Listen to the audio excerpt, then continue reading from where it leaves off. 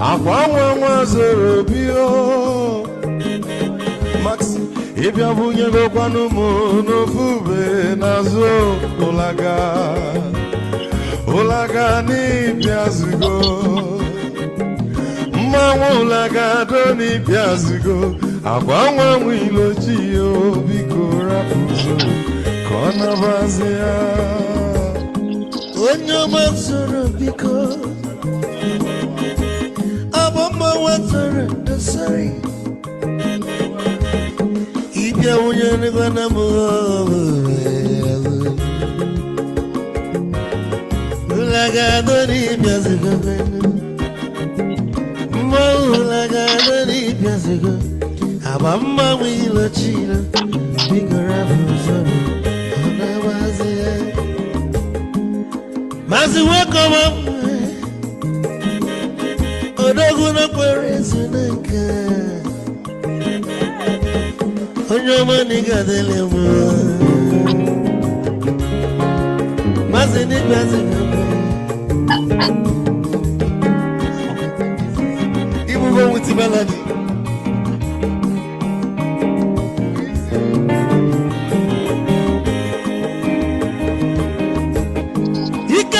Where you for? Odogu nachala noka. Is it one them lega delemo? Olaga doni pesigo no. Mo olaga doni pesigo. Amama wilo chilo. Bigora muzo. Anabazi. Say.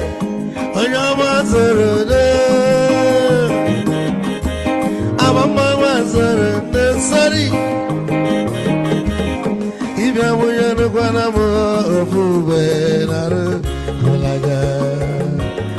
Mulaga, don't need Piazugo, Nazaboy. Mulaga, don't need Piazugo. Amama wilo chilo, Biko Rapuzo, Anabazi, Ice. Can never be kitchen for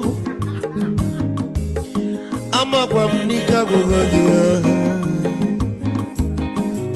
Well, you work well on you catch up a bell. Hey, you want?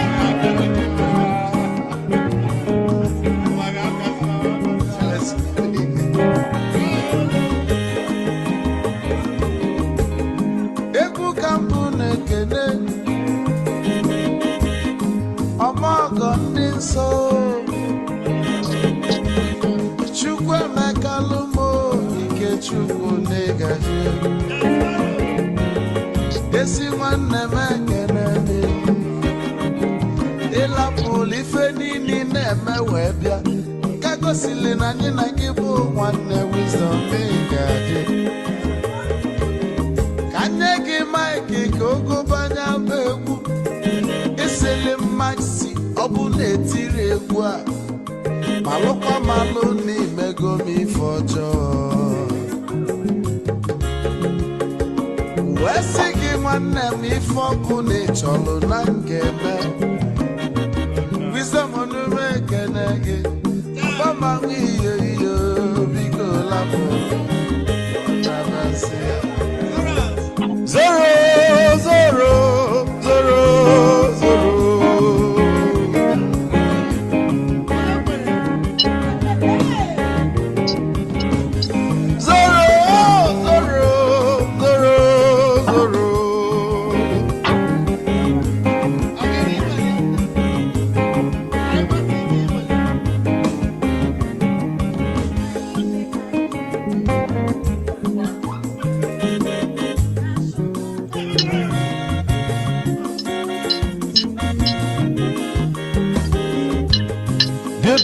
Joy na bugwa osa Sokoto Ujembe mwilo Anu solo mwe manofia nara Onye nwuro zurike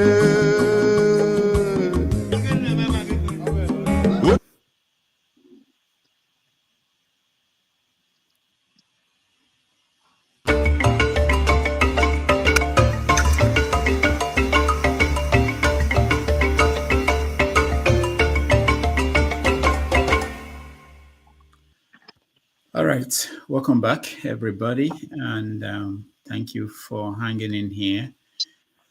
Uh, do we go straight to the next topic, or do you want to review what we discussed in few minutes? That will take an hour to go through everybody in the review. But let's. I think we can add it up together in terms of you can talk about the next issue, which I really want us to weigh, the issue of the Yoruba nation. That was Abiola's wife. I played a little bit of that, declaring the Yoruba nation, and Yorùbá that is láti èní changing the lọ political Democratic scene in Republic of the Nigeria. Yorùbá Let's ó hear di a little nation bit more. ó ní sovereignty ẹ̀ ó bẹ̀rẹ̀ sí ṣe ìjọba ẹ̀ láti èní lọ bẹ́ẹ̀ ló ṣe rí o kò yí padà àwa sọ pé gbogbo orílẹ̀-èdè káàkiri àgbáyé wípé kán mọ̀ wípé Democratic Republic of the Yorùbá is a new nation, newest nation in the world, number 55 in Africa.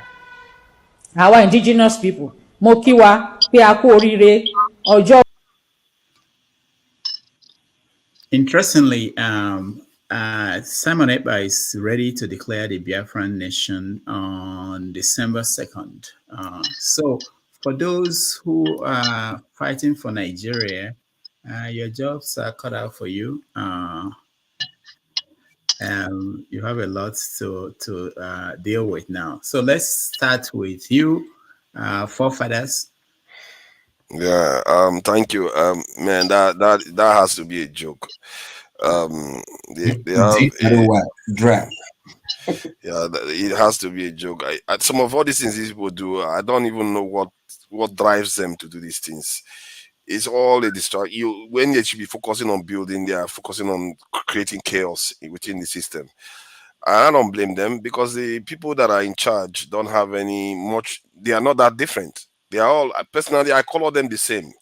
You know, most of all that are on this panel, the way we look at Nigeria, most of us, these all these elements are problems. The ones in the office and all these elements that just cause chaos in the system. They are all our problem. We need to get them out of the way because the nation needs stability. The nation needs a strong security posture. The nation needs industrialization. All those things cannot happen with all these mad people running around. Then you have this thing. The government themselves acting crazy. They can't even do anything well for the people. I call all of them the same. This is why whenever I see people that are attacking the nation state or the stability of that area that you call Nigeria today, whatever way you want to call it, if you attack it, you are my enemy. That's how I look at it. Because that is not helping all those people that are getting kidnapped.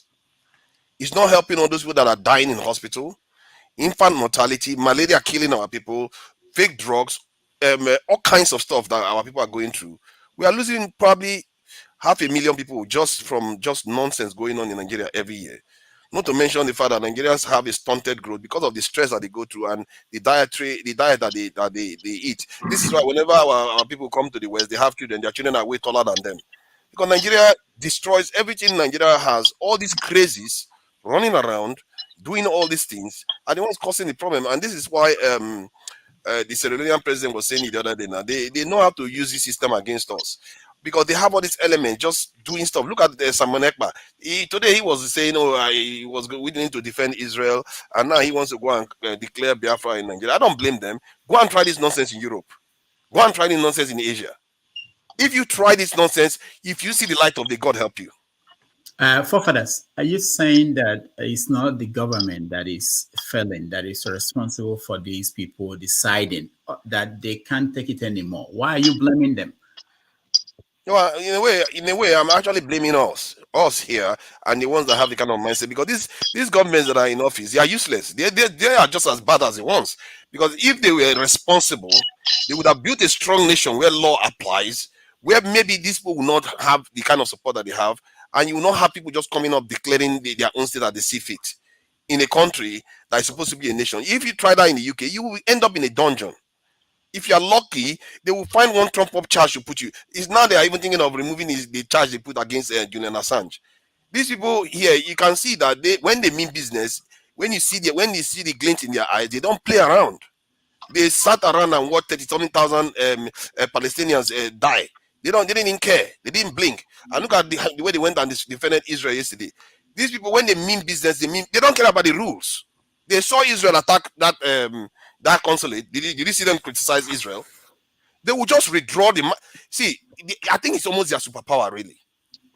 They can create their own reality. No matter what you like, you can say your nonsense because they have the power to create their reality. They don't care whether Israel is. They can repaint the whole issue and say, Iran is the one that has been attacking Israel. Israel had to destroy their consulate, and that is why. And now Iran went and attacked, so we have to destroy Iran.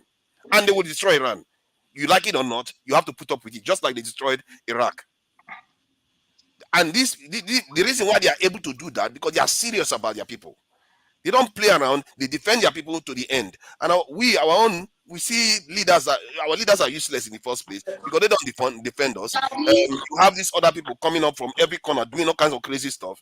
The people that have this insight, like people like us, many of people on this planet that I've had, if you go online, you see a lot of them. And they are also in Nigeria. Those sort of people, if they don't come together and sort this problem out, we are all doomed. Let's face it. You can't expect mad people to solve the problem in a house. The people with sanity have to come in there and make sanity reign.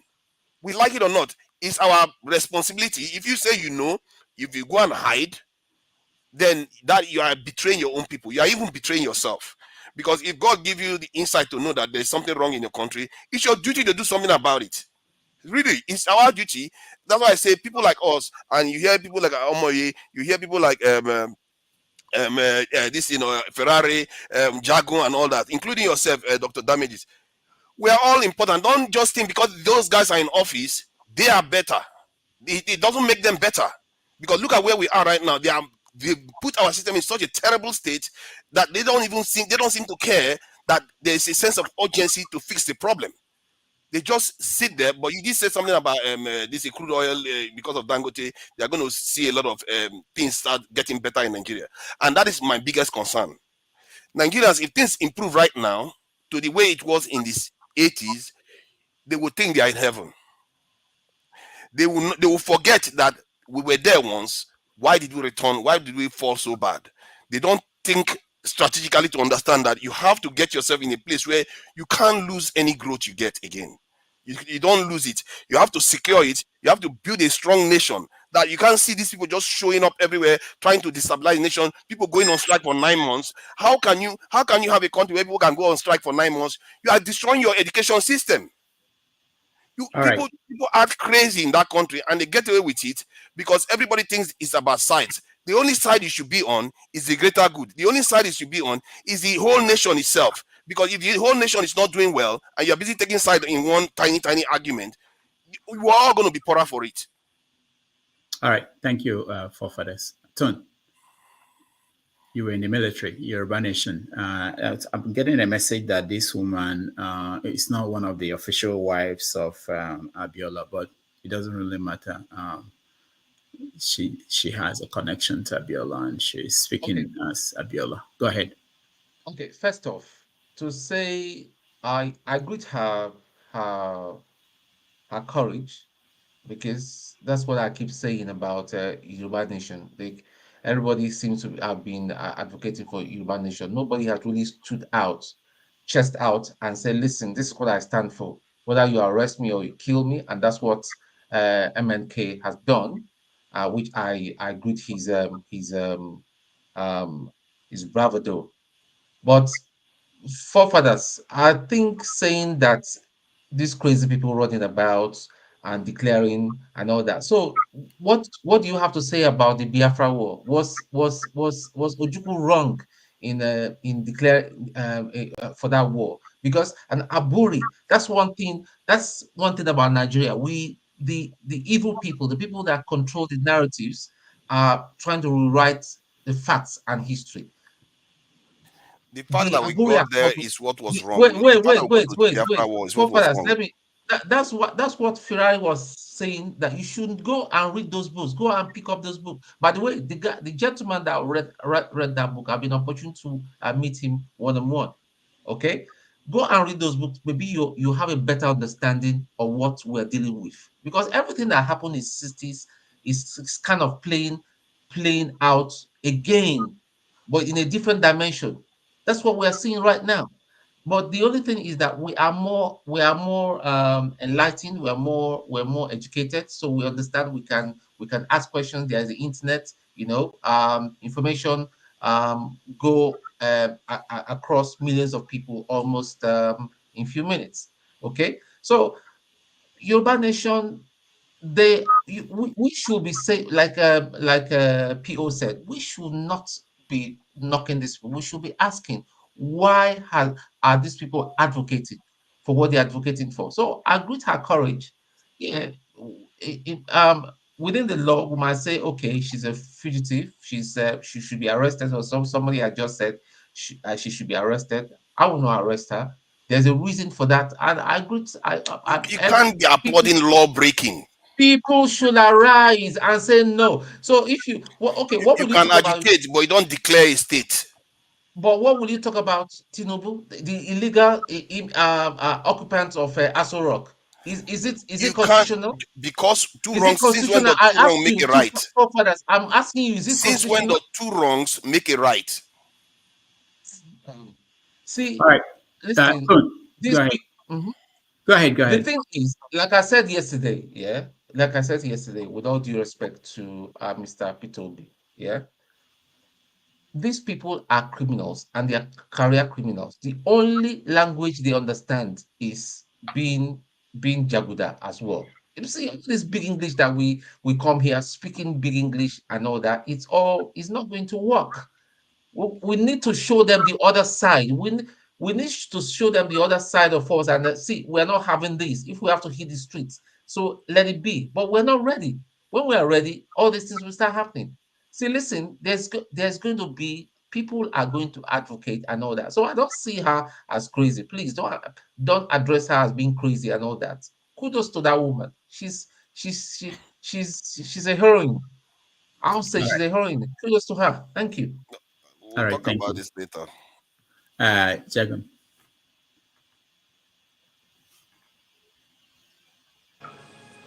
Thank you very much. Thank you, ladies and gentlemen. I greet you all again. Another good day, it seems, in terms of communication, guests, and such like. This is a very important subject, I believe. I would like to just, because we're speaking of Yoruba, I'm happy that Ferreira and Olumide are here, because we are going to enter this subject hardcore. I disagree with forefathers so much, it's incredible. It's not to say again, just as Omoye has clearly underlined, there's a way you present things that almost says that you don't know what's going on. And I know you know what's going on. So it comes across very, I don't know, very inaccurate, like we're not speaking on the same subject. Firstly, the whole thing about feminism. You guys are watching too much YouTube and all these people that are telling you what is what. You're not actually having your own opinion on these things. What you both have said is so repetitive. I've heard it so many times that I know where you got it from. You didn't erase this in your own mind about feminism. You don't have to worry about feminism.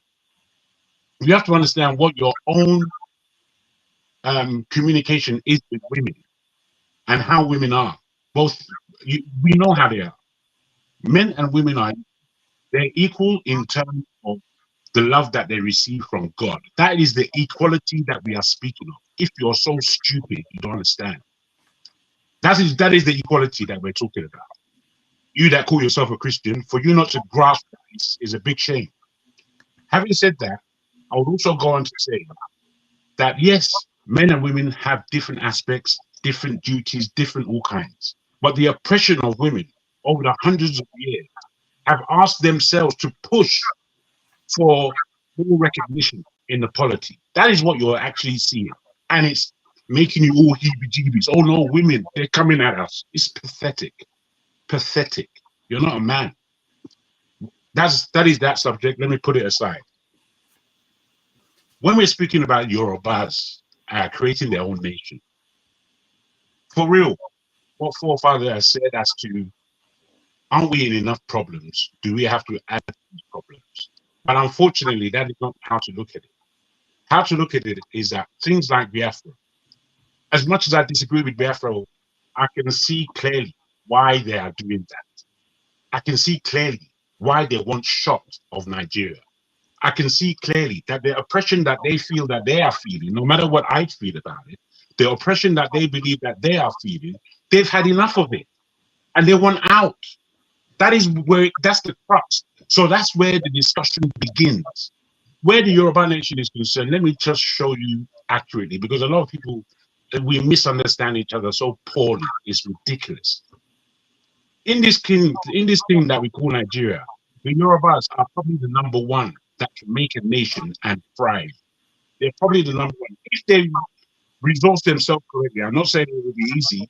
I'm saying if they resource themselves correctly and understand what it is that we have out there in the world. The Yorubas have a nation with a long history and a deep culture. This history, culture, and influence has spread not only within our Nigeria and Africa, it has also spread around the world.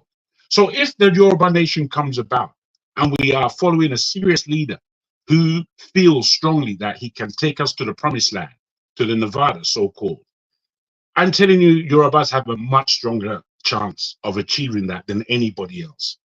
Now, why? Why should the Yorubas, who are doing pretty well out of Nigeria, when I say doing pretty well, that's still down to the elite that of the Yorubas, just like the elite of any other ethnic group, that are winning. The majority of the people are suffering. They're suffering in Nigeria, they're suffering in the diaspora, they're suffering everywhere just to make ends meet. It comes to a point where you say, when am I going to have some life? When am I going to live? Am I going to just be worrying about this headache Nigeria thing all my days? Look, I'll tell you for free. I understand Yorubas more than I understand Nigeria. Yorubas are pain in the neck. I'll tell you that for free. We are a pain in the neck. However, we have so much within us that creating a nation, we would fall back into memory of who we are, and we will create that nation. The difference I have with Biafra is not one nation. Biafra is supposedly many nations. And I think to create a strong Biafra would be much more difficult than to create a strong Yoruba land. That strong Yoruba land, those people who are of smaller nations but are very used to who we are, some of them speak our language, they would attach themselves to us. They will attach themselves to us. Our numbers are great in the world. So I'm not speaking about a Yoruba nation in terms of that's what I want. But I tell you, in that Nigeria aspect, the Yoruba nation I can think of, added to the Nigeria complex, Nigeria would be the most strong nation in this world. If the East, Igbos especially, if they took that thing on board, they too will become a mighty, mighty nation. If we are adding all this together, we are building a strong country. We are building a strong nation. We are building a strong Africa. But we don't take time to listen and really understand what the hell's going on. Why are these people doing this? This is the problem I have with everything that forefather said. He's not looking at it. He's not looking at it. Nigeria, we know what it's supposed to be. But we all could agree it is not that. That's not where we're living. We're not living that. We're living in no man's land, where everybody's desperate to hell and everybody is dysfunctional. It's difficult to find trust. How are we going to get a grip? This is the question that we will ask. I tell you for free, it'll be easier for Yoruba nation to come together and start building. Within 10 years, or we're built. Within 10 years, or you will see who we are. If I can just end like this, I know I'm taking time. I've had a bit to say. I just want to end like this. I do not want separation or breakup of Nigeria. I want us to understand that we have the greatest black nation on earth, and we have a great responsibility, not just to ourselves, but to humanity in the main. Now, given this, I still believe that these markers where there is agitation of separation, these markers tell us something. They tell us that the way we began in terms of trying to create a federal space for Nigeria, where a region is autonomous and they can operate under their own guise and under their own progression. This is so important. And unless Nigeria goes back to that, my brother, you'll see the place break up now. Thank you very much. All right, thank you, Jagun. Before Alaba speaks, let me just remind everybody. I once interviewed Femi Fani-Kayode when he was, after he became minister under Obasanjo, I believe. And I asked him about the time he was saying he had no confidence in Nigeria, that he was for Yoruba nation. And he said to me, I think the video is out there, where he said essentially that it depends, that if things turn around in a different direction, if it's no longer with the government in power, he could see himself supporting Yoruba nation. Do you believe that one? This was a former minister. No, hold on. Let me finish. I've seen some comments, people sending me things saying that this woman is not credible and that his boys have been arrested. That it's not important. We shouldn't discuss it. But it's also important to know that even the Biafran agitation started that way. There were so many groups who were fighting for Biafra before Nnamdi Kanu now took it up and it became what it is today. You all know Wazirike, for instance. The point is that someone like someone gave me a note here saying that Akintoye has already said that Dupe Abiola should be declared wanted. That Akintoye is the leader of the Yoruba nation. The interesting thing to look at is that someone like Sunday Igboho, who is also a known face for the Yoruba nation, may not be active now because the calculation, which Akintoye also said in one interview, is with Tinubu being president, that the Yoruba nation, the agitation should pause and basically watch and see how things go. Something like that. I'm not quoting him directly. So there are a lot of people who are on that side, after looking at Nigeria, thinking that the best thing is for Yoruba nation to go, but they are saying let's give Tinubu a chance and see whether he will move the country in the right direction before we decide on whether we could continue with that struggle, which is on pause.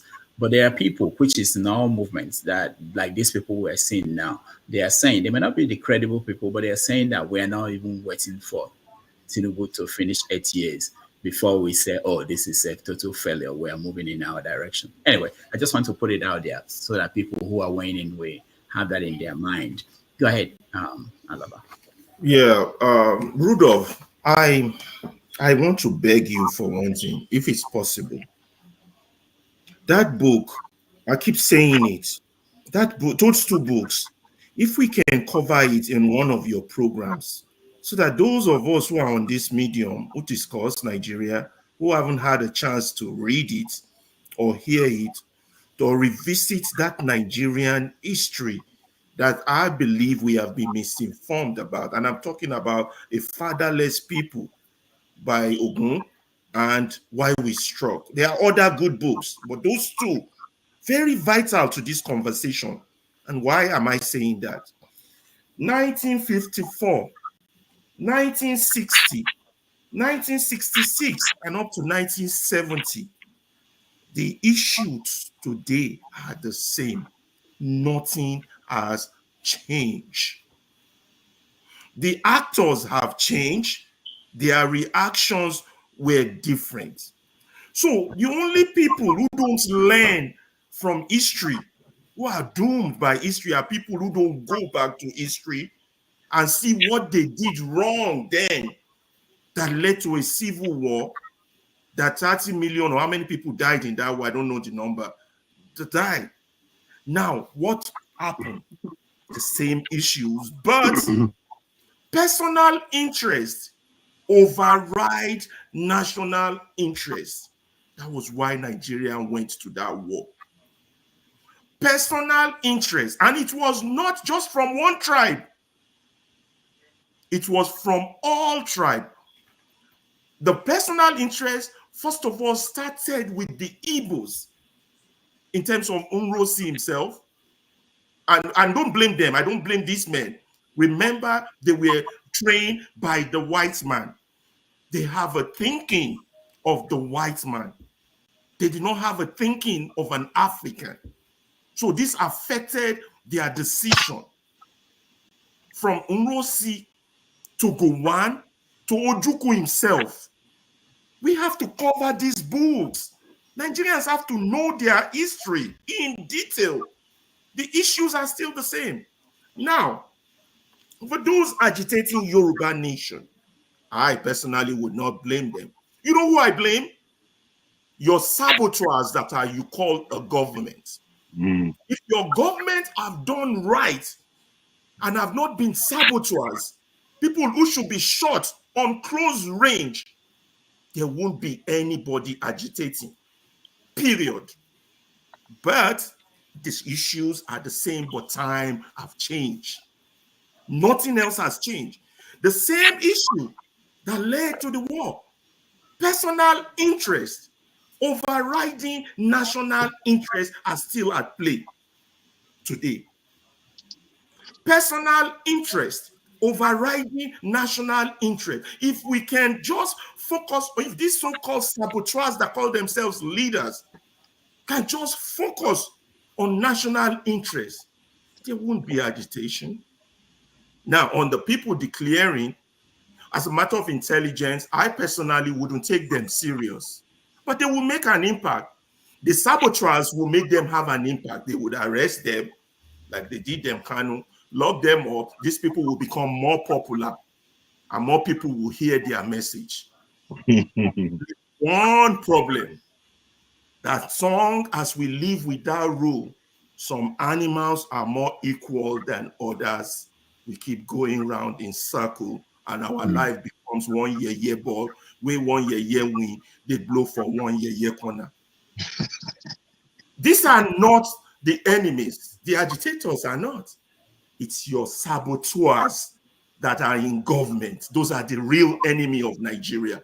If those saboteurs did the right thing, there won't be agitation. But we need to correct the misinterpretation of history they gave us. That Mongo Park discovered the Niger, that Muritala was an hero, that Gowon was this, was that Awolowo started the wars or hated the Igbo. Awolowo was in a meeting saying that if the Igbos declare, the Yorubas will declare, but he has no military might. Go and read. Let me just stop. The same issues repeating itself. I don't understand a country where time just repeats itself. Things just repeat itself. Same issue. All right. Thank you. Also, it's important to remember when every group, a group like the Boko Haram, when they started, if you guys remember, it looks like it's a far away thing now. But people from that area dismiss them as these are people who are useless people. And when the action became more serious, some of them were forced, and we didn't know it, especially those of us in the South. We didn't understand what was going on. They couldn't speak up. We were saying, why are these people in the northeast not speaking up? They were afraid. There were certain situations like that. But it appears as if these things are spreading now, and until it gets to a particular group where your own group is involved, and you may find yourself afraid of saying that you disagree with these people because they've become powerful and they are speaking for a group that people can ascribe to you, and you don't know what to do. But anyway, it's important to see how things develop. Loco P, you're next. Yeah, hello. Sorry, before I go on with this Yoruba thing of such, let me just first of all make myself clear, because I've seen that some people really have the tendency not to understand anybody at all.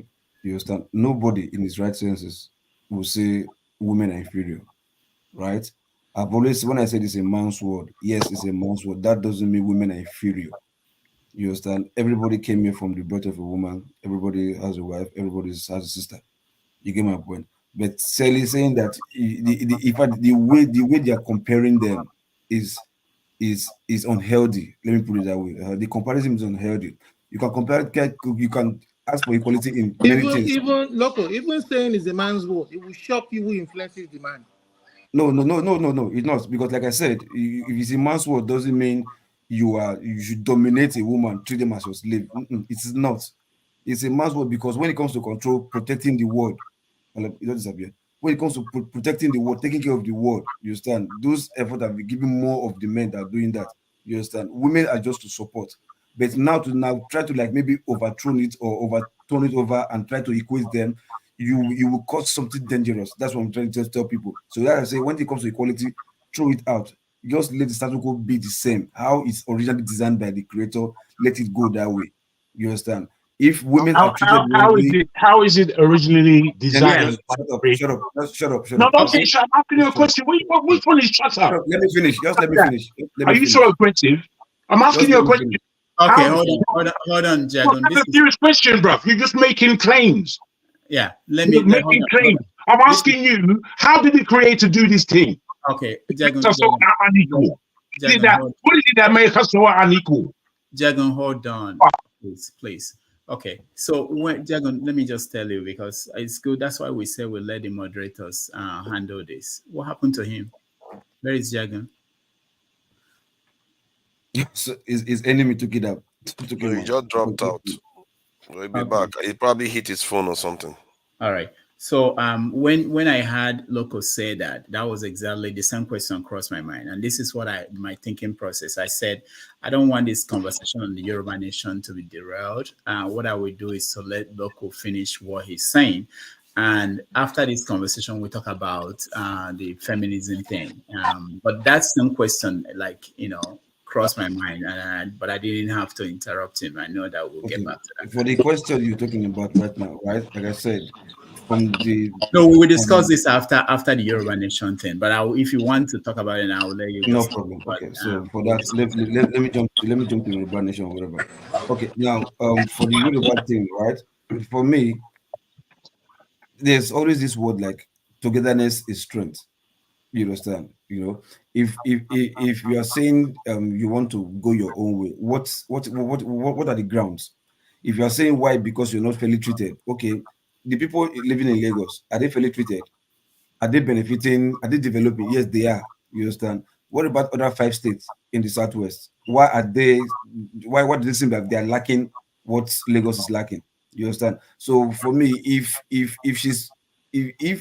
whatever statement she's claiming right now, if she has given excuses or whatever reason for what she's doing, then we can. I think we can attack whatever she's doing. But now she can say with Yoruba Nation, maybe she might be talking from another angle, like historically, like from historical whatever. Yoruba has been one people. I think we want it to be like that. But saying Yoruba Nation, is it that she wants Yoruba Nation to be broken from Nigeria, or she wants Yoruba Nation to be what it used to be before the invention of Nigeria became an existence or whatever? So whatever ground she's standing on, we don't know. But I think what all of us here, I think we're attacking right now is there's in Nigeria and there's a purported breakout of this Yoruba Nation, which may not be what exactly she's saying. But if that's what she's saying, I think it's wrong. Because see, we already have a nation. We have not even tried our best, our effort to even build it. We've not since maybe 1960, whatever. We've not. Every year after year, the love we have for Nigeria is decreasing. The fight individual Nigerians are fighting to have a nation is decreasing every day since 1960. The love everybody is thinking of self since 1960. So I don't think anybody has the right to come and say no, we want to break up when we have not even done our own individual part. You understand? And this breakup, I think it might just come from maybe a selfish reason or whatever. So whatever she's doing for me, I think is wrong. I think she should be talking about pro Nigeria first. If we have done our best individually and we see that is deliberately not working by some group of people or persons or tribe or whatever, then we can start talking of breaking up. All right, thank you, Loco. Alaba, towards can't we let's get other people to weigh in? Yeah, let's get other people to talk. I just want to have a pushback on what Loco said. Let's others talk. Okay. He get in putting a pushback for. We'll get that. There are so many things to push back. Loco. That's him next. Okay. Rudolph, sorry. I want to get one clarification. This video you played of I think Adeola's wife. When was it? How recent was that? It came out, I think, today. It's not an old video. It came out today. Someone sent it to me. I think it was yesterday. Yesterday, okay. Yes. Okay, yesterday. Okay. You see, let me start from the first principle. For somebody to get up and start to say they want Yoruba nation. Yoruba is not a person. Yoruba is they are a people. They are people. I may not know their population, but their number in millions. That's one. These are facts.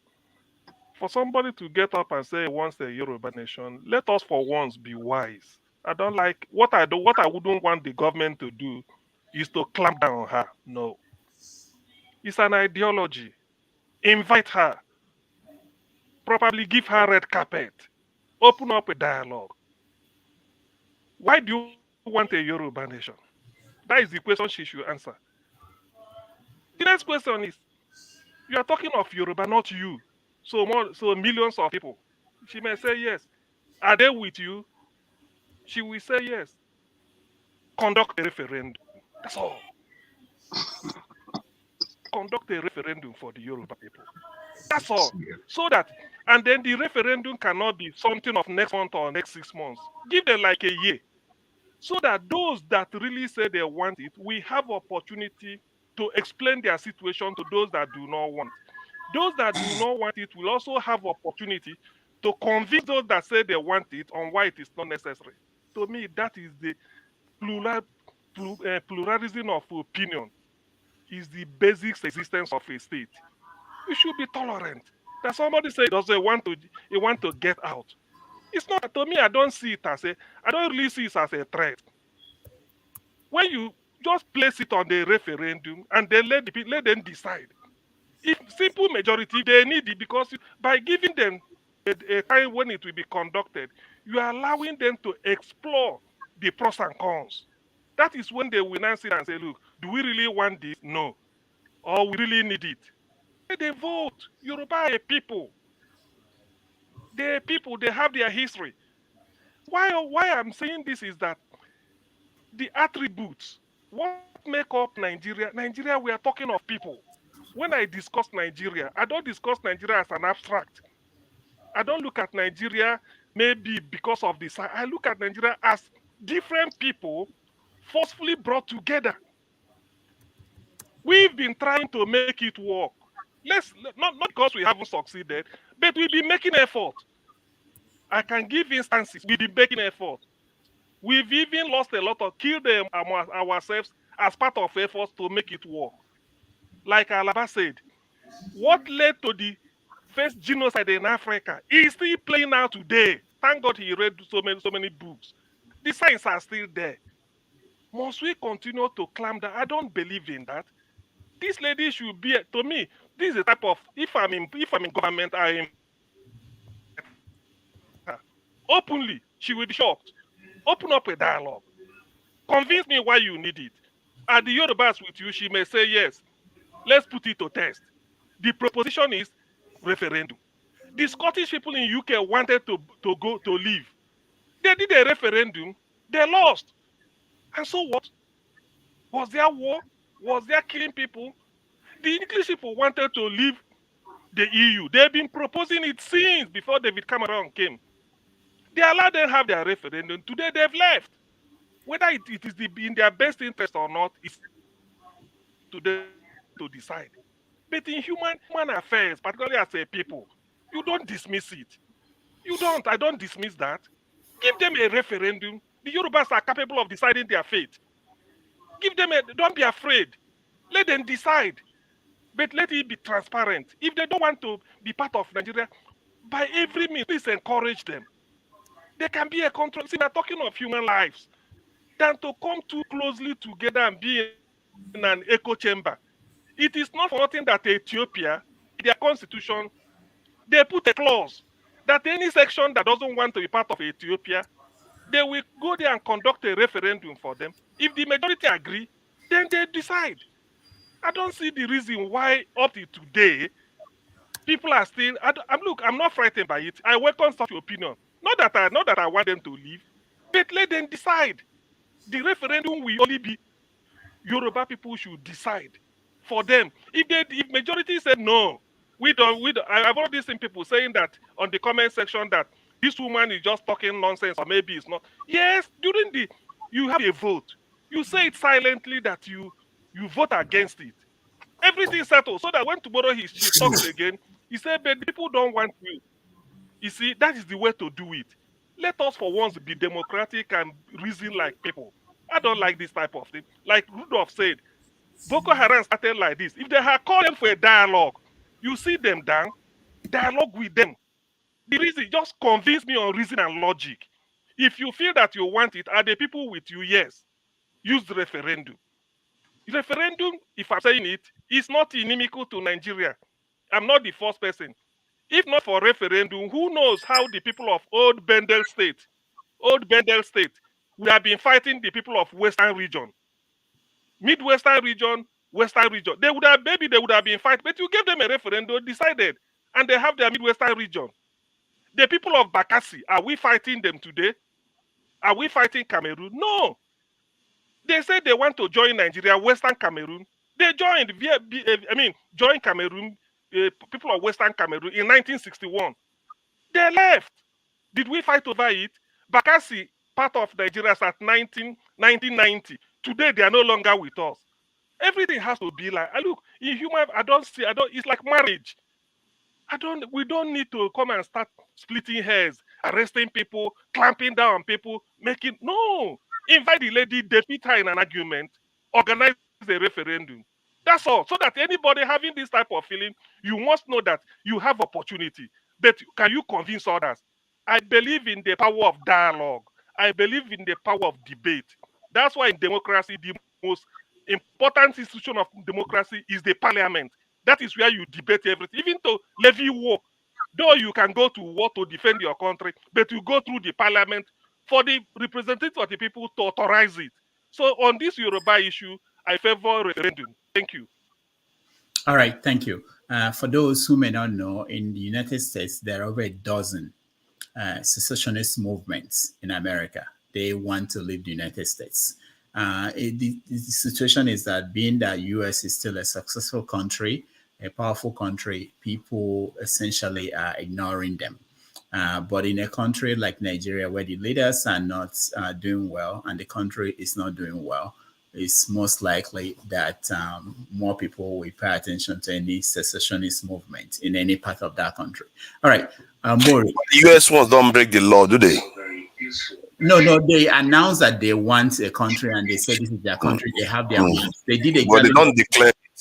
They declared it. They did exactly what. Do the law protect the Nigerian citizen, forefather? You see, you got to hold on. They did exactly what this woman did. You know, I thought you said she declared the state. No, she declared. It's not illegal. I don't think it's illegal to declare that this is you have your country. I can form my country in my home. It doesn't mean anything. I don't think that's the problem. I don't think Nigeria even will have issue with that. I think it's about arming themselves, which is illegal. It's about doing other illegal things. It's not that you are saying that I can form my own country, my own family is my country, but that's not the issue. The issue is about other things they do. Okay, Moro. So, if it's not law breaking, then it's fine. That's what I have an issue with. Okay. Thank you very much, Rudolph. No, Namokonko. Thank you.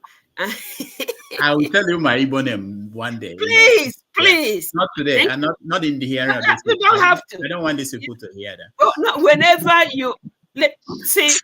Don't make me insist on that because that's just the reason why I would want to know it. But I'll respect you. Rudolph, give us the Igbo name. It might be sweet to the ears. No, it's okay. It's okay. Go ahead, don't worry. Okay.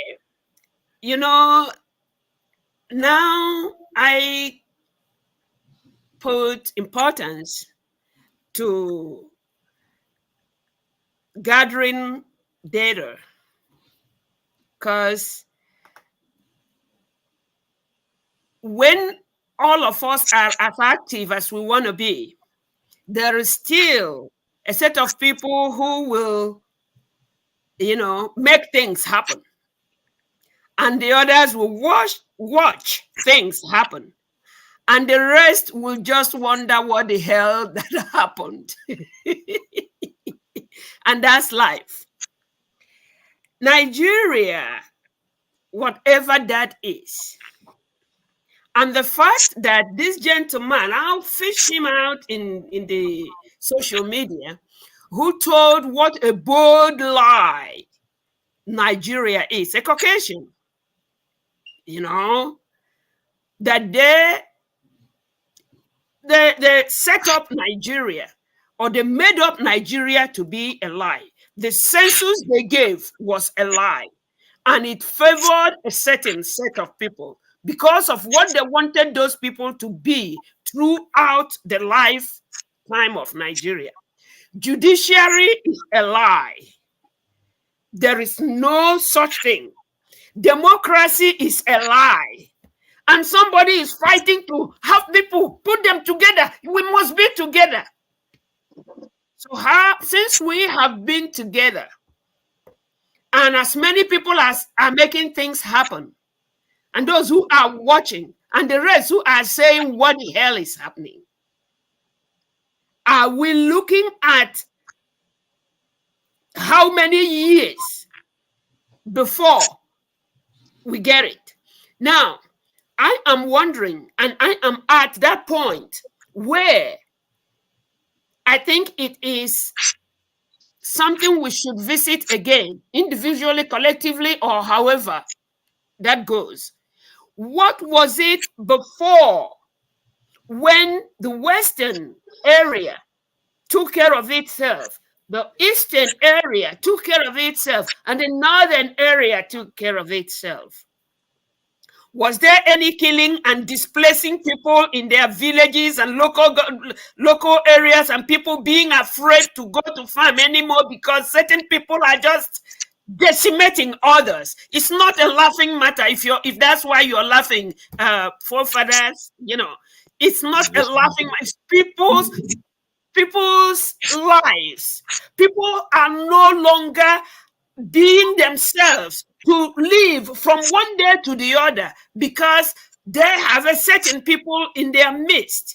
So now, when that persists, where are we going? They will ask you go to court when they know that there is no court. Okay, so wait until next election, and they know that that's another lie. So I'm just encouraging us to look at what has worked and do that. I submit. All right, thank you.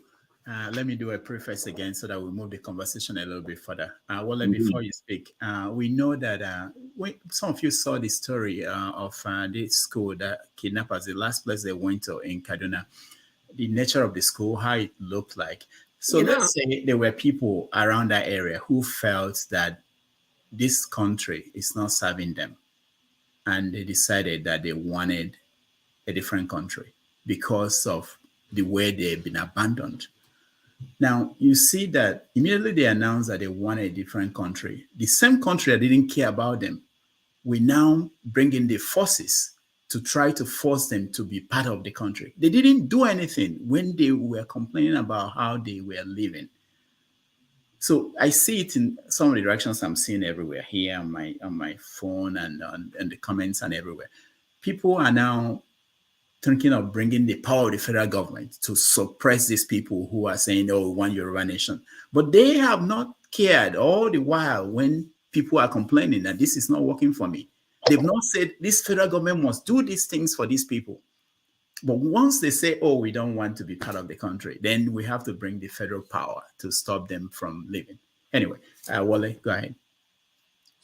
Yeah, thank you, Dr. Damages. I think whenever there's a problem, I always try to think outside the problem where everybody would just keep clamoring about the problem.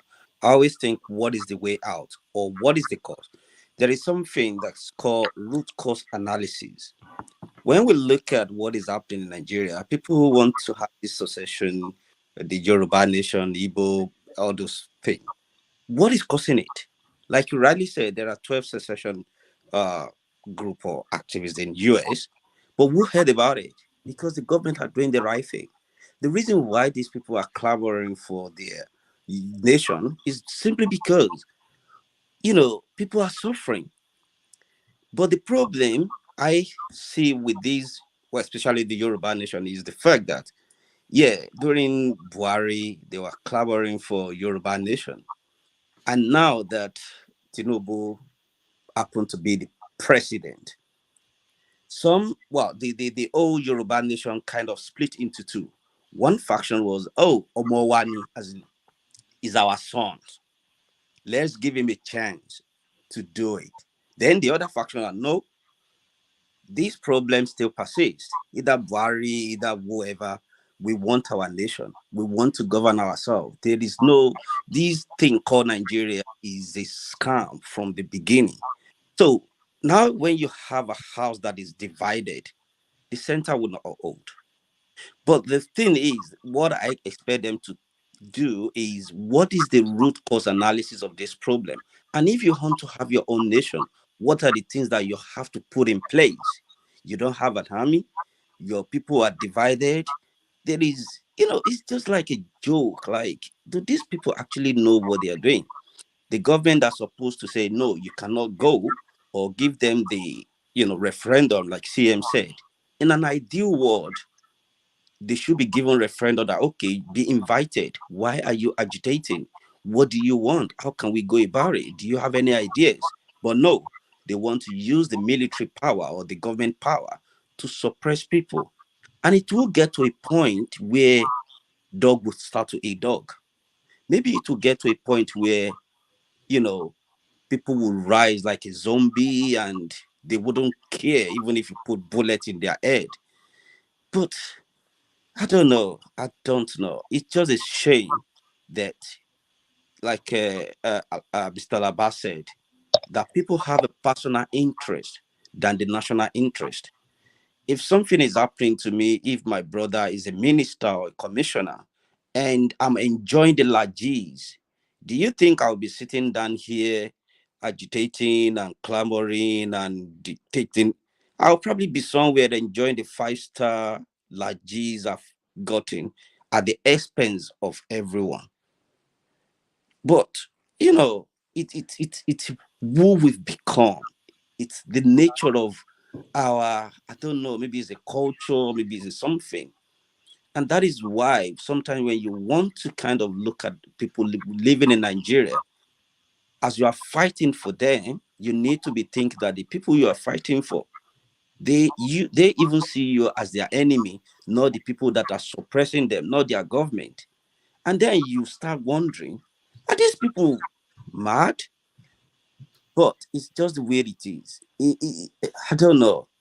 So back to the Yoruba nation, the woman who declared the state or something like that, she might have, I don't know who is backing her up or what she has as an agenda, but it looks like a joke to me, except if they have some kind of power or military or backup or something to say, this is what we really want. And like you rightly said, when the Boko Haram started, people don't pay attention until it start moving down to every single one of us door, and they start kidnapping or they do all sort of things.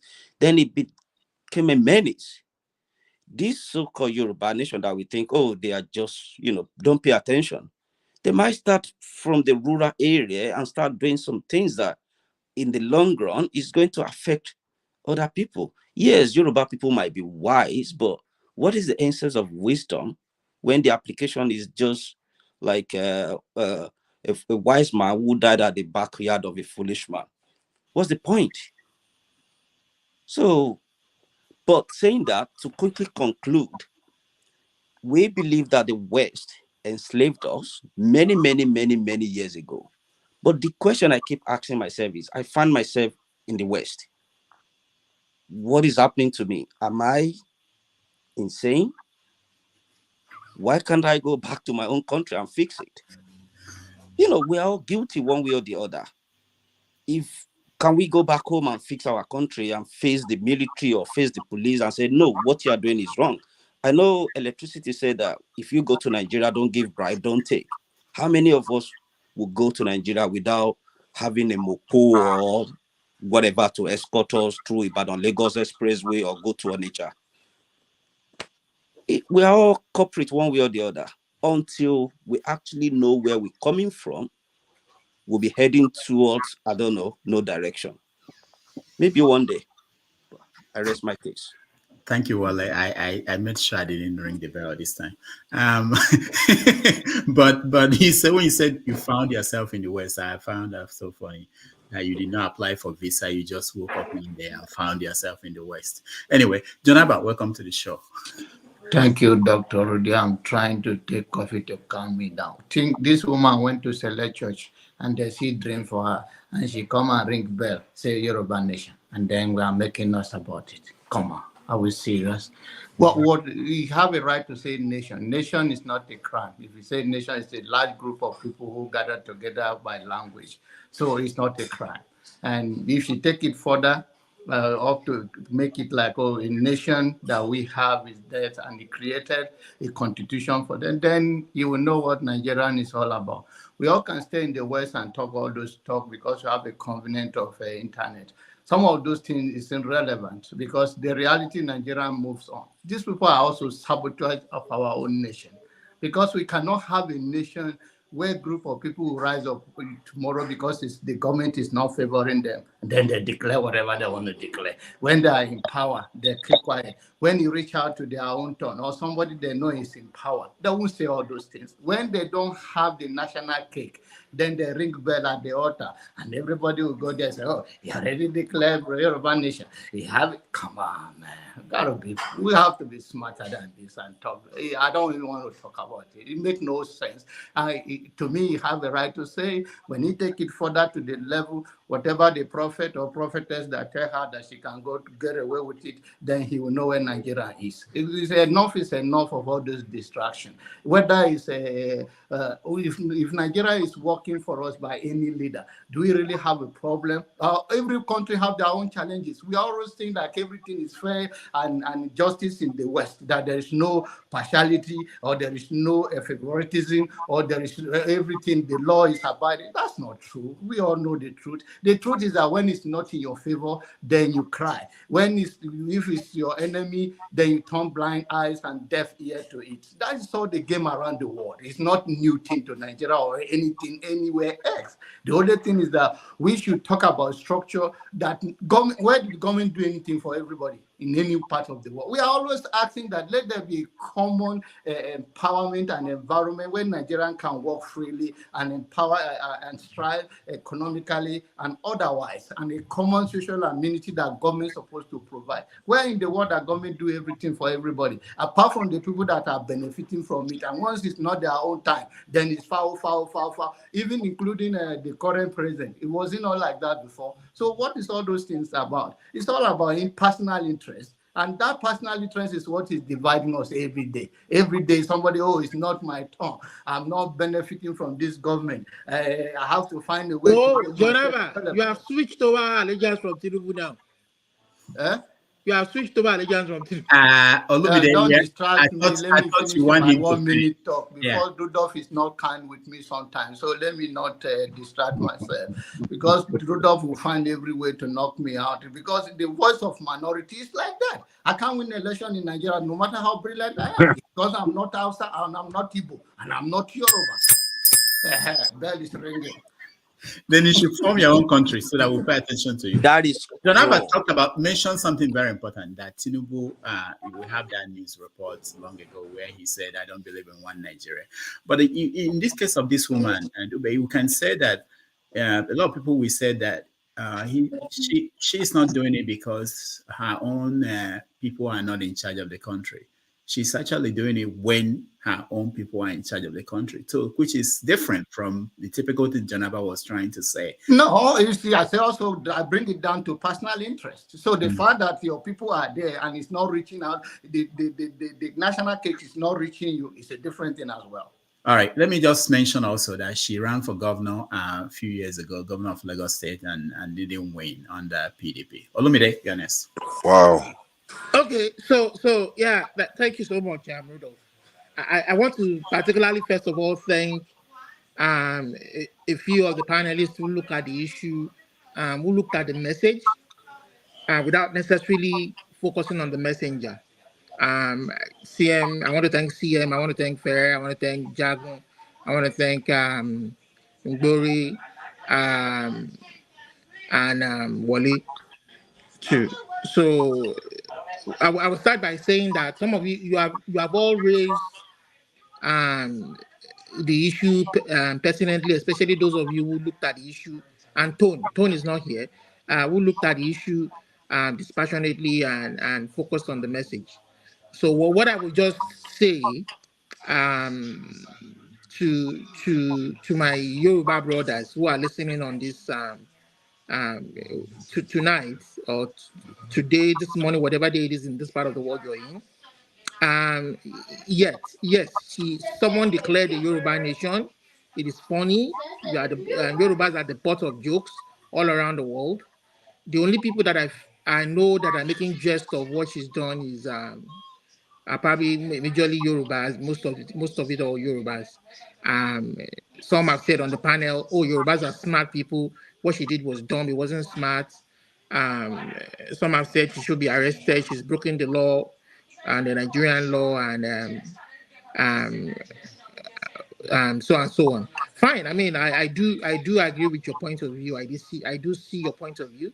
As people were reacting and talking, panelists and on the comment section, I was burning with vituperation inside me. I was going to come in and give it all, but you know what? I just thought to myself, listen to the other side. Just like Omoye's corner said, listen to the other side, try to rationalize their own reasoning and so my Yoruba brothers, right now I understand where we are. We don't truly have a leader. The faction got split into two because one of the factional leaders thought, you know what, it is our Yoruba son there as president. Let us give him a chance, and perhaps we will get our nation through smartness without any shed of blood. And then the other faction said, no, we will get our nation regardless of whoever is there. We are done and tired of the country because there's no hope, there's no future in sight. This is no disrespect to all the other ethnic groups within Nigeria. For those of you like John Abba, Lokopi, and forefathers who are upset, it is no disrespect to other ethnic groups and any other ethnic groups that might be in the comment section. It is not that it's the fact that we tasted what it was like to be a developed nation. We tasted what it was like to be a progressive nation. Under the old premier region, and also largely due to the fact that majority of us are living outside Nigeria. We understand what it means to prosper, to progress. And we are saying that after 60 years, we don't see any light in sight at the end of the tunnel. I'm praying and hoping that you will all realize this, that you don't just discountenance what is happening. You don't just, with a flip of the hand, flip away what we are trying to let you know. And if any leader in Nigeria means well for every one of us, not just the Yoruba, the reason why I identify largely with Mazi Nnamdi Kanu's agitation and cause is because I realized that what he was fighting for his people is the same thing that every other ethnic group in Nigeria will benefit from. Because if every other region, every other ethnic group gets the kind of independence, not necessarily as a divided nation, but as a nation that is cohesive, we get that kind of true federalism, then true progress beckons upon us. Like the ones like Pao performed and dreamed of, like the ones people like Nnamdi Azikiwe performed and dreamed of. Tafa Balewa performed and dreamed of before this was truncated with the first coup, regardless of whatever reason that coup happened. So that is what we are saying. We want to be together, but if it's not going to be based on fairness and equity, at least let the people decide. Let us hold a referendum. We had a referendum in the 60s where the Midwest was able to pull away from the southwestern region. I mean, there was no war, there was no rancor, it was done peacefully. We can do that, we can achieve that. But in rounding up, I will say the message is very important. Forget about the messenger. And I would say, regardless of what these men who were found to have risen up against the state in Ibadan did, please give them the same kind of justice and treatment that you gave those guys, the Boko Haram in the north. Rehabilitate them, recruit them into the Nigerian forces, re-educate them. You understand? Whatever Onitiri brainwash them with, please, Nigerian, re-educate them, bring them back into the society. If it's the army or the police, you understand, they can be very useful to the Nigerian security forces. Please give them the same treatment. That is all I ask for. Okay? So, Olumide, thank you so much. You know, you can be the Gumi, Sheikh Gumi of the Yoruba nation, you know. No. That's what I'm asking for now. The same treatment they gave them. I know. I agree with you. They didn't shoot anybody. I'm just saying that they were armed, but I'm just saying that you should leave your pharmacy and come out and be the Sheikh Gumi, pushing this in the media, you know. All right. Righteous Man, welcome to the show. Welcome to the show. Yeah, good evening, Dr. Rudolph. You were looking so handsome yesterday with your suit. First time I saw you on suit, you were too gorgeous. Oh, Lord. Thank you. Thank you very much. John Abba, are you still in Nigeria or you've gone back? I know if it say there like you. You see why we in Nigeria, we consider you people in abroad as more fraudulent than Nigerians at home here. You guys will come and tell somebody, I'm coming, I wait. Do you know, John Abba, you disappointed me. Can do disappointed me. Last time doctor came also, I'm in town. I waited, spend my time, arrange resources. At the end of the day, the next thing is gone back. I mean, it's not good now. We get traumatized when we come. You don't understand. You don't understand. I beg. Had it been that I came to the US now and I told you I'm in the States, that I want to visit you, I will keep to it. But Nigerians are abroad. There is light on the road and you know traffic. There is light, you enjoy everything. Hold on now. Jonathan, Nigerians in diaspora lies too much. And in fact, we consider you people we go through frustration too much. That's what happened. Don't say that. Righteous Man. It's okay. And you did not even your time to talk instead of getting Benway now. You are putting people here. You did not even, Jonathan, you did not even consider it necessary that the person you communicated to that you are around that you visit we talk about that one later. I already sent Benway Yam to you. You did not consider it necessary to write me that you can't make it to you are going back. There is no cost in it. Anyway, that's just by the way. Yeah, good evening, the panelists. I am shocked with the submission of our brother Olimide.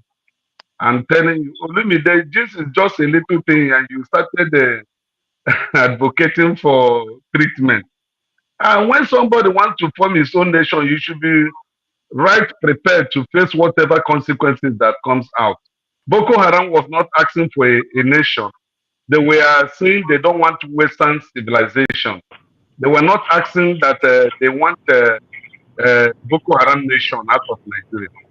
So no, that's not, Righteous Man, that's not right. They had a caliphate. They had an idea of a caliphate that would go from Maiduguri all the way to the western part of the north. So it's not that they were not asking for a nation, but it's part of their plan. Go ahead.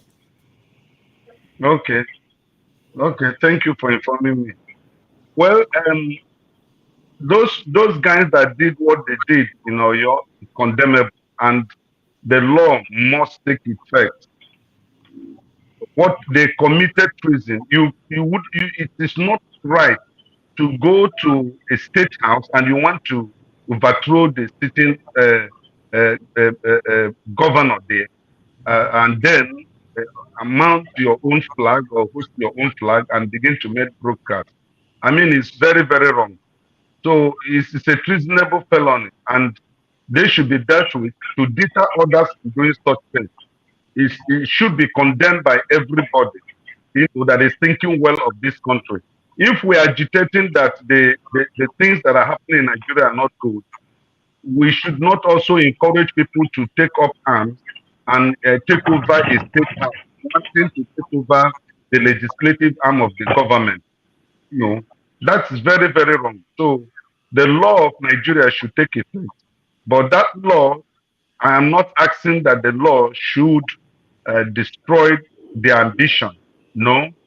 Referendum is acceptable. And as humans, we are qualified, or it is our right to demand, if we're in any union and the union is not supporting us, it is our right to opt out, but it should be done peacefully, not by invading a place and taking possession and declaring a nation out of rascality. So I don't support that action. I was shocked when I saw it on TV. That is condemnable. And I think those different ethnic groups who are agitating for self-governance or restructuring of Nigeria, they shouldn't do that through the carrying of arms or destruction of life and properties. There is no gain in it. So that's just the little I want to comment. All right. Thank you so much, Righteous Man. Let me just inform you guys that in 2014, the Biafran Zionist Federation, under the control of Barrister Benjamin Onwuka, took over the government house in Enugu, put on the flag of the Biafran nation and they took control for 4 hours before they were arrested. So this is not the first time this is happening. And the man was arrested and put in prison, and we haven't had anything from about him. All right, let's go to Jagan. You've spoken about this. Let's go to. I want us to end this. And for instance, for Loco, if you are still back end, I want you to stay there because I want us to, after this, to talk about the feminism. There's something that we need to clear today. So let's go to Igbo Basics. Where is Ovia? I wanted to go to Igbo Basics. Weighing on this Yoruba Nation thing. He's driving. Why? Okay. All right. Go ahead. Yeah, why I came back on online? It's a couple of things you were having a conversation on. You were talking about the declaration of Yoruba Nation. That's not the first time that's declared. I just wanted to ask a question. Then I wanted to address Righteous Man on the subject matter of being disappointed and stuff like that. I'm quite sure that some of us have heard about the Principality of Sealand, the Sealand Nation, as they call it, the Sealand Nation, which is still existing somewhere down in the sea. Up to tomorrow, founded around 1952. You could Google it and you'll find out about Sealand. It's still standing on its own, even though not recognized among the nations. But they still meet all the requirements and they stay there as a nation of its own. The guy inherited it from his father. And they stand their ground. They're still there. I haven't talked about that and the people who are agitating. This is not the first time. If Nigeria was working for all of us, nobody would be agitating. That's just one fact. We all wish that nation that's the only country we have. If you check very well, you probably carry one green passport, and that's the only passport that you actually carry besides wherever else you are. Igbo Basics, sorry to interrupt you. I wanted to say that even America, where I mentioned it before, where you can say things are working for everybody, people are agitating for their own nations. So it's not a guarantee that if things are working, that people will not. So go ahead. Okay, absolutely. I just wanted to address the subject of Righteous Man talking about we people abroad. There's a way he put it that we are more we disappoint, something like that. The Righteous Man, if I was coming into Nigeria, it was said in jest. It was said in jest. Don't take it that seriously, bro. No, in jest or not jest, some of us take things literally. So before you open your mouth and say something, bear in mind that some of us function with the mindset that what you say is what you're going to do. In saying that, I congratulated Dr. Damages when I saw him moving, and you know these days that since men have learned to shoot without missing, according to Chino Achebe, Ekenentioba had learned to fly without pitching. So one thing you have to understand is that being down there and the experience that a lot of us have had as far as our home country is concerned. Sometimes you come in, you don't even let nobody know that you're coming in. You just come in, the person sees you at the door, that's what you take. By the time you know it, 1-2 punch, the person is gone. While Dr. Damages was there, you could see him pounding a mortar and stuff like that. And I pulled up some photographs and posted to him, say, congratulations. And I posted it, that you have learned to fly without pitching. Because if some of the people that you think that in Nigeria caught up with Dr. Damages, if they have a chance, they will frustrate him. If they have a chance, they will tackle him. If they have a chance, they will break his leg. Having said that, Mazi is okay, who is down there representing a lot of us fighting in the war front, as I call it, the undeclared war. When I came into Nigeria and stayed 1 month, 17th December to 17th January, it was unscripted. Everything I did was unscripted. And in the process, when Mazi Ezeoke learned that I was somewhere in Ezinifite, I was somewhere around Nnobi, which turns out to be Dr. Damage's hometown, I was moving. And don't forget that it's not like here where you can get up at 2 a.m. and go wherever you want to. But I was on the move. And in each of every of this move, when I informed Mazi Ezeoke that I was in Ezinifite for a burial, he flipped over backwards. The people who I was riding with almost left me when they were saying, let's go, let's go, let's go. But I kept on delaying them. And by the time Mazi Ezeoke arrived and we got together, the people were already in the process of leaving media. And I was about to say, you know what, if you guys have to go, you can go. I will wait for this man, because in spite of his busy schedule, that day he was taking his kids to the embassy to do something, but he still made a way, find a way to come and see me there. And he saw me. That's number one. And then in Lagos, Madam Prisma, whom I call a General Prisma, some of those who fought in the Obidient movement very seriously, she made effort, every effort, came to see me, come to talk about it. There is a Kibati. Kibati, it was during the what you call that AFCON game in Syria, that game that was going on. This lady was on the stage and she was broadcasting seriously that particular game, which is something that she's been doing for quite some time. A Yoruba lady, Kibati, that's her name. I made an effort to go see her and listen to this. It slices both ways.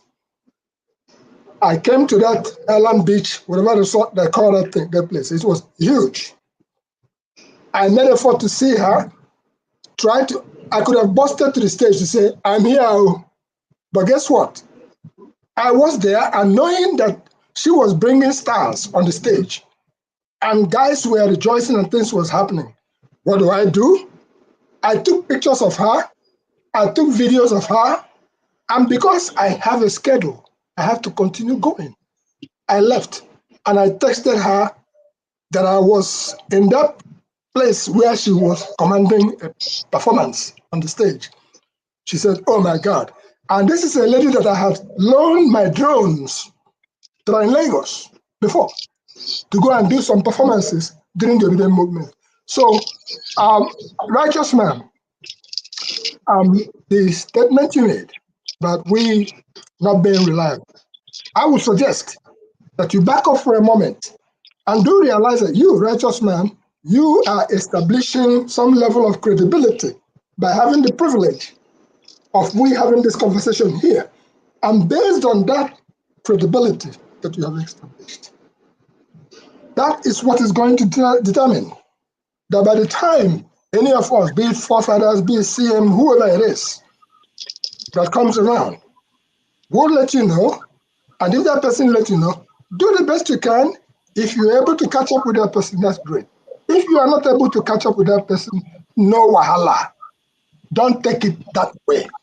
So in defense of that, we try to fly without pitching.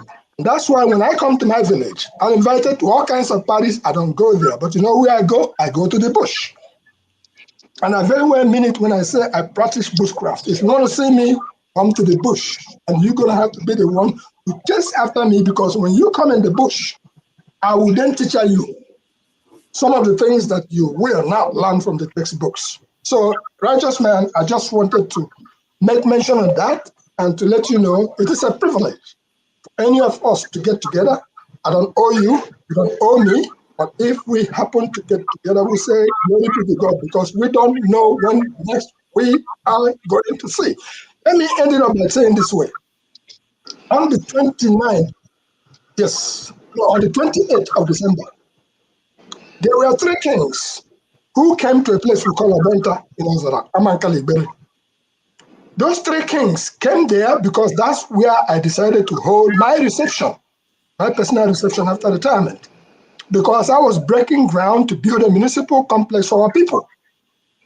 Those 3 kings that came out of 13, genuine men, I'm not saying others are not genuine. They came, commiserated, they poured libations, they were very happy. One or some of them may have not been in that particular spot before, it's a clear ground. They came, we did wonders. I will post you the video and you will see it. Now, 3 days ago, one of those kings died. Okay? I have written a tribute, and in that tribute, what I wrote was, you never know when is the last meeting. And he's the king of Ami Bere Ezobumba. That's his name. So all I'm trying to say to us is this. All of us here, it is a privilege for us to commiserate with one another, to talk here, to do and share. We don't know everything, but whatever we do know, even while I was in the bush, I was communicating with KJ, I was communicating with Chime. And while I was in Nobi, I picked up the phone and called Dr. Damages to say, this is where I am, this is what's going on. So take it easy on those of us who come. My dear brother, if I begin to talk, I go talk rich next tomorrow. So it's just the way it is.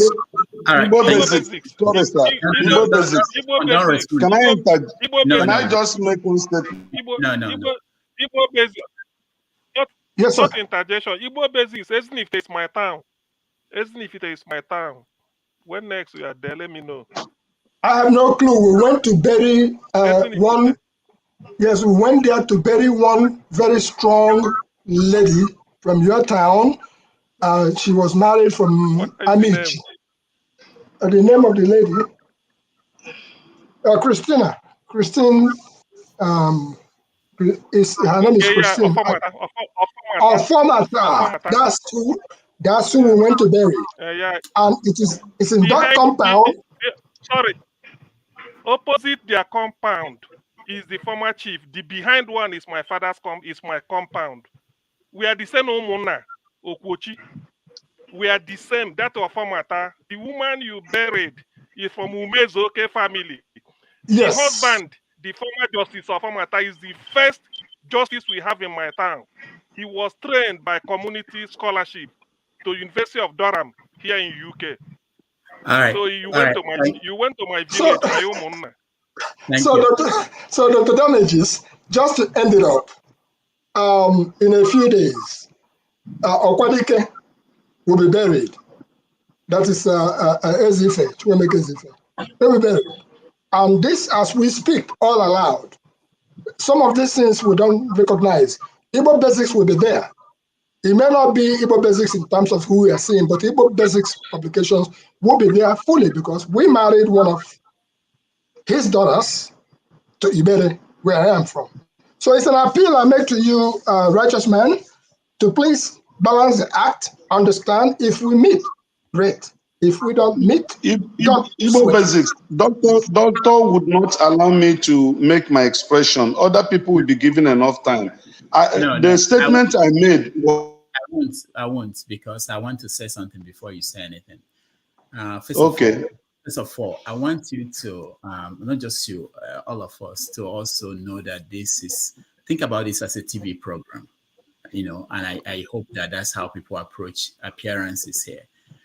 You can't come on a TV program where we're discussing something or whatever the topic is, and you start talking about whatever happened when somebody didn't visited home and didn't call, you can talk to the person outside his platform. Think about it. If you're on CNN and you know one of the panelists and you start saying, oh yeah, last time you came to Las Vegas, you said, that's not the conversation we're having.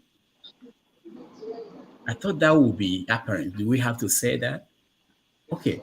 But at the same time, I'm happy that you said it. It came out. Okay. And people talked about it. And I like what Igbo Basics talked about. I don't care about defending myself. When I came to Nigeria, I called you. I told you. You said you had this situation. We can meet. I met anybody who wanted to, who I knew. I don't care, But if it's not possible, it's not possible. You have to understand that it's not written on stone that if something comes up, but you make it look like there is this one that everybody abroad is that they lie. You can't trust them. Hold on, let me finish.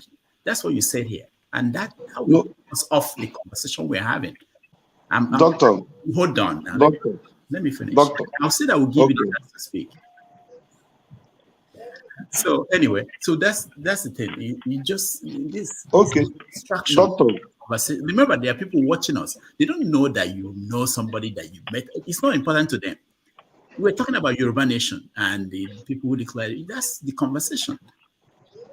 Anyway, go ahead and say what you want. No, Ovie was in town. Ovie was in town. My neck of the mood. Yeah, he was supposed to see me. Okay, Peter Obi was in my neck of in my backyard. Peter Obi was in my backyard. I didn't see him, but I saw it on TV. Doctor, so that's enough. Doctor, Doctor, I apologize, but I was just only joking. I was only joking. But but I apologize and I withdraw. But at the same time, when you talk of security, I have told you, I have a lot of my friends, white people that are Americans. I mean, natural Americans that comes to this country and stay with me for 2 weeks, 3 weeks. We go around Lagos, go around other states in Nigeria. I can send you their photograph, my pictures with them. So when you talk of security, I am not hunting anybody, and I'm not. Hold on. The reason why I said what I said was because I was writing the people who informed me that they are in town and they will get to me. They didn't respond to me to tell me, oh, I can't make it. At least it's courtesy. The mind, okay, you informed me. I didn't ask you when you are coming to Nigeria. But when you got to inform me that you are in Nigeria and you wrote me that we are going to see, then some of them, I even sent my numbers, my house, my office address, my phone contacts to them. The other day, my wife was asking me, don't you think that these people are agents of the government? How will somebody from the US come down here, collect your phone number, collect your office address, your home address, and he didn't even call you back to tell you he won't make it?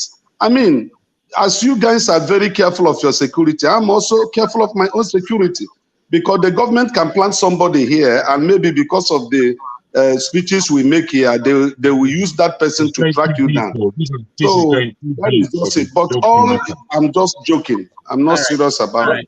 All right. Thank you, Righteous Man. Let's move on. So I wanted to discuss the issue of feminism. There are some things that came up, but because Local P is not here and I don't see Alaba and some other people that are waiting, it would have been something to discuss, but I think we can move it on to another time, another day. No, I think we can still have it. They will come on in their time. I think based on what's been said, and for me, some of the ignorance has been put forward. I think it's time. Because Local P is not here, how important is he? If he was saying that it's a man's word and everything, there were so many things that were said here that I was really worried. Poor father can speak on Local P's behalf now. Yeah, actually, that's true. Let's hear Ovie first. Ovie, welcome. Yeah, thank you. Ovie, how you doing, man? I'm pretty good, man. I'm with you. I mean, I didn't know the conversation, but the fact that somebody is saying it's a man's word, I think I'm on that side. It's a man's word. Oh, it depends on what. That's why I want him to be here, so he will explain to us what it means. You know, if he says that it means that men have advantage over women, yeah, you can say that. But if you are saying that men should have advantage over women, that's a different conversation. But go ahead. So yeah, I mean, as I've always believed, things that makes the world go round are owned by men. So I think that speaks it all. The owner runs everything. Who owns you runs you, regardless of how. It tells you where to get to in life. It tells you what to think, what to do, where to wear. That's it. How to live your lifestyle. So I think when people are starting the conversation from just because you are not getting paid enough in the office, your husband is you're missing the whole point. The mechanism that make the office not to pay you like that is in the control of men. Men owns it from day one. From day one, when land used to be the gold mine, when men sold pretty much 100% of the land. When they transferred the land to factories, trying to the technologies and all that, everything is pretty much owned by men. Today, that the cloud capitalists run the world in terms of data, in terms of good, those who own those cloud things that runs the world today are owned by men. So every other thing is laid under this foundation. So why can't you say it's a man's world? Right? So the man is the man that you are fighting that is oppressing in the office. Is also being controlled by higher power, and those that own those stuff. Just like the communication we are having is a platform owned by a man. So when they screw the conversation, they are making themselves at a disadvantage. You are starting at 1-0. Start from the beginning. How come in the modern days that only men own the clouds? Talking about Oracle, Amazon, talking about Tesla, everything that controls data in this world is owned by men. Why? Jeff Bezos' divorce is why they give her 35 billion. The whole world is celebrating. Why? Why can't she be owner or part owner of that business? But people are not seeing that. Just because somebody will pay you well for office, your husband, you oppress you, then you just start the conversation from there. You are not helping yourself. Just like I think I listened to Omoye saying that back in the days, our women and men are pretty much equal in our land. Yes. So I'm from a home that when a woman will come out, go have a full-blown relationship and still come back, she just get better than his wife, we still live happily. That is my own part of the story. So when you said that women, they are fighting, they are oppressed. Yes, that can be debated, but they are fighting the fight from a 0.0 down. So to me, once you start from there, you already lost the competition. Well, that's by the way, that's my own position on that. But where are we? All right, Ovie, thank you. Let's hear Loco P. I know that Jagan, you want to speak, but let me hear Loco P first. Loco Yeah, P. if I can speak after forefather. Okay. Loco P. Okay, you said it's a man's world. Can you help us? I should ask now, what more do you want to hear after what Ovie has explained? What Ovie explained? At least he never said yes. At least he never said it's a man's world means oppression of women. No. Anything that has to do with negativity on women is totally different from it's a man's world. You understand? It's a man's world also means men should treat women right.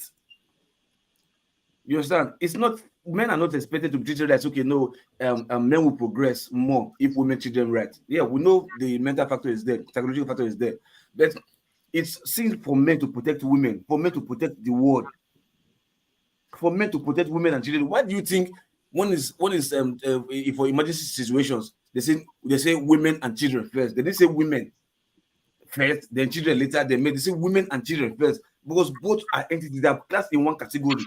Women and children first. They left the man behind because they know the man can survive. The man can take care of the world. The man can take care of himself. It's a man's world. So when people say that no, it's a man's world, the thing is no, don't respect women. No, treat women anyhow. No, subject them to your slave. No, it's not. That's why I said the way it's designed. Who designed it? Ask who gives you the air to breathe. Oh God. I mean, Nami was one before. Not me now. I'm surprised. It always shocks me when we go to God. No, I think Loco. The point that the men design the world that we live in today. No, sorry, hold on. Let me make this point. The world that we live in today, they call it organized. they call it organized world, right? Yeah. Now men, no, it's men design. Men are organizer. The greatest constitution that we praise around the world today, the American Constitution, this thing is written by men Men who sat don't there want their only. wife, who don't want their mother, their wife, their daughter, their girlfriend to even participate in the democratic process that thing promotes. It's written by men. Three most powerful nations today as we speak, have never run by women. Talking about Russia, talking about America, talking about China. So the Hold on. Hold on. The world is designed by men. Obey, don't scream. Okay. So right. I'm not contesting. I'm not saying. So if you say that it was designed by men, did they design it because women are not capable of designing anything, or that what was the reason why it was men that designed it? Is it that they have the wisdom that women do not have? Why is it that they designed it? They decided to say women are not capable. It's a men decision. That is not that is a fact. It's men decision that these people are not capable. They cannot even ration. This is where they should belong. It's so Obidients, I think it's not a God. Hold on. It's a man decision, and men make that decision. Okay. So Obidients, what if we look at it in this light? Would you agree that rather you would say in our world today, and maybe in the past, it seems that men have been more influential in shaping the course of history? You understand? But when you say it is a man's world, it is not entirely true. You are saying women don't hold any position. You have women leaders. But when I tell you that is not what it means, the question here is not natural. When you say men shape the course of history, it is because they oppress the other partner, they oppress the women. They never gave them a fair opportunity to compete from day one. That is not necessarily true, though. We've had the Queen. If you can move on to forefathers' turn. We've had the Queen of England. No, just in terms of progressing the conversation. Hey, Jagun, you were told to take your turn. You refused. Please keep quiet. No, it's not like that. It's just to move the conversation on. I am not telling you it's natural. I am telling you this is a decision made by men, and that decision runs the world today. You are talking about Queen of England. That institution, who runs the institution? Forget the air, okay? Forget the air. Who are the custodians of that institution? Who actually bettered the institution? That is where it is in from. It's about ownership. If I want you, but when you say, you are being misogynistic when you say it is a man's world. You are relegating the women to the. I don't know. My problem with you, you are listening from point of argument. I am not supporting it. I am telling you what is before me, and I am not supporting it. So you are contending for point of argument. What are you arguing against? All right. Are you against my point? I'm saying you are not framing it well, though. All right. Hold on. Because you want me to put it the way you understand it. I am saying that this is the reality. And it's designed by men. Doctor, say. Remember, somebody was defending feminism or feminism. What's the meaning of feminism? Like this, women, equality, whatever. Okay, what about masculinity or masculinism or whatever it's called, whatever? Let's go for opposites. The antonym of that femininity or feminism. What will it mean by that? Would that be oppressing women? No. You get my point. If you say feminism or femininity is equality, women fighting equality, okay. What about the one for men? The opposite, the antonym of that. Will you say it's an anti-women? No. Exactly, it's because men are never oppressed. Now women fight. Hold on, guys. If there's no oppression, why? All right. The Black Beauty said that to be honest, a woman's life is easier if a man set it up. Forefathers. I know this debate is going to get funny. I think that from my point of view, the way people look at this, okay, let me just try to summarize a few points. Both sides are equally important but different. Both of us both genders have different roles in society, and I think the conversation these days have become, when they say equality, they are trying to merge both genders. Make you no Hold on. confuse. Can Relax. I finish talking? Oh, over this man lab now, This ruffian. Get out of my way. So um, I think the conversation recently has been like they are trying to bring both genders together, like they want to make them the same. And when you try to do that, you are trying to conflict against something evolution has been putting in place for millions of years. If you believe in evolution or how God has created the both genders, and I will even go further than Obidients to say all nations, almost every single nation that has existed in history, was founded by men. There's a reason why that is, because men tend to take more risk. They tend to operate in areas where there are more hazards for the sake of the species. This is not a man's law. This is a natural law. So if you expose your young and you're pregnant and women to danger, guess what's going to happen? Oh, you're not going to exist today. So the ones that exist today are the ones that protected them.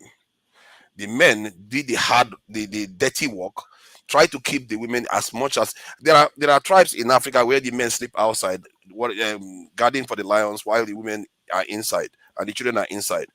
But during the day, the men don't do anything. They don't do that much. But at night, they sleep outside because they have different roles. That is why we exist today. And the idea that they are equal in everything is wrong. And in different relationships, when men and women are operating, in some areas the women lead actually, in other areas the men lead. It's not fixed. This idea that and some people say men, I think when they say men are in charge, they're talking about the outside world, when the man, the structure of the society or the final say in things, because he's the one that protects the family. If the man goes, there's nothing there to protect the family anymore, and all hell breaks loose. Maybe another man will come and take over, or maybe the wild will take that human being away, or whatever. The chance of survival reduces naturally in nature. So I think that is where some men maybe go a little bit over, because if you look at it at the home, most of the time the men leave the women to do whatever they like at the home. They don't go and start competing with the women in the kitchen or how to raise the children in maybe minor issues and maybe things surrounding the family. They may even concede some ground to the women. It's often like that. So I think they are equally important but different. You have to always contextualize what you're talking about in this area. However, one of the areas I have an issue with the modern feminism is that, especially in the context of the way Africans are practicing it now, they make it look like the women have historically been oppressed.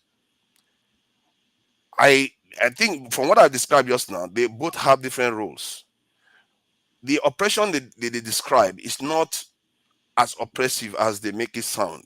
It's just that both sides have different roles in society. Because if you look at it, if you look at outcomes, the men have actually had a harder outcome. Their life expectancy historically has always been less than that of women.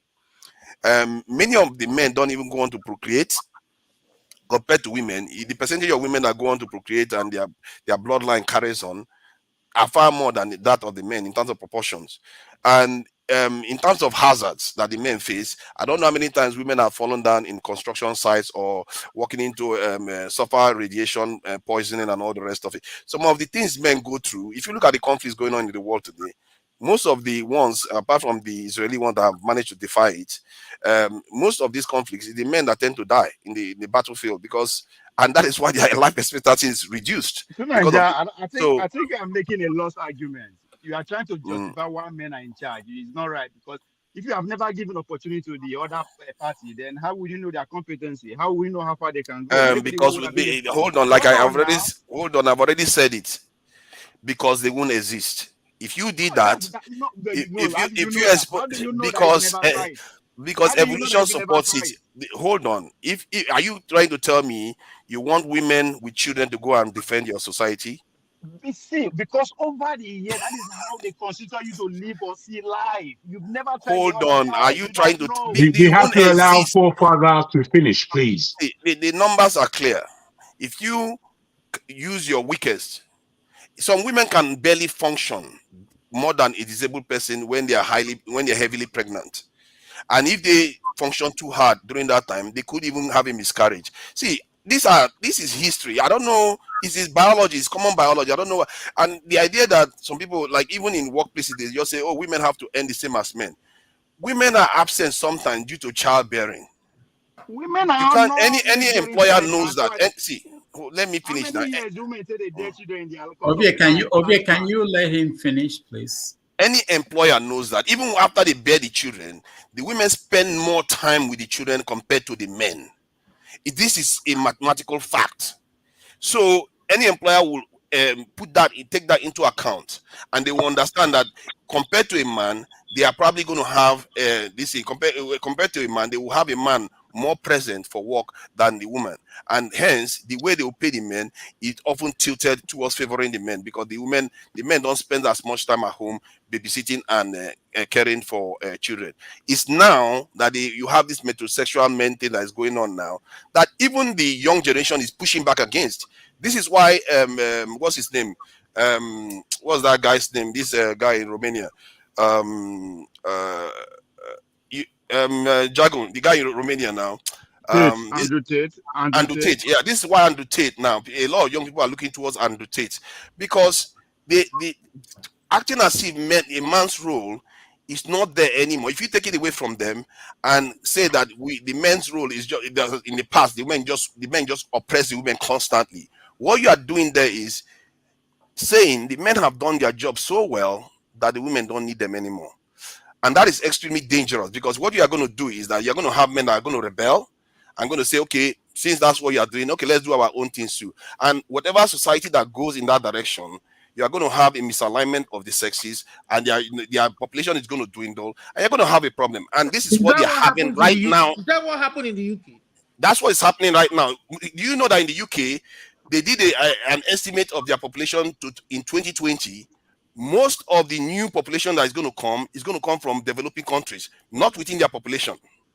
All right. Because most European countries, their population is going below, their birth rate is going below 1. And it's because of what? Dr. It's because of this. It's because of this stuff occurred because of the argument that was had in the 60s, 50s, and 70s. The argument was that human beings cannot feed the growing population, so they had to have population control. And one of the ways they started implementing this thing to control the population is through family planning, getting the women out of the home to go and work, and all these things. And the consequences now are beginning to come home to roost. The other day, the North Korean leader was crying, begging the women to have children. All right. Hold on, forefathers. Give me the benefit of being on the road. Hold on. Let me go to Jagun. Jagun, go ahead. I'll also go on the road. Now, yes, I know you're on the road, but not immediately. Jagun, go ahead. Thank you.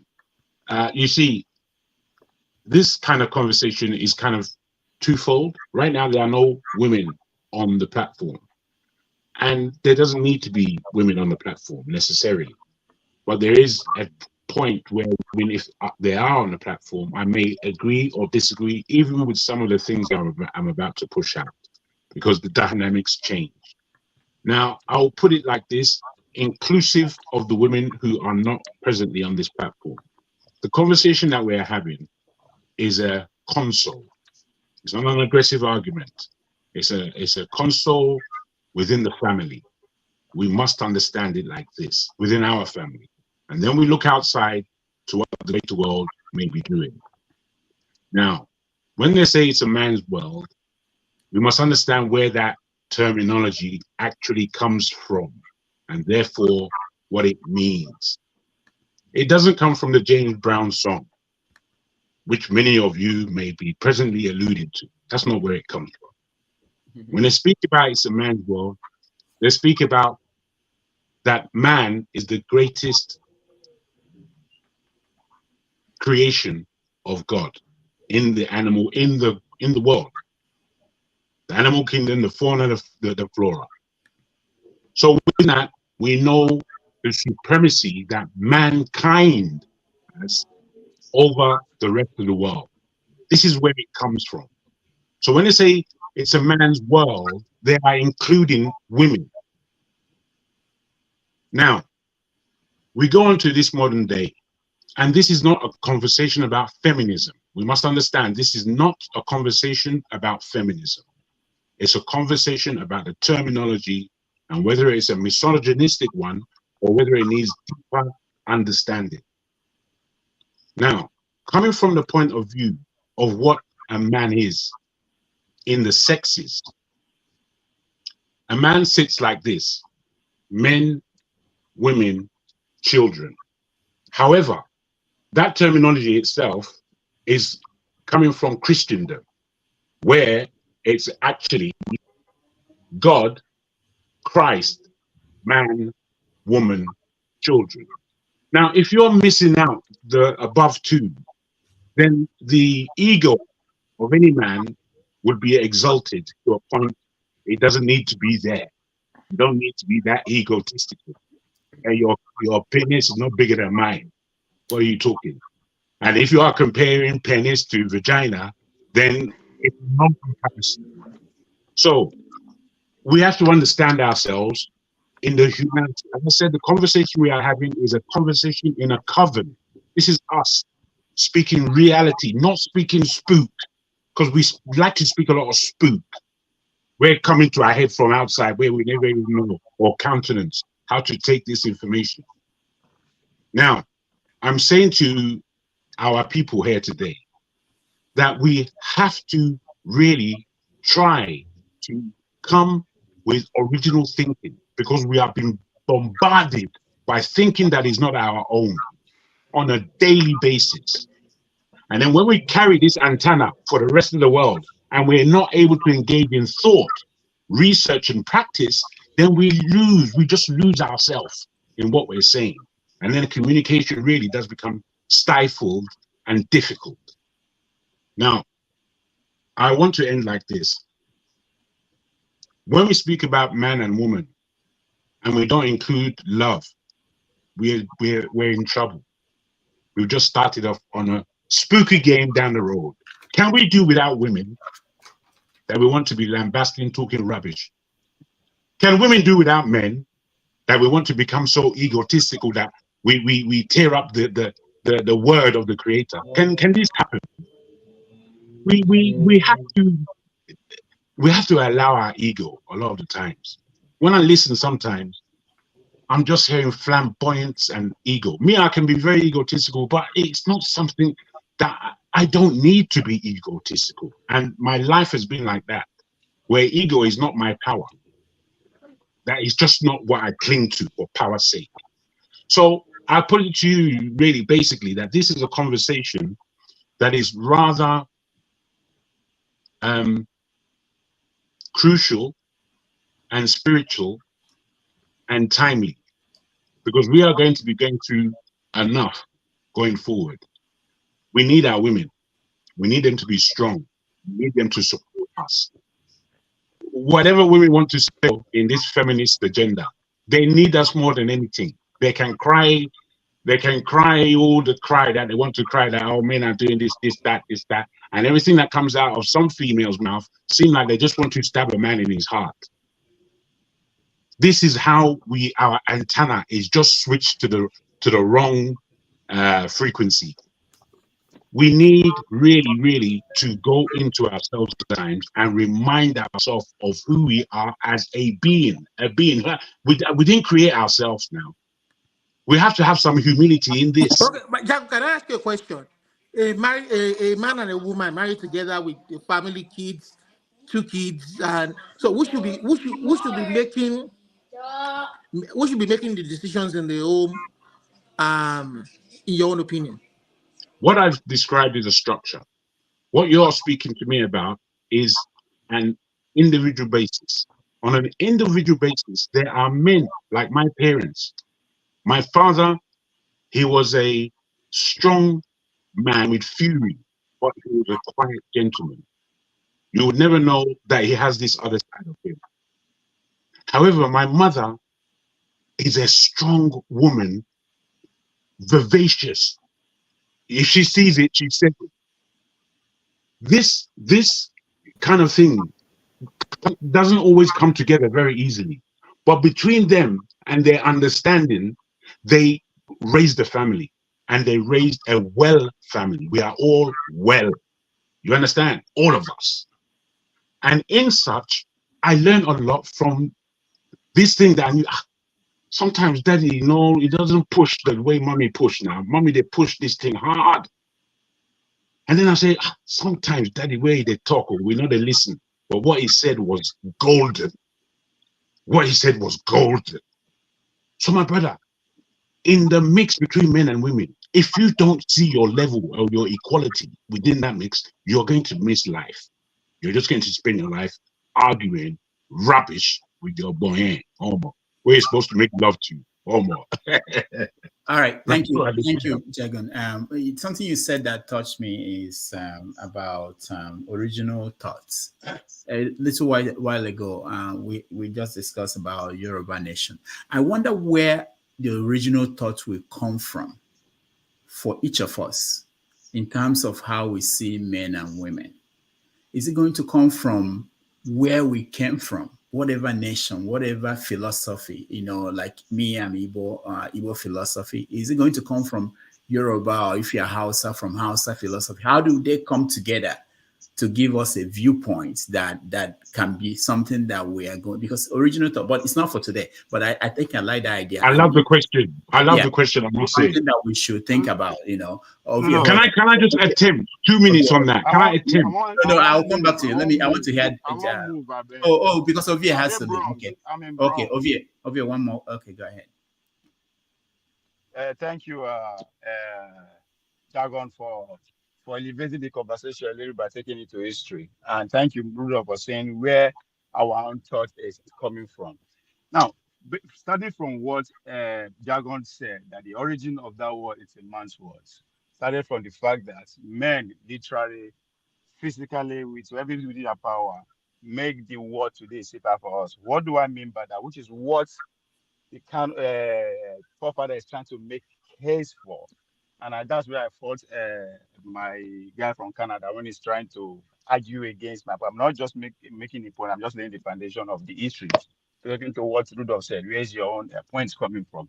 Now, at that time, the number one threat to human existence is those mammals that share your space with you, that share your food with you. If you go back to the history of hunter and gatherers, when did they move from place to place? If they move to where mango day, if you go see where mango day, you have to eat as much as you can at that time, because there's no storage. Before baboon come, or before any other animal will come, overshadow you and eat everything. So for men to now decide the way to actually free us from those threats is where that phrase comes from. But fast forward to today, that's where the order that run the world today stem from that men conquering. Now, the women are now saying that the order of today, the fact that with the only threat we have against anybody today is we human, right? I'm in bronze today. I'm not scared of lion or anything, even though I'm close to the zoo. I'm scared of a fellow human being who live in bronze. When I was in Boston, I'm not scared of any other thing, but the human being that lives in Boston. So the women are saying that we can have a better society if the order that established today actually change, because we have never tried the other side. Just like what Nigeria is making case for women being pregnant. The point is that women are not pregnant all their life, right? And if you pay attention today, men are not advocating for maternity leave too. If women are going, themselves are going. That you know why that is? Because without both of them in the workforce, the job can still be done.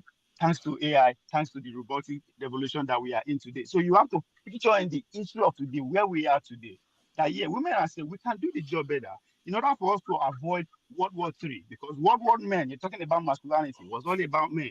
World War II was all about men. In order for us to avoid World War III, which is the question Rudolph is asking today, I think we can be better in some of the decision making. That is the whole point the women are making against the established order made by men. So we have to look at it from that perspective, rather than just look at it minuscule. Oh, women, they get pregnant. If you get pregnant, I know if you work. That was yesterday, right? If you pay attention to the war that is going on between Ukraine and Russia, very few human beings on the field. Yeah, you can go the record 1,000. Do you understand the job that drone is doing in that war?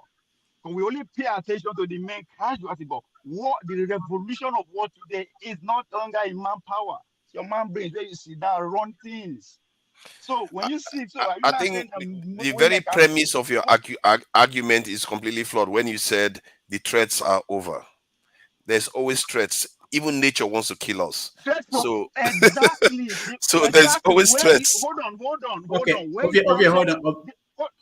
Let me ask this question. Where is that threat coming from? The threat is coming from fellow human being who sit down somewhere and just think of how you can destroy everywhere. That's where the threat is coming from. Not only human beings, nature too. Hold on. Everybody, hold on. No animal will invade a nation today and succeed. Me and you know that. But now human being will invade fellow human being territory. Hold on. Let me just pass across information that we have to think about when we're talking. You know that there are more women CEO now in America than men. You also know that women started voting in 1920, okay? And they've achieved a lot during that period. That if you go to schools today, there are more female teachers than male teachers. They started working. Remember, they started working during the Second War. Not that they were not working at all, but during the Second World War, when they opened the door and everybody now, because the men are fighting. Take it into the workworce. So what I'm saying, if you call that achievement, that's the problem. No, I'm not talking about achievement. I'm saying, hold on. Let him land. Let him land. Hold on. Let me. Are you having a conversation with yourself? Yeah. So I'm saying that when you say that from the very beginning, this is the structure we have. Men were protecting women. Men were designing the structure, the world, because they are stronger. And you have not given the other sex opportunity to do that. And now that things are changing, and the other sex now, we're talking about 1920 when they started voting and when they started working in 1950. I mean, openly, easily. Now there are changes, and the world is still here. Or unless you're saying that the world is bad now because women are teaching kids. Don't worry now. When Fulanis will take over the world, then you know. See. Hold on. They are the ones having children. These ones are not having children. Hold on. 2 more minutes. We have to move from you. 2 more minutes. Rudolph, you just threatened my argument. But the fact that you use a very minuscule example that women are we have more CEO now, also threatened my argument, even though it's weak. I am saying that it is that control those offices, right? The cloud capitalists, waiting assemble me and you today, those stores, the owners are men. It doesn't matter who manages it. If you are owner a business, I don't care who manages it. My say is still the order of the day. I don't care if you are the CEO. I don't care if they see me. You don't have to see me. Jeff Bezos make the final decision on how me and you run. Me and you are on Facebook and other platforms today. That decision is made by men. If they say they don't want to hear human voice again, they will find a way to do that. That's where you should be studying the argument from, not who manage office. Can I just obviate? No, really quickly, it's going to be 1 minute. Let me just obviate. I understand you very well. And I know that this conversation is not an easy one. However, I put to you, based on your logic, if men are the ones in front and women are following, where do we come as black men in the world in putting that in? Are we equal with white men, given the fact that you prefaced that most CEOs are men? I will preface again, most CEOs are white men. So therefore, are we not equal with white men?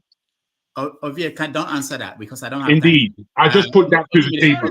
No, Ovie, you're not answering that. No, don't beg me. I don't want that. No, sorry, but I had to put it forward. Beg my Olumide, you are next. I want to spread this across. Just one sentence, I beg. What is the sentence? The world will change with that. Okay. No. Okay. Let's say in the next 50 years, we're going to compete here. Who is more smarter? Who can do the job better? No longer woman or man. Okay. All right. Everybody that with us. It's against machine now. No longer man or woman. It's going to be against machine. So that should be our word and our conversation, not man against woman. All right. It's changing, whether we like it or not. All right. Thank you, Ovie. Olumide. Okay, so for me, literally, I think if I go by what Obidients and forefathers thing. I think I'm taking the award literally for it, and I don't think it's a man's world. I think today's world is both equally a man's and a woman's world. The opportunities are there for both of them. Yeah, maybe men are more influential in terms, I mean, from the beginning of the world up until today, you know, largely. And then maybe culture wise, you're looking at it from our own culture wise, that women are relegated to the background and it should be man first, maybe. But if you're looking at the world overall and you're looking at um, we have, I mean, right now we have women, we have a woman prime minister in Italy. We have a woman prime minister in, is it Norway? Some of the European countries there. So I think currently it's not totally a man's world. And the women have the same equal opportunity that men have today. You have women surgeons, women doctors, pilots, So yeah, that's why I see it. Anything that a man can do, women can equally do, I believe. Some can even surpass. If you're not, in some, it depends on, in some profession you have some women who have surpassed men and excelled above men in some certain profession or certain areas in life. So I mean, yeah, I think they're just arguing from a, how do I put it, from a, in quote, a man's superiority point of view. All right. So Thank you, Lumide. Chim.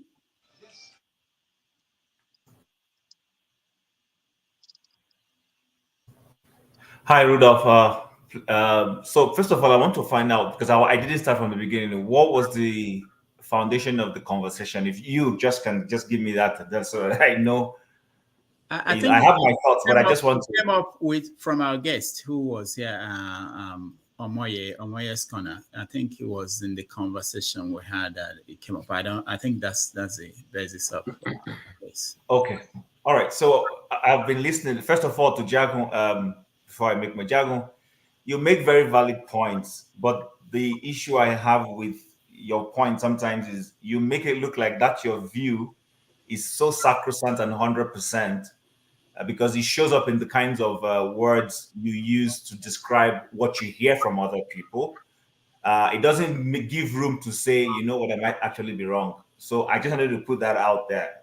I've been listening, and when you say all you're hearing, some of the time what you hear, you suppose that all the other people who are speaking and what they've been saying is, I'm not saying you're saying is gibberish, but it comes across as you're saying whatever other person has said is gibberish, and that what you're about to tell us is actually the gospel.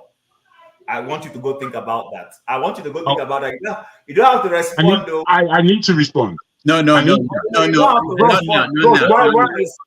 have to respond. Not now. At least let him finish. Yeah. So now, I'll let him finish. At some time, I have to respond. Okay, fine. Sometime when I'm sleeping. tomorrow. So, when it comes to this very issue, very kind of you all. Thank you. When it comes to this issue of the genders, who rules the world, I hear these cliches that it's a man's world, men rule the world, and I ask people, the men who are ruling the world, there's a woman behind them, sometimes influencing what those decisions are. We sometimes always forget this. When Macbeth, assuming, I want to believe Macbeth is fictional, but when assuming Macbeth was a true life situation that really happened, the guy was busy being a soldier, being a loyal one. Who sold the idea that he go and do what he wanted to do? It was his wife. And we all see how that altered the scheme of things in that kingdom. So the same way, but I'm not suggesting that women haven't been dealt a hard stance in some instances. They have, like, if you bring it down to our African culture, lots of women were not given education, not because we're not intelligent, but like I've shared with Rudolph, at some point, maybe a man who has 7 children, 4 boys, will opt to say, let me give my male children an education. My female children, go marry. Do you understand? Let me focus on these ones who are heirs to me, who will keep my name. It was happening. It happened. Do you understand? But some other men also in that time saw the value in giving all the children an education. They did. And some of their daughters became doctors, judges, and attained high levels. And they saw the reward because those girl children came back to thank their father, took care of their father. Some men, some old grandfathers who rode their first car, it was their girl children who bought the cars for them, built houses for them. Because when they went out and they saw that, oh, this is rare. My father gave me an education. I'm shouldering with other men. I can see my female peers who come from the same village with me. They're not at this level where I am. Some women who are appreciative appreciated what their fathers did for them. Now, that being said, I think we've come into a stage of life where it's just we throw out cliches. It's like, and I'm not trying to change the topic, it's like when we hear things about climate change. And I always ask people, all these people who are pushing all these things and telling me that lithium is now the best way to, because we want to move towards electric cars. Have you ever seen a lithium mine? Have you seen the devastating situation in a lithium mine versus the oil and gas and all those things? So, but the point I want to make is this. I don't think that there is any gender that rules the world. What I just think is that there was a time when each gender accepted their supposed, whether it is environmental or social assigned responsibilities and stood with it, accepted it. They didn't argue. Maybe our great-grandmothers and our grandmothers just felt, oh, our job is to be in the home front, support, take care of the children. Let this guy go and do all the struggle. Let him go there and do all those things. And then in some communities also and societies, the not letting women be in the forefront was not because they were being subjugated. It was actually out of love. They were seen as weaker, and the men felt we need to protect these people. We will go to war. We will do all these things. We will do all the hard things and protect them. I agree, Brachi. Sorry? I say I agree with you there. So, which is why if you see in some, when the United Nations and some institutions say that when there is war, that it is women that suffer, it is not just what they're saying is that when the men are dead, the women are now left alone to take care of themselves, and they have to suffer with the children. When the men have been overrun, the women become, raped and all those kinds of things. So, but we started having an awakening. We started having some outlier people, outlier women, who felt, why should I be contented by just sitting at home and taking care of children? And they began to push. And in that pushing, created some of the alutaisms, if you pardon my use of word, that began to lead to the feminist movement. What I believe is that for every society, every stage, people have misunderstood the people who push for something. It's like this democracy we have, the original intention has been diluted. Because further down the line, people are beginning to push things that don't even make sense, and they call it democracy. But those things don't make sense. So, and that is like when I whisper into your ear something, and then you whisper and you whisper. Before you know it, the context starts changing. So down the line, a lot of things has changed. Even the feminism. Maybe the people who were pushing were not saying they didn't want to marry. They were just saying, let's be part of what you people are doing. That was their push. But now the modern day feminist is even now pushing and saying, I can go marry my fellow woman. I mean, I can choose not to be married. I can even date my fellow woman. I can, all sorts of euphemisms are coming up, which begins to dilute the original intention. Do you understand? So I think that we need to sit down when we're looking at all those things and not make wild. I hear a lot of wide statements. I just hear a lot of wide statements people are making. There is society has always been one where roles are assigned. I happen to come from not just an African culture like all of us here, but I also now share a Judeo-Christian perspective, and I know what that Judeo-Christian perspective says. There are two parts to it. The modern part, which is what we call Christianity, says men and women are equal. It says men and women are equal. But it now goes on to say that as equal as they all have roles. There are roles. Even when it's telling men to love their wives, there is also a responsibility that says women should honor their husband. Then they talk about children and everything. So there's always, in society, there are roles. In a company, there are roles. In a political system, there are roles. Even on this platform, there is a role.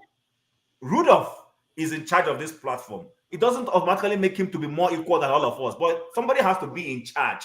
That is where some of the alutaists fail to see this thing. If we all just throw it and make it fluid, there will be chaos.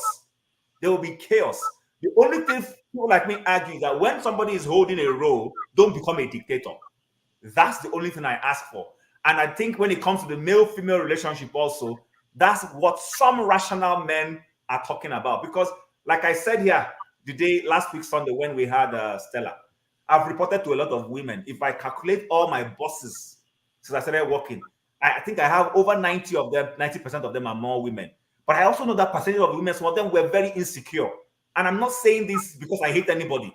They just want to oppress you. So I don't know what we will call those kinds of situations also. They want to oppress you. It's like they want to prove a point at all costs. Even when you don't have anything, you're just doing your job. You just see somebody wanting to prove a point. I'm the boss. And that's not necessary. You understand? So I am not of the school of thought that the men rule the world. It's a lie. When Biden is taking a decision, and I'll end here. Do we know how many of the decisions Biden takes is his wife when she's inside the room talking to him or his girlfriend? You did there. You know now. Loco, you know this thing, Loco. You know. All right. So talking about roles, I'll soon hand over to forefathers. But Jaguna, we want to hear from you and Igbo Basics. But let me just inform you guys that in 2021, undergraduates in America, 58% are women, 42 men, and it has been going down. More women. Maybe in the next 20 years, it will be. Should I tell you where? Let them carry on now. Let them carry on. Before you know it, some women will come and take over the America. Let them carry on. Tell you where? Why is it? Let's hear locals why. Yeah, because the new definition of Atlanta is the reason. Where you see hefty men with full bodily muscle, you see another man and be cutting their eyes, like blinking their eyes for them. That's why there are more women going to school. No, that is why you see it's like that, because right now the emasculation of men now is becoming something else in America. I don't know how that is related to. Yes, okay, maybe you may not understand. Fine, okay. More men now, some men in America, especially at Atlanta, they are seeing themselves as women right now. You might be surprised. Those people you're thinking that they are women, they might be transgender women. Oh, okay. They might. Okay. You might not even know. Somebody said you're a crack reporter, actually. For saying this. Let me hear from Jago. look at the comment section. It's not. Do you base your opinion on evidence, Loco, or do you base on Loco? Look at it. Crack reporter, Loco P. I didn't say that. I think Jago say speak and then Igbo Basic. Thank you for allowing me the opportunity to just have a quick pushback on the pushback. I would think for anybody who says that they're from a geo Christian understanding would not push back in the way our man Jim did, because I think I explained everything in as calm terms as possible. The way I express my communication is largely quite fundamental. I agree. I'm a fundamentalist. I try to get as close to the truth as I can, and I deliver it in that way. If you don't like my deliverance, bro, imagine that what you said, everything was agreeable. Everything agreed with what I said, apart from when it was a bit disingenuous here and there, because you like to be liked. Me, I'm not like that. I like to separate. In the gray, there's black and white, and then there's gray in the middle. Within that gray is the job of every man and woman to distinguish in that gray which is the black and which is the white. That is our job as human beings. So when I land on truth, I speak. And I speak for communication purposes, for people to hear me. Fundamentally, this is what I think.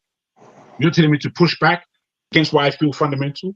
When I spoke about the original thought, Rudolph took it in the way it was meant. You took it in the way of, I'm lording it. I'm a single human being speaking to a group. It's public speak. So when you take public speak personally, I have to think again where you're coming from. So again, I put it to you that the way I express myself is different than yours. My name is Jagun on this place. Yours is Chim. You understand? Your pushback was useless. It fed nothing to me, apart from you were personal. That's all it said to me. So maybe in your communication, in what you want to say to me, it doesn't. If you're being personal, you can be. But if we're speaking in a public forum, you have to understand that's what's being kept. You were the single person that said what you said, and I object to it because I'm wondering, where does that come from? Did you not hear everything you said? Was it not said in context? Me, I know English, man. I know the English I speak. But if you feel that because I speak so boldly that it's interrupting your life, bruh, I have nothing for you. All right, thank you, Jagan. Is it the British English or the Peckham?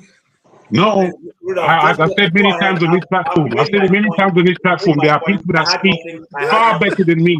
Far better than me. My own level is my own level. That's all I have. I don't have nothing more. I can only express myself in my way. Thank you, Jagan. I had nothing personal.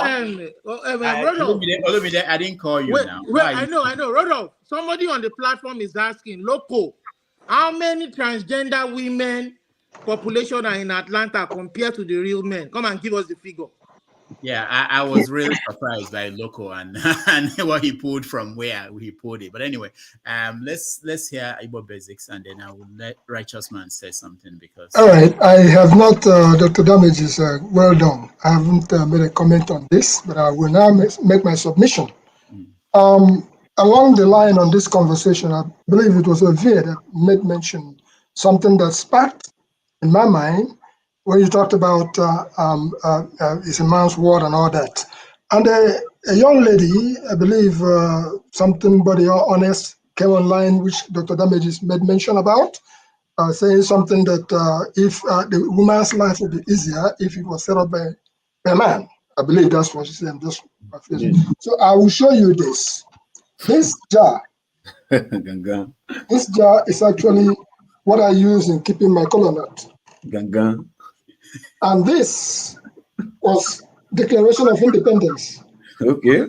July 4, 1776. You were there?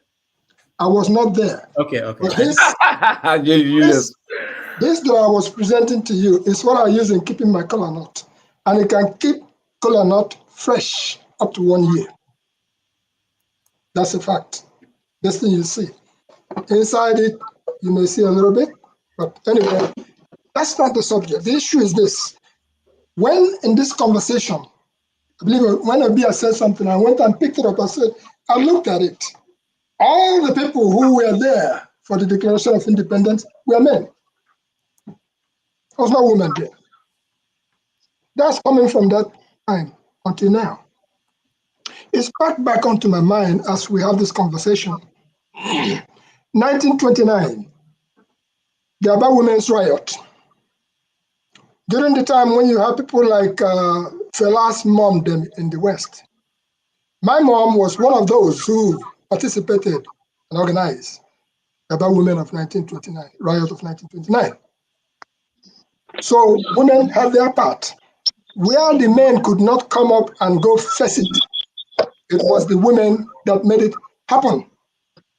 That was British era. That aside, and when Dr. Damages made mention in 2021 how 54% or 42%, that conversation he just had now, it rang something else in my mind. The same 2021, a woman was made the chairman of the second day of the Ezumezu, what we call the Great Return in my hometown. A woman was made the chairman of that occasion. And I'll name names here because it's public information. That woman is Barrister Ngozi Ekoma. I believe she runs an oil company type of business. She runs some kind of shipping company in Lagos. Something she did that actually stood in my mind, and I will always use an example anyway, any day, anytime. She got up, and when she was speaking, there were kings in the audience. There were governors in the audience. There were senators in the audience. And this young lady burst out into a song. And the song went like this. There's onye murunu, the governor onye murunu, onye jila nne ya egwuregwu n'ọma ihe ga-abịara na ọ ga-adịrị mma. People said she sang that kings who bear you, governors who bear you, and all the great people in the midst here, you came out of us, the women. And then she slam dunked it by making a statement saying that what you give to a woman, the woman gives you double of what you give to her. Like joke. She said, if you give a woman sperm, she will produce 2. Twins, whatever, she will give you double. She will double it. Yeah, and she's not saying that, oh, you men are no. She's saying that this is the position that we have been given naturally. With all that said, so it's not a question of, you can do all the women rights, you can do everything else that we are talking about. The woman occupies naturally a position that you cannot argue. Even in the times of Abacha, when a man toils and toils and toils, after all the toil, just like one of us mentioned here, the decisions that Biden made, who knows how much of those decisions are influenced by Mrs. Biden. So there is no competition here with women. I personally normally don't come out to praise and praise and praise, because what it is that we don't try to, how do you put it, we call it something like pandering. No, there's no need for pandering when you stand by the truth. And I ended up women of integrity that have come and gone. I'll say this. I'll use my mom as an example, who my dad left in 1959. When my dad left, my mom became everything else that I knew about. And whatever you see today is a part of what she taught me. That's not where I'm coming from. Where I'm coming from is that this woman was such a stellar character that she later on became what we knew as a chicken, a woman leader. She was actually made a chief at some point in time by the Dame Ebiri of Ibere. With that said, the position that my mother occupied, and hear me out and listen to this so that you may take it home. When the men are in the place called an Obi, the town hall where they go to make their decisions, when they run into a jam, a situation where they don't know how to resolve it, it may be an issue of a land matter, it may be whatever kind of issue it may be, they will send, this men will send, they will send a couple of them, emissaries, to go and consult with my mother.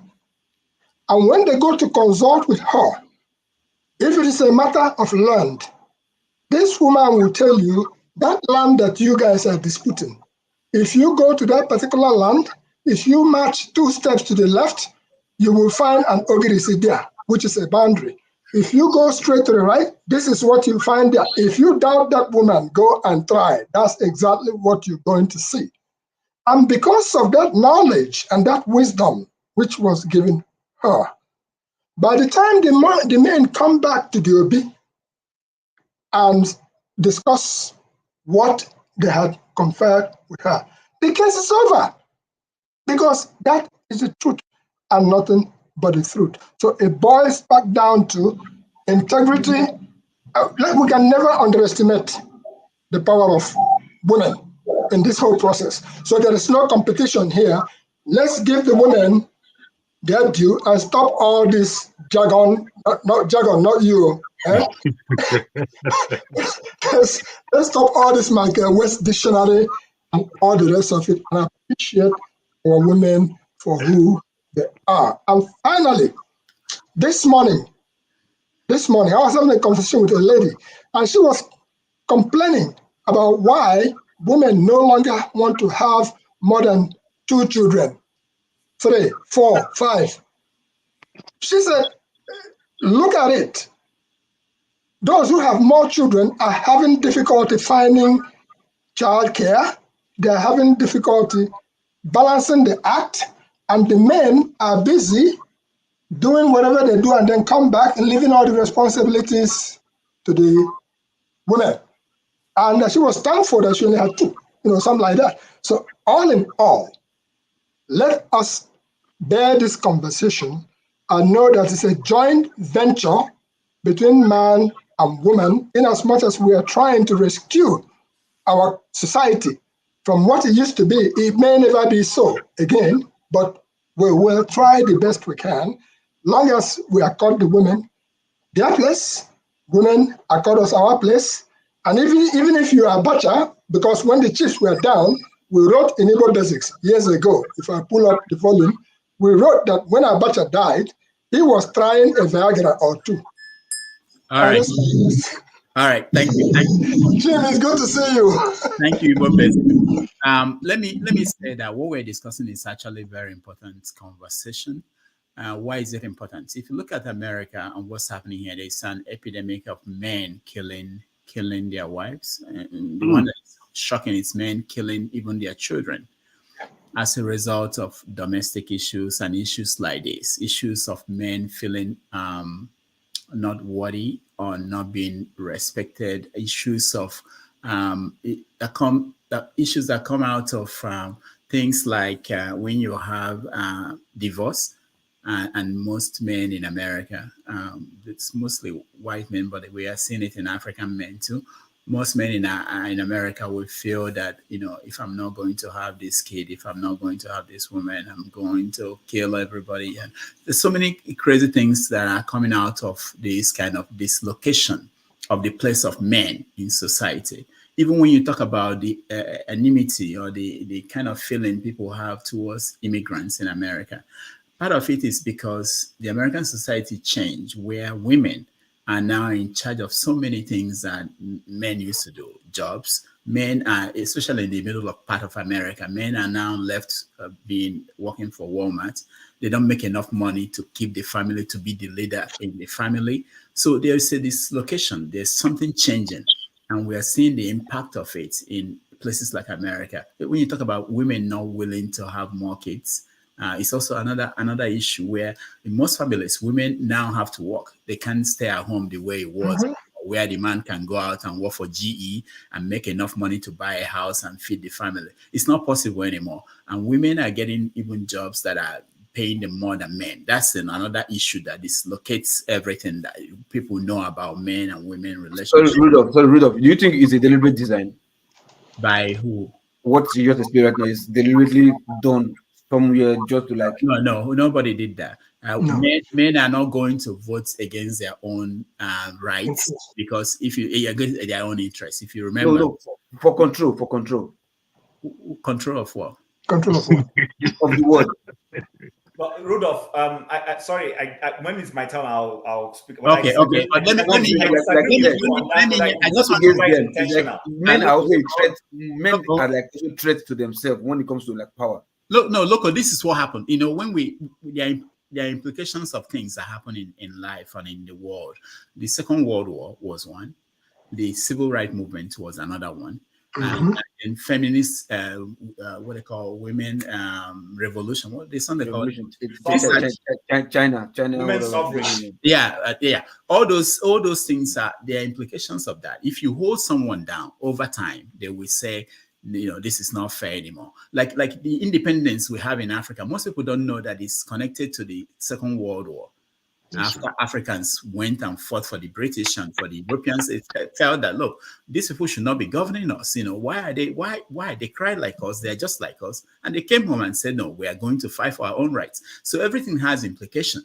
But the point is that if it's not fair, it will eventually come up. And people, like we're talking about the Yoruba nation, there are people who are not happy, and eventually they will do something. If you guys cannot fix the country, people who will not be happy will say, look, I want to go. Anyway, let's go to Righteous Man and hear from him. Go ahead, Righteous Man. Rudolph, do you think... hold on. Hold on. Righteous Man, go ahead. It's a very difficult issue to navigate, Religion is playing a very important role that we cannot overemphasize. If you come from the Christian perspective and the African tradition, you see that the space that the man occupies is greater than that of a woman. And so what we're having today, I want to agree with Obidients somehow, because I think both man and woman will soon be out of use. We now have computers and robots working. And then I will know whether woman will be fighting that man is dominating or whatever. So a class of civilization is affecting humanity. And that trend, it has gone so deep now that our cultural values, our traditional values have been lost. I can still remember after the Biafran War, we were left with no food to eat. We have no house. We were living in the refugee camp. And after the declaration of one Nigeria, we went back to River State where I was born. And my parents lost their houses they built at that time. We became refugees in our own country again. My mom was the one actually hustling for whatever that we're going to eat. In fact, that we went to school was my mom. You know, my father was almost out of use because he became like somebody who couldn't stand up again after losing about 5 children in that war, losing his properties he suffered for as a young man. All that he was almost having a mental problem. So my mother took up the training of the children, the feeding of the children, you know, making sure that we go to school and thereabouts. Even the first house we had in our village was built by my mom, you know, after the war. So you cannot relegate the women to the background that they are not useful. They are useful, but nature has placed man over them. Religion has also authenticated what nature has done by Christian religion telling us that God created man first and later brought woman to support him.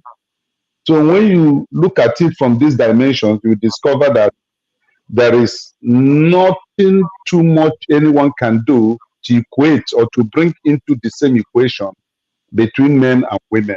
But if you ask me as an individual, I prefer women in leadership. I prefer they do more excellently well than the men in leadership. In Nigeria here, when this Dora Akuyele was alive, you saw how she had brought sanctity and sanity into the medical industry in Nigeria. And that all over the world, she was being called, you know, to do one work or the other. Okonji Iweala, she did did well, pretty well. So women are good in Righteous man, can I, in light of what you just mentioned about Okonjo Iweala, she was a pharmacist, she was the director of NAFDAC, she married a medical doctor. Dora Akuyele, yes. So I want to, in light of that, what you just threw up, because you are in Nigeria and in light of our culture and our tradition, both of them are both professionals living busy lives. How do you think their relationship should be in the house in light of our culture and our tradition that we just threw up now?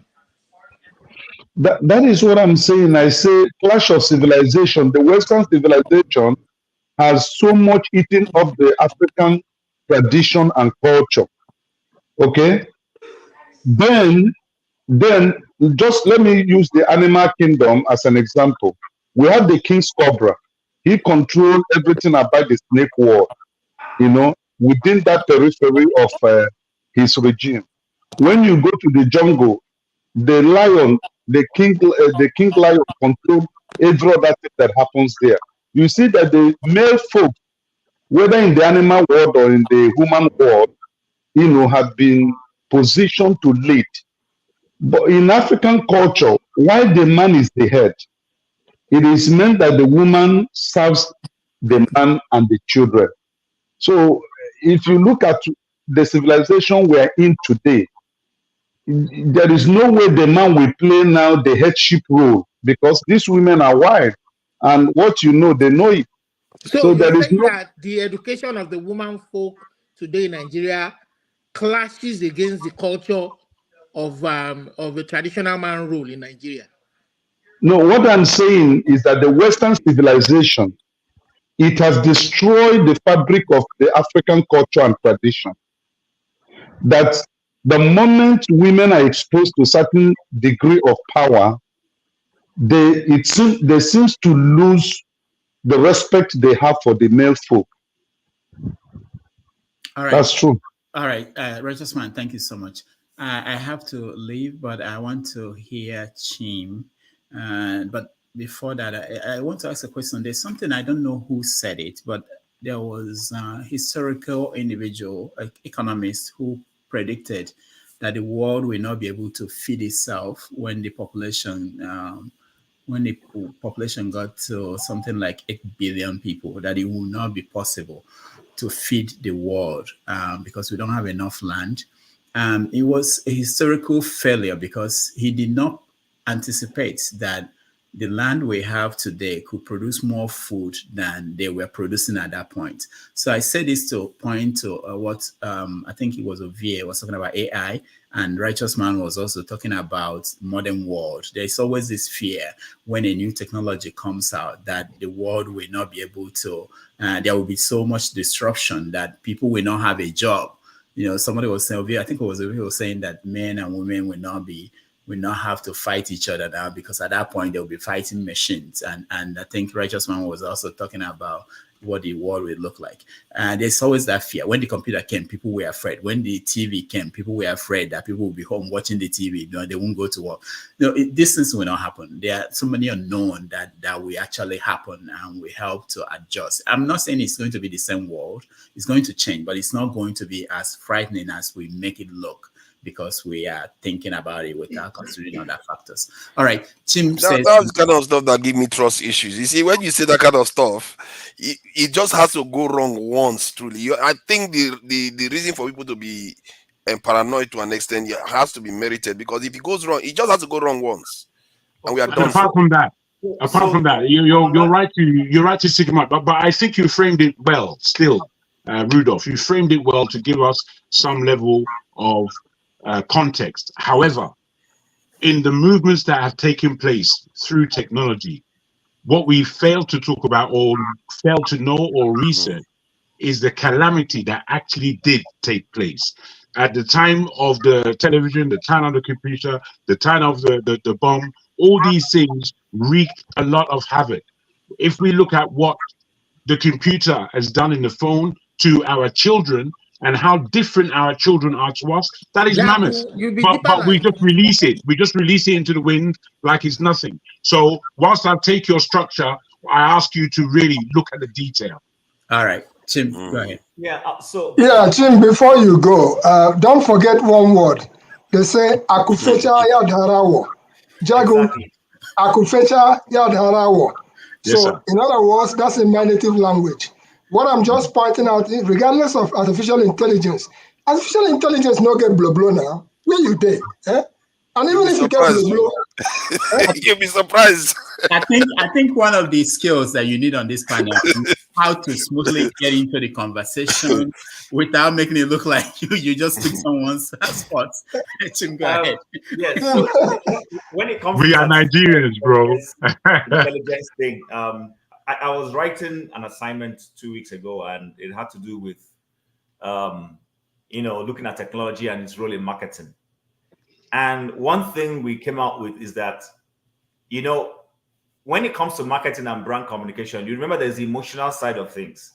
There's that side where when a company does an advert or a customer service person relates with you, there's the human angle. Maybe the person was nice, listened to you, and solves the problem, and is able to be malleable to say, okay, you know what? Even though policy-wise, you shouldn't have this, but I have the power to waive something, maybe waive a fee for you. AI is not going to do any of those things for you. So I'm one of those who's never afraid of technology. It will come, it will do the usual gra, and then we'll come back to reality as always, we have always done. Because it is those machines are human beings that man them. Whether it is somebody manning it from a control room, like we have the in South Africa, they call it robots, the traffic lights. There are command rooms where those things are controlled, turn to red, turn to white. Some are just there running themselves as it were. But the point I'm making is that I've never felt that technology in any way will displace human beings the way we tend to see it. Back to the subject of conversation on male, female, and all those things. Let me just reiterate myself because I don't want to go around in circles. I believe that there are roles for everybody.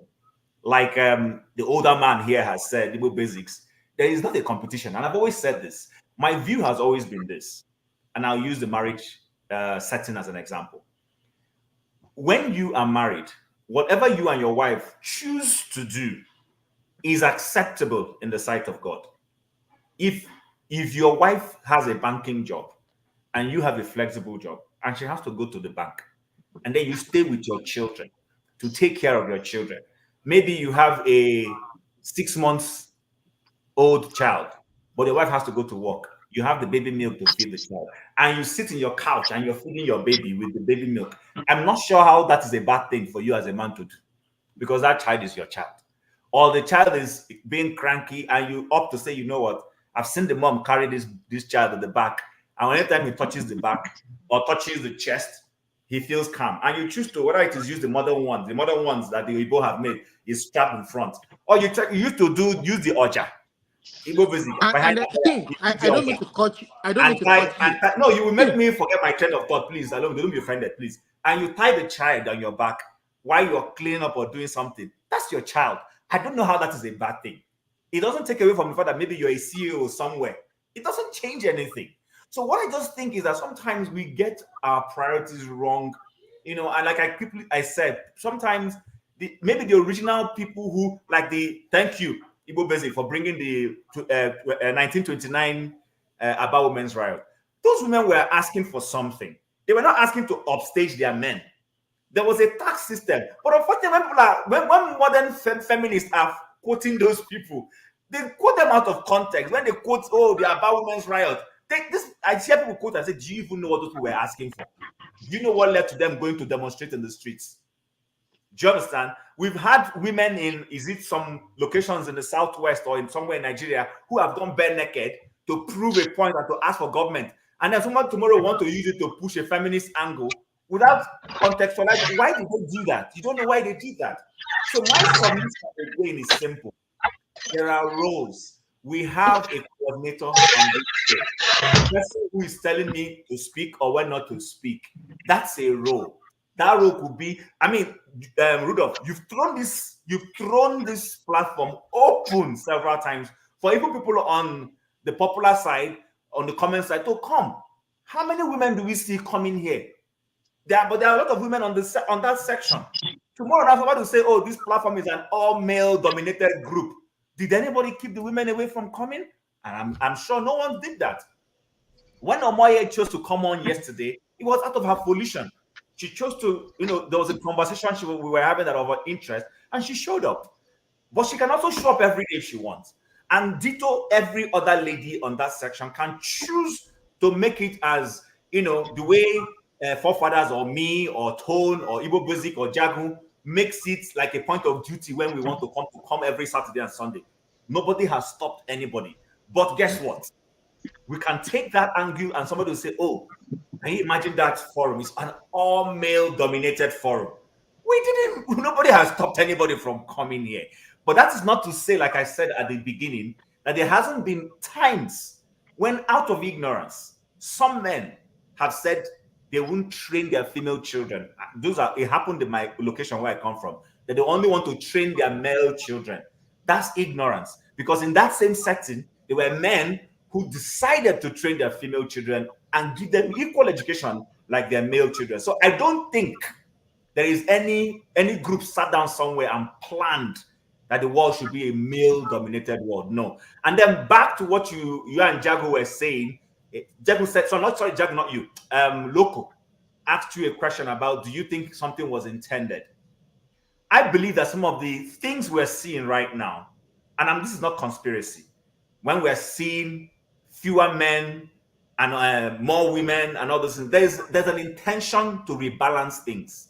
There are policies and programs that are put up in some government places to rebalance it. Unfortunately, because we are human beings, when we come up with all of those policies, we don't know how far those consequences will go. And when those consequences go and begin to throw up things we did not plan, remember when you're planning something, you don't necessarily have a control of everything. Things can spiral and go the direction they want to go to. And that is what we're seeing, whether it is a transgender thing we're seeing, because you cannot tell me when a Joe Biden decides to say he wants to be supporting the transgender, there will be a consequence the world will pay. America will pay a consequence for it down the line. It will happen.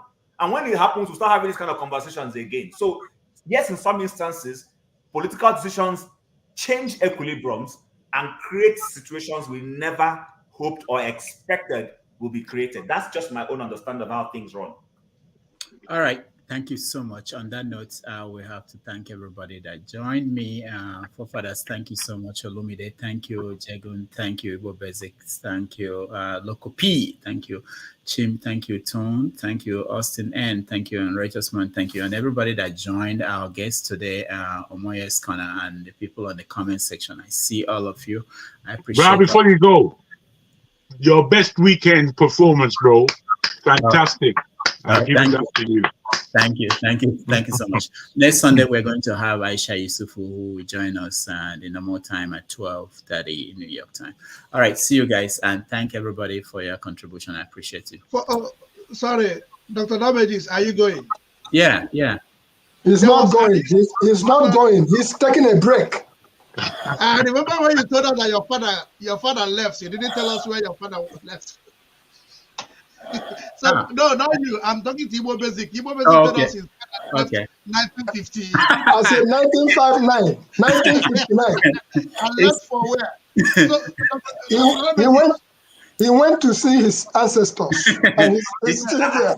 It's like someone said to me that he found someone said today that he found himself in America. I wonder, how he found it. And somebody was saying that whether you are part of the Jehovah's Witness, that you're dressed. See you guys. Sorry, Dr. David, sorry. I wanted you to maybe not this weekend, any other weekend, to react to something. Yeah. Like yesterday, you brought in Peter Obi. Yeah. And a question was thrown to him. He referred to something, which at night we discuss about that. So when he said, this is what, when somebody asked him about having his own media facility, he said, this is what Rudolph is doing. So what's your mindset about that answer? You might not reply today if you're really going out. Because I got a feeling of that question and the response he gave. But some of us weren't comfortable with that response. Oh, in what sense? I thought he was just referring to that there's a lot of media out there already that he doesn't have to. I don't think it's particular. He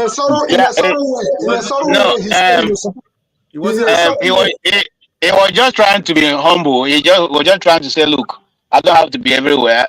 People already doing it. People like Rudolph and other media. And I will support what Rudolph is doing, and I will support it. That's what he said. You know why I asked this question? Because if P2B had his own media, he wouldn't have met people. He may not have met people like Forefather, Jagun, because after the encounter yesterday, I've been looking at Forefather and Jagun. You really need to ask them what's their feelings about P2B at the moment. I mean, we really can come back and have some of the guys that have been hard on him that encountered him yesterday. What's their feelings like? All right, you guys can discuss that, but I have to go for now. Thank you. Okay, can I simply comment on this female issue before you go? Okay. Okay. Okay. And I thank you guys. I've been listening. I'm not a Jehovah Witness. I'm a Bible carrying, tongue speaking, handling,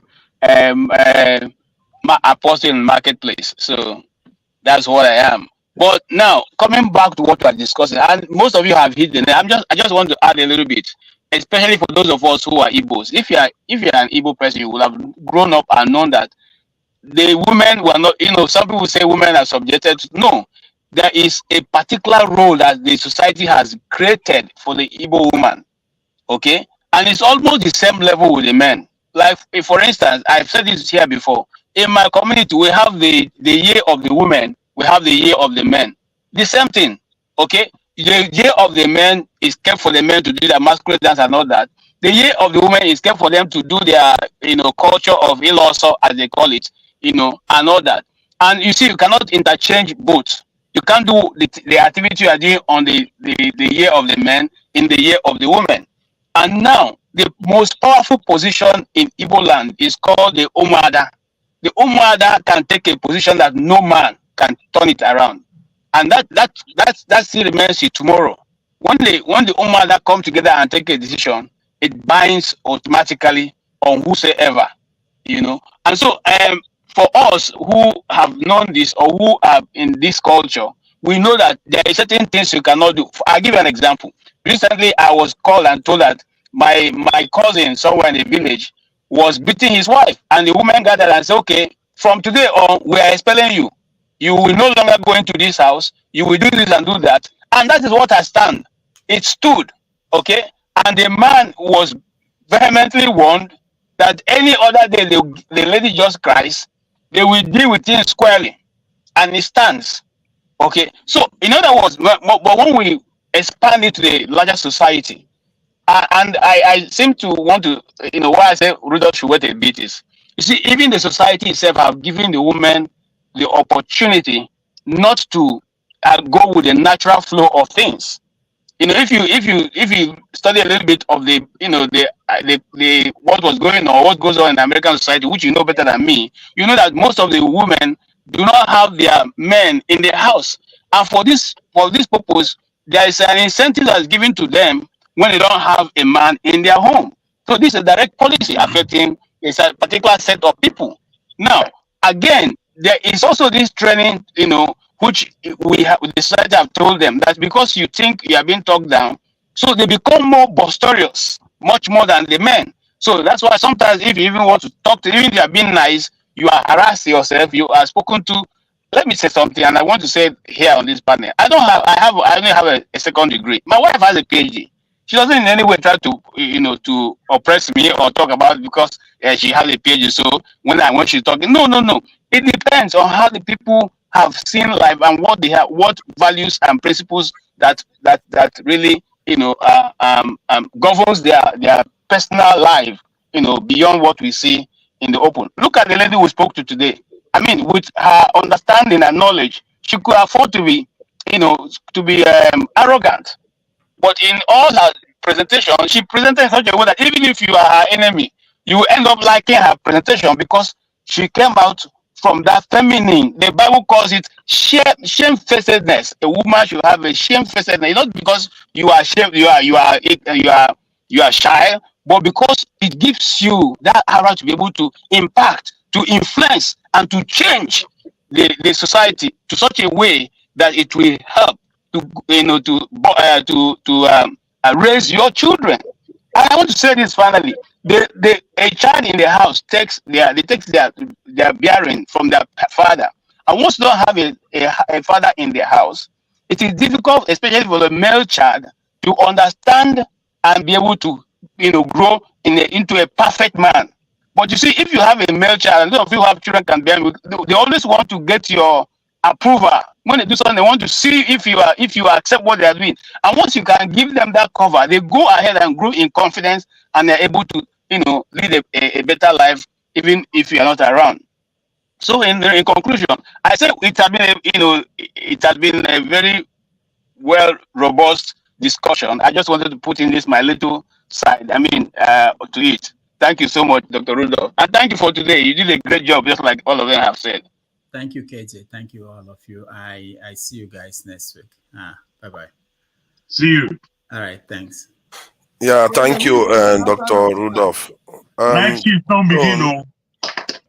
yeah, Tone, I think you were the one that was, you and Omoye Kona was exchanging regarding the feminist stuff. So I don't know, you want to add something to the conversation? You're muted. You're muted, Tone.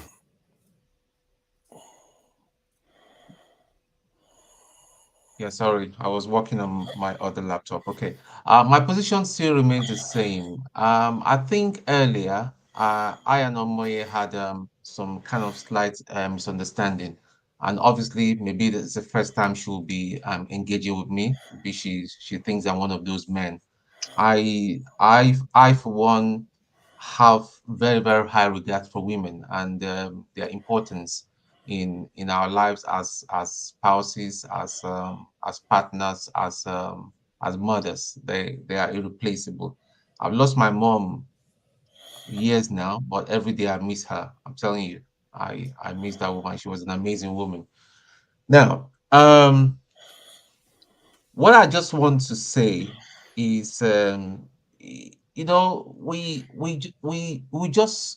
just if we just learn to know our place within in the context of a relationship, know our place as a man, know our place as a woman, because even some of our men have even embarrassed us and all that. Some things some men do. You find a man thinks that because he's a man, being a man is the ability to make a woman pregnant, and they are not responsible. Some even are even absent fathers. They run away for about 20 something years until that child becomes something. Then they show up and say, "I'm the father of the child."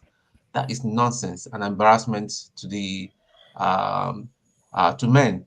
So all I'm just going to say is, like I said, and that was the angle I was trying to say to Omoye, and I know she had uh, a very friendly snipe at me when I said um, I was a victim of one of those naughty women. I'll put it at naughty. I mean, nothing moves me, but women should not use women's rights and to raise the card of yeah, we are any little thing and all that, because they will lump it into the basket of abuse, that the man is trying to abuse them, that they have their rights, that is how their grandmothers, great grandmothers were subjugated. They couldn't talk. No, that is not it. Like I don't know whether I was Chim or somebody, because I've been listening in the background doing my stuff. That we didn't allow. I believe our fathers did not allow them to go out to do very hard work out of love and protection. We are protecting them. Even sometimes in my house here and all that, when my woman comes around and all that, I love cooking. As a man, I love cooking. You see me, I'm there, help her cut off, maybe wash the vegetable, cut off the vegetables. Not that she cannot do it, she loves it, but it's just my way of support and concern. But I'm not. But whereas you find some men, they will tell you, man, I can't do anything in the kitchen. When woman day house, why should I do anything? They cross their leg and all that. No, I'm not in that. I'm not. I don't belong to that school of thought. And yeah, so it's just for us to just appreciate each other. Like Jago said earlier, a man needs a woman needs a man. Okpari. It's just as simple as that. So all these nonsense that we have these days, man, no grief for him, no bad for how another woman will be telling that woman, he slapped you. You will allow him to give him both glass. When you get home, tell him you no go agree. But that same woman, though, the husband slaps her and tell her just sit down. She cannot even say nothing. So that's the world we live today, and vice versa as well. You find some irresponsible men that don't have brains and all that. Their friends in their local joints will be telling them, don't give that woman any money and all that. You go to the you have all your side chicks and all that. You spend all your money with your side chicks. You don't look after your family. That's irresponsibility of the highest order. So let's just go back to how God created it and all that. Women are beautiful. It's a blessing and all that when they have them. There's something they just do in your life. When you have a good woman, when you have a good woman in your life or you have a good man in your life, there's something you feel that completeness. Yeah. So that's my take. I think there is some truth there, and okay, I prefer to call it misalignment that is going on, where some women, especially in our own culture, they actually believe that they've been oppressed for a long time, and that part, and it's not the thinking that they have been oppressed is only the problem. Is that because they think they've been oppressed, so they view the marital institution almost as an oppressive institution now. So they feel like breaking your marriage is a way of breaking out of that kind of oppression, or basically almost turning everything liberation, if you want yeah, to it's a say, if kind you want of to use that word. so, and it's almost like turning against most things that are masculine. Is a kind of liberation. And for me, I feel like it's also good to highlight that it's not true that they've been oppressed per se. Yeah, some practices are unfair, but some practices are also unfair to men. So it cuts both ways. And this idea that there is an illusion that one side is oppressing the other side and the other side is not also being oppressed. Society tends to have a way of balancing itself out. But recently, what is happening is that, and remember, these ideas are not from within our society. It's coming from outside, injected in. Exactly. So it's injected. If it was us that is coming up with it ourselves, it will be like a natural evolution of things. But what is happening is that societies that are out of step with us are injecting it into our own societies, and some of our women are taking it on and injecting it within our own culture that might actually do serious harm within our culture, because it's already affecting the West badly now, and they are looking for a way to reverse many of the things that they've done. But it's almost too late for them, that they are projecting that. Yeah, go ahead. Thank you. Thank you, bros. I did this discussion, as I said before, is a nuanced one. It's a difficult one.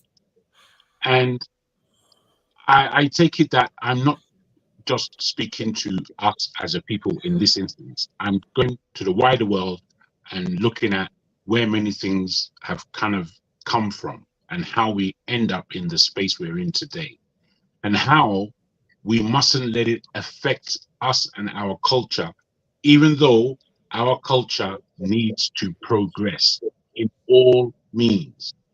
Now, historically, when the Oyinbo came to the southern part of Nigeria, they were perplexed.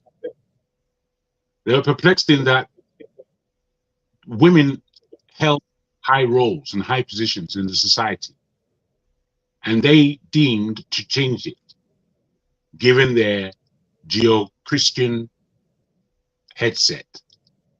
Well, I'll go deeper. So the women that held power, especially in the markets, amongst the Yoruba women, when they went to the east and they saw the position that the women had, they didn't like the fact that women held so much power. Now, just like the European, they can change their mind at any time. And this is the thing that we are not really following. How hypocritical, when we give it a historical context, the Oyinbo has been. Yet we continue to follow them. Anyway, I go on to say that the way our world has now been structured is down to basically the European concept of how things should be. And they haven't been wrong in every aspect, but there are certain things that we should recognize that they are pushing. A question that was asked by Loco a little bit prematurely, but it was a valid question, speaking about, do we believe that there's a designer behind this? When he was speaking to Rudolph. And that would have taken the conversation elsewhere, but it was a serious statement, because my belief is that away from all this, what do they call it, conspiracy-ness, as though, you know, because we can use the term conspiracy, we can cancel everything that's been said under that. It's not like that. There are designs, there are designers, things that come out of our mind come into the reality, and these things are happening before our very eyes. And I suggest to you that there is a mechanism that is effeminizing the whole world. There is a mechanism, a malicious mechanism that is feminizing the world. You can see it in the advertising that comes out. You can see it in the general play of how things have changed between male and female over the last 10, 15, 20 years. What is the objective? Bros, the objective is to me is to weaken men. To weaken men in the time when there's going to be calamity. I believe that men have been weakened in so much that men have become effeminate in such a way that the time when it comes that you have to be a man, there's not going to be all of us standing up. There are going to be those of us who are obviously men telling you that I'm a woman, so I can't be drafted, or whatever the excuse might be. So that's the objective of control. So, you know, those of us who would call ourselves Christian or coming from a Christian background, an understanding of, we want to understand reality. When we read the book, there is nothing there that is not bloody. There's not one thing in there that is not as bloody as hell. Peace. Jago, wait, let KJ add and Tone add, then you carry on. It looks like they want to add something to what you're saying. Yes, I just want to add a little bit, just a little bit. Augustine, Sorry, less than a minute. You are supposed to come next, Augustine, but I will come to you after Jago. Just less than a minute. Now, I wanted to add a little bit from where Jago stopped. The purpose, and the question which you asked, the purpose is to turn everything upside down. You see, there's a natural progression of things. And now there's this build back better or resetting of the new world agenda that's been carried out systematically to bring down everything to their level of control. So now, if the natural progression of things is totally, somersaulted, it then means that, of course, you and I know that it's easy to influence a woman much more than it is for a man. You can't get a man. You go and see Jagun as he's sitting with his beards. You tell him some things, he will tell you off. But you can call a woman and placate her to accept something that ordinarily you know will not fly when you're having that discussion with a man. And so eventually you depower him, and so he's not even in a position to make any reasonable contribution in his family, let alone sit in the council of people and make a meaningful contribution to what's going on in the society. So sorry, can I ask, in which part of the society is this happening? Why, Olumide, stop sneaking an input into another input. I'm not making it. Hey, hold on, don't ask any question. Let's go there. You see, again, because these are international forum. Olumide, Augustine is waiting. We don't want to sneak too far. Okay, Olumide, I can answer you that. If you give me your number, I can answer that for you. But because it's an international forum, I don't want to say something that they'll begin to look at it. So, but if you want, we can have a personal discussion outside of live broadcast, and then you can see the rest of it. Jagun knows what it is. It's just that he's controlling himself from saying what it is, because we don't know who and who is watching, or who and who is listening, or will get hold of it. But we all know what it is. You know, I know. Okay, unless you're not reading the science of the season. Yeah, but what is the ultimate agenda? Because weakening the men, okay, yes, for what purpose, to what end?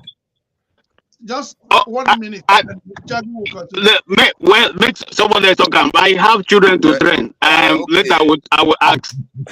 Thank you for joining. Tone, sorry, let Tone add. Then when or you just want to make an interjection, No, Augustine? what I wanted to say. But just 1 minute, then you will go on. Okay. Yeah, Go ahead. what I wanted to say will it's just an open question, but still on that track. But however, let Augustine go. I will when it comes to my turn, when I've got about like 5 minutes to talk. Yeah, the first thing I want to make a reaction to what came up when Chim responded to Jagun. I'm not making this reaction to make any insinuation, but to give my own view towards that. When somebody says what I am hearing, it comes from the point of reflective response to a conversation.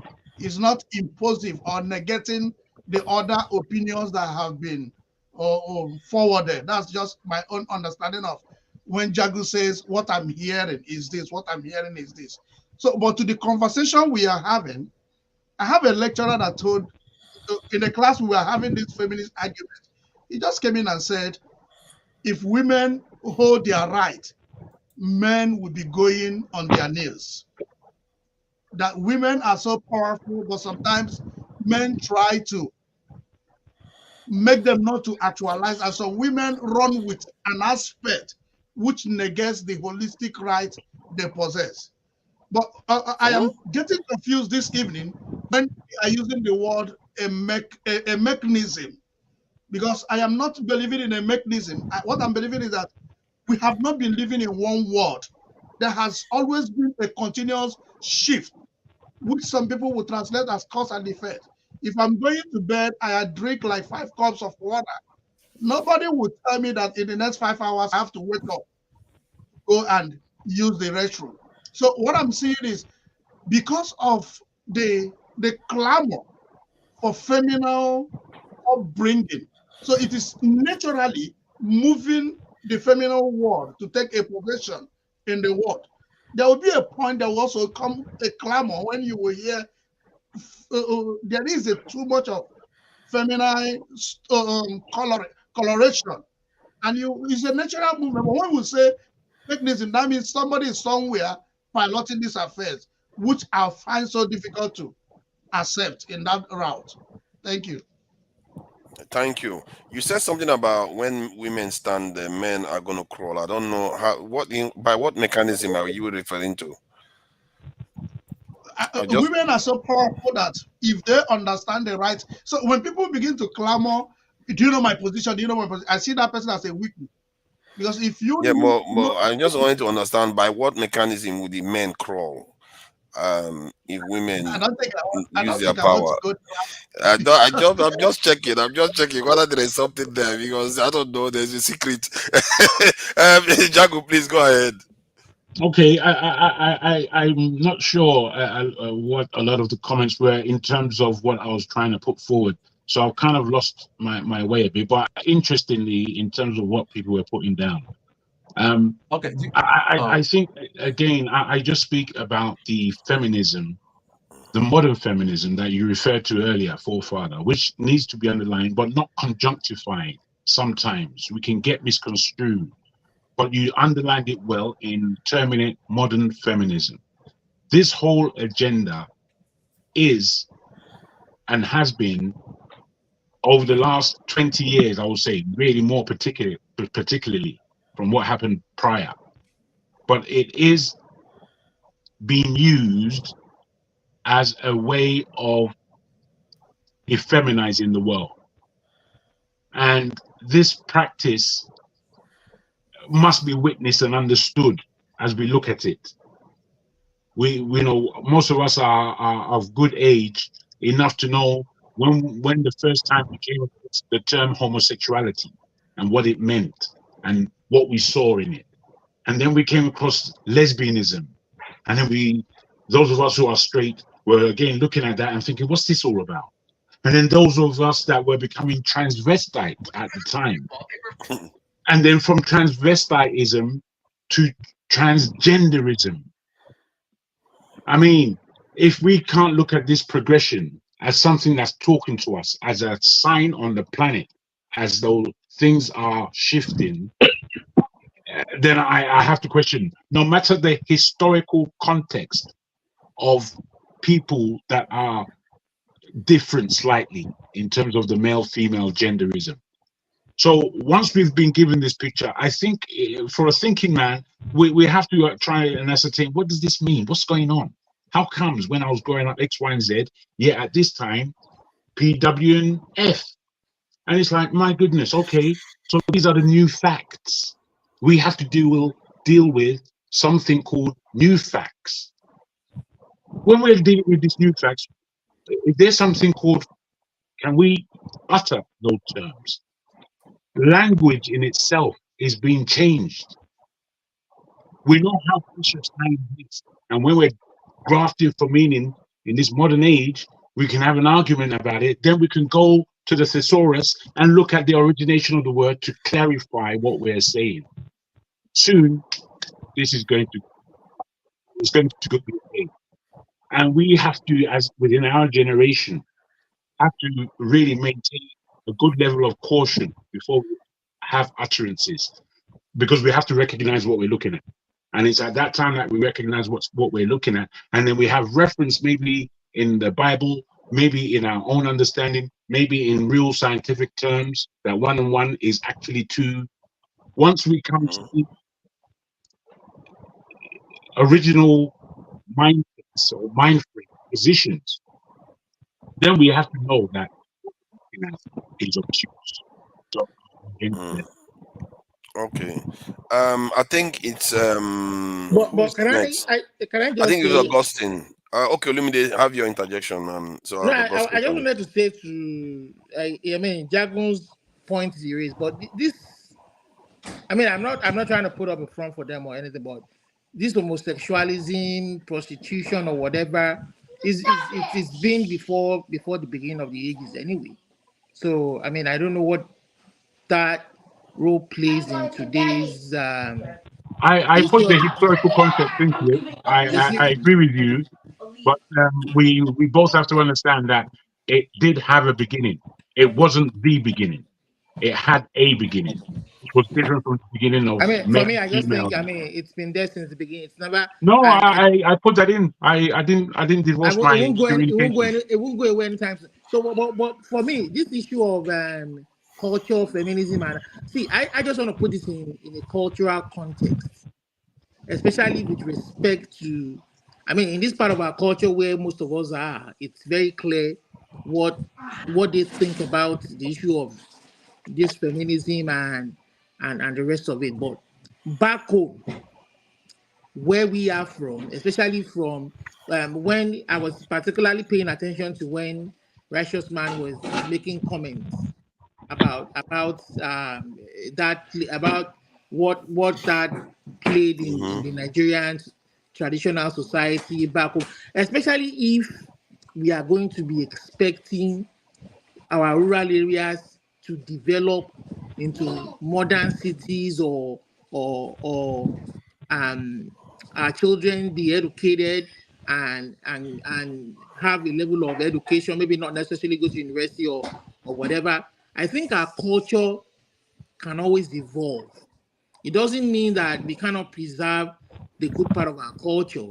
So can I come in too, please? Let me. You didn't allow me bossing when you were talking. Yeah, I'm just asking permission. I'm not asking you to stop. I'm not stopping you. I'm asking you for as when the time comes. It was Augustine's turn to speak. Augustine didn't even get the chance to speak because everybody goes on too long. Okay, I will politely decline yours. Well, Augustine spoke here. Yeah, I know. I'm going to round up now. Yeah, he's going to round up, then you can speak. Since Augustine is gone. I'm going to round up now. So sorry, Augustine, if you have something to say, please come back because it was supposed to be your turn. Please go ahead. Okay, as soon as it comes in, I can stop. So I especially with our culture back home, I always like to relate it back to our culture. I don't think in this part of our society, their own culture and what they believe in is very clear to all of us. It's that we, coming from our own country, adapt or we get out. That's just pretty it. But from our country, Nigeria, where we come from, we know we are very traditional and women are relegated to the background. But in a society where we're open for progress, for development, for technological development, educational development, and you know that women are going to be a part of this. You're going to have women who are engaged in all manners of the professional cadre, not just doctors, not just lawyers, not just engineers. Maybe Nigeria would send somebody to the moon in the future. You have a woman astronaut, you know. So there has to be a balance. There has to be that culture where I think we have to evolve from that role where we see the woman as being relegated to the background, that traditional aspect where her place is in the home, or no, the man should. If you want her to, So hold on. Let me. I think this thing you repeated it a few times. Let me Yes. just ask: what is the issue with the woman being in the background while the man is out there? What is the Apart issue? from that, it's actually I don't recognize that. Is it a bad thing? He used the term. You use the term, but I actually do not recognize it. When I look at the Nigerian aspect, I don't recognize it. I was coming from Righteous Man's own talking point when Righteous Man talked, and I wanted, but I was waiting for my turn before I reacted because I didn't want to bust in, so it may not like. So what I'm trying to say now is that. But you didn't wait for your turn, or you busted in as no. Don't mind him. He was just supposed to have an interjection. Go ahead. Now he's having a whole sermon. And then later realize that Augustine was next. It's okay, so that the team can speak. So what I'm trying to say now is this. In a much more modern Nigeria, in a much more modern Nigeria, where you want now things. Look at the economic situation, for instance. You want the woman to contribute to the welfare of the home as much as the man, and how do you then relegate her to the background? No, that's a fair point. Yeah, you can have your cake and eat it at the same time. Eh? You might marry a medical doctor, or you might marry a banker executive who is going to be at work all day. Can you not cook? Can you not pick up the kids at school? Can you not take up some of those responsibilities that is considered traditional for women? You understand? Yes. Okay. No, I think that's a fair point to raise. Culture will evolve doesn't mean that we throw away. We don't preserve the good aspect of our culture. KJ has got his suit on now. Round up. We're all in trouble. KJ has got his suit on. KJ has got his suit on. Please, Chief, go ahead. Okay. So number one, Olumide, you made a wide statement here when you said that the Western world, their culture is that women are supposedly liberated, and that's a wide statement. No society, every society at different points have been at the same levels. It has been a general. I don't know whether the whole world sat down and agreed, or it was because God created it that way, or because science did it that way. Whatever we believe. It has always been that there were roles. The men being defined as more physical were always out there hunting, climbing the tree, palm wine to go and get this thing. And the women were more from the home front. The women also worked. Remember, world used to be predominantly agrarian. So the man would go and till the ground. His wife would go and harvest. That used to be the thing. And then that's why people used to have many children. This concept of many children was because the farmer did not have to go and employ hands. His children became part of the business. Do you understand? So, but at some point they began to evolve and change things, right? And technology. And that is an interesting point because I'm wrestling with that. Why is it suddenly society felt that having more children is a negative when previously it wasn't? Okay, he just stated it. Beautiful. Thank you very much. This is my own conspiracy, and I had this conversation just yesterday with someone. You see, the Western world, these things are from the Western world, because the Asians and the Africans continued with having more children as they wished. The Western world began to create governmental systems, tax systems, and people needed to go work. Now, when you're creating a tax system and people need to pay taxes, and then you remember that back home in Africa, I can choose not to go and put my child in a daycare. I can go to my mother-in-law and drop her. But when these other people in their society, everybody started living a nuclear family kind of system, Grandmother doesn't see that, oh, these are my grandchildren. Her daughter breeds. Oh, no, I don't want those children. She wants to go and do her own thing. Have you not seen white women who don't want to take care of children? Yeah. Let's be honest. So when you start creating that system, now the woman who needs to go to work will need to go drop that child somewhere. Then the government will now say, you can't just drop your child anywhere. We need to certify that that person you're dropping your child with has the skills to do it. So, yeah, but the original question is, why did they start seeing having children as a negative? Yeah. They didn't see it as a negative. No. What they did was they created a system that forced you and I to see why we shouldn't have more children. It became a burden. Having more children became a burden. So they created a system to reinforce that. But why did they create a system knowing that it's going to again, my brother, it does come down to economics. What has been explained by Chim is very accurate in putting in the middle between the days of agrarianism and these modern times that we are in. Agrarianism, you mean? Yeah. There you go. So with that, the middle that he's placed is the paradigm within which our economy now works.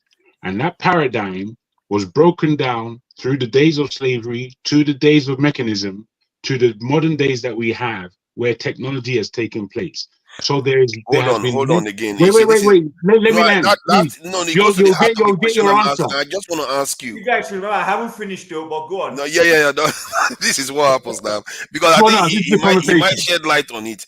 The question still remains, why did they feel that having more children, even if there was machines? But again, you miss out I began saying that what Chim is explaining is a paradigm within the economics that we now live in. The economics suggests that if we have so many mouths to feed, then yes, and we need more people to work. There was a time that there was something called full employment, and this was the time of the beginning of the Industrial Revolution, where everybody had to work, men and women and children had to work in the West. Hold on. See, but do you know what I need you to understand? I hear what you are saying. I have read that argument before, and it doesn't hold up fully. Because let me okay, what's the aspect? What's the aspect of the economics that we're talking about economy and how the economy? Wait. We're talking about the economics and how the economics has different family produce in terms of numbers of children down, most especially in the West. Yes. Go from there. Go. The reason why I have I'm still trying. What I'm trying to still understand is the economics is created by the workforce. That's the machines are created by the workforce, and the machines take a lot of jobs from people. But with more people, you create more machines and you expand your economy. So why did they think constricting the number of children had will benefit the economy in a bigger way? Chim, let me answer this for further. Let it go back to Chim. Let it go back to Chim. Okay, I will answer him. Chim, in your submission, try to answer forefathers' question, please. Within what you're saying. I hope I can. Now, so forefathers, let me give you a typical example. So when I landed in Canada, my wife, we had 3 children. One of them was underaged. And all 3 children had resumption times at different schools that were different. You drop the first one at 7. You drop the second one at 8. The last one goes to school at 12. There's no rational, reasonable work the woman will be able to do. Because guess what? If you drop your last child at 12 and go to work, by 2:30, 3 o'clock, that last child is done school. So, and that last child have to be taken care of because the law frowns at leaving children alone by themselves. And then if we have to take this child to a daycare center, it's expensive. We can't afford it. Now, that's what I'm saying is there's a system that has been created around that now makes it difficult for families to have more children, in addition to the economics of the other side of it. So it is not as if the people themselves Because look at it, forefathers. If you've been to North America, if you have seen a North American vehicle, all this what do they call them? Sienna, Those vehicles are massive. They were designed to carry children, a family of 7, a man, husband, and then 5 children, 6 children, 7. That's how they used to be. George Bush Senior had many children. It's not been long ago. But all of a sudden, because of the economies they created around themselves, it began to stifle people from having more children. People began to look at it from the economic angle. And it's even getting worse. Our own generation even had 1 or 2. Do you know that the next generation is not even having at all? Hold on now. The question. Let me ask you a question. Let me ask you a quick question, Forefather. Forefather, can I just ask Forefather a very quick question? Forefather, you're above 30. So I ask you, do you have children? Hey. I cannot confirm or deny any source. source. The fact, I will put it to you, sir. I will put it to you that if you don't have children, your question is answered. Your question, if this was 1894, you'd have had children by now. Oh my God. I think you are misunderstanding my question to an extent. No, you're misunderstanding what's going on around you, bro. Let me round off, please. Let me just round off. Please, guys, let me round off. So my point is this. That system that has been created, do you know that there's a generation that doesn't want to buy a house? They don't want to own cars. They do carpool. So consistently, the system, I know sometimes it sounds conspiratory. I'll be honest with you, it does sound conspiratory. But there is an intention to reduce, there was a certain news flying around, I don't know how authentic, about a certain technology man we all know, I won't call his name, who was speaking about pruning the world's population. Many of us saw that. Good. Yeah. Now, there's a man called Klaus Schwab. Now you're speaking. I was wondering if Rudolph knew that name. His antics and the kind of things these people are pushing. Now, I might be honest with you. That is where I haven't done enough research. I don't do harm. My brother. I'm trying to probe to find out why some of the things these guys are pushing, why they suddenly are pushing many of those things. Because those things are a bit dangerous when you see them. It's easy to sit down here, like Jagu said. I know we've always had, but there was a beginning, always had the queer people in maybe from Bible days or those ancient days. But if you look at it, gradually, they became mainstream. And not only became mainstream, became very powerful and became very influential. Do you know now, if you have a LinkedIn page, go on your LinkedIn page. There are companies you go to and they ask you, how do you want to be ascribed? A she, a he, or a them? What are your pronouns? Exactly. Why is that? Why do you want to do all that? You understand? There's a company I applied to recently, and I saw that recently. I thought I wasn't seeing very well. I said, so you don't reach this. Yeah. So when people say that there is an agenda, sometimes it's not always conspiracy. The thing is that sometimes we don't have all the facts. You understand, to be able to prove our points. But there is an agenda, and sometimes they push this agenda one bit, and they keep moving. Before you know it, you wake up one day and it's mainstream, and you're asking, how did we get here? So I'll stop there for now. Maybe later on. Not so. I thoroughly agree with what's been said. Amadioha, I'm sure you have something to add. Sorry about the questioning was getting this thing, but the question, I'm going to come back to that question because when you talked about that farming thing, I'm still going to come back to it. So Amadioha, please go ahead. No, because why did they change your mind? Sometimes I mean, as where are you from? Are you in this world? Sometimes you reason as if no, I will tell you now. Listen, I give you, see all this thing I say. I know we have made this argument before about childbearing production or this. I tell you that even me, I will tell my junior brother, hey, you have terror. Why are you making more babies? You can't even train the three you have. You have something is to feed. I said more to feed, want to have more children. I tell everybody like that. Look, there's something to feed. Are you asking them to have more babies? See, so listen, my father gave birth to 7. All right? I train myself in a school. You know, it can't train me because too many children, it can't even take care of it, of all of us together. You're able to train one or two.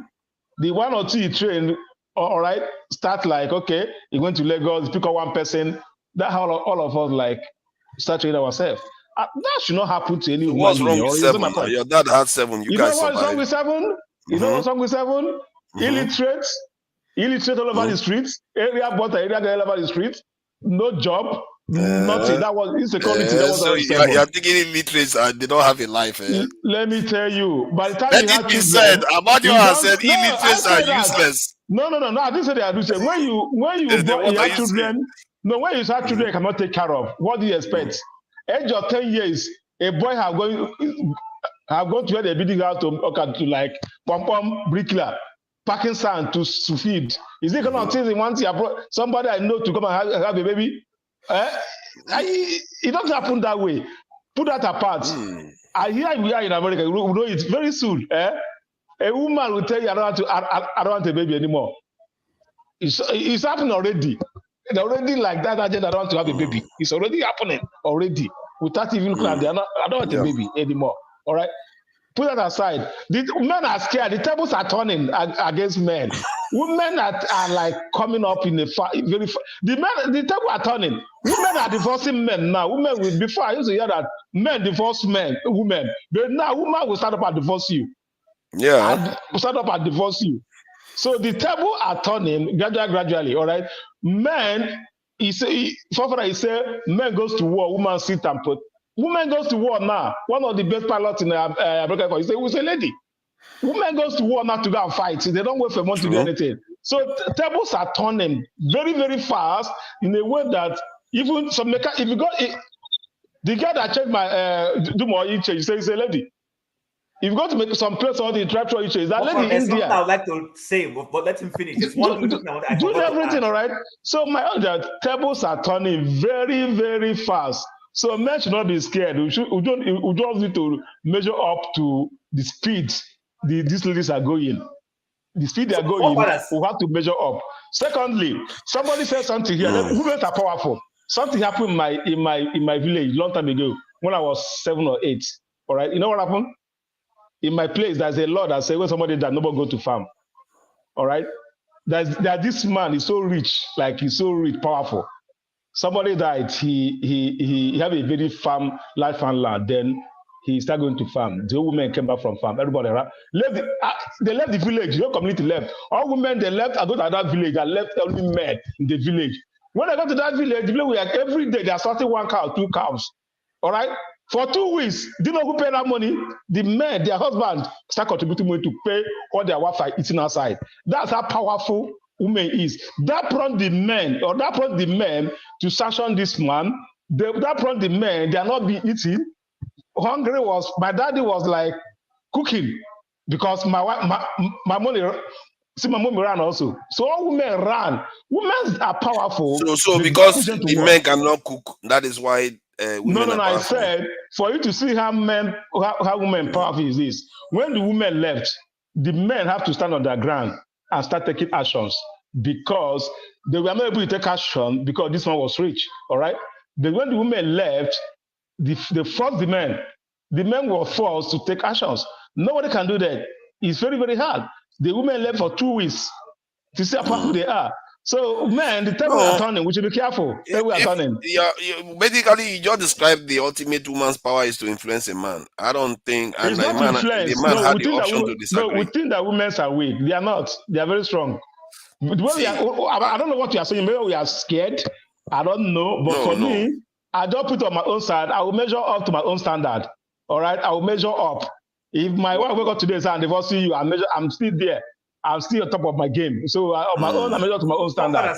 Sorry, right, that's what I'm telling you. There was something I missed saying, please, if you don't mind, before Righteous Man. Okay. Now, I don't be offended. I know you're supposed to speak, but I don't know to throw in this, please. So there is a fund for children. Olumide here can relate to that. The RESP for children.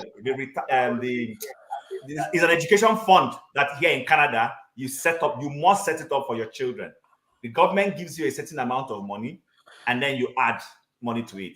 Now, if you add more money, the government gives you more. That's the way it works. But usually the plan is for you to use it to train your children at university level, because elementary and secondary school is give or take slightly free. You really relatively don't pay so much. But at the university level, you can start paying huge amount. Now, this is what happened. When I was coming to Canada, I saved money for my kids. I put away money from my own income. Every month I put away in each person's name. When I was relocating, I pulled out fund, turned it to the dollars, came to Canada, and the whole plan was to also reinvest it for the children, which I did. Do you know that after I set up this account, I don't have access to it? Guess who has access to that account? This is the law of Canada. Olumide is here. He knows I'm not lying. You can't have access to it. It's your wife that has access to it. Because if you are going to die in time, your wife will be alive. Even no, that's not. No, that's not why.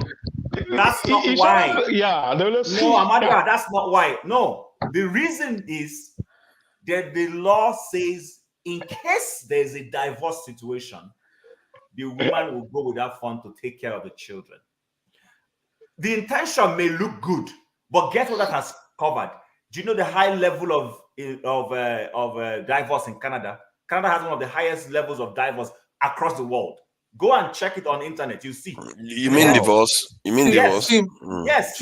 Jim, that was what I was trying to say to Omoye, so, that some ladies have manipulated some loopholes of the rights they've given them, and they're using it against men. You know. Especially African ladies. I to throw that in because those are some of the things that are happening, and some of these things are. Listen, there are people who are not family centric and they are in government. Their intention is to break the family system. They don't want it the way it is.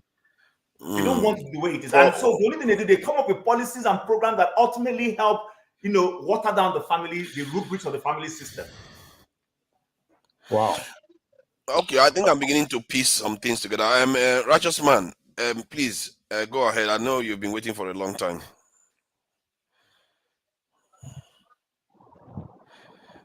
Righteous man is yeah. You're a feminist, aren't you? It is good. It is good. Whatever you like. It is good for us to recognize the existence of the Creator, the Maker. Since we cannot defend the scientific proof or theory that their grandfather came from it, I submit to the history that I have that has given me a clear understanding of how I came to be as a woman, which refers back to the Bible. Now, the Bible said, in the beginning, God created the heavens and the earth. And then he got to a certain verse and he said, let us make man in our own image. Then after that, the Bible said that, and God saw that it was no good that man should be alone.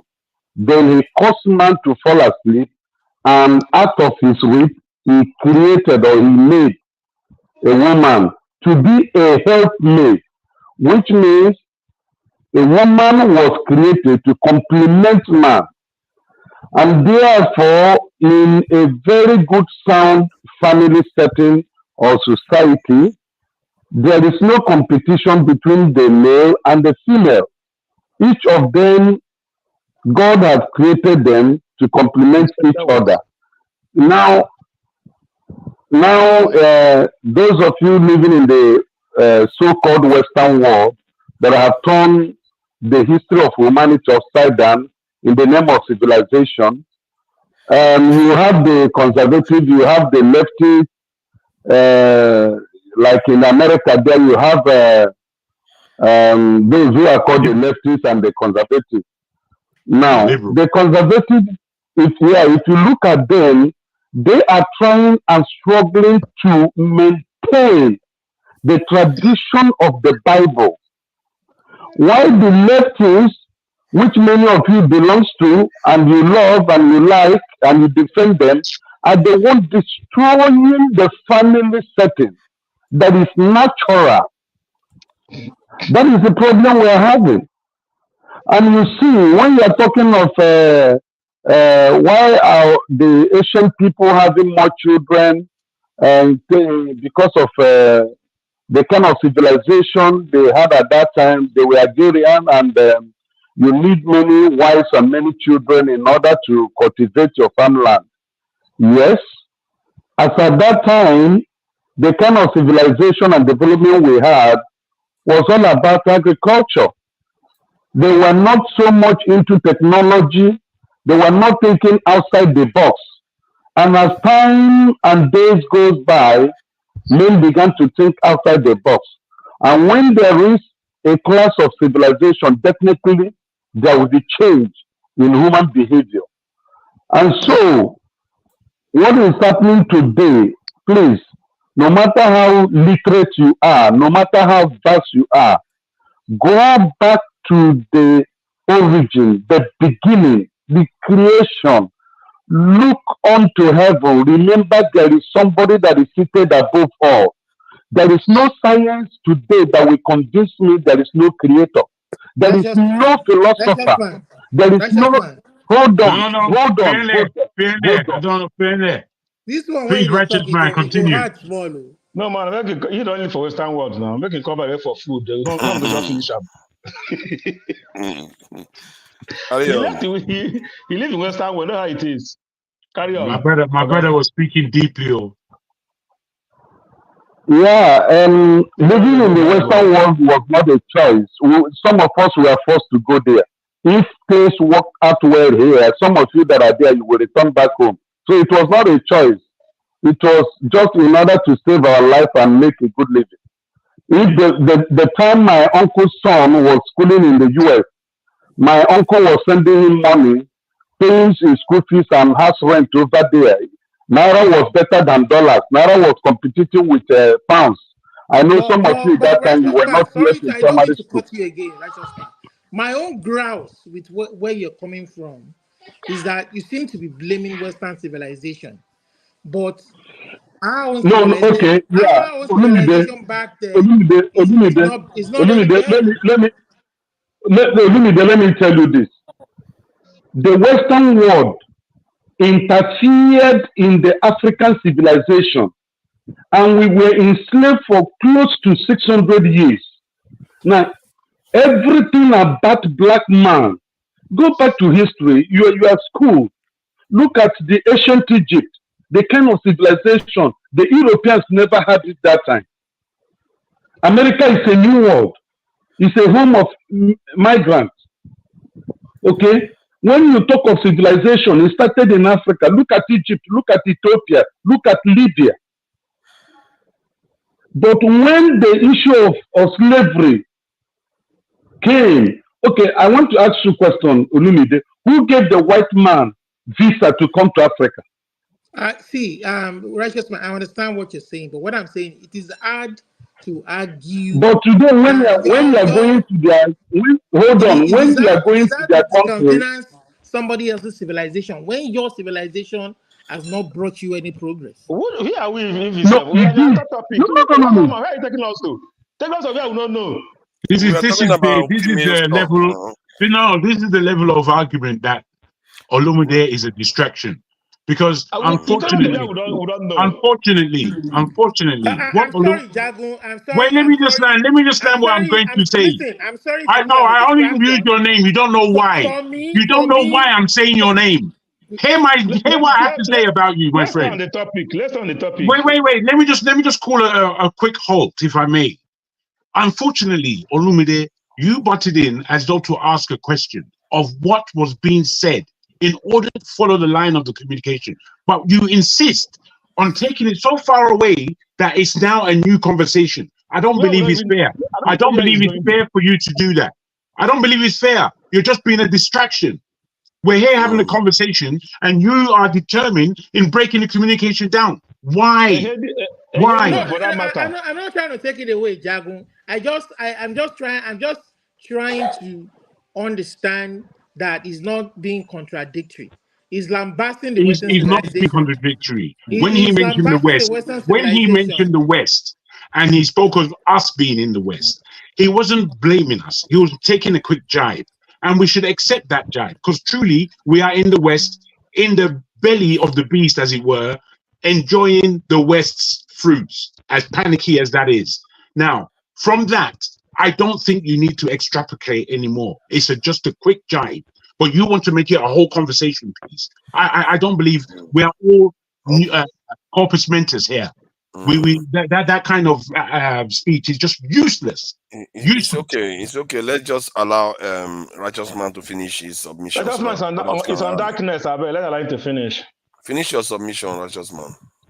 I'm not in darkness. So Amadia.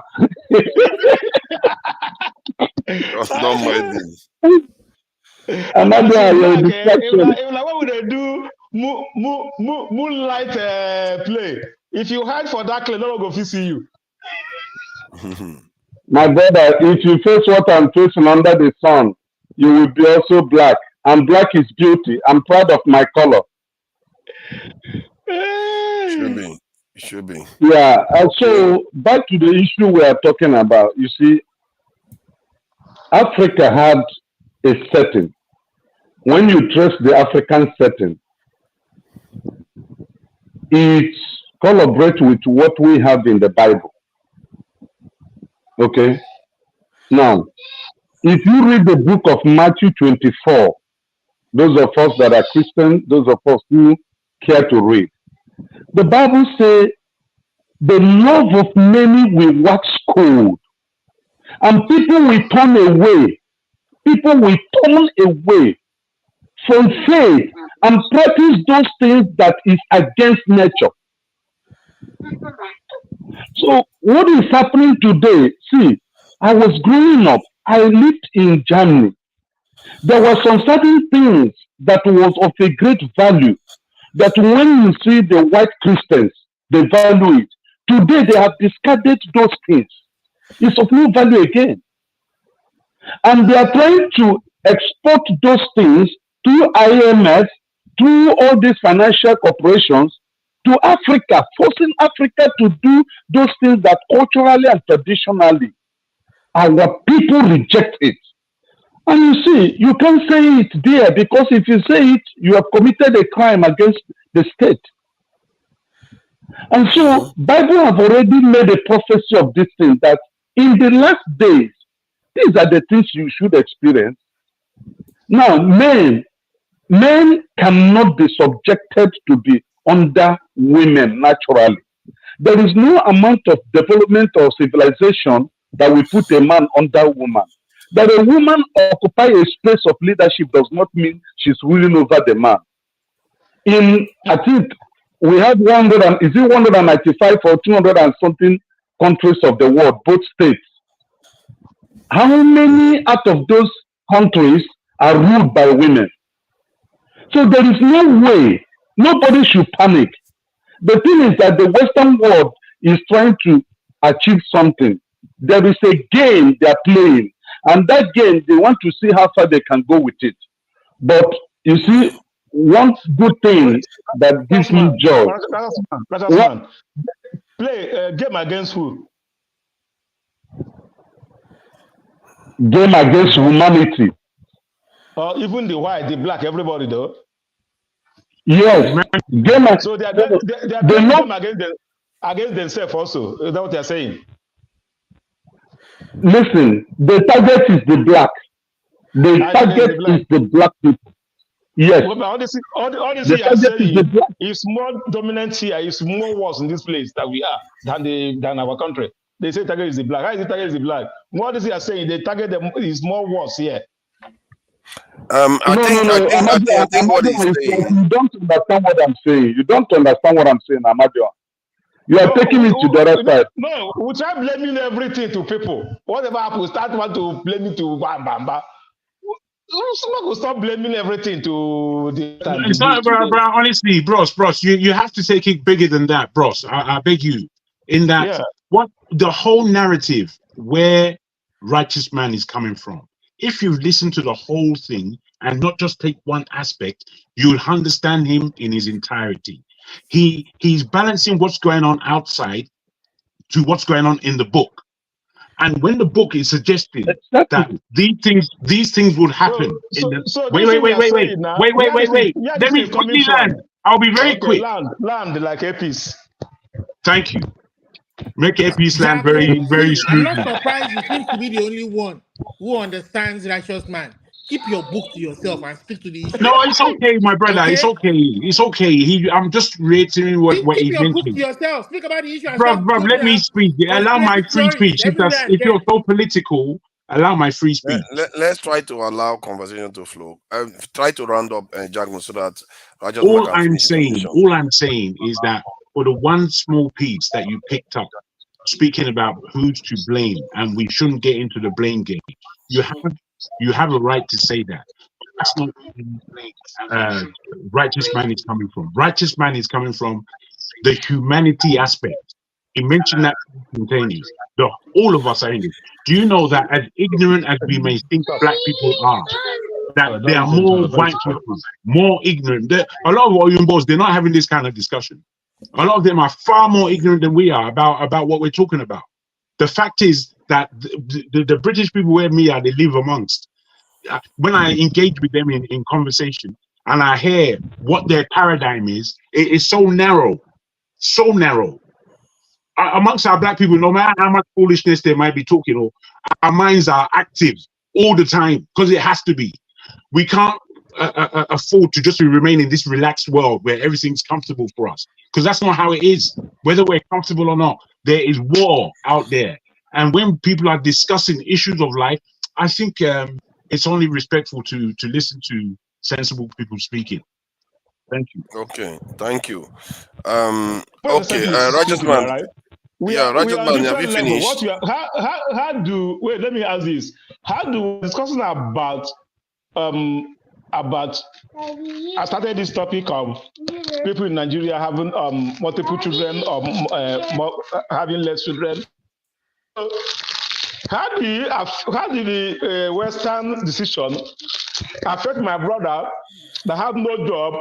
All right, they have no job, but I save money for him for him to keep up with the family. There's no school, no local government school, no nothing. He had to go pay school fees. How does it affect him? Why must he have 7 children or 8 children? Is it you're being narrow. Amadioha, you're being narrow with that perspective because I'm telling you. In case you don't know, No, I want to understand. Wait, in case you don't know, Amadioha, in case you don't know, Tony Elumelu has 7 or 8 children. Did you know that? Okay. Did you know that? That Elumelu has almost a football team as children, biological children from him and his wife. Okay. Okay, so it is not everybody. I hear you on that poverty thing, and nobody is saying if anybody can't afford to have 4 children, you should go and have 10. No, but the point is this. There is a global perception, and we were all in Nigeria. At least most of us didn't leave Nigeria. We're in Nigeria when Babangida was head of state, and we saw Governor Babangida's policy on children. He said 4 children. You know, the era when they were saying housing for all by the year 2000, this for all by the year 2000. That government was pushing a family of 4, father, mother, 2 children. If we can remember very well, those of us who followed these policies very well. Better life now. Those things were all from the Brentwood, institutions. These are some of the things they were selling to. And I'm not saying we don't have issues where people are having children too many. I agree, there are instances.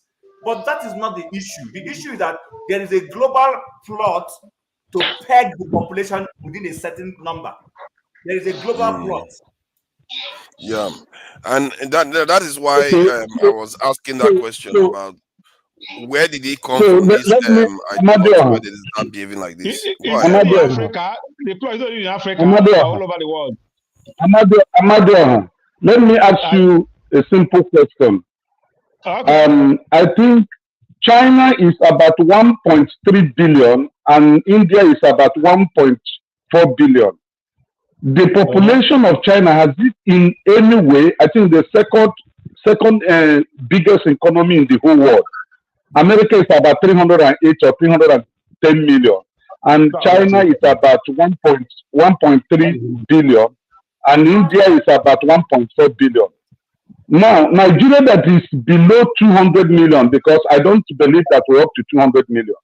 Nigeria that is below or 200 million When you compare, because of our population, are we more advanced than the Indians or the Chinese?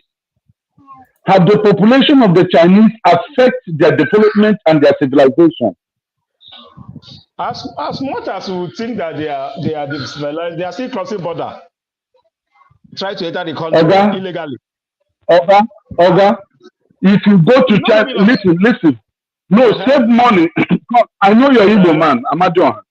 Save where you go. During summertime, if you go to China and come back, and your mentality towards those people did not change, then you are partial. If anybody in this planet has been to China, it's just like somebody. It's what they're saying now. Just like I tell somebody, go to Lagos, go to Victoria Island, Aja, and come back. It means that Africa will change. Yeah, the person will change. He will tell me that that's not the Nigeria they show the TV. All right. If you want me to go to Beijing, go to some cities. Yeah, go to Nigeria. They come there. All right. That's my own argument. Listen. Do you know that America? Do you know that America you are talking to? Amadon, do you know that the America some of you are proud of today? In the year 1927, some areas are slums. They are ghettos that human beings. In fact, it's just like a refugee camp. Are you aware? Do you know that the dirtiest place in the world today is in the US? Are you aware? What? The dirtiest place in the world? I'm not sure. Up to today, yes. Google it. Yes, Google it. You can Google it. They have ghetto. They have ghetto. But put it on Google. They have ghetto.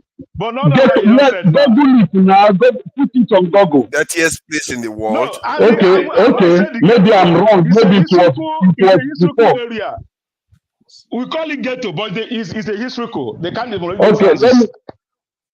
Amanda, you have caused a lot of distraction. You caused a lot of distraction, honestly. You can't use population alone to advance or to mean that the country is developed.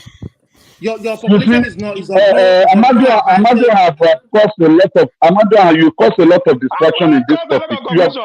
You and Olumide, you have turned everything upside down. Wait, not all this time. I will not stay here. You tell me that. Even the Americans are also suffering. Things are affecting them. And you tell me that my brother have 7 children. Amadou,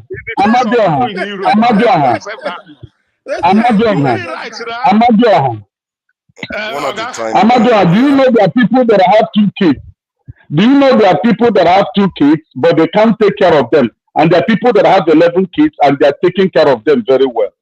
Are you aware? Just like me, I only have 2 kids. Not I cannot take care of 5. I mentioned to have I can trade them good. So that's my decision. Right? Let's not blame it.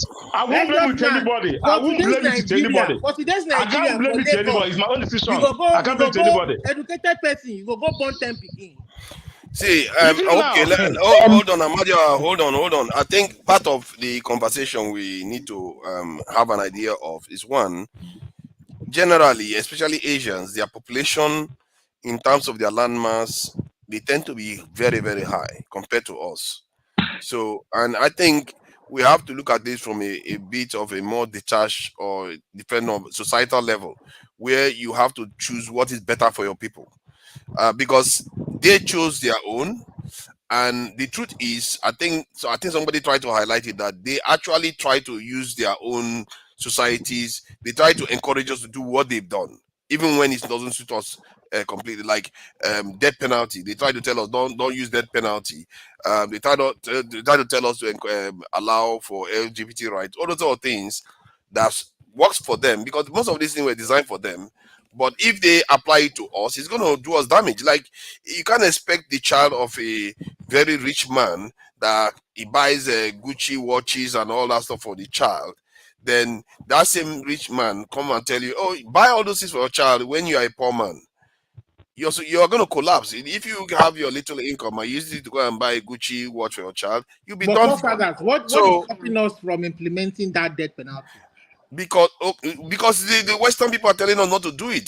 Because if you do it, they will say, "Oh, you are killing people," and then they will start sanctioning us, and then they will start pulling money from NGOs and all the rest. That's what they do, and that's how they pressure African countries to do what they want. So, and if you go online, you will see list of different places where they have this plea to stop death penalty, cancel it, and all the rest. Well, I think I talked about this before, where the danger of that is that for us, is that because you don't have death penalty, and in other words, you allow people with less integrity to reign supreme. Because the ones that are good will be trying to do the right thing. Doing the right thing takes longer. So they will try to do the right thing. But while the guy that is cheating and stealing will come in, still cheat, but because he doesn't fear his death, if he goes to prison, they control the prison even. They control the prison and they let them go from the prison because everything becomes corrupt. And because of that, you are discouraging people from having integrity in Nigeria. That's what is happening in Nigeria now. So, but in their own society, they had a chance to have death penalty where people with better integrity emerged and started controlling the system.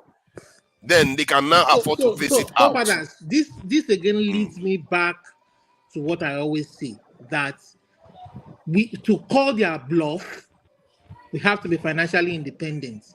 How can we be financially independent? We have to get leaders, like you said, with integrity, who will spend money and use money the way it's supposed to be done. We are supposed to have a free and fair. The only way we can get those leaders is to have a free and fair election. We had a man who was ready to who was wanting to do that. We never gave him the opportunity. We don't get leadership right. Free and fair election is just a mark of, it's a symptom of actually something being done right. The free and fair election is something else comes before free. No, I know. It's just like security too. Something is crucial, but something comes before that. The mindset needs to be there first. The people that have to choose those leaders have to have the right mindset to choose the right person. And otherwise, they can go and choose crazy too. No, forefather, I disagree with you. The Nigerian people, larger population of Nigerian people in the last election choose somebody else. But I agree with you. They were ready. Everybody decided to go against the choice of Nigerians. It's not as if Nigerians did not make a choice. Nigerians made a positive choice. But the Kabas offered the choice. Not all of them made a choice, a good choice. I say larger population of Nigeria, larger population made a right choice. Not necessarily. If Atiku could get one vote, I'm worried. But forget that number they allocated. Let's not always hold on. Forefather, I am surprised we've left the conversation on. We have. I thought there is no court in Nigeria, forefather. There is no court in Nigeria that have convicted Atiku of any crime against the state, either economic sabotage or embezzlement. So why are you using him as an example? It doesn't make a good leader. That's why. It's not going to make a good leader. Who told you? Because he's been in office before and he's just using it to enrich himself. This is a man that told us that he's going to give his friends contracts. So, but he has never been the president of this country. Hold on. Last year he said he was going to sell our institutions to Arab countries. What do you want from me? The guy is telling you he's going to sell the institutions to Arabs. Don't argue these things, No. Those institutions actually, not all of them have been sold. Not Arabs. Who told you? You're arguing away from yourself.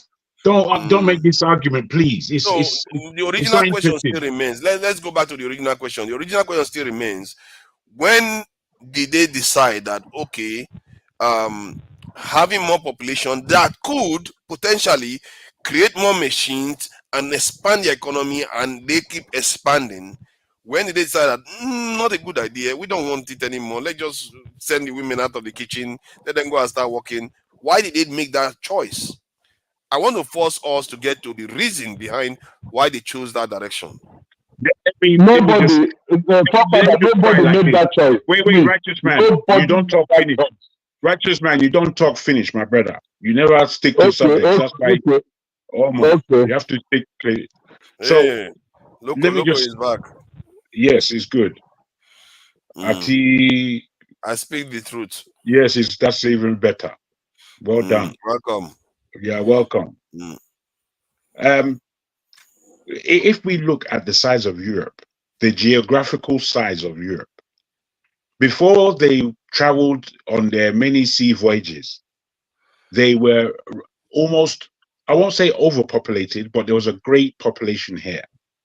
They spilt out into the Americas, both north, south, and central. They took Canada and America together. They entered Australia and New Zealand. Now, when we look at the global world and we see the kind of geographical area that they are now covering, and all of them deemed to have more nuclear families, as has been their tradition, the lessening of the population is their objectives. A lot of it is not down to lessening themselves because they largely are already in control, even though they will give you all the stats based on their dangerously shrinking population amongst the Caucasian or the European Anglo-Saxon. When we have an understanding of this, yet we have countries like China and India and indeed Nigeria, which continue to grow their populations on dangerous levels, on many levels. We now are also pushed within this education that our population is quite dangerous if we don't organize ourselves.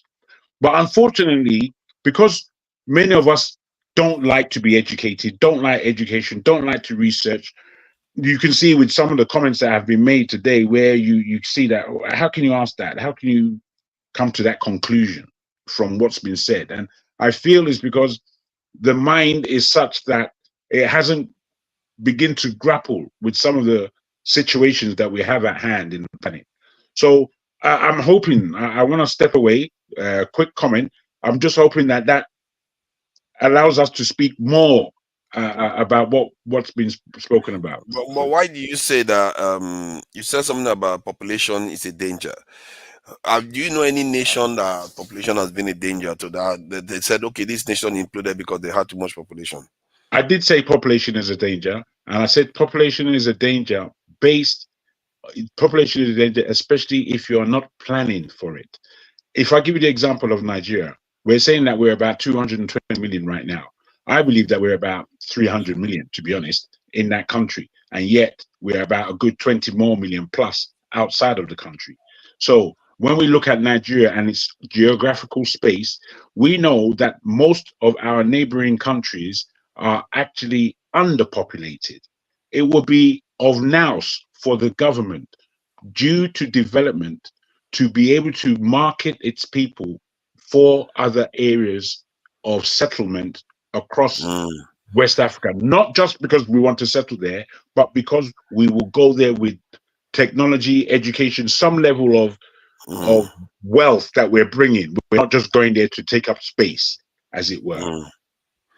So there's no nation that we know that has collapsed because of too much population. Well, there are nations that have gone into starvation because they have too many people that they can't feed. This is China, India. Both of them have gone through lots of starvation, down to all kinds of bad economics. But basically, they can't feed their people. I think that had something to do with famine or something, isn't it? Yeah, there's been many famines across there. Well, it didn't destroy them. No, it didn't destroy them completely. But it basically they could not feed their population, which is a serious underlining. Nigeria could not feed its population too. There are many. Somalia now. Somalia. The reason why I'm arguing that to an extent is because I think population is power instead of necessarily a burden, depending on how you tap into it. And because most nations that are like the China, I remember when China was rising like 10, 20 years ago, when they were saying, oh my God, Chinese people that are coming, the ones coming out of university, is more than the entire that, let's say the Chinese graduates from university, the population now, the number is over that coming out of the entire European continent. So you can see that power, like engineers, they are pumping out engineers, and China now is building faster than America by far. That the number of concrete, the amount of concrete they use, I think we saw a video about it on here, and is vastly outnumbers that of this in America. That's why it's scaring the West right now, because they know in time, if they allow the status quo to remain, China is just going to be bigger and stronger than them. And that is what they are trying to prevent. So what the power that China has is coming from the population that they have, because they can build more, they can build faster. And so you're right in some ways, but it's not as strict as that, because we have to understand that there's been thinking. You see, we're missing that last part, even though you did make mention of if you know what you're doing. But there has been strategic thinking on behalf of the Chinese, and it's been progressive over decades. It didn't happen over a 5-year period when somebody had a great idea and then they went up and then all of a sudden they came down again. It's been progressive thinking that has strategically taken them to where they are today. They deserve their position. You understand? We who want to complain about many things, we have not deserved, as we well know, a position of constant growth. We haven't built that. We haven't envisaged that. We haven't planned for that. We haven't designed that. Unless these things are planned and designed, they're not going to happen. The Chinese did one thing, though, like the West did. They had that one-child policy, which they are regretting now. They are regretting it now. Well, I don't know if they're necessarily regretting it, but for them it was purposeful, because again, of your question about population and how panicked they became about the growth in their populace. You know? Yeah, they panicked, and I think it was I think at the crux of this question that I was asking, I think my suggestion was something that what happened in the 80s, 90s, because there was a kind of scientists were going around saying, oh my God, the whole world is going to starve, the population is going too fast, and all the rest, and people thought it was going to happen. So, and I think that probably scared a lot of governments into constricting the number of birds that they were having, because they didn't have the food or crop technology that they have now. So they started constricting their birth rate, and by the time they start realizing that, okay, that is not actually going to be true, that they have the capacity to even grow more food, it was too late. And that is the problem now. The culture has changed, that now to start encouraging women to have children or couples to have children is very, very hard for them to do. And that's why I think they are regretting it now. And maybe in my own case, I don't know whether that is like the population issue is the reason why the Chinese made that decision. But I know for sure that there was an argument about this during that period. And the people that won the argument were the ones that were saying exercise caution. You can't have too many children that you cannot feed. Because everybody just assumed that we couldn't. We couldn't. Well, we say that they regret it now. All I'll say is, whilst their population is heading down, it's still very big. It's still the biggest in the world.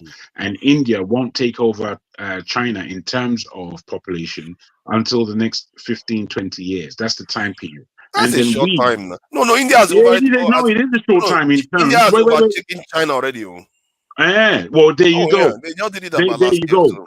So if India has taken over China, we know that the population of China has come down quite significantly in terms of growth pattern.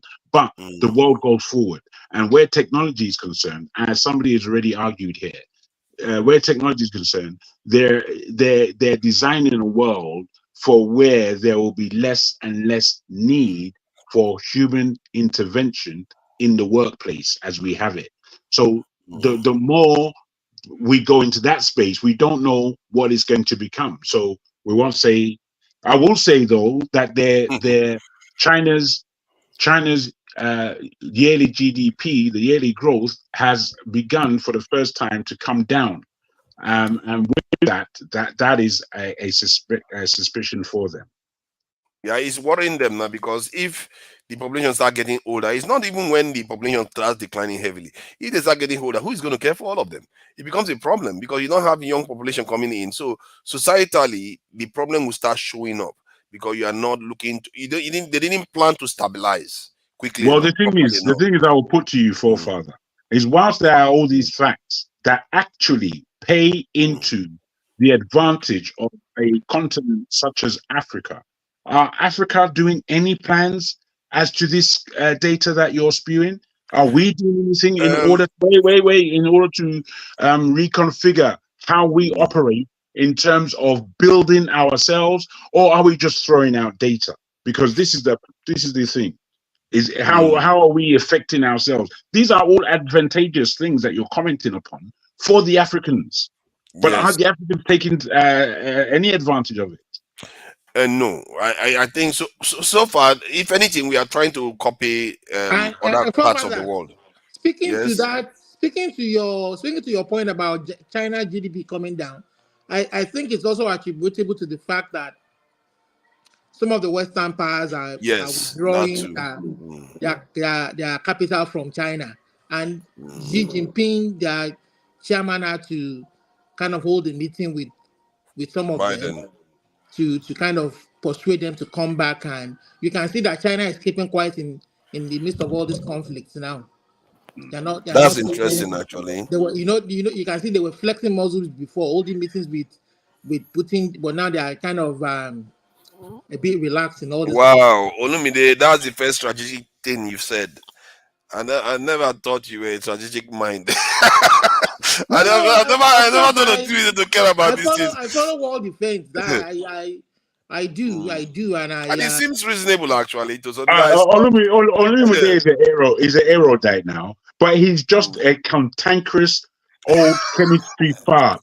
He has to come with his fork at night and jab everybody. To your point, he just wants jab. Jagu, to your point, I'm not a Britico like you. I'm not English. I'm not English either. I'm not English. You're English. You speak the English. Bro, do you know the meaning of English? I'm not as organized as you. As the take out Yoruba now. Take out Yoruba. Take out Yoruba here. If I'm speaking English, man, I'll Facebook so Yoruba. Go. It's only English is a tribe. British is the passport I carry. British is a club, basically, because they had so much of the world. Me, I'm in the share of those who are eating my own back from them. I'm part of them. You get okay. Let's move away from this topic so that at least there are no women here anyway. So the longer we talk about it, the more it looks like we're we don't move on already. We don't talk to China.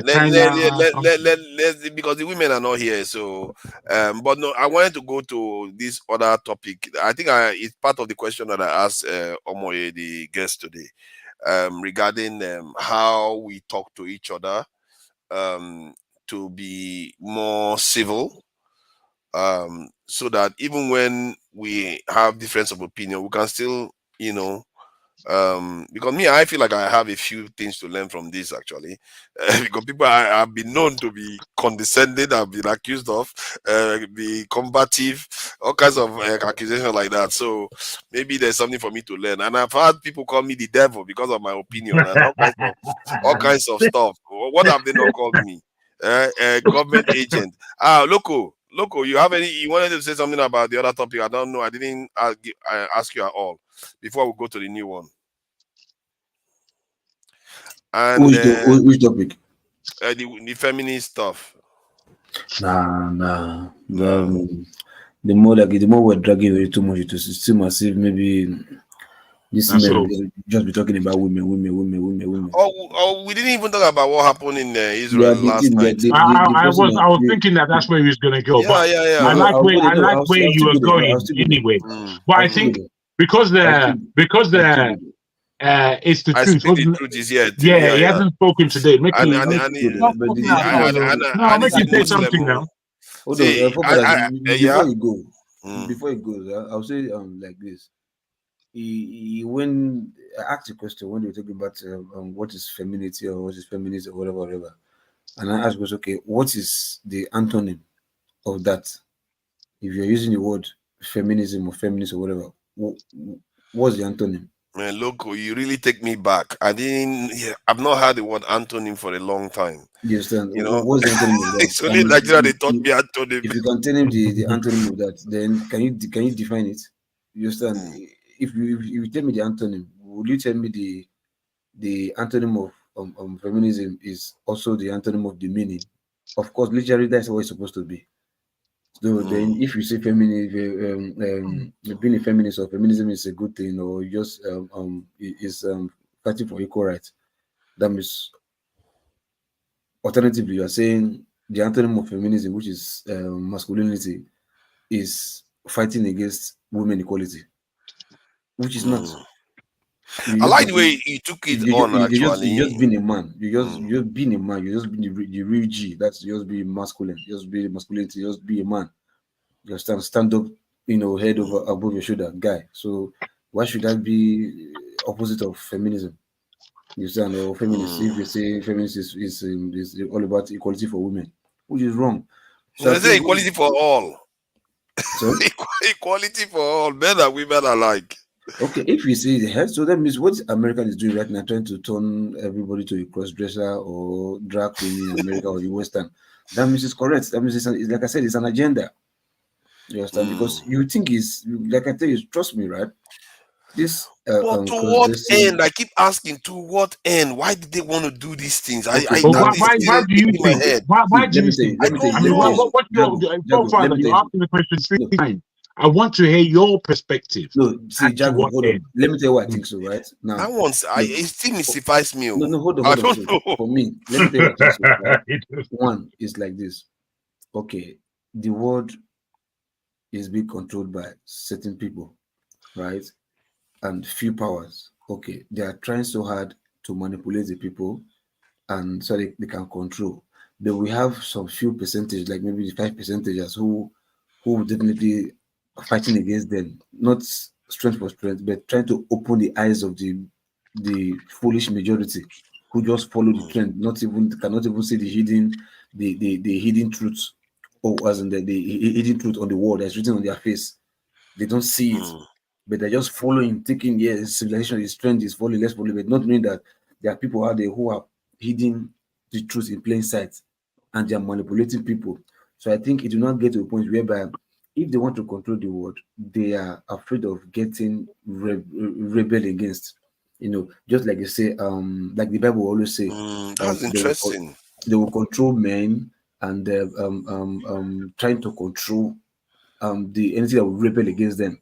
One, by taking out natural plants, natural seed, and putting GMO seeds. So by the time they are the ones controlling GMO seeds and there's no natural seed anymore, they can tell you, oh, we will not produce seed to feed everybody if people don't comply. Control, bro. By so doing, they control everybody.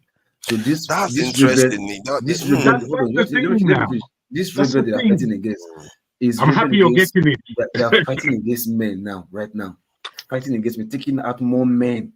Yes. So that they can control everybody That's right, and there's no one to stand up against them. Rebel against them. That's right. It might be an agenda against me, but people will not see it now.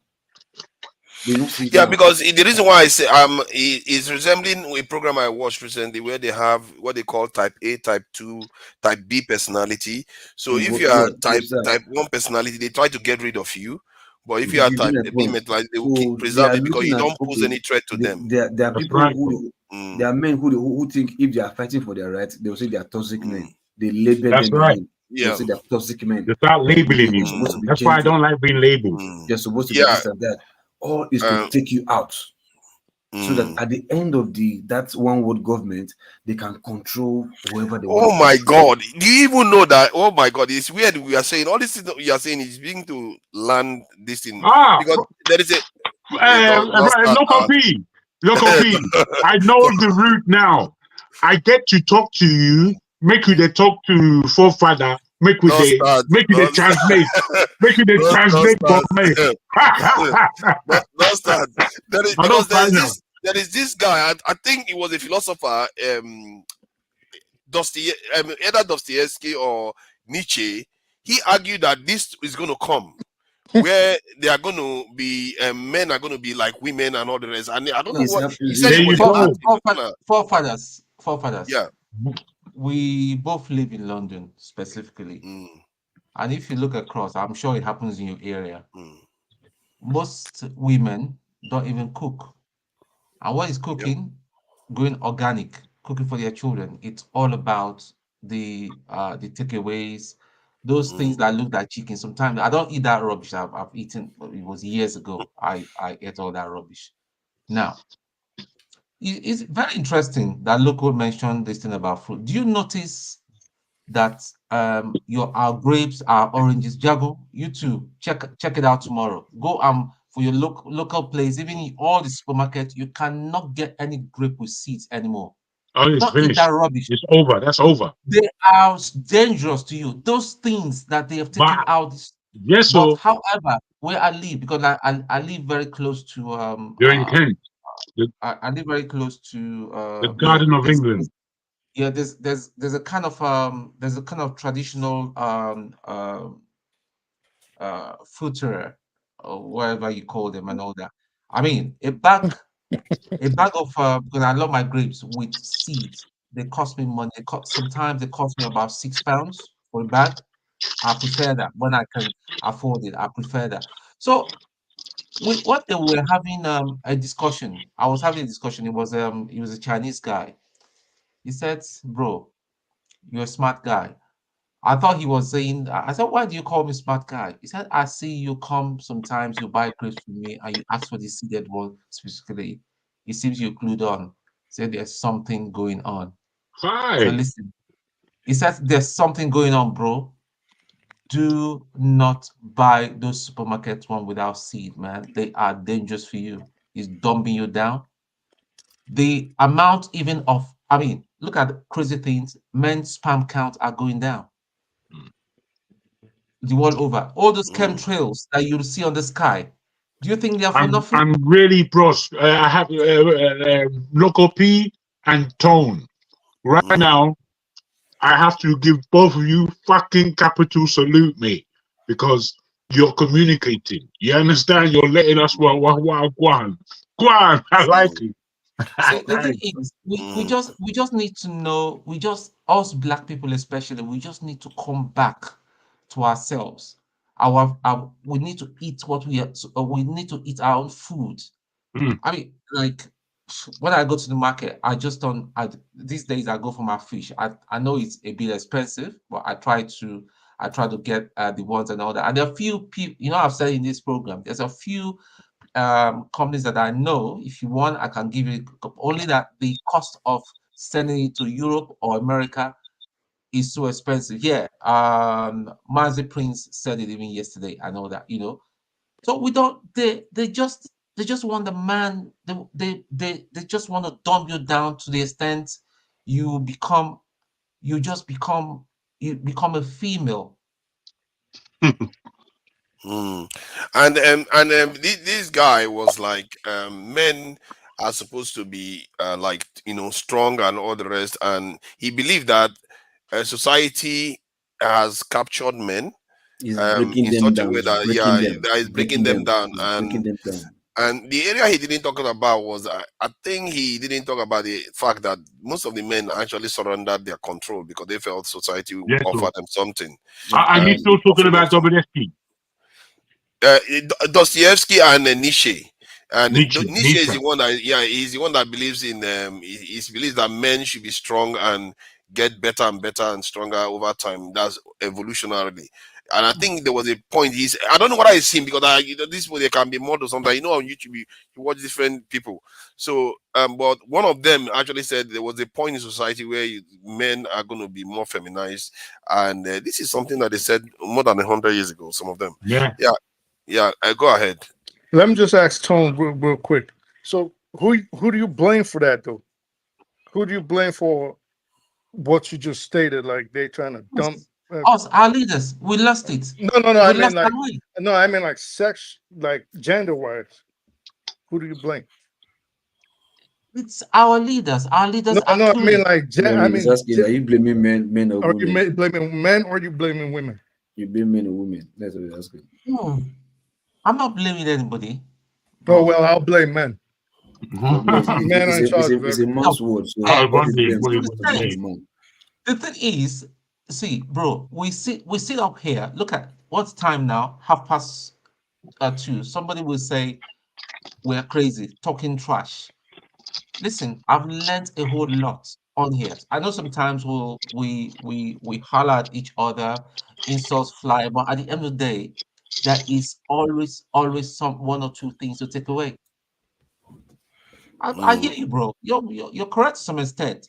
But the thing is, you tell a brother this is he doesn't want to talk. He doesn't want to even listen to you. Yeah, The that's average true. the average black brother, the average brother makes money. He wants a white girl. Anyway, that is. But again, that is part of the way we're stealing away our. He thinks it's fashionable to be seen with a white girl or have a missouri kid. That's the thing. It's a Okay. mindset. Yeah. The question of the rules and the reasons why things are going in this direction, like I watch some of these South Korean TV programs, and you see the men. It's like I watch them, like they look like small boys, no hairs on their face. It's like, what is going on here? But have you And ever? these men used to look fierce those days. Now they look like little boys. There's a video I'm going to show you. This guy was talking about diet. My guy is 54, but I bet you if this guy says he's 22, you believe him. He See what is I mean? fit, his skin. He says it's all about diet. I think he's from that area as well, you're mentioning. Yeah. I think the East, like Japan and South Korea, they tend to travel the direction the West is traveling, but they are just a little bit ahead. But their And genetics too. their birth rate drops faster. Their society, the technology they are using is more advanced than what the West is using. And if you look at their pop and their this thing, it's like they even their pop stars are not allowed to have boyfriends. Like one of the ladies revealed that she had a boyfriend and her fans lost it. Like, Yes, why are sir. you having a boyfriend? It's like she's betraying them. It's like, is this the birth rate of North South Korea is one of the lowest in the world. I think it's almost below 1 now. It's one of the South lowest in the Korea. world. Yeah, South Korea. Let me Wow. check it now. The birth rate is so low now. It's like they've gone crazy or something. It's like, what is going on here? Because of it, one thing I noticed was that whenever, like, you see some African men in South Korea or Japan, and let's say they are dating their women, and they will ask the women what are the things they like about the Nigerian or African men. They'll say they are real men. They are like traditional men. Those are the key things that they like most about them, because their men there have become like it's crazy. I don't even know what to describe because I have not experienced it. But when you look at them, I said they've lost a lot of things has been lost completely. Let me confirm the birth rate again just to be sure. So I was surprised when I saw it. I was like, this is not real. It's pretty South low. Korean birth rate, yeah, stupid low. Very low, just like Japan. 0.8. So there are people that are just going around not having children at all. Like, no, I'm not. And it means that it will be rare to see somebody that have two children in that country. That's how crazy it is. But then you can also look at it from the from the point of view of the kind of economic model that they picked. So the economic model that the West has spread around the world discourages of building a family. You get what I'm saying? So if you follow the capitalism model, and that's why we have to be careful. Inevitably, this is what you're going to get. Yes. We have to be careful. I'm not even sure socialism is any better because China practices communism. They did the same thing too. So it's about being conscious and intentional about these things. Because many of these were made the mistakes. We shouldn't make it ourselves. China's was forced governmental policies. So for all intents and purposes, in capitalist society, you have freedom. You have freedom to do whatever you want to do. It's an illusion. Yeah. But that's how I said, for all intents and purposes, you have the freedom to do whatever you want to do. You want to have 10 kids, you can have 10 kids. You want to have 20 abortions, you can have 20 abortions, right? But in China, then they have this one-child policy or two-child policy. So it depends on. But in practice, what actually happens You see, the West, they seem to be very sophisticated. They know, I think in the UK, they call it this nudge thing, where they call, it's like a nudge program or something that they call it. I don't know what anybody has heard about it in the UK. And I was surprised that that stuff actually existed. They said it's a way of nudging people to do things that they would not normally do.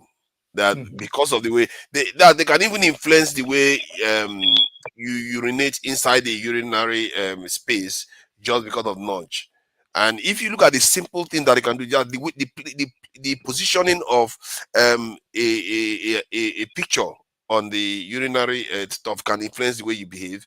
All kinds of stuff that they use. So if they are that sophisticated to think like that, I felt like they knew whenever they are proposing a policy, they know the impact of that policy. Of course. They always do the evaluation. They know, okay, how many children are going to be, how many people are going to, what kind of children are going to come out of this, and all the rest. So they know, and they infuse all this into the system, and they say, you are free, go and try having more than 3 children. Let's see how far you're going to get.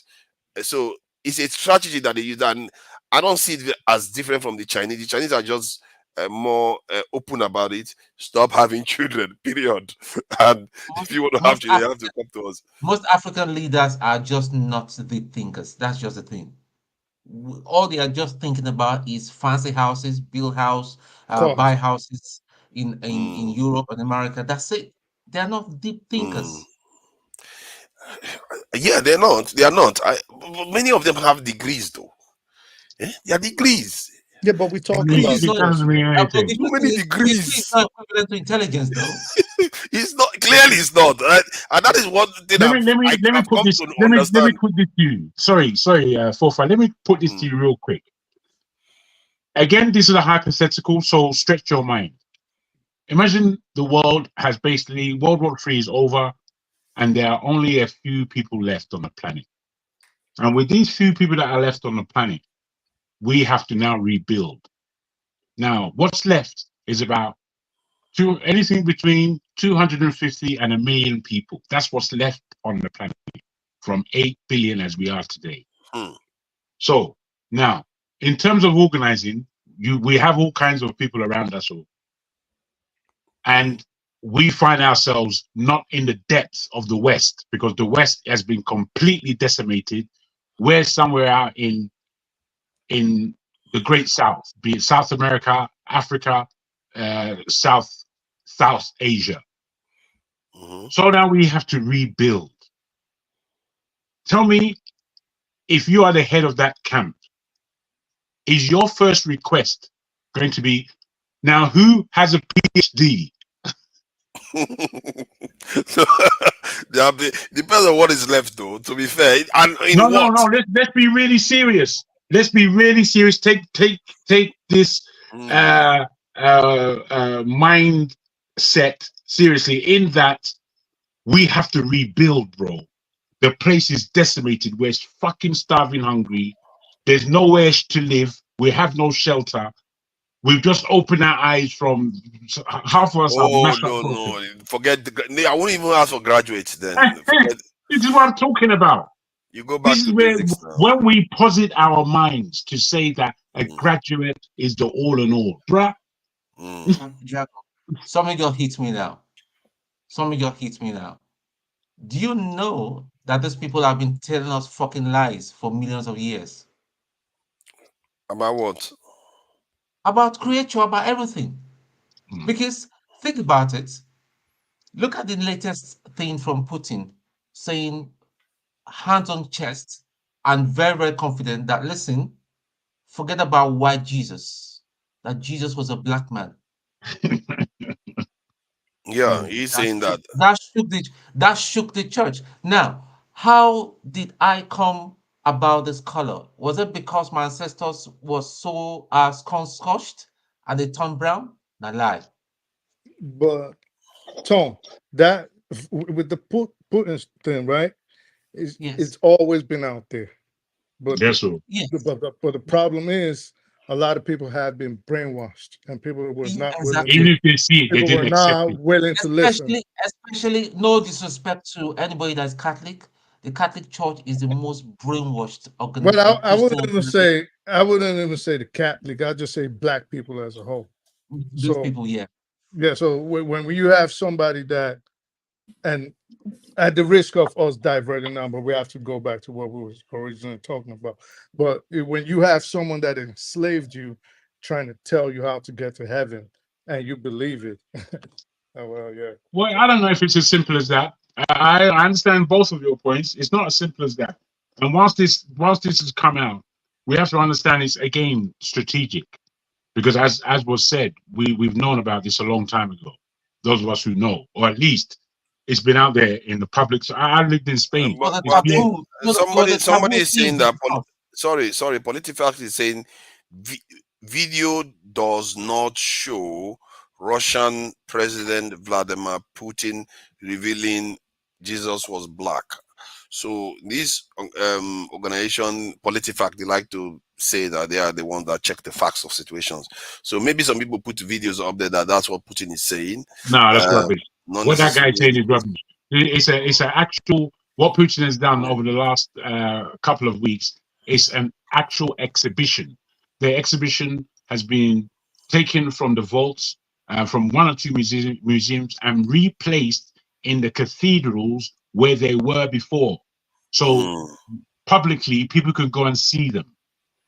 People shouldn't just talk anyhow. I've seen those pictures. I've seen the Orthodox and Christian pictures of Christ.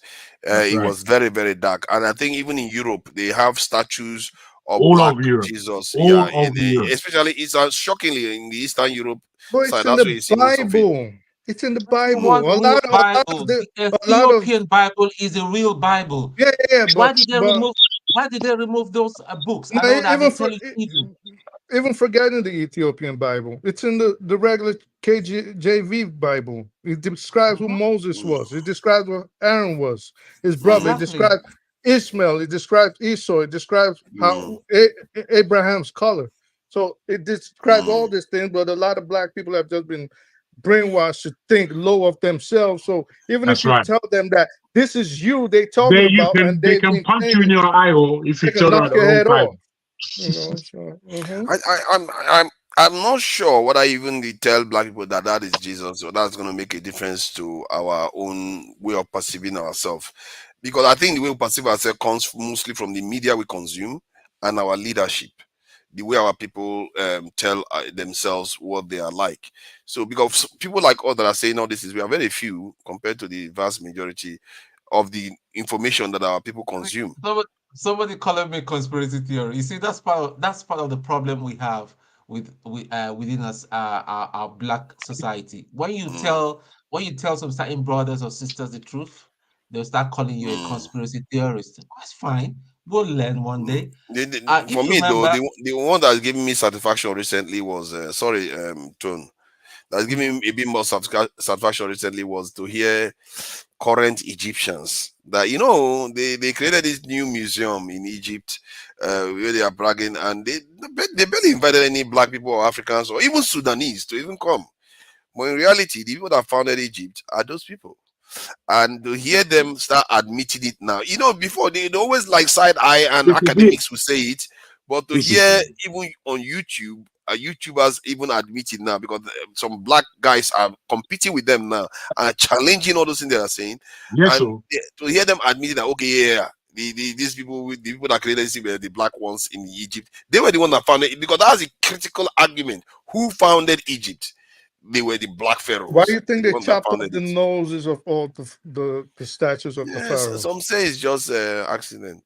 No, they weren't accidents. It's by accident. They were not by accident. They actually did go there, and they were chopping off the noses. And back to there was something. You have evidence of that? Oh, of course, you do your reading. There's a lot of evidence of them when they found those sculptures. Napoleon was said to be one. Napoleon was said to be one of the. There's a lot of British, what do they call anthropologists, that they will go out there and find all these things. And they just start. If you remember some time ago, there was something, 1 second, please. There was something I just wanted to know what you said about the black people, right? Anwar Sadat, the president of Egypt, was assassinated.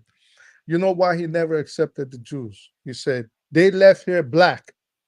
and they came It back wasn't white. Anwar Sadat who said that. And they came back It wasn't white. Anwar Sadat who said that. It was NASA. It was NASA. NASA, Gamal No, Nasser. it was NASA. Gamal Okay. Nasser. It was Gamal Nasser. Yes. And I think he was more black, was he not? Yeah. Black. Anwar No, Sadat no. was black, That was a but black NASA man. was an Arab. Yeah. Well, they're both Okay. Arabs. They're both Arabs. Let's see them. You It know, was so Gamal. you see, the Arabs, we really need to study them a little bit, because what I tend to find is that you have some people that call themselves Arab in Africa, while in reality, just paternally, they have maybe 20% occurrence of Arab gene, but maternally, they're completely black.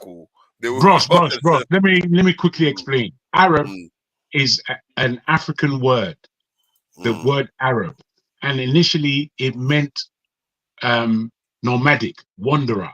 That's what it meant. And we ones who were in the desert and between the Saharas and the Arabian deserts.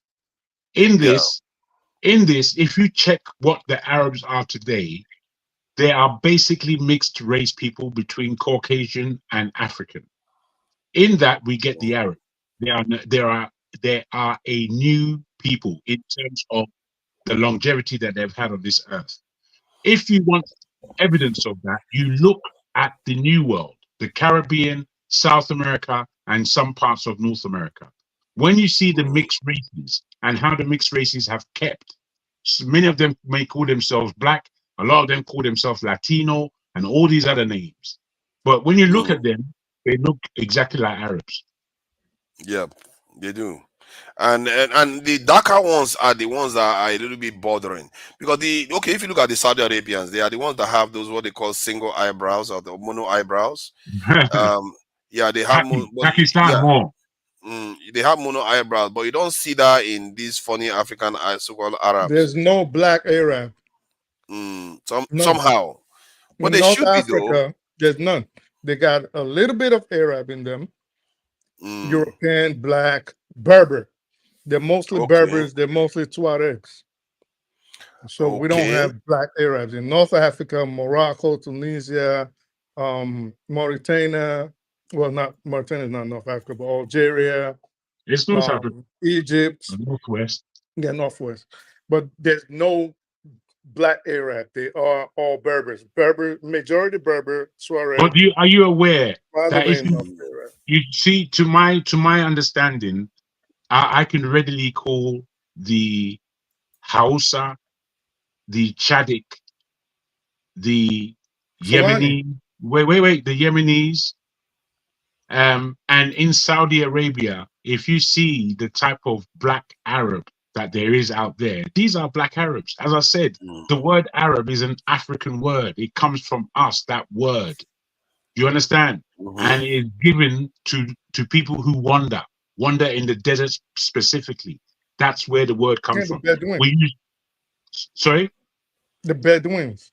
The Bedouin, these are still quite, as ancient as they are, they're still quite modern language.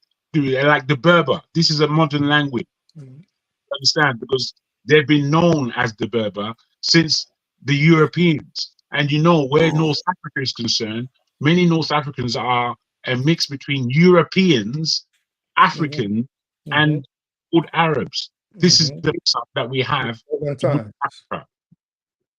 Okay. That is quite interesting, because I'm just trying to figure out where they fully belong, because from what I can see, I can't see that clearly actually where because right now when they check the population of North Africa, they tend to have their own kind of mix. You have the ones that call themselves Arab culturally, but genetically they are not Africans. And then you have some of them that say they are not, like Tuaregs or the others, but Berbers too. And so there's a little bit of a mix there that is causing a bit of a confusion. But then again, you should expect it. I think what happened in North Africa, I've said it before, is the Sahara Desert, the weather, the climate had more effect than them coming into Africa. Because when black for some reason, black people prefer to be in more humid environment. So over time, these areas have been drying up and pushing us further and further south, which is still happening today. It's almost like in the Sahara area, it's pushing black people south and opening the gate for people to come from the north to come into Africa. Well, Because, Africa used to be a Roman outpost. Before then, even I think the trend started happening just before then. No, Before the Romans. how they started mixing up was after Rome invaded Carthage. Okay, so after the fight with Hannibal and Romanos Africanos, when they invaded, this was like 3,000 years before Christ was born. So when they invaded Carthage, they started spreading down. What are you talking about? That's crazy. I'm telling you, I'm just telling you. Romans, the conflict with Carthage wasn't before Christ. The Roman Empire was just around the time of Christ. Father, you know, I told you something yesterday. I said what? I told you something yesterday. I said when someone says something, instead of check arguing, go check it. Instead of I'll arguing, check it then. So where Hannibal and went to war, the Carthage went to war with the Roman Empire. This was thousands, at least a few thousand years before. I don't think it was as long as that, but I'll continue. Well, man, I beg to. You might be right. But I was right. I was right, mister. I was right. It's born 247 BC. So just 100 years of Christ. Who was born 200? Hannibal himself. Yes, I said either 300 or 3,000 years. Well, this is it. Carthage. 3,000 years is quite a lot. Wait, guys. Carthage began 480 BC. Mm-hmm. You understand? Well, listen, the whole point is it was founded by it was founded by the Phoenician settlement, which is correct, in 804 BC. Okay. And then in the middle of the 6th century, which was 146 BC, the Romans destroyed it. So that gives us the timeline. But the bottom, exactly. So the bottom line is it was before Christ. That's just the end of the story. Indeed. That was it. 300 years or I made a mistake. I added an extra zero. Yes, indeed. 300 years before Christ. So forefathers again, yes. Thank you. You owe me $10. So. You owe me? What are you talking about? I was more accurate. What are you talking about? Go ahead. Yeah. So that what I was just trying to say is that was the time they started flooding into Africa and taking over that part of Africa. Prior to that, it was all us. So I think it was the Hittites, those bastards that started. The Hittites are black. Hittites are black. No. Oh, sorry, not the Hittites. Hyksos. They were the first to defeat the Egyptians. Just about 3,000 years ago. I don't even know that the Hyksos. I don't even know if they were naturally European. But I must say, the four breakdowns that they've had scientifically in the UK in European terms. They had the Negroid, something that they coined Negroid. Then they had the Cascoid, which is the Caucasian. Then they had the Mongoloid, which are the Chinese and people of that ilk. And then they had the Australoid, which were largely those in Aborigines. Yes, that type. Now, in that breakdown, we looked particularly at the people. Now, where I see the Africans were in terms of them coming out of Africa and entertaining and beginning to explore the whole world, the strong part was what they today call the Middle East. If you add to the Middle East, Afghanistan, Pakistan, and a good portion of Western India, all the way into Africa, this area was particularly black, dark-skinned human beings. The Caucasus Mountains, which is it crosses between Europe and Asia, the Caucasus Mountains, this is where the European began coming down from. They came down right across that board, so past Russia, into Turkey, past places like Turkmenistan, into Iran, and that kind of region. This is where they came down from and began mixing with the people who were already there as Africans or black. and mixed with the Caucasian.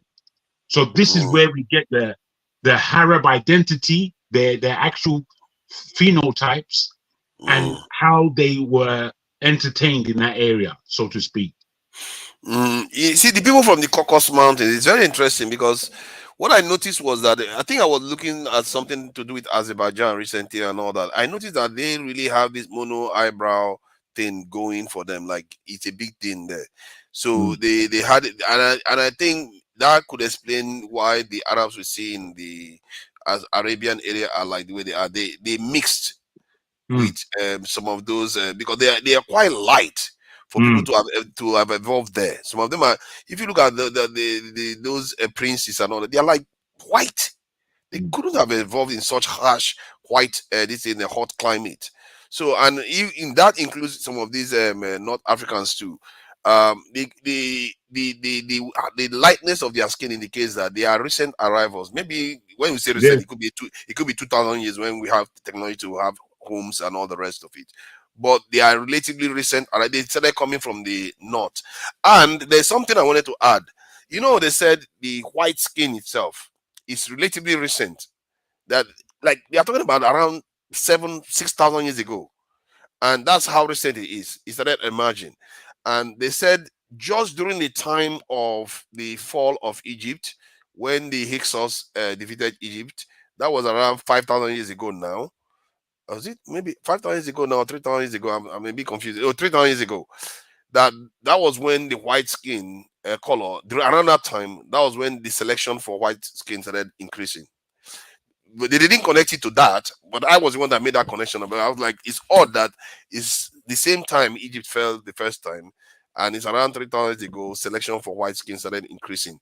So you can see that originally almost the whole world was black. And Absolutely. Then can you now understand why history is being polluted worldwide? But they are the ones telling us the same thing. I didn't do the research myself, so how is it polluting?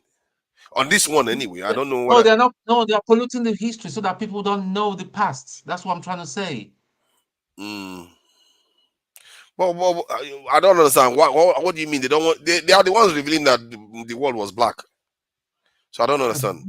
But it's not what they've been hiding it forever, though. This stuff are not taught in school, though.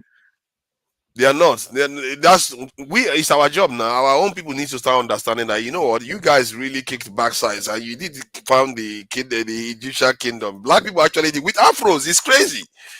You know, people with afros did all this. It's when you think about it now, I still can't imagine it because I didn't grow up thinking like that. Can you imagine children growing up knowing that people with afros created that kingdom? One of the most remarkable kingdoms in all of history. That lasted for that even by the time of Cleopatra, Egypt was already ancient. That is how ancient it was. Oh no, I can only speak for my parents. I was raised to think like that. So you were raised like that. Okay, that's interesting. Course, African parents, all they worry about is going to heaven and not offending Christ. It depends if your parents like to read. If that's why, remember, I kept saying, even yesterday, I said, it is imperative that people make their kids to read. Once your kids start, don't do the old Bible baby talk with your kids. Channel. Don't do the Google Gaga. Absolutely. Talk to them in full sentences. I have to tell my younger brother that, man. His kids. Once, I guarantee you, by the time, even before your baby can talk, your baby will know its body parts. It'll know come, go, sit. It'll be able to make sense. It'll be able to just speak before its own contemporaries. So you have to fully imbibe that in your children. Your children open their eyes, start talking to them in adult language. Have conversations and have them sit down and let them be there with the adults. If you're a guy, let them sit with your friends. You with your baby, let them sit there. If they're with their mother, let them sit there with their mother and listen to adult conversations. Watch the news with your baby. Read newspapers to your baby. Read this. Babies are creatures of habit. They will pick it up and follow you and learn it. By the time your kid is 3, 4, they start reading. My nephews, just to add to what you're saying, my nephews, nieces, they speak 4 languages already. Mm-hmm. 4 languages by the time that they're 3, each of them. And in that, their communication is wide.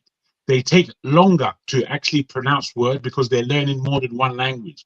But as soon as they come to that kind of age 3, and you've been speaking to them in several languages, they know the languages are different and who to speak these languages to. I mean, the growth of children is so amazing. They're just looking Yeah, at them, watching them grow. It's what we it's could, crazy, isn't it? is all this Oyinbo way of doing things is not correct. I mean, some of it is good, don't get me wrong. But as my man said, talking boo boo baba, and you're not making words, right? That's just confusing for a child. Speak to them properly. They will begin to. That's how, just as Tell the Truth said, me too. I was by 5, 6, I was in London museum, the British Museum, looking at all the artifacts depicting Egypt, and they're there till this day, the best ones. My papa, he tell me, say, we are the original Egyptians. My papa, I mean, I was looking at that, I thought, what are you talking about? I thought it was Nigerian, mate. What are you talking about, Egyptians? But the seed was sown for my interest at a very young age. So when I pick up on things, I begin to realize the magnitude of what's been said. And that's how children grow.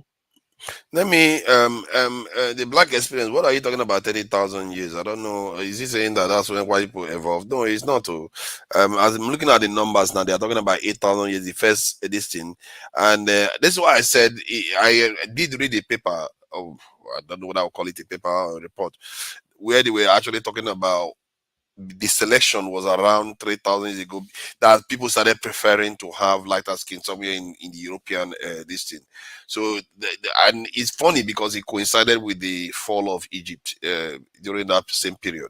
So who knows how it's. This is why it's good for us to have the population that are capable of doing all this research. Somebody just specialize, go and find out this information.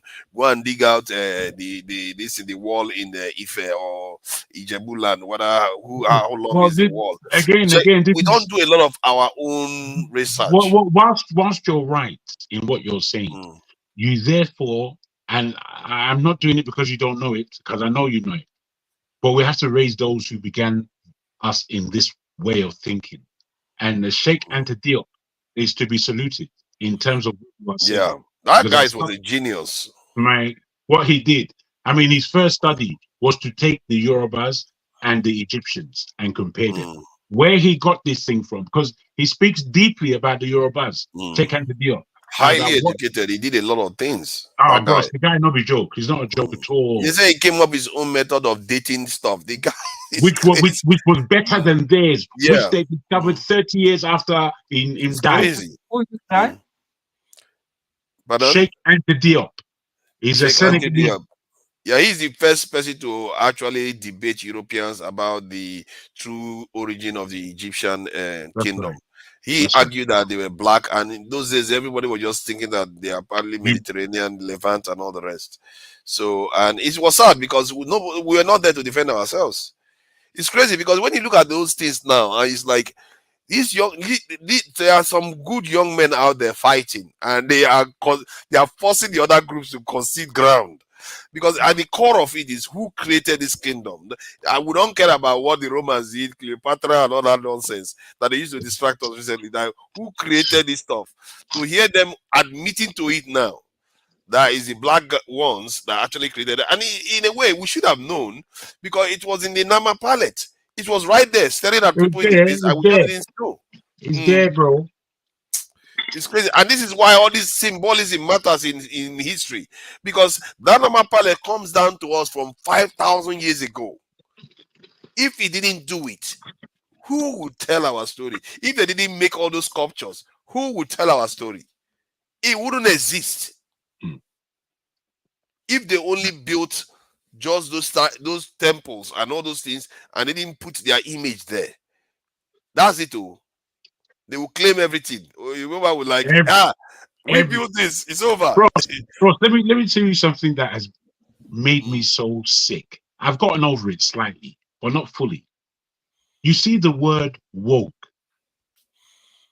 This thing has been taken by the European and bastardized completely. When I was growing up in this here England, London, we used to use the word woke in primary school, and we knew what it meant. It was a black thing. It was an English word, woke, like to awaken. That's what we put that word, and we pronounced it the same way. We spelt it the same way. We used it in our ilk. To be woke was to come into new information that made you realize how wrong you were yesterday. It was as simple as that. That was the meaning of that word woke. Yeah. This is a good 40 years ago that I'm talking about. All of a sudden, people like Piers Morgan and all these other white, horrific... You always copy black people now and start using Bro, it. I don't take the word, put that in the dustbin and say that this is what the word now means. That you are transgender, that you suffer black issues, that you are basically not dealing with reality. They put all these words to their own English called woke, which now to be asleep. And now imagine what's going on. Imagine. The thing is that most of all this thing they are doing themselves. Even many of their people are pushing back now with all these agendas they are going on. But from their own point of view, in the end, like if I look at it from their point of view, you can argue that they have a reason to have all these arguments among themselves. After all, they did feminism, they did all this among themselves. But from our point of view, is what I always say, that our people should hold the line. They cannot allow certain things that are going on in the West come into our own societal beliefs, because it's not for us, it's for them. Let them have their own argument about it. All these things. So I wanted to go because today is Sunday, so we are closing a bit earlier. Yesterday, man, we almost destroyed the P2B's interview. Me and I speak the truth, we're here, and he was just warming up, like to get going, and we're going to 18 hours. Well, did it go like that? Yeah, we're going to 18 hours. I couldn't laugh that time. Oh, like before we destroy P2B's video, man, because I think, and this is Dr. Damage said that if we had gone to 18 hours, they would have chopped off this, that we may not even have gotten it. So good thing we stopped. So that was all live. That was all live. Yes. You didn't go behind stage. No. Yeah.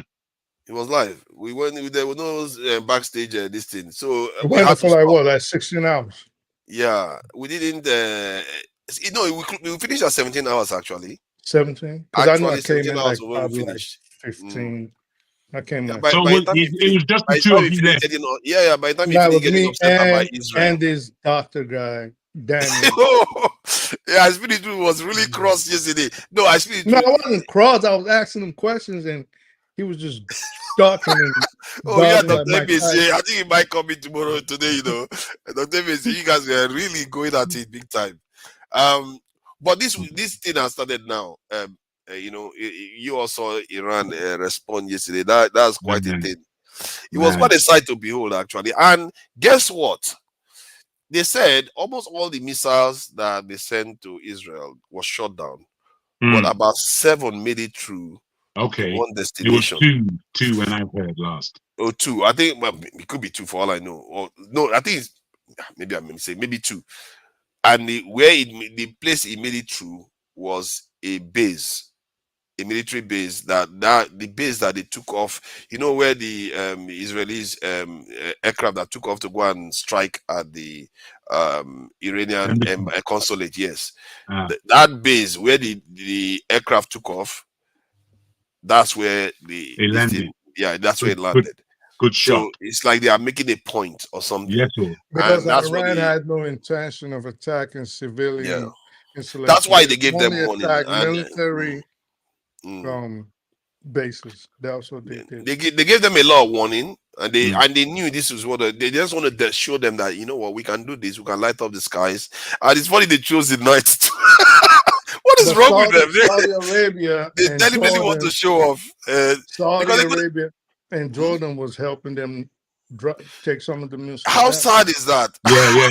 How sad is that? I was surprised at Jordan, but maybe not. Saudi Arabia, I didn't understand but I know that Saudi and Iran, they're enemies anyway. Yeah. So from that point of view. They hated Iran so much that the guy that was slaughtering fellow Arab, the people that were slaughtering fellow Arab, they were defending them. That's how crazy it is. No, and but But the Persians are not Arabs.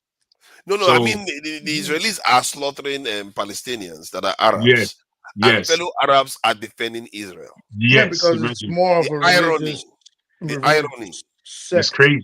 Thing. they, It's they more. hate Iran so much that they are willing to defend Israel that is slaughtering Arabs. Yeah, because It's crazy. it's because of the way the Islamic sects are divided. So the Sunnis are backing the Sunnis, the Shiites are backing the Shiites. The Shiites, Iran, Lebanon, Qatar, Iraq. Sunnis And then are the Sunnis too. are like Saudi Arabia, Kuwait. I think in Islam, Sunnis are too aggressive. What That do you even what you amongst mean by Islam, they are this? too aggressive. What do you mean aggressive? They are very, very intolerant of In their what fellow way? Muslims. In Like what if way? they see, When you say Sunni, Shia is- sorry, are the Saudis? Are they Sunni? They are Yes. Sunni, isn't it? Yeah, they are Okay. Sunnis. So would you say the Iranians who are Shia, would you say that they are not aggressive? they are not as aggressive in terms, especially against fellow Muslims. They are not as they are more tolerant. So between Saudi Arabia and Iran, who has sponsored terrorism most in the world? Good question. That's not even a question. Even it's a question. Iran doesn't sponsor terrorism. Are you what do you mean? serious? What do you mean? What do you mean by Houthi? Houthi is not terrorists. They are fighting this. They are fighting a civil war. I'm not saying that the word terrorism is to be used lightly.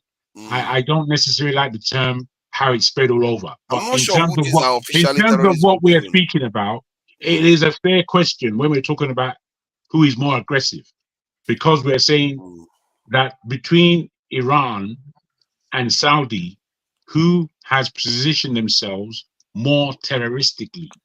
Now, in terms of Iran, they have Hezbollah, they have Hamas, and they have several other ones, including that they do fund the Houthis against Saudi onslaught.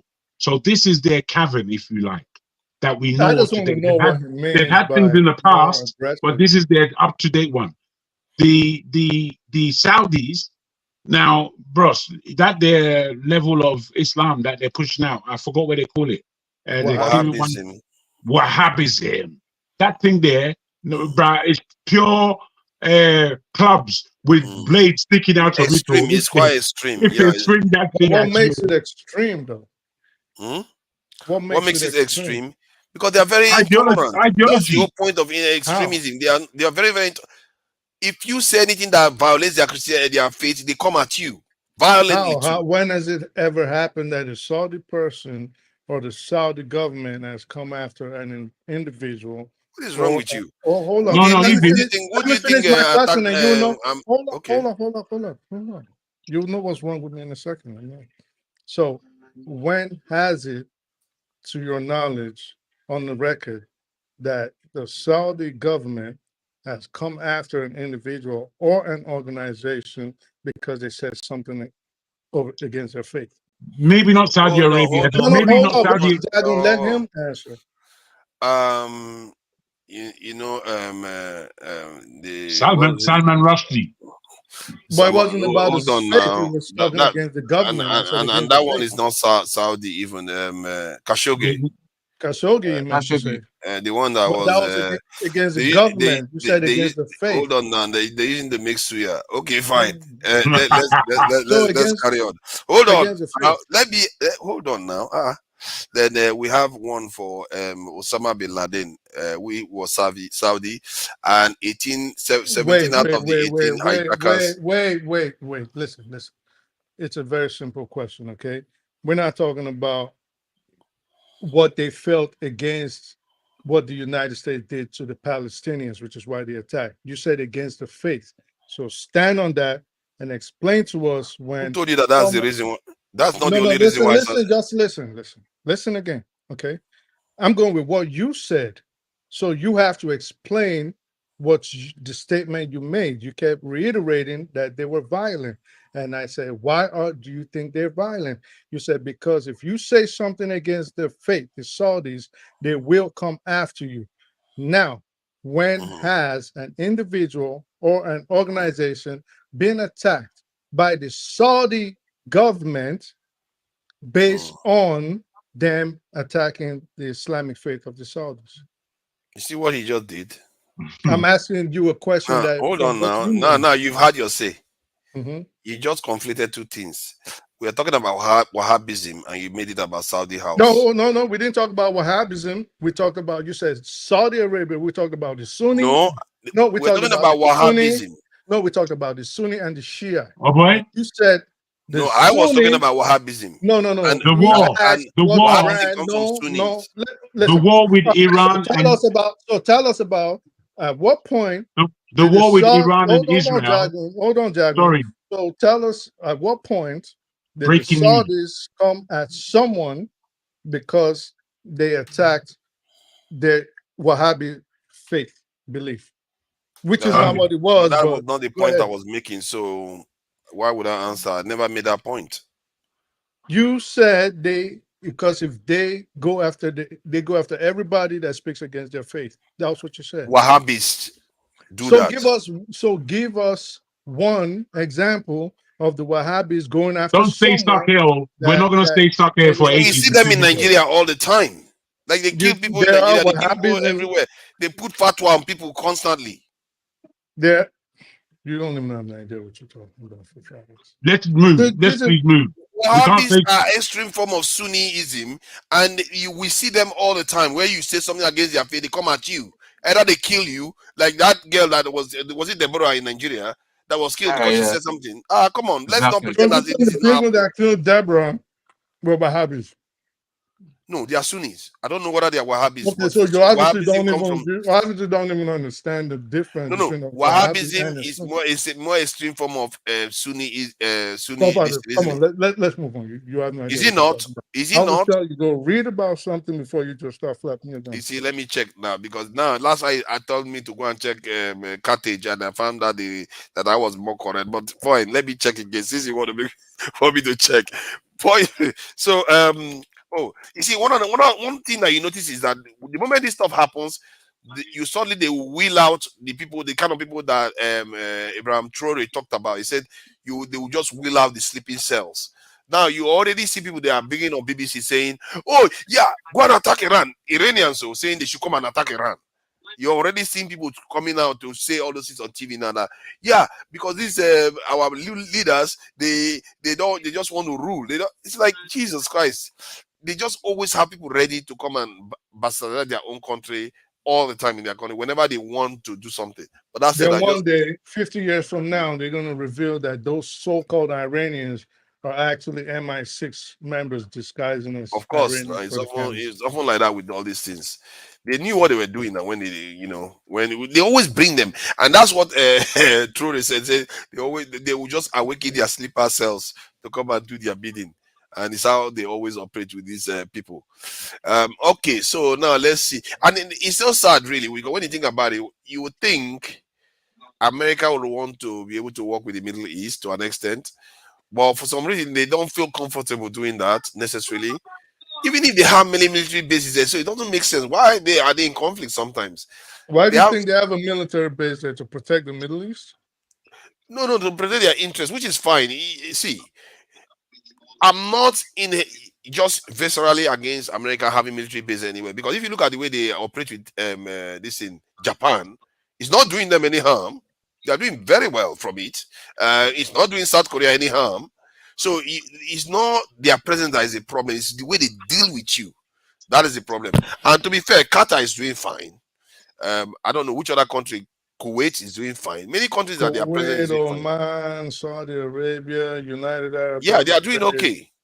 Bahrain. Even if so it's not everybody they interact with that do badly. It's just that almost every black country they interact with is doing badly. That is what I don't like. Who? America. Oh. So what's the breaking news, Jack? What's happening? Well, I just wanted to say, based on our initial discussion between Iran and Israel, the bombing that's going on there has somehow pushed the oil price up, and Nigeria is in a quite strong possible opportunity to really turn its economy around just through this war. You don't know why I said Tinubu is the luckiest president in a long time. He has a lot going for him, that guy. But is he going to do it? Or does he have the brains to do it, though? That's my fear now. That's my fear. Whether he doesn't squander the opportunity. They're gonna take all that money. If Israel decides to go after any other, like if they go after Iran, oil price will be hitting 120.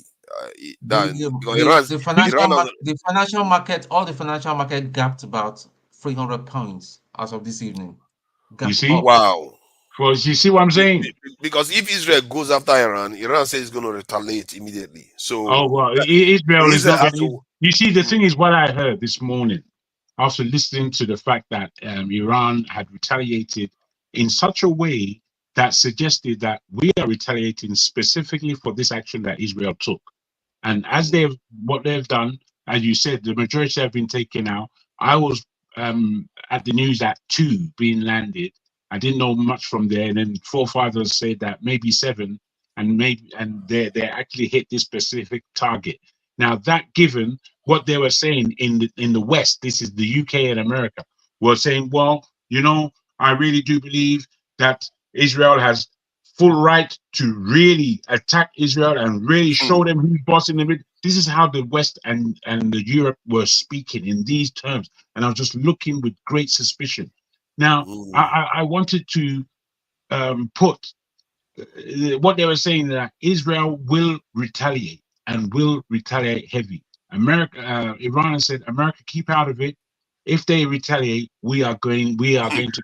Iran knows that they will pepper Israel a lot. Yeah, we are going to say that this is a war. This is going to be a war between us and them, if that transpires. But now, the West will never let it happen. If I may go around still, and I want to begin with speak the truth on this. What do you think are the possibilities of this particular interaction causing World War III? And if you don't believe so, why not? Well, I don't have a position. I'm just putting the question out. From my point of view, I don't think this is going to spark World War III. Why? Because America is really reluctant to go to war on behalf of Israel. So yesterday, Joe Biden, in a private call, and this was leaked by unknown White House sources, sternly told Netanyahu not to attack Iran. Meanwhile, who did that? Sorry, who did that? Joe Biden. Oh, okay, to Netanyahu. Biden to not. Okay, good. He told Netanyahu that, and now Netanyahu is insisting that the United States and NATO assist him in attacking Iran, and the rest of them are like, "Listen, we don't want to get involved in this." So that is the impasse they are at right now. Now, if they do join together, if they succumb to pressure from the IDF and Netanyahu, then who knows what this might kick off. But barring that, I don't think anything is going to happen. Well, Netanyahu does not respect Biden, though. Yeah, but he doesn't. But he does not have the power to go against Iran alone. They will deal Israel a decisive blow. If Hezbollah could deal with Israel each time they encountered them on the battlefield, that's just a militia. And Hamas could do the same thing, and all these little ragtag groups from Iraq. What do you think the IRGC will do facing the IDF? They will totally conflagrate the Middle East, and Israel or the United States doesn't want. Nobody wants it. None of us want it. But I don't. Without NATO and the United States, Israel on its own cannot take on Iran. It can't happen. They are not that strong. Their soldiers are not that. The thing is that they have nuclear weapons. They have no nuclear facilities, nuclear power. Oh, Israel? Yes. Yeah, but who's going to use it? Against who? I believe that Israel and these people that are having power of nuclear ammunition, they are very well controlled, given that they have so much power at the touch of a finger. But there are some of them, many of them, in fact, who are crazy nations, and they will do it. And I count Israel amongst those crazy nations that would put the finger on the button. Israel is crazy enough to use the nuclear weapons, yes, but nobody They can won't. Oh. determine in a small area as the Middle East where the It depends nuclear what if wind. they have reason to do. Let me finish. Okay. Nobody can determine how a nuclear wind blows because humanity has never tested. Nobody can. Exactly. So you don't want to go set off a nuclear weapon in Tehran and it blows back towards Tel Aviv or Haifa. And now you are in the storm of something you created. So nobody knows. Nobody really wants to test it, especially not so close to home.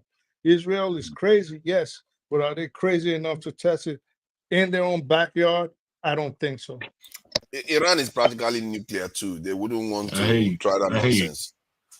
Because Iran is just going to throw their own back at them. And Iran doesn't need a lot. It just needs one to get through. And all hell will break Iran loose. has enough ballistic missiles to cause Israel a lot of problems. Enough. You know, so How many do you think they have? What is your estimate? Iran is strong. Iran, very strong. Listen, and remember all yesterday, that ammunition that they left, the Americans, when they left Afghanistan and when they left Iraq.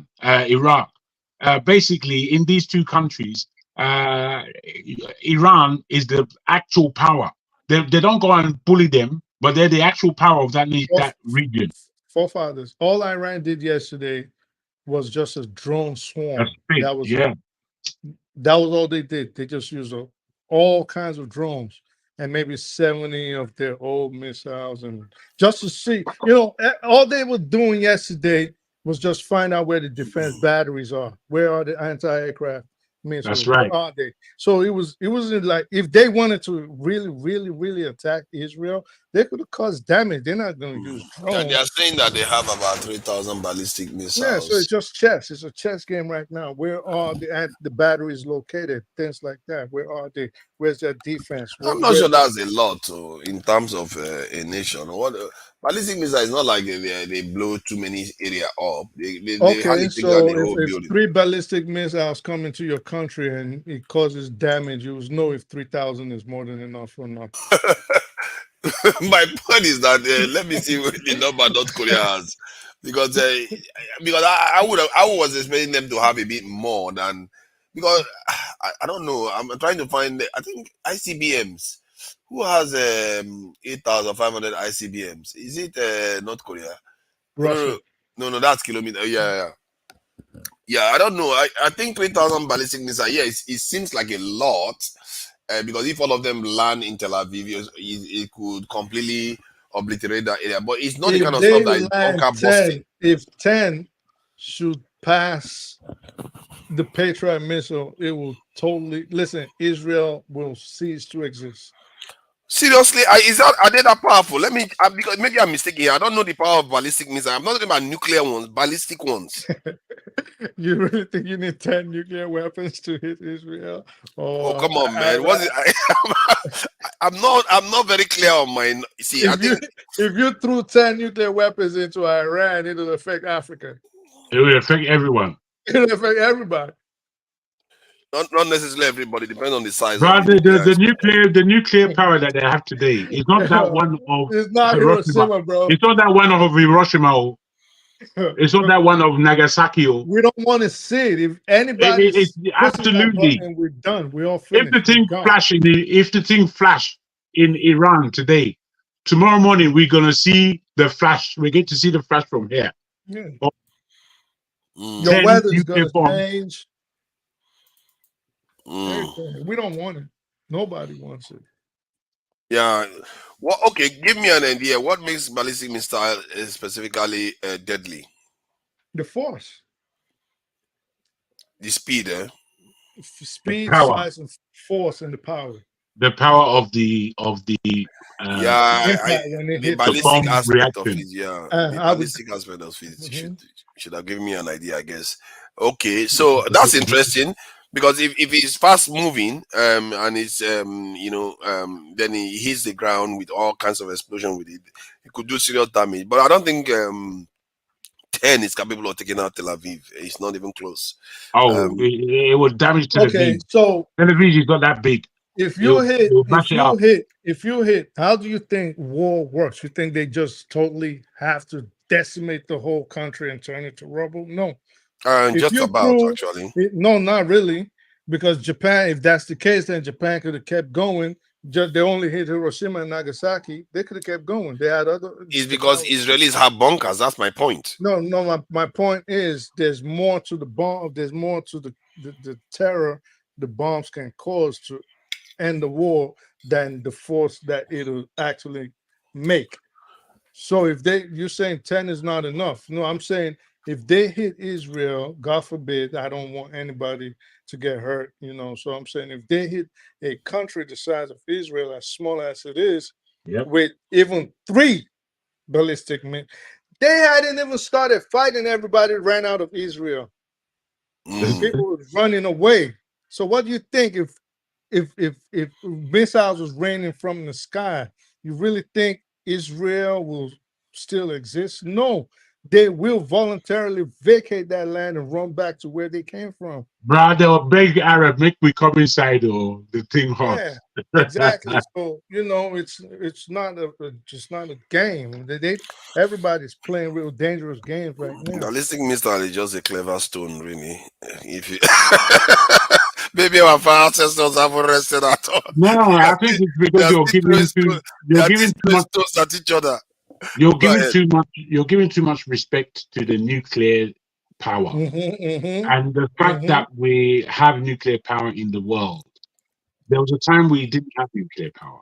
We had war, and the war was devastating. We're talking about our fragile human existence. That's what we're talking about. In a flash, a man could just be out of the picture. So given that, if 3 ballistic bombs are targeted at one town, Tel Aviv would be over in terms of so much that goes on. They don't have to hit a hospital to touch a hospital. They don't have to, hit the home. They could be in the city center, but the homes are going to be damaged. So much would go on with 3 nuclear bombs hitting one town that suggests that this is war. This is now war. And that war, to be contained away from using nuclear bombs, I think would be very difficult, because both sides can ramp it up quite significantly to the point that America may well be pulled into it.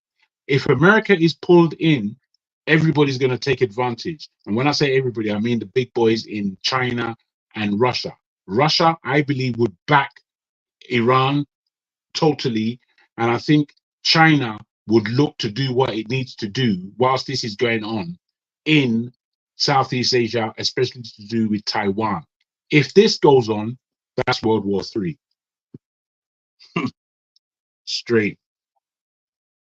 Sorry, I'm muted. It's a tricky situation, actually, when you think about it, because if you look at China now, it's the only one sitting everything out. China is the one sitting everything out. Just being quiet. It's like, I'm just watching Russia, my neighbor, fight Ukraine. Now, Iran might be fighting Israel. America is involved in Ukraine and involved in why China is just sitting all of them out. I'm telling you, man, if I were China, I would just focus a lot of my energy building defense and military technology right now. And I'm sure they are doing it. They're not stupid. They are doing it. They have it. And sooner or later, all this flash we are seeing now is a kind of, I don't know how to call it. It's a kind of the last gasp of a. It's not the last gasp. Obviously, the superpower will still remain, but the last desperate or moves to exert their dominance and their power to show people that they still have power of the West, because they fear that. In short, they know that the East is going to rise soon with G8. The BRICS coming along. I mean, and you have from what they even said that by 2030. By 2030, China will be strong enough to take Taiwan, because America will not have the power to stop them at that time. That's 2027, actually, not even 2030. So by that time, China will be stronger and BRICS will be stronger. This Russian war will be over. So they would prefer to have a strong place in the world by that time, and hopefully they might be able to displace China. I think that's all this is about, because they don't have any choice. Go ahead. Do you think that Iran just went into Israel without assurances from everybody else. Like, listen, do what you got to do. We got you. Not Can you like. answer again? Sorry, I What do didn't you hear you mean? very well. What are you I talking said, about? No, I do didn't you hear you think, very well. I said, do you think Iran just singularly went into attacking Israel without assurances from other big powers saying, listen, go do what you got to do. Don't worry, we got you. Good question. Good question. No, I mean, really, I it's a don't know. rhetorical question, but Oh, No, it's a good you, question. when you say other powers, you're talking about like China and Russia. He's yes, asking us to use our minds on that. Go on. Probably. China would say, I'm not sure they will go all out and say, China, we've got you, but they will say, you have a right to do what you need to do. So, and I don't think even Iran cares at that stage. If you've killed their general, Iran I think definitely Iran care. cares. I think Iran cares, but I do know what They you mean, definitely forefather. care. But what I believe is that they are in relations with allies, as they are already seen to be with Russia and China. The oil deals that the Iran being able to sell its oil and get some economy in, which is sorely needed, they do largely through these two nations. So in the aspects of what they're doing, even with large countries like India, who buy a lot of Iranian oil and Russian oil, between these nations, there are ties, political, economic, and somewhat in the friendliest of terms as is possible in a world full of craziness. So given that, I believe that they have some arrangement, as tacit as it might be, with particularly China and Russia. However, I don't think that's why they made the decision to bomb. I think they made the decision to bomb strategically. Remember, what happened is over 2 weeks now in terms of Israel and the embassy. So they've taken 2 weeks to look at this situation. Many people thought they would just leave it. But they thought, boy, no, we're not leaving it. But what are we going to do? I'll say, how strategically can we bomb this place, letting them know that this is actually proportionate to what they have done. And therefore, strategically, they have worked out a way how to retaliate in such a way that if Israel doesn't take it, we who are onlookers could see that the West and Israel are bigots and they just wish to do as they please in front of the world, regardless. Whose side do we pick? Goodness knows. But that's the way I see it.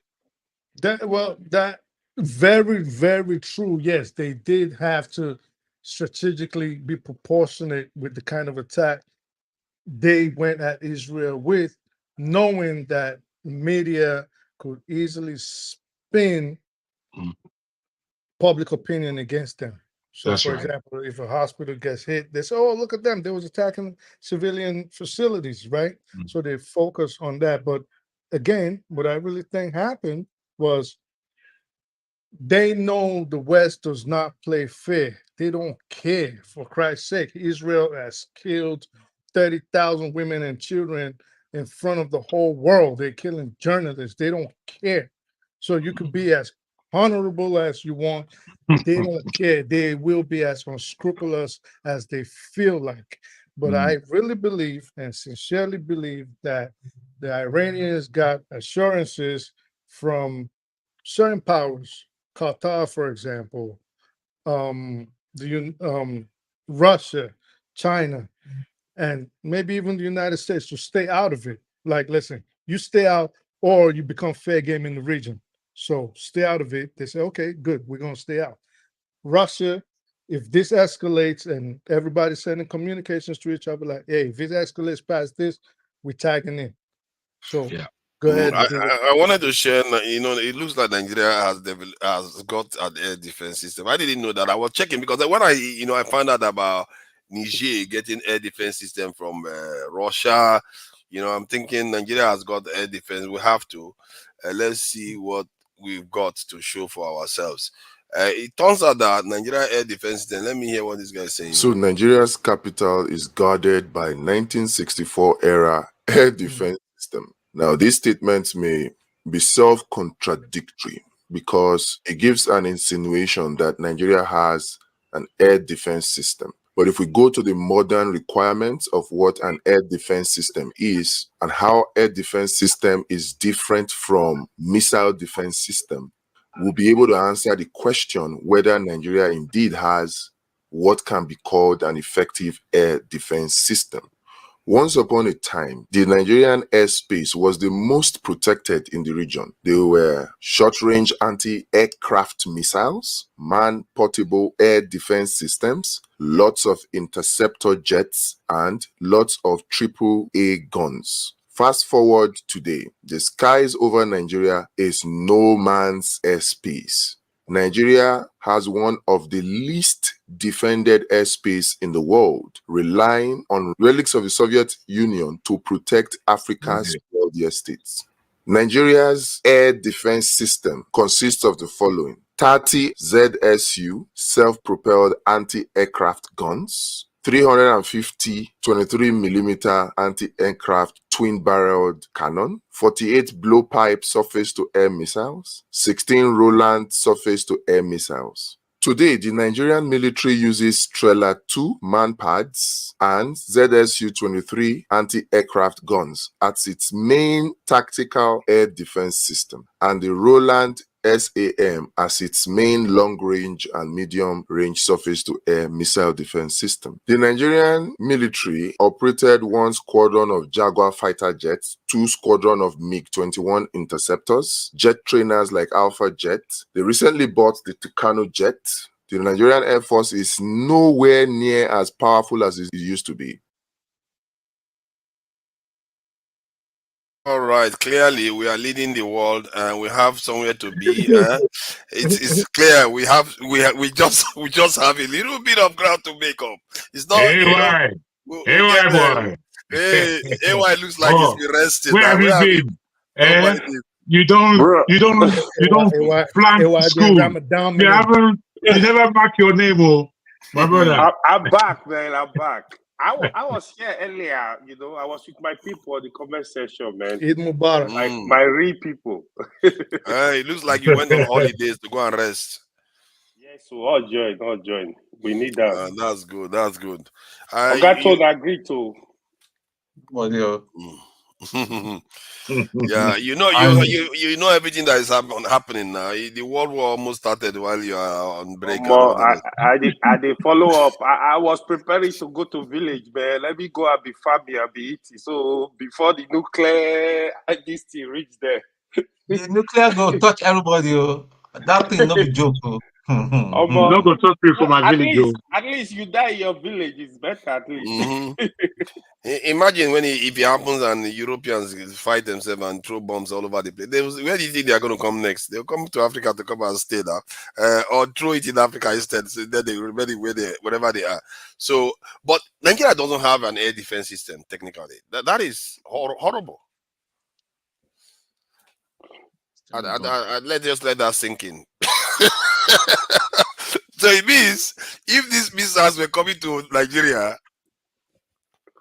So all those things you've been saying, like yesterday, we was going back and forth. You now realize it was all fantasies, dreams, Alice in Wonderland. Oh, can you just stop with all your wonder, Alice in Wonderland? What did I say? That was Alice in Wonderland. Honestly, Biden just keeps surprising me, man, with what he's doing around the world. He keeps surprising me.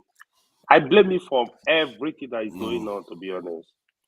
I didn't know he would be able to do all that. I thought he was, with his experience, he's going to try to make things better. But, man. He's weak, man. If I look at Biden, I am surprised. If I look at Biden, I'm surprised. But if we take away your eyes away from Biden and just look at it from the point of view that this is a power that is facing challenges now, you shouldn't be surprised. They are facing a threat to their power. If Biden was in Nigeria, wouldn't we say cabal? Pardon? If Biden was Nigerian, wouldn't we be screaming it's the cabal pushing him, especially since we know he doesn't have expenses. He's not there. He's just shaking ghosts and hanging out with spirits in public view, you know. So I we're just saying expect it's this the behavior. cabal. I expected this behavior, to be fair. It's not He's an old surprising. man. He's an Yes. old man. Not from him personally, but I expected this behavior from the West, especially the America, UK, and I've seen that in the UK too. When UK say they want their own independence, that's why they left the European Union.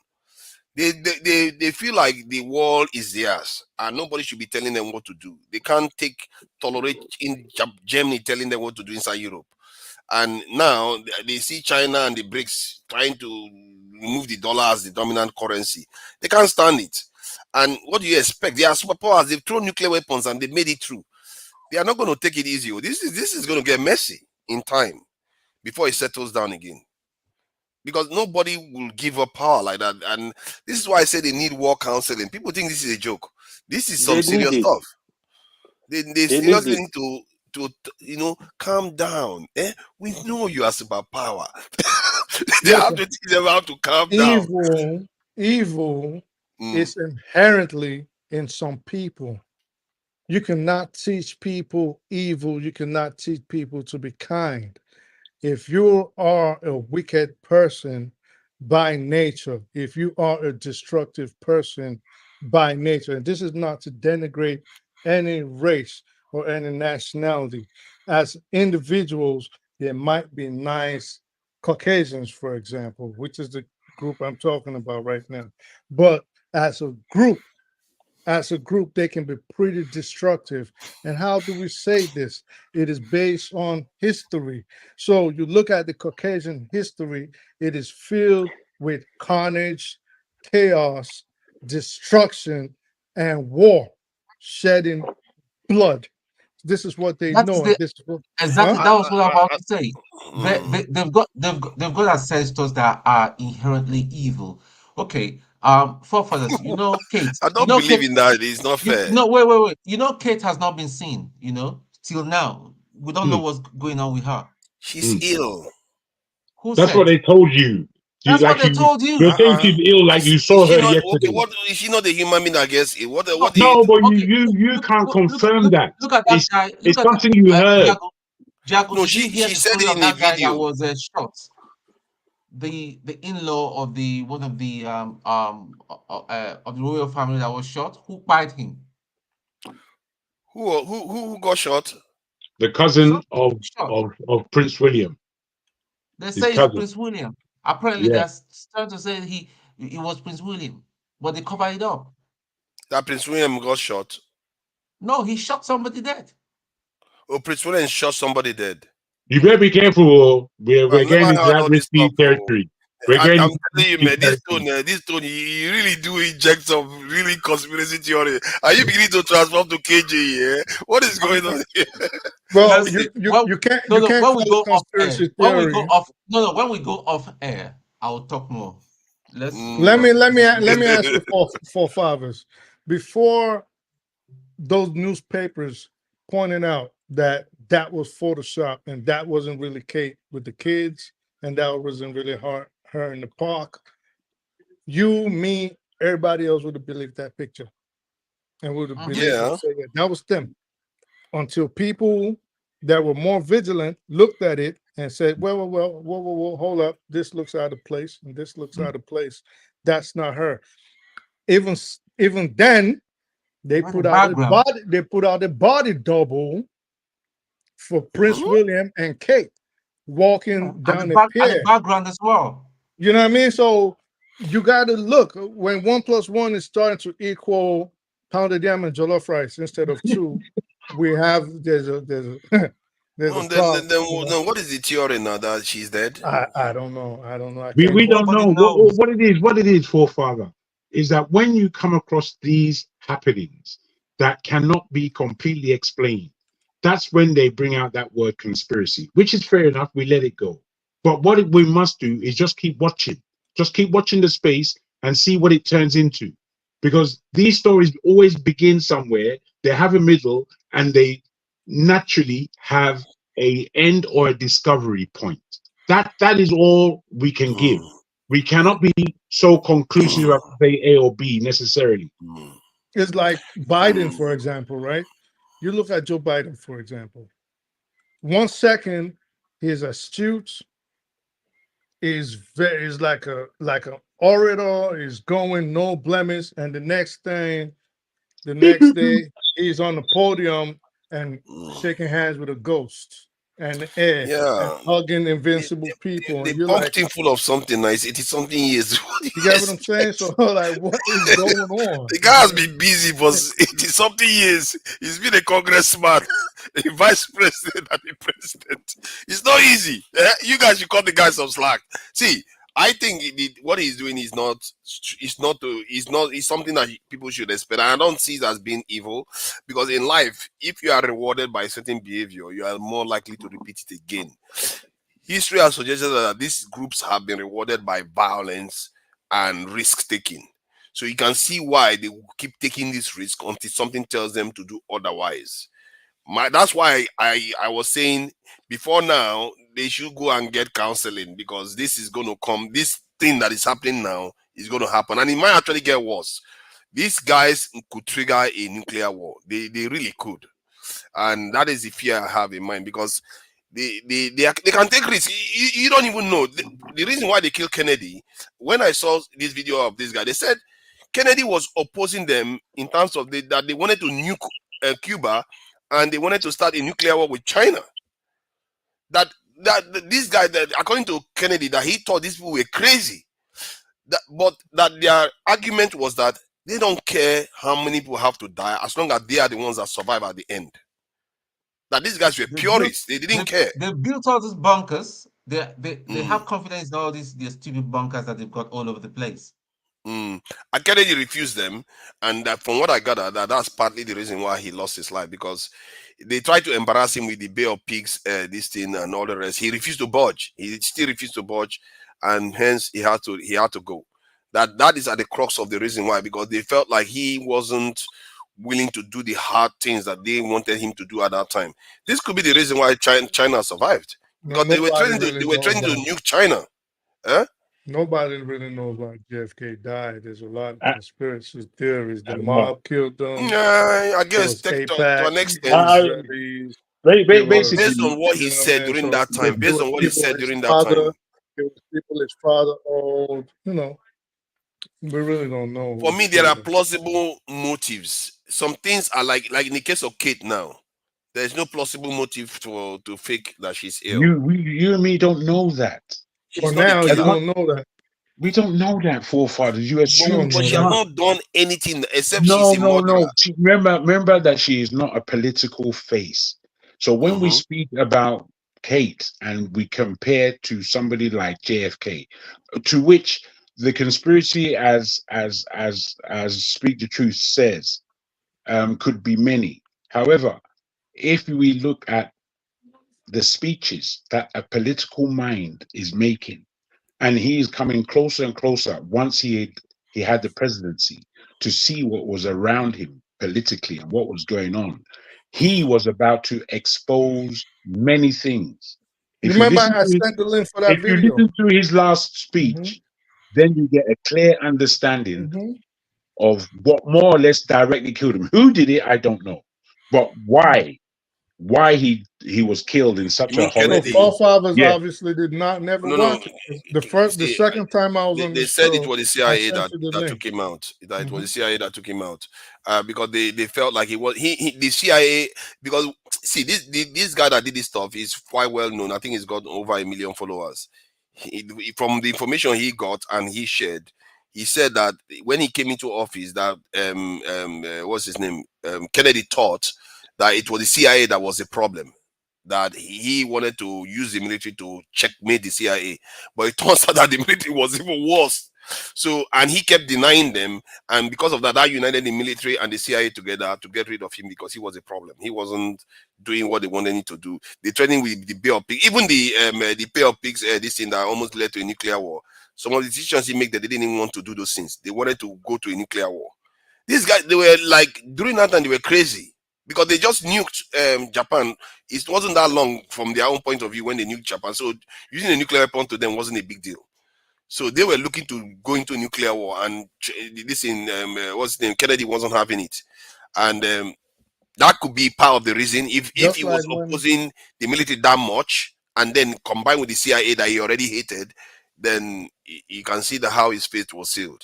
Just like Just have a look at his brother. last speech, bro.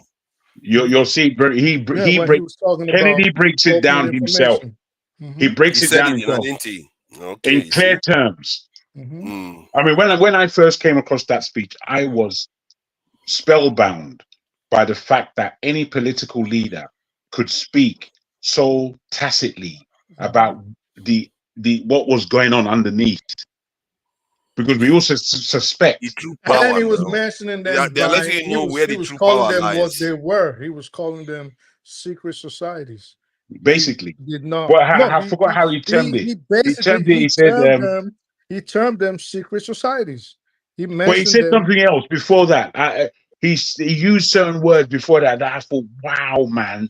And this brother he was basically telling us, like, shit. listen, these guys, if you understand what they planning for the world, For mankind, yes. a lot of y'all are going to be up in arms, you know. And he kept, and it was, but a lot of people at that time, when you read the archives, they thought he was talking about freedom of press, because that was what he was expatiating on, but it was deeper than that. After he got killed, and then Robert got killed later, which of course they said the Jews had a hand in it, but imagine. So because he knows that he knew what he was dealing with. I think before he even passed, he probably knew his time was up, because he really crossed a lot of very powerful forces behind the scenes. Because in the West, people don't associate the military with power. They don't associate with secret services with power. But these guys are more powerful than the president. I don't think Kennedy knew he was going to die. I think he was clever enough to understand that he was in the line of fire. But the people of America and the world at that time really loved this man, loved him. You don't see, I mean, it was before my time, just before my time, but looking at it, there's never been a time when a president is so loved. Never. There's never been somebody who's up to that level of complete global appreciation. No, it hasn't happened. So I feel he was romanced by that, and wouldn't think that someone would shoot him, even though he knew where his head lay in terms of, boy, this thing na magu. You understand? Yeah, you see the title. This guy was a guy, I think he's got 1.8 million followers. He said, look at the title, that he knew he was going to die. That was Kennedy that he was referring to. And if you go through the evidence that he presented over and over again and what he did, and what he was basically blocking the military from doing what they wanted to do, and the CIA. And as a matter of fact, at first it was the CIA he wanted to get rid of. Then he thought the military was on his side. Then he thought that the military were just as bad, if not worse. Then the military and the CIA came together, and probably that's what did him in. The way this guy put the case together, it was too big. It looks like it's quite plausible. Even the mob doesn't have that power. They don't have that power to go after Are a you president. serious? The mob put him in power. What do you mean the mob? To go after a commander-in-chief is extremely dangerous for any mob. The mob put his father through the links with his father. They basically rigged Kennedy into power. What are you talking about? The mob. It doesn't matter. Pardon? Once he's in office, he's the commander-in-chief. Yeah, I will share it in the private chat. Once he's in office, he's the commander-in-chief. You can't, if you take him out, which is what happened. They put him in power. This is another supposition again, because none of us knows. Okay, so again, this is another thing. His dad used to be a bootlegger. His dad was a top mob guy, wealthy. That was how he made his money. Okay, it wasn't a mob guy. He was very political. Well, but as an Irish Catholic immigrant, whereby the Irish have never. If I can just add this, you'll continue. Whereby the older Kennedy and the grandfather of the Kennedys, because they're a legacy. as the Irish are. Remember, they're Irish Catholics who came to America as refugees, but they were very intelligent. So quickly, the father rose through education and he had his 17 kids, or however many kids he had. He had many kids. And in that, he grew them politically. He knew where to target these children. And that was the dynasty that the grandfather created. It didn't come from nothing. However, we must remember what America was like. Most Americans came into America through criminality. They were so unlucky, though. The Italian mafia. The Italian mafia. Let me continue. You will continue, but I need to add this because I know you're not. The Italian mafia and what they can and cannot do has been seen again in history. They have risen can I to height. continue? Thank you. But what I'm saying may be boring to you.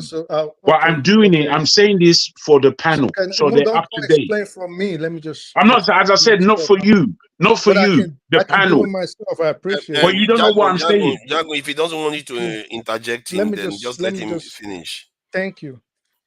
So all I was saying was the father of the Kennedys had links with the mob. Supposedly, he owed the mob some favor for work they did in New York, in New England, and Chicago, and maybe Milwaukee in manipulating the ballots with Sam Giancana and the Bonanos and whatever. So supposedly, when they started going after the mob, the father, they got pissed off, like, listen, you owe us something. And then now here comes your son also coming after us. And that was why they started going after them. Supposedly they killed JFK, and supposedly they had a hit on RFK too. How true that is, nobody knows, but this all the suppositions that have been going on forever. Yeah. Okay, Jago, you can finish now. Sorry, no, it's all cool. We weren't necessarily saying the same thing. And we were still saying similar things in that it's just the rise of the Kennedys and how they did use unscrupulous terms with the mob. The Irish had their own mob. All these immigrant nations had their own mob, and they positioned themselves in America. The mob of the black people, unfortunately, didn't come through the oppression that we suffered. It came through at a much later time, and we're still in it at the minute. However, the mob has been used by the CIA and others to commit assassinations of all types.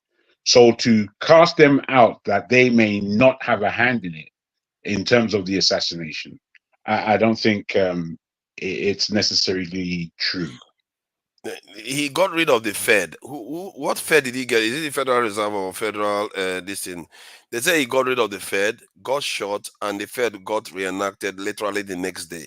You can see there was a serious conspiracy behind taking him out within the government itself. This is not mafia stuff. This is but they could use anybody. The mafia, the CIA could use anybody. Oh, no, they can use anybody, but they were like, let's say if it was the mafia that they used, they were not the one that initiated the process. That's the point. Fair. Why not? Because the entire arm of the military and the secret service will come on them. You dare not touch their commander-in-chief. You can't do that. Do you even? Oh my God. Do you even realize who Harvey Oswald was? To have killed. So it was an ordinary. Well, my point is, if an ordinary guy that got dismissed from the army could supposedly take out the president, you'd really think one of the most organized outfits on the planet at that time could not touch the president? Yes. They were wrong. They were killing everything walking in the United States at that time. Like what? Listen again. They were killing everything walking in the United States at that time. How many governors were killed by mob? At that, again, listen to me. They were killing everything walking in the United States at the time, and they weren't getting prosecuted for that. I asked you a simple question. How many governors were killed by the mob? Why would they just run around killing a governor? The reason why let me answer, because he said they were killing everything that walked.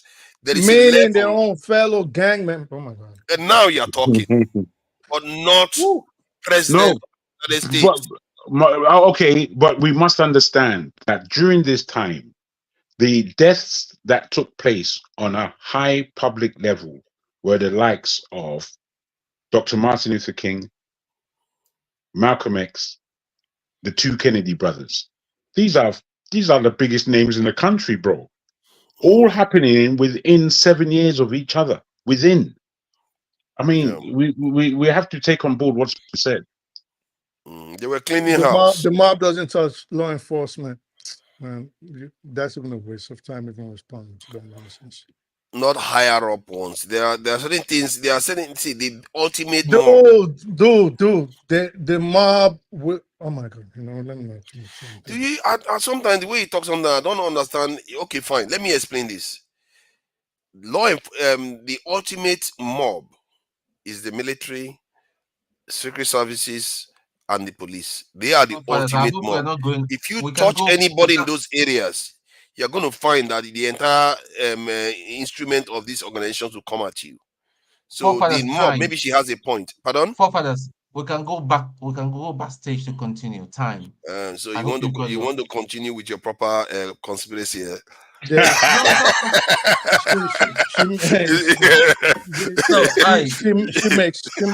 That makes no sense if the mob, especially in New York, Chicago, Los Angeles, Milwaukee, New Jersey, Boston, they've had incidents where they go after judges, cops. How did, for example, the Supreme Team in Queens, how did the NYPD start coming after them? Because they ran up on 2 police officers and shot them in the head in broad daylight. So what's the nonsense that lady is saying about the mob does not come after? But you just said it. They came after them and he backfired. Did they did they knock off a law enforcement officer or not? Which is what she said. Of course, they did kill a law enforcement officer. That's true. But she's saying as a regular thing, they don't do it. Because they know it's going to backfire. Oh my. They're not stupid, are they? They won't do that. They don't do that regularly. Of course, they're not going to do that. They're not in the same business. But they never killed a governor. And did they kill a lawmaker in House The one thing. Wait, guys. I've been around a lot of people in my life. A lot of people, a lot of different people. Different people. And as much, you know what I thank God for? That they stay in their lane. These bad people out there, largely, they stay in their lane. They do not necessarily commit havoc in the next lane, because the next lane right next to them is where all our good people live. Thank you. So we want them just to stay in their lane. Maybe they rob and kill themselves. If you cross into their world, you don't want to go into that world. Their rules. You don't want to go into it at all. Once they're you're not going to just come at you and just start. Nah, they don't. They have a code. If you mix in their world, they have a code. Subject to but they can. The reason why we are having this conversation is the idea that a mob can go and take out a president of the United States. That is. Father, do me a favor. Just Google Sam Giancana. I've mentioned his name severally to you. Google Sam Giancana. Maybe that will help you. Google Sam Giancana. Every time you've asked me to Google something, I find out that you are somehow. Sam Giancana and JFK. That's all you got to do. Google Sam Giancana. You keep asking me to Google. It looks like you're used to asking people to Google, because and they don't check. I just agree with you. I have an issue with people. It's like if I go and check now, it's like every time someone says something, you say, "Well, I feel." I don't care about your feelings. It's acting up. I'm just saying that. How can you expect? See, let me make this clear. If there was even one suspicion that the mob took out Kennedy, let me see what's going to happen to the mob.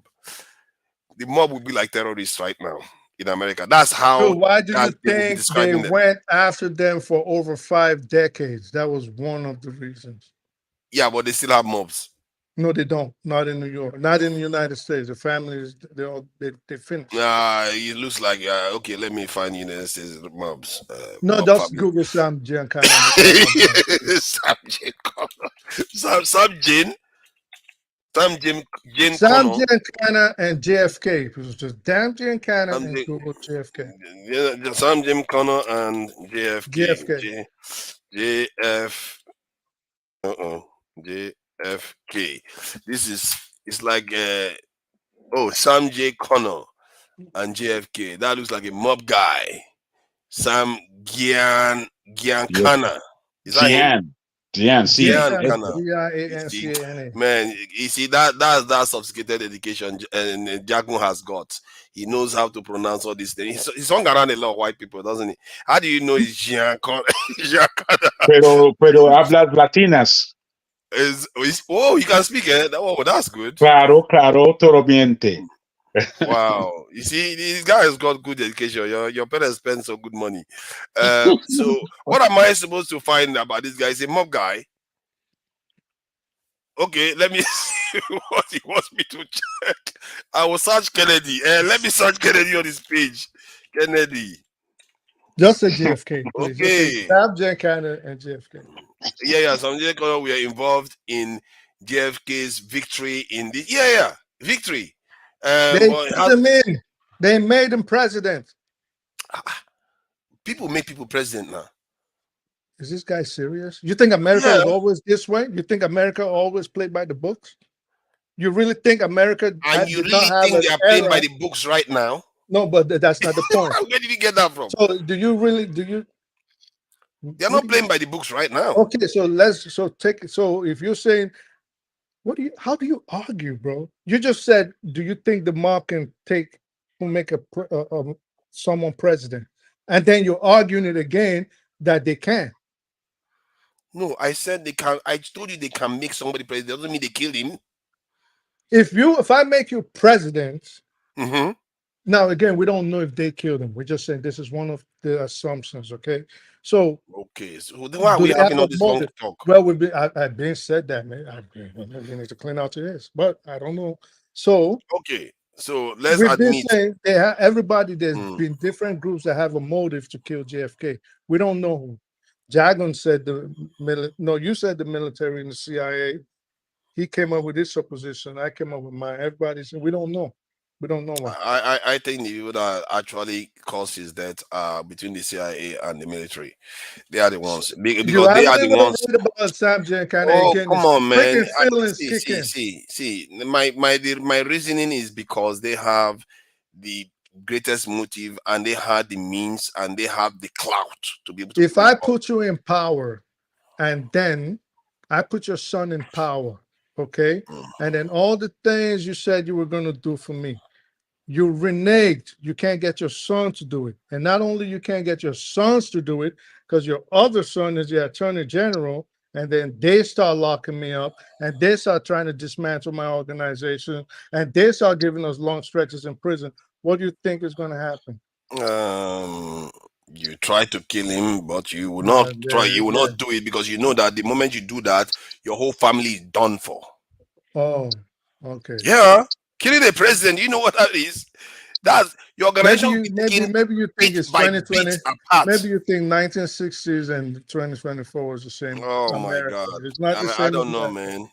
I don't know what to tell you. All I know is that the greatest gangs and the biggest thugs you can find in any part of the world, they are the military, the CIA, the secret services. You can't mess with it. If you if someone can pull, you're going to suffer. If someone can play a part in making a president, okay. Listen, before the Jewish lobbies that everybody's complaining why about. Why are we arguing over this? You don't even believe. You don't even think that he killed the president. Before the Jewish lobbies that everybody is complaining about today, guess who the most influential groups in the United States was that had their hands in every judge's pockets? Governors, they made governors. They had their hands in law enforcement. They had their hands in every city council. Guess I'm what? aware the mob had a lot of influence in the US at one time. So they were very powerful and influential. But they were not more powerful than the states. I keep telling you that they've never been more powerful than the states. See, an example of this is happened in Russia when Russia fell. The mob was controlling the economy of Russia about 70% of time. The moment that's because of Boris Yeltsin was a drunk and crazy. And then the moment Putin came into office, within 4 years, everything was cleaned up. It tells you that the power of the state is way beyond what those guys Why can would do. anybody even argue that? You can't fight the government. And the only way the bottom line the bottom I don't line know why is we're arguing this point. For me, it's very, very simple. If I belong to a big gang, like the gang I belong to is so powerful in an area, and the other guy belongs to a smaller gang, if you come and touch me, that's what my own gang is going to do to your gang. That's your people are not going to see the light of day again. that That is is how the assuming military is. If the commandership is taken out, that is assuming they owe you any loyalty. Okay, so these people probably didn't have owe Kennedy any loyalty, because guess what? He ended up with a freaking hole the size of a golf ball in the back of his head in Dallas in broad daylight. So people were powerful enough to kill him and get away with it. Until today, nobody knows who killed him. the people that were doing that's what I'm telling you. The people that I just told you that are part of his gang are the ones that did it. They are the only ones that had the capacity to do it that way. Nobody's denying that they could be, but don't put it past it. But saying, well, they could. So why didn't everybody go after them? At least it was an individual. Anyway, one way I can sorry concede guys. this to Anyway, are you trading? See, they smile there. No, I was actually doing some work, not trading. Oh, okay. I thought you were just looking at the fluctuations and you're just bagging money there. You never put anything. No. I mean, that for fun, I make that such big money now. Don't be people like don't mind him. He doesn't. He sits in the house and just makes so much money. I sit here talking to people money out online. there, man. You know, since we last saw you, so much money. You know, since we last saw you, you don't double in size, we know you are chopping there. Nah, he lost weight, bro. He's relaxing now, He chilling out. lost mad weight. Did he? Yeah. Well, he definitely looks rested, though. He looks rested. No, he looks very well. Don't get me wrong. Really? But the way he's shopping in that, wherever New York, he be Atlanta. You do look rested. No, I was not in Atlanta. I was out, man. For the past 2 weeks, I was out of the country. Oh, really? You see, he's a jet setter now. I've been traveling all over. His work takes him everywhere. He has to go and, people have to bask in his glory. Bro, now money, you need to live them kind of lifestyle. I don't broke now. I don't broke. I don't spend. I don't broke. We need to find the money now, Yeah. So for me, the biggest mystery of what happened last week was the fact that Israel attacked the consulate and the UN Security Council remained quiet throughout. They didn't have one meeting, nothing. Everybody just remained quiet. As if even China, nobody came out. For me, I find that a little bit astonishing that a massive international rule was violated, nothing from the UN. It's almost as if the UN is part of the conspiracy. I find that really strange. And what makes it even stranger is that Iran came out and said if the UN condemns Israel, they might use that as a reason not to attack Israel. But yet, the UN didn't do it. For me, that is really weird behavior. That is really weird behavior. So why did the UN not do it if it's going to avoid Iran attacking Israel?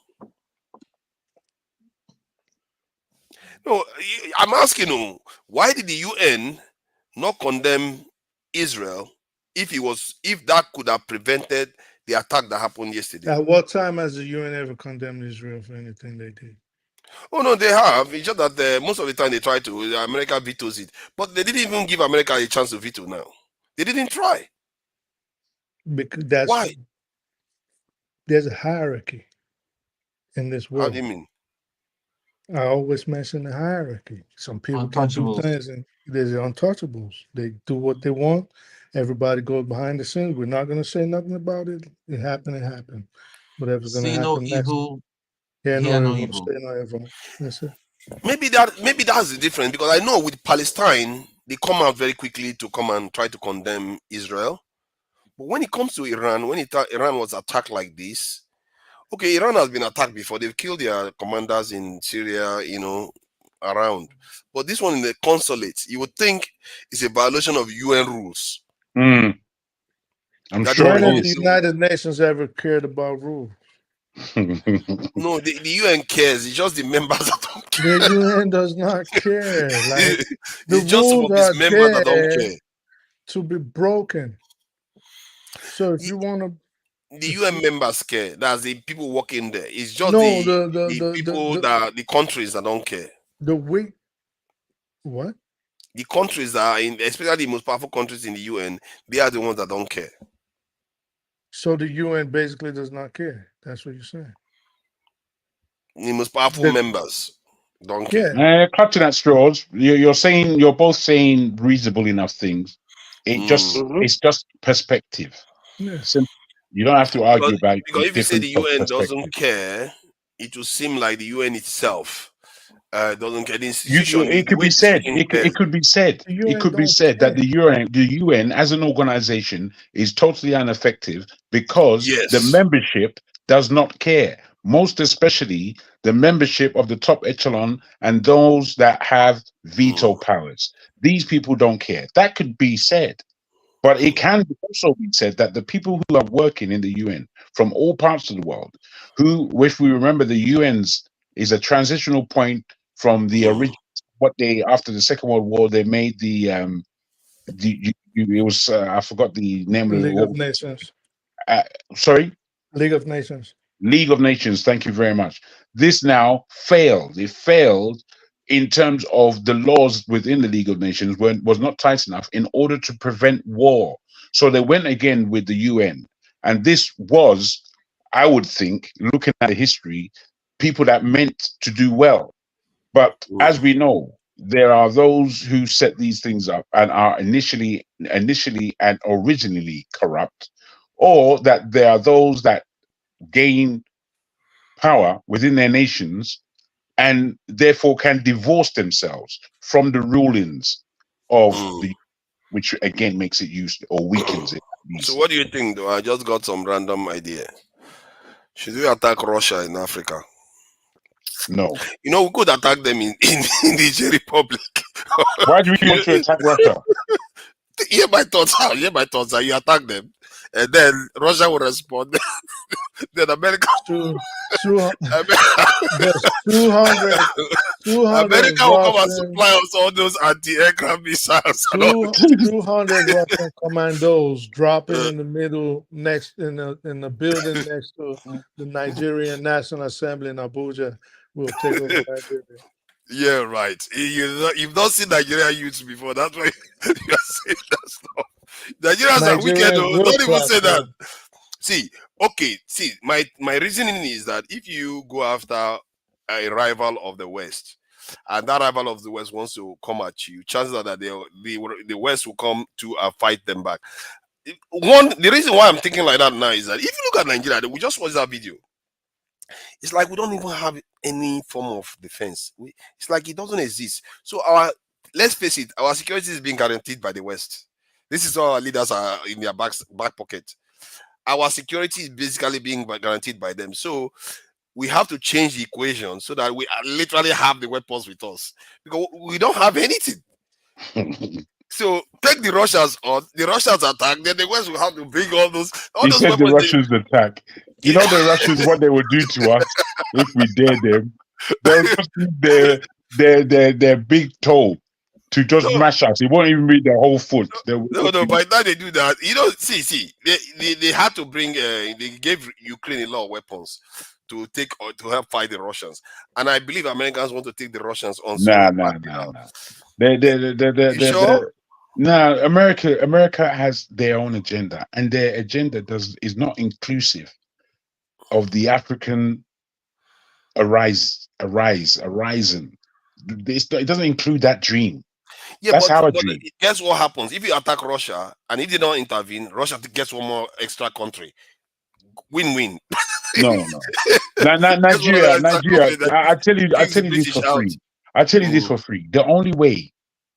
And I don't mean to say this in terms of I'm the only one who can think about Nigeria's political power.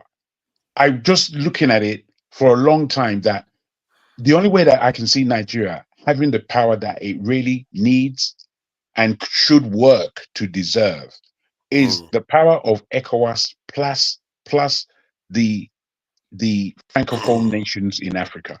If we just hold that as our economic power base and we resource it and we protect it and we make it a haven and we have our own, not BRICS currency, our own currency, this makes that whole part of Africa under its citizenry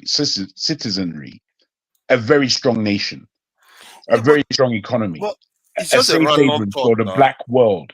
If we don't go that way, then we don't have a voice. But we've We been do going not this have way. a voice. No, I agree with you. See, that's my view too. I believe that we need to do those things. However, this is just a thought experiment, because if you look at what is happening in Israel recently, Israel is forcing America to even give them more and more weapons, to the point whereby because now they fear that Iran might attack Israel. Now they are even talking about, because there was a delay in the release of the aid to Israel. They are now talking about doing it again so they can give them more support and all that stuff. And I believe that if they find that Russia is about to defeat Ukraine again, they might do all those things again and give Ukraine more weapons. So my thinking is that, and to be fair, that is generally the way they have always operated.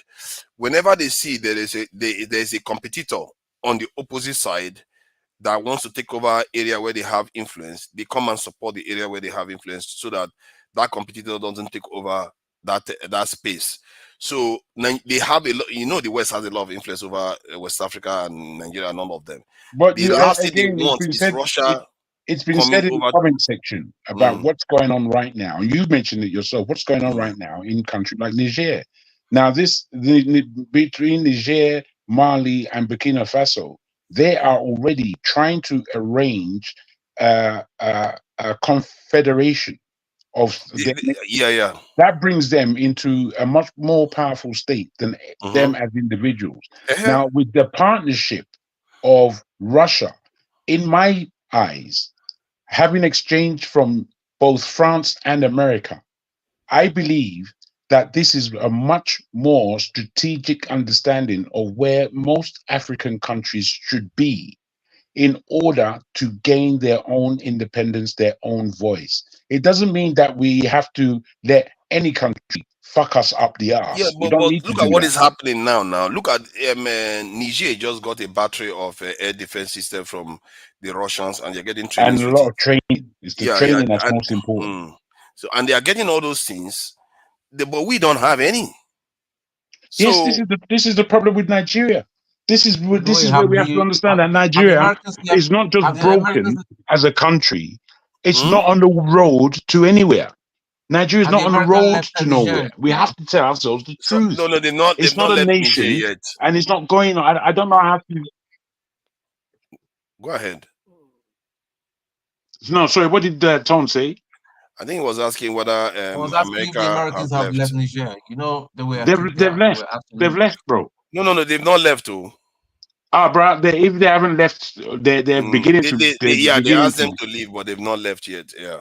They're So beginning to. my thinking is that if the United States Nigeria was fighting a country that is with in an alliance with Niger, with France, Russia, I get a feeling that the Americans will not want another country to fall under the control of Russia.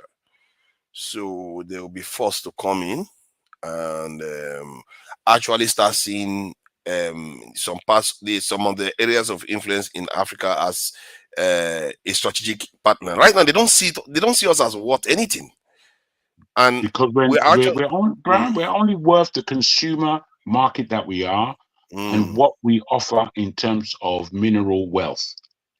That's it. And that triangulation has to change. They have to be forced, because if you look at this stuff now, you can see how you can force them, because it's a win-win either way. Because right now, being an ally with Russia is even better because the Russia is supplying proper kits and all the rest than these people that keep giving us Tucanos, and then they come and actually start treating us the way they treat other What is allies wrong that they with a have. Tucano? The Tucano is basically a World War II aircraft. Oh, you don't know? We've discussed this before. Aircrafts, man. Huh? In terms of warfare. It's not for warfare. Tucano is for aerial surveillance of mobile groups. Do you want them to use F-16s to fight terrorists? Is that what you guys expect? What are you talking about? We don't have F-16. No, that's not what I said. what I said. Do you expect them to use F-16s to fight terrorists? That was my question. Oh no, I don't expect them to use F-16. I have So said what do them you to have. think? We are not talking only about terrorists. We are talking about having a But proper that was defense why force. Nigeria got the Tucanos.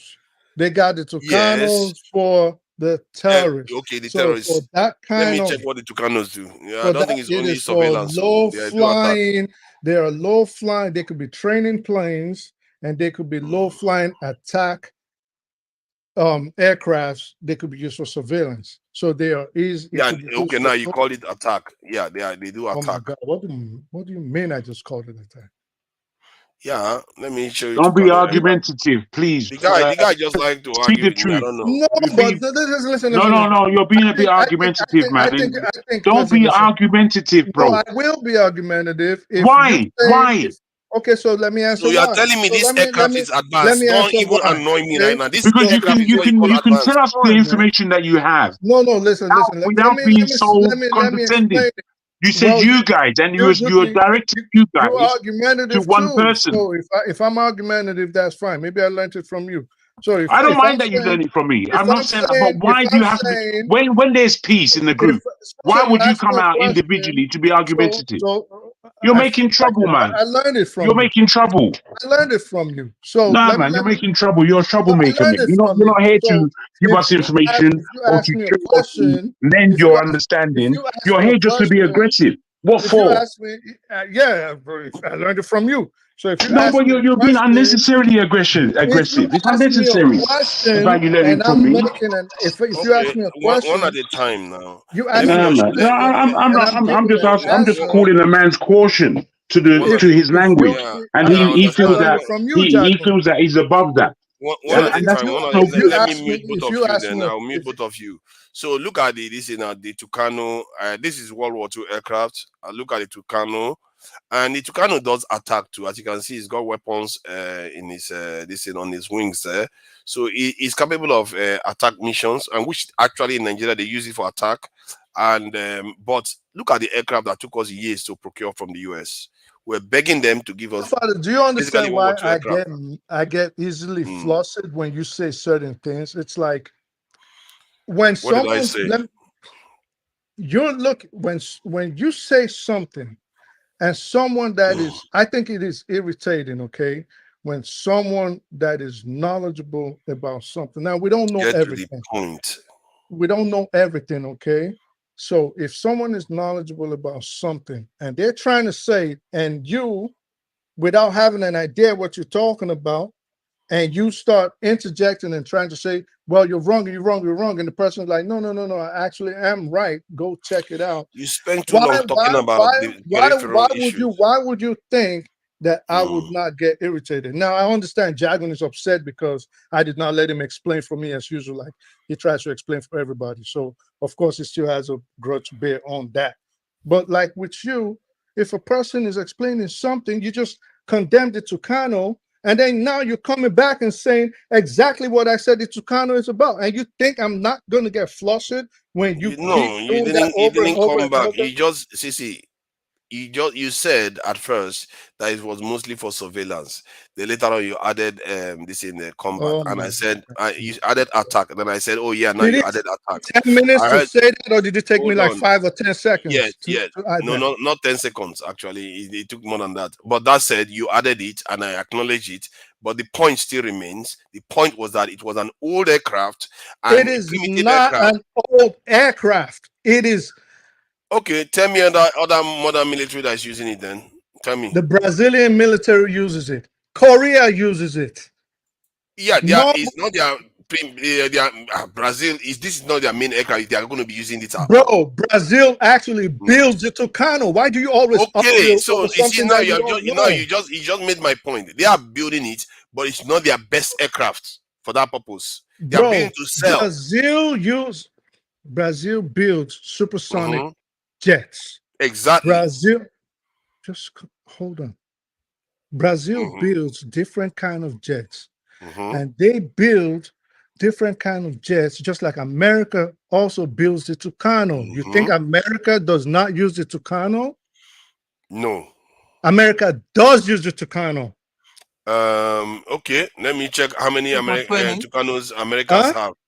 Mostly they use it for training, they use it for surveillance, and they use it for attacks too. America uses the Tucano, but mainly for training. So you're condemning something and you have no idea what you. No, I do have an idea. Even if you see, America has a whole range of aircrafts.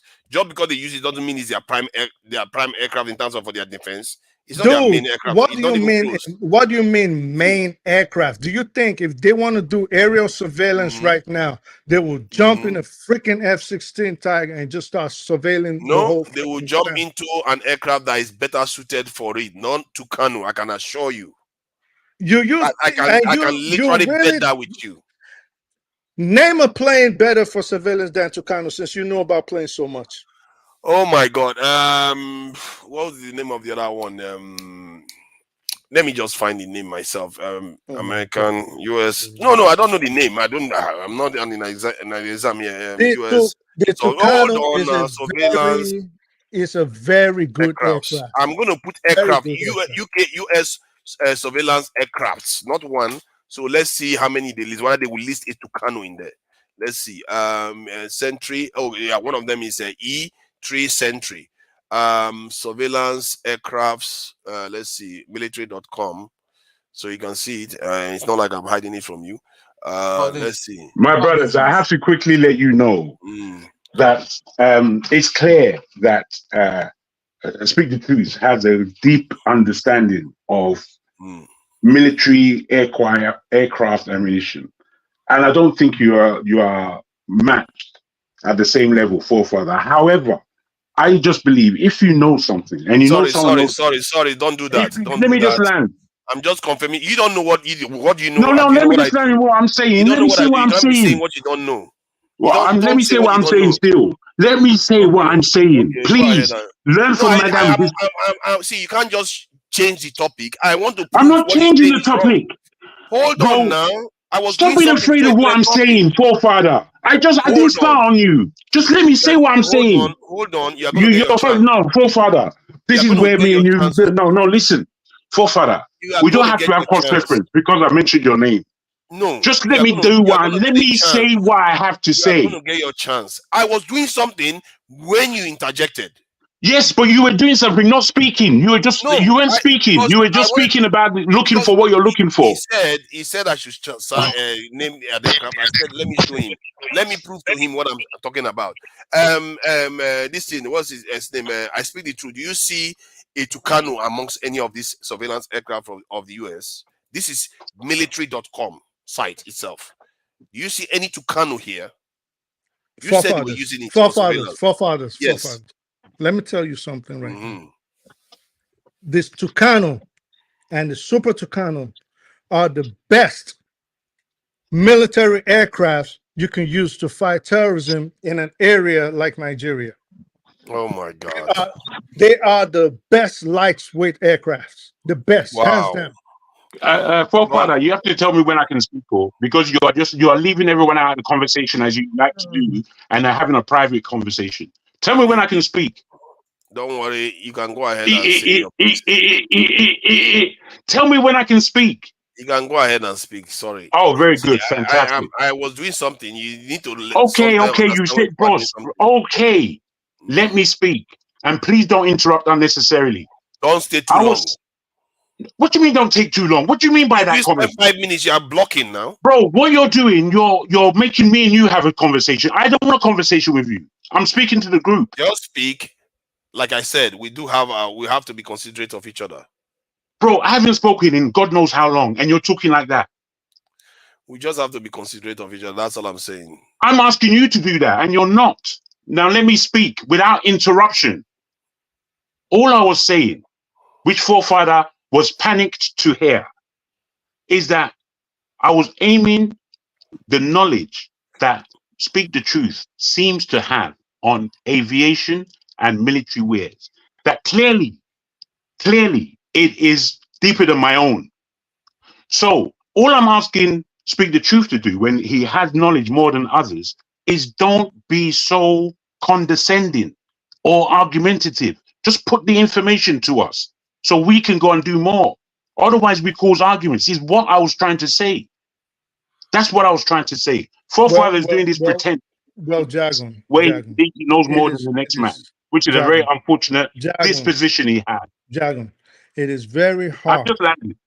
Okay, so it is very hard to not be argumentative if you are stating your point and, for example, you do what Jagun does best, which is interject and start trying to explain my position for me. I am very that's fair enough. But I was doing it. You're doing it again. Bro, I was doing it simply for the reason of argumentative nature. Okay, so and we were wanting what I was wanting, because it's been like this all day. It's been in a certain. There's been a certain decorum. Let me land, bro, on this and see if you can appreciate this. All day, we have had a discussion. How can you chastise me and you're doing exactly what was ticking me? No. I need you to understand what I'm saying. No, you please. don't need me to understand. Of course I do. Of course I do. That's why I'm communicating to you. Point, and now it's my turn to tell you why I felt like that. I didn't finish. You interrupted. If you're clear, you know you interrupted before I finished. If we don't behave ourselves, I'll mute people. Jagun, you've not been involved in an argument like this recently, so I don't know why you're arguing today now. I'm not arguing. Please, if you listen to me, forefather, you might get a perspective. I just heard you. I heard what you said. So what is it valid or is it invalid? You have a point. You have a point because you believe that he probably has better knowledge. But I'm telling you that I tell you what I did, what my depth of my belief was. Your audio is bad. Have a discussion in a peaceful manner without coming out. And largely, people are triggered when you are condescending. This is what I'm putting to you. Listen, so now I heard you 1,000 times. You stated that. Now I'm let not me tell you. I'm just checking evidence of what every statement he's made. I just went to a site now that has a list of United States reconnaissance aircraft. There is no Tucano there, so I keep trying to find the Tucano. Actually uses the Super Tucano forefathers. Oh my God! I touched Tucano on the page. There's no Tucano, so I don't know where they are. Anyway, so let me explain why I get flustered. If I'm saying something, I am sane enough to explain myself without you, Jagun, trying to always interject and explain. So, well, hold up. I understand what you're trying to say. This is what you're trying to say. No, I don't need that. And then the second part where I get flustered is if I'm giving information that I know for a fact is right, and then forefather starts arguing and saying, no, well, I feel. And it's like, what are you talking about? Your feeling doesn't count. Just go check if the person is either the person is right or the person is wrong. Is that the Super Tucano there? It appears to be, from what I can see. That's the Super Tucano, isn't it? And yes, the primary users don't include the United States for one. And although the Brazilian do you like to do this thing where you don't read, you go, you ran to Wiki, and then you telling the person they're wrong. I've been trying bringing up this info to you without checking Google. Do you think I don't know what I'm talking about? I like to verify than just listen to somebody. It's just like I mentioned something kind of like 3 times in the last month. You didn't check it. You know, I'm sorry. I have to verify what you say, because you can't just tell me stuff and I just follow it. You don't know the knowledge. Hold on. You don't know the knowledge I have of aircrafts. So stop just acting as if you know more than everybody. I just mentioned something, kind of. I didn't even mention the aircraft. Super Tucano. I'm trying to. Okay, Afghanistan. Super Tucano was declared the winner of the U.S. Air Light Support contract competition over the. Okay, it looks like they use it in Afghanistan. But not for themselves, but they use it for something. I don't know what they are talking about there. Super Tucano, Brazil. Yeah, they sell it to countries that they are not in the game really. But Brazil is. They're not in the game. That's the best light aircraft in the world. Jeez. What are you talking about? I'm not going to say anything. Just leave it. I don't know, man. I don't know where you got this information from. I really don't. You don't know where.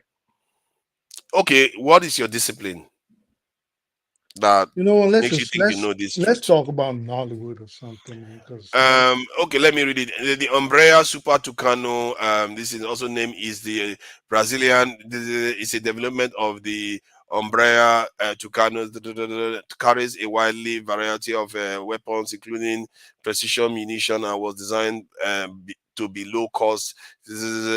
And in addition, its manufacturers has set up a production in the United States in conjunction with Sierra Corporation for the manufacture of AE. This is okay. They are manufacturing something else. But that said, Umbrella is one of the best aircraft manufacturers. So to say and they often manufacture the lightest and best designed aircraft in terms of air performance, in terms of being able to fly long range and all kinds of stuff, structure versus other nations. That's true. Umbrella does that. But to say that I guess you could be right actually to say that is the no hold on. What did you say, that it was the lightest aircraft, isn't it? it is the best light aircraft in attack aircraft for reconnaissance, surveillance, and best You light are attack. mixing. It's not the best attack aircraft, but it's the I best said light attack. light. I kept saying light. Why do you? I'm not even sure what you mean, because that's a very loose term. It's like the best heavy attack aircraft doesn't make sense, because there is no limit. If you want to give it a name, you have to have specifics and say, okay, is there a category that it belongs to? Do we know? If there's a category, maybe F-16 belongs to that category, or what other aircraft belongs to that category that we know. So you make vague statements that cannot be pinned down, and I'm not very comfortable with that. I like things that can be pinned down properly. So there you go on that. Anyway, if you can give me the group of there, what do you call it? Light attack aircraft. Okay, let's look at best light attack aircraft. You could have said that, maybe it will appear here because quite a few of them look like it. Yeah, I'm sorry. I see no Tucano here. Attack. You have any other category I could check? Because it doesn't seem to pop up. Bro. I'm sorry. I like to check information. Each time I say so, there's nothing wrong with checking information, but it's also good to at least try and comprehend what you're looking at. So if someone says, I mentioned it's good for surveillance, you attacked it. It is good for reconnaissance, you attacked it. It is good for, it could be fitted with guns, it's a good attack aircraft, you attacked it. It's a terrible aircraft for Nigeria to be buying. And you never said this. What do you want Nigeria to buy to surveil a group that walks? Wait, let me finish. A group that walks in the dense forest, a group that is on retrofitted bikes and bicycles, and they rarely use cars. They use mostly motorbikes. And in a dense forest, do you expect the Nigerian Air Force to surveil them with F-16s? Don't you know that each aircraft? Don't you know that each aircraft has a purpose? So if they needed to call in a fighter jet, for example, they could call them in. But the bottom line is, the Super Tucano and the Tucano are very good planes for what Nigeria Just stop is it, going man. through. Stop selling garbage to Nigerians. Look at what other aircrafts are designing. Other countries are designing. You're telling me they'll be proud that we have Jagan said, let him in. Jagan said, let him in. Oh yeah, I didn't see him. Yeah, welcome back, Jago. Why would you see me? I was busy talking to him. That's what I'm saying, my brother. Omo, you see, I was listening to everything between you two guys, and I don't know how else to speak the truth. But in listening, Forefathers has had to turn around everything he's saying, yet he's still. I was very happy when you kept quiet whilst Forefathers was floundering like a grandfather who has never seen a black and white TV, yet he wants to control the remote control. You see, this thing is a serious thing. We are not. This woman that was on today, Omoye, for me, she was a great inspiration, especially today. I know I've met her before, but she touched me these 2 times across. And it's what she said about the discrepancy between you and her. And you are actually going to come into this conversation and speak about how we communicate on a tract where even if we are at opposite ends of what we're saying, we can still be generous to each other. When we take this generosity away, bruh, it becomes very much a panicked, egocentrical conversation. And we don't learn a lot from it, bruh. So where is the generosity? Tell me where the generosity was taken away, please. Tell me, please. No. I'm speaking about Omoye and what she said. And what she said is that No, there's I a agree way with that statement. I wanted to, because I like people to actually pin down what just happened. Because you said I was floundering like a Well, I tell you what just happened in many levels. Like a grandpa that's seen black and white TV for the first time. Yeah, exactly. So, but you see, this is why I like to pin people. It's easy to say stuff, but it's another thing to pin it down and say, where is it that I did that? I'm trying to confirm information somebody gave me. If you want to believe it, so why? Because he said something. Why would you believe him? The way obviously you're in a different position and a better position than me, forefather, in terms of you can manipulate the screen. You understand? Whereas for me, normally when I'm in conversation with anybody and they mention things that I'm not sure of or don't know, I let the conversation continue. It is when I'm out of that conversation that I will do my research on what's been said. That's how I do it. Yeah, but I prefer to find information in real time while it is available. So that is the approach. And at the same time, you don't know what I know. You just assume he knows because he's talking with authority. No, it's not. Listen, 4-5. You can tell when someone is trying to bamboozle you, okay? And I'll tell you. I'm not. Listen, you were trying to bamboozle me. Wait. Hold up. No, I'm not. Hold on. Telling me Umbrella aircraft is great. I don't know everything, okay? Just like today, I was supposed to say 300 years, and I said 3,000 years, okay? So we make mistakes, but I'll tell you, to a large extent, all right? Before I open my mouth about something, if I'm not versed in it, I just shut my mouth. So if I say something, more than likely, I know what I'm talking about. I'm not coming saying suppositions or this is how I feel. So I guess that is why. I mean, we're all having fun. I don't care. I do it in that same. I do it in that same exact way. You know what I mean? So for me, it's like, what are you talking about? Why do we do this? Why we have to elevate our conversation? If there was proof to what you were saying, I would agree with what Jago is saying. I would agree with what you are saying. But there's no proof to it. If you tell me, that F-16 aircraft is one of the best jet fighters in the world, and I check it as no, the Tucano, everything you said about Tucano is not held up by what I just. Are you serious? You just said the United States don't use it. There's people in here letting you know, and I said the United States use the Super Tucano. The Tucano, they use it. What's his name? The dude that just left, from London, the guy next to you. What's his name? Tone. And Tone said, "Is it for training?" I said, "Yeah, they use it for training, and they use it. They fit it, and they use it as attack aircraft." So I said that. I said Nigeria uses it. I said reconnaissance. I said they use it for surveillance. They use it for attack. You kept saying no. It's a World War II aircraft. It's a war. And there's people in the chats telling you that the United States did use it in Afghanistan, and here you are still telling me I was wrong. Now, I told you, I mentioned Sam Giancana. I've mentioned him a few times to you before. What you should have did is just go check Sam Giancana's relationship and that of the Kennedys. That was all you had to do. But guess what? You said, "Oh, I don't feel like that. I don't feel it can happen. I don't care about your feelings. I'm saying this is what's happening." Oh dear. You get what I'm saying? So I guess that's you know. There's all I would say. There's always a lot to learn, most especially in this thing called communication. Because I'm telling you guys, man, with the knowledge that we have, we are going to be called upon. And when I say we are going to be called upon, I don't mean someone's going to say, hey, speak the truth, come and speak for us. No, it will be something inside that is telling you that you have to communicate with these bunch of people. You are the only one who could do it. And when called upon, you have to be able to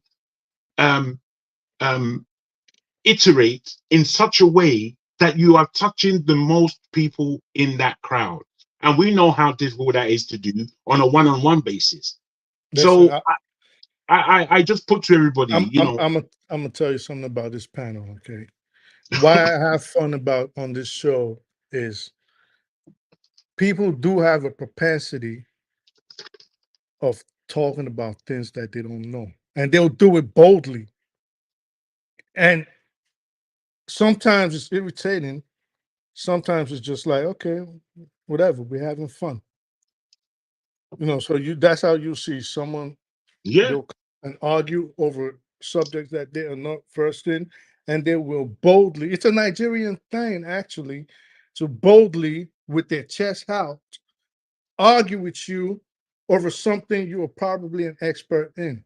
And they'll argue with you. And they do it in the show all day. You see people and you're like, and you checking like, whoa, I think I know that information that guy's talking about. And you go check. But then comes this other guy arguing with him. It's just like yesterday. What was we talking about? If you was watching it, what he was talking about was just my feelings. I feel Israel this. I feel. Nobody cares about your feelings. It's either it's right or it's wrong. Right? Absolutely. But what I would say is that I'll tell you the truth about myself. I'll speak from my own point of view. Since being on this program, I've had to learn a lot because I know how I communicate in real life. And how I communicate in real life, it is as you see. I try to be as polite and as listening as I possibly can. However, on this show, I've learned that it is important to also understand the character and personalities of the people that you're speaking to. It's important for you to ascertain their balance and how they receive knowledge. Me personally, I've changed a lot. I don't know if people have noticed. I don't even care if they've noticed. When people say always and they're speaking to me, then I know already they've got me wrong because I don't always anything. However, what I do is try and be self-aware and to be aware of the room that I'm in. Given this operation, I've had to step back a lot and I've done a lot of listening. I do more listening than I do talking. You may not believe it because I have a lot to say and I talk a lot. However, I do more listening. And when I listen and I see how people react to certain things and what people say, I have to let a lot go over my head because I believe this platform is a sharpener and I've got things to say. And the things I say on this platform are the things I say in the real world. Yeah, this platform is I guess it's for fun. Like for me, I don't take it that serious. I might come across like passionate. You come across very, sometimes even angry, vexed. Not angry. I'm not. I do If take I it was seriously. angry, Don't tell me. if I was angry, I take my time seriously. Abio, this is time we spend in here. I take my time seriously. And what I dislike the most is when people try to block learning. And when I try to find out critical information, people are like, "Oh, why are you checking?" Because he's a arbiter of truth. I'm not. Don't believe anything. I don't think anybody anything I say. Check me out. Check what I say. And he still stands for Nigeria to have Tucano as is one of his best aircraft is rubbish. Oh dear. That is you rubbish. See, I've not learned that. Forefather, I tell you this, in your discussion, I did not learn what you just said. I learned from your discussion, which is why I wanted it to be a discussion, because there are people listening, for God's sake. So wait, my brother, please. There are people listening.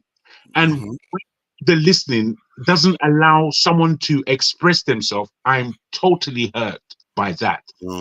I know I interrupt. I know I can interrupt. But if I do interrupt, it's either to correct or to add, not just to interrupt for interruption's sake. I try my best to step out of interrupting for the sake of it. Okay, so in listening to what Speak the Truth was saying about the now new in my mind word Tucano. Which one? Tucano. Tucano, yes. Yes. this is a new word for me. You understand? Then when I look in the thing, I can see what's going on. Then when I'm listening to the two of you, the greater learning I had came from Speak the Truth, especially in terms of what I'm reading. You didn't have knowledge of it necessarily, but you objected to it. You did have knowledge of the name and you had knowledge of the aircraft, but you rejected it as something that Nigeria should be campaigning with. However, we found out that in Afghanistan, this particular machine was being used by who? By the Americans, not by the Afghans. So the American army still used this thing. So where did you find that out? Within your discussion. Within your discussion, I found it out.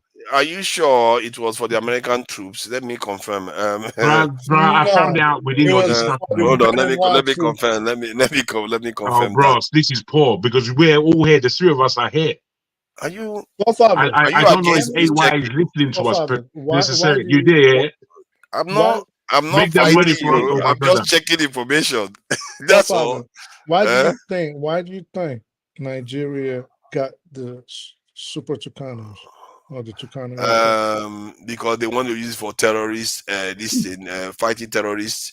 Okay. Is that not why? All right. So why? What other aircraft do you think we should have gotten? There are other types of aircraft for surveillance. Well, like the B-52.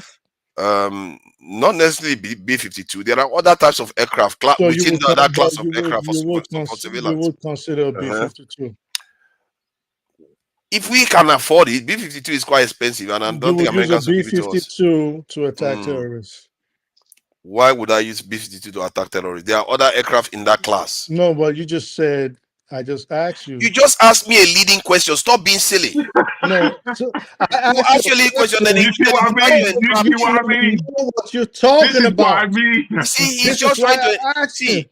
I'm not going to bother to tell you what I know. Look at how we pretended. You know, but you don't know what you are talking about. Look at how we pretend like he said, yeah. No, I also said, no, you are trying to tell me. You know what he was trying to do? Oh, if Nigeria had the option to get B-52, I would say get B-52 because you can use it for other surveillance. Okay, you see, you will use a B-52 to for other forms of surveillance. No, you will use we're talking about terrorists. So you would use now that was later you added that. When you added the terrorist aspect, I said stop trying to entrap me. We've been talking about terrorists. Stop it. Started this conversation. You said for surveillance. That was the question you asked. The whole conversation. He said stop trying to entrap me. The whole he's asking leading questions, and then he would just you just the whole conversation started about Boko Haram. He just argues to win. Your Honor, to make a point. Your Honor, the lawyer is badgering the defendant. The lawyer is badgering. I'm not a defendant. I'm not a defendant. Conversation started. The whole conversation started with. I'm only a defender if I don't know what I'm talking about. He thinks he knows more than I do, but he doesn't. The whole conversation started about terrorists. I'm telling you, he doesn't. You might think he does, but he doesn't. Because you don't know me. You just think he does. What I think is insignificant, really. Ridiculous. Okay, so now I will go back to that page and I'll look for that Super Tucano and see whether it was the Americans that were using it in Afghanistan. Just to confirm. There's nothing wrong with that. It's just I like to confirm stuff so that I will know, okay, Americans are using it for what purpose? Are they using it for their own purposes? Did they use it in like in Iraq and all the rest of it? Tucano, and besides, they were kicked out of Afghanistan, weren't they? Tucano. Let's see. Maybe it's because of the Tucano, right? I don't know, man. Either way, not something didn't work for them. Let's see in Afghanistan. So they said that 2001, the Super Tucano was declared the winner of the U.S. Air Light Support Contract competition. The competition over the Hawker Beechcraft Texan 2. The contract was cancelled in 2012, citing Beech Hawkeye's appeal when its proposal was disqualified during the procurement process, but re-won in 2013. 20 of these light attack aircraft were purchased for the Afghan Air Force.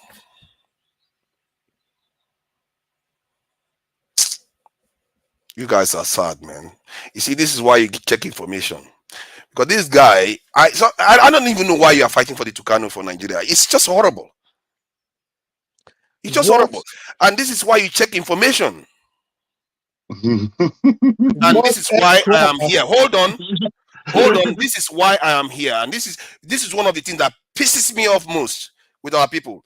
They feed our people wrong information. What aircraft is better than the Super Speak the Tucano truth. Speak the truth. Allow it for a moment. Allow it. Stop giving people wrong information. This is why when I came here the first time, one of the things I said was, I'm going to be verifying anything anybody says. I'm going to be checking it out. People call me Google or not. I don't care. Stop giving out stupid information. Can I just ask you, and you know the most poisonous part of it? He was telling us that we got a good aircraft. We do have a good aircraft. The Super Tucano is a good aircraft. Don't grab. It's unnecessary. Forefather, let me just ask you this, forefather. That was very. That was very strong. That was a very strong point that you, strong attitude that you had to your point, which is fair in terms of coming from your own standpoint. However, can I suggest or ask, because whilst you were checking, you were kind of muttering. And in your muttering, I wanted to come in because nobody else was speaking in anything else. So I wanted to interject and just say something. You didn't allow that because you were checking at the time, which meant that the show was stopped just for you. And I'm saying that that is not a good position to find yourself in, not as a host of the show. Let me land. Please let me land. Please let me land. You can check whilst live, but you should still allow the communication to continue. I didn't stop you.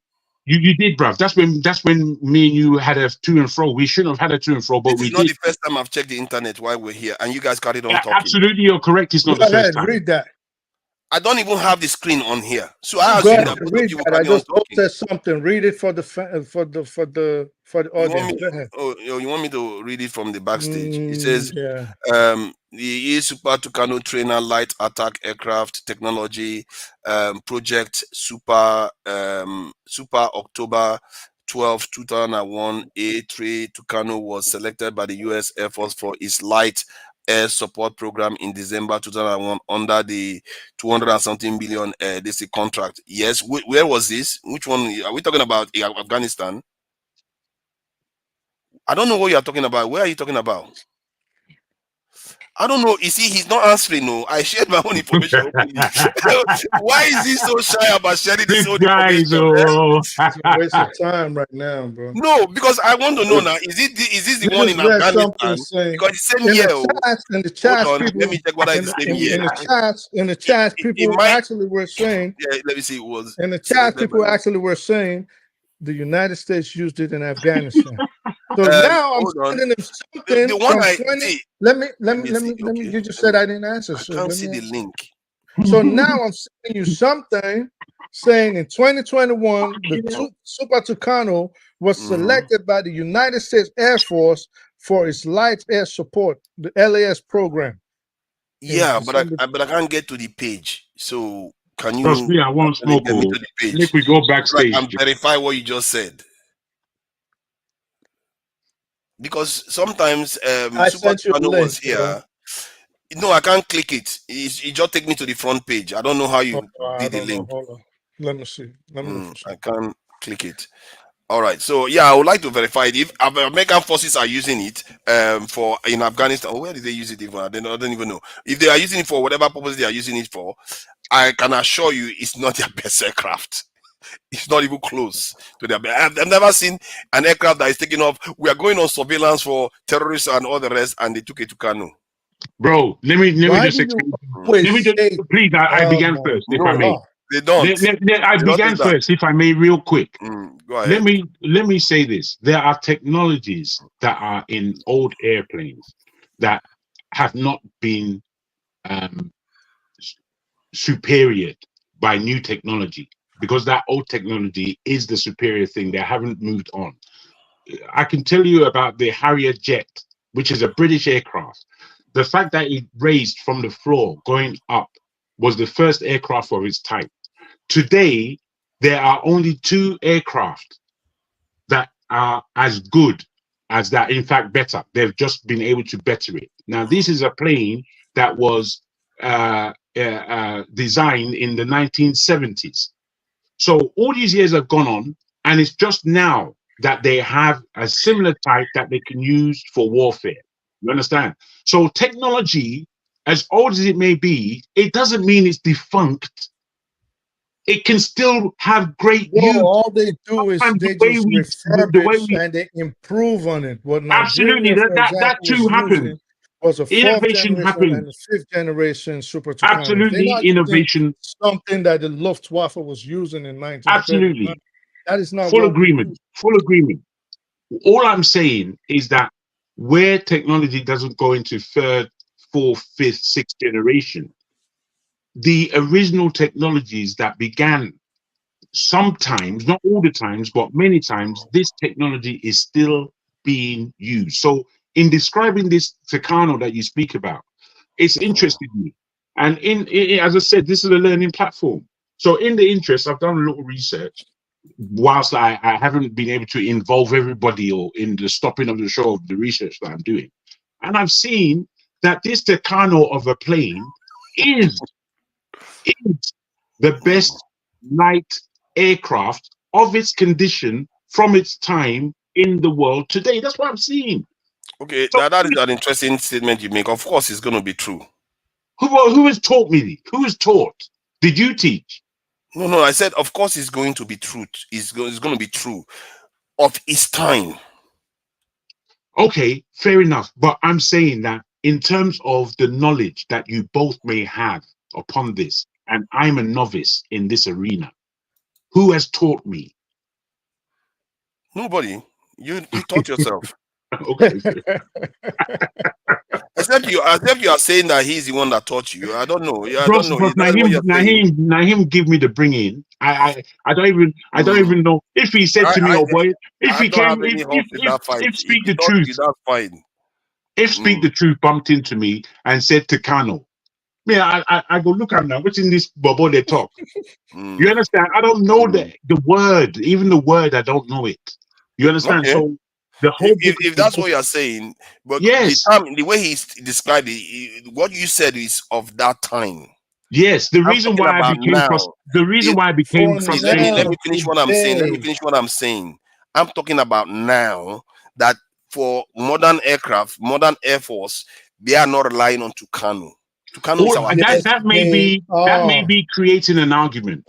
However, what I listened to and what I learned from the reason why I became frustrated with Speak the Truth is because I wanted to hear more of what he had to offer, rather than him being condescending. I didn't want condescending. Let me tell you something. Understand that. Understand that before you take it as a negative.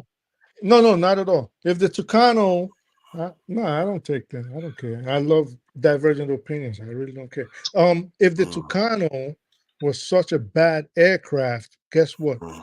They would have sold it to Good Luck Jonathan the first day he asked for it. Do you know how many years it took before they agreed to sell it to Nigeria? If the technology was that it was terrible, Brazil that makes it even. I'm not even sure why it's Nigeria. No, we had to get it from the United States, and we had to get authorization from Congress before they would let that kind of technology into the hands of a foreign power. If it was such a terrible aircraft, guess what?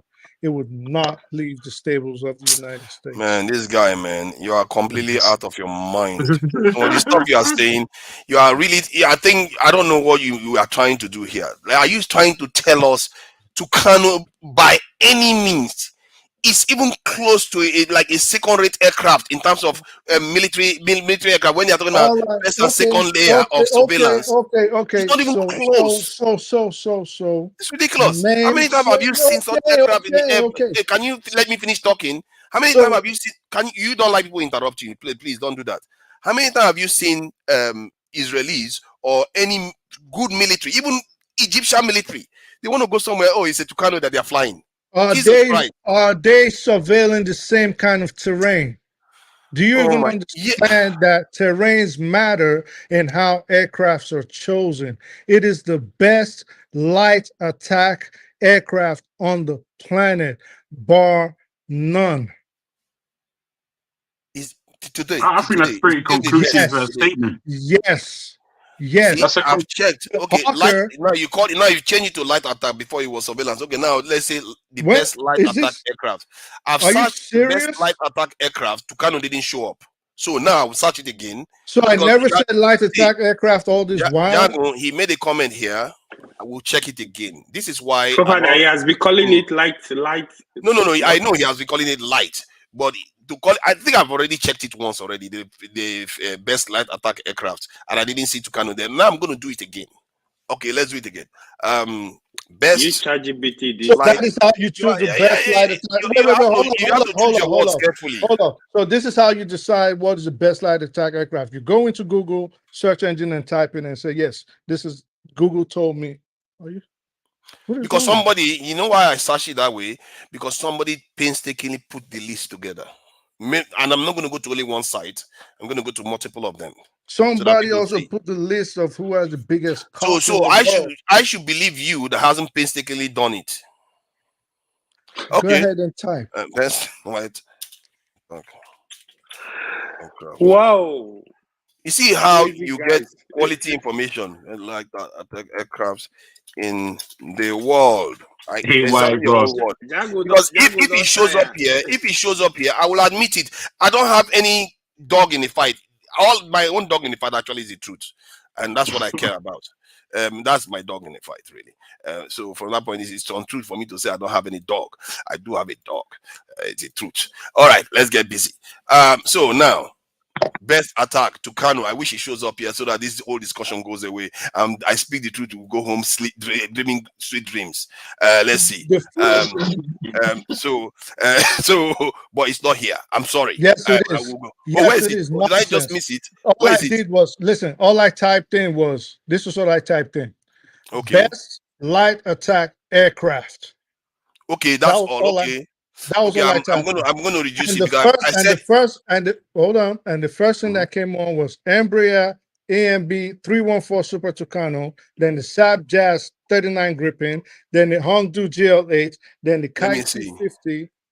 Okay, so maybe that is what you typed and found that information. What but did look you at what type? I typed. Look at that. The best light attack aircraft in the world. That's all. You can see it right there. I didn't change anything, so just that's it there now. Super Tucano is there now, isn't it? That's it there. But is it the best one? Is it the number one? Let me see. Bro, in terms of action, it is the best. It has been tested. Let's go to the site itself. You see now, I think you are beginning to have credibility now. If you, I'm trying to no. The truth is, if he shows up here as the best one, then I will say, yeah, it makes sense, doesn't it? That he's saying that. Let me see. Is it in order? I don't know whether this guy's putting the best light attack. So aircraft technology is going to tell you who's the best. Okay, you want me to check another site? No, you just choose the top. So it's not in order. They just gave you the top 10. Read the top 10 out. Let's see what they say. This is 2. Which one is 1?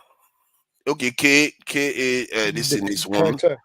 And the K tag is a light attack aircraft version, advanced aircraft developed by Korea. No, don't worry, don't read the whole thing. Just read the 1, 2, 3, 4, 5. 9. Okay. Textron, this thing is there. HAL, Tijas. This is the Umbrella, isn't it? This is the this looks like an Umbrella. This thing model. There's no Brazil there, so it's not it. It's not there. Where is it now? I don't know. You chose it. That's it. It's number 10. I'm sorry, it's number 10. Except it is the other way around. They did it the other way around. That is the best one.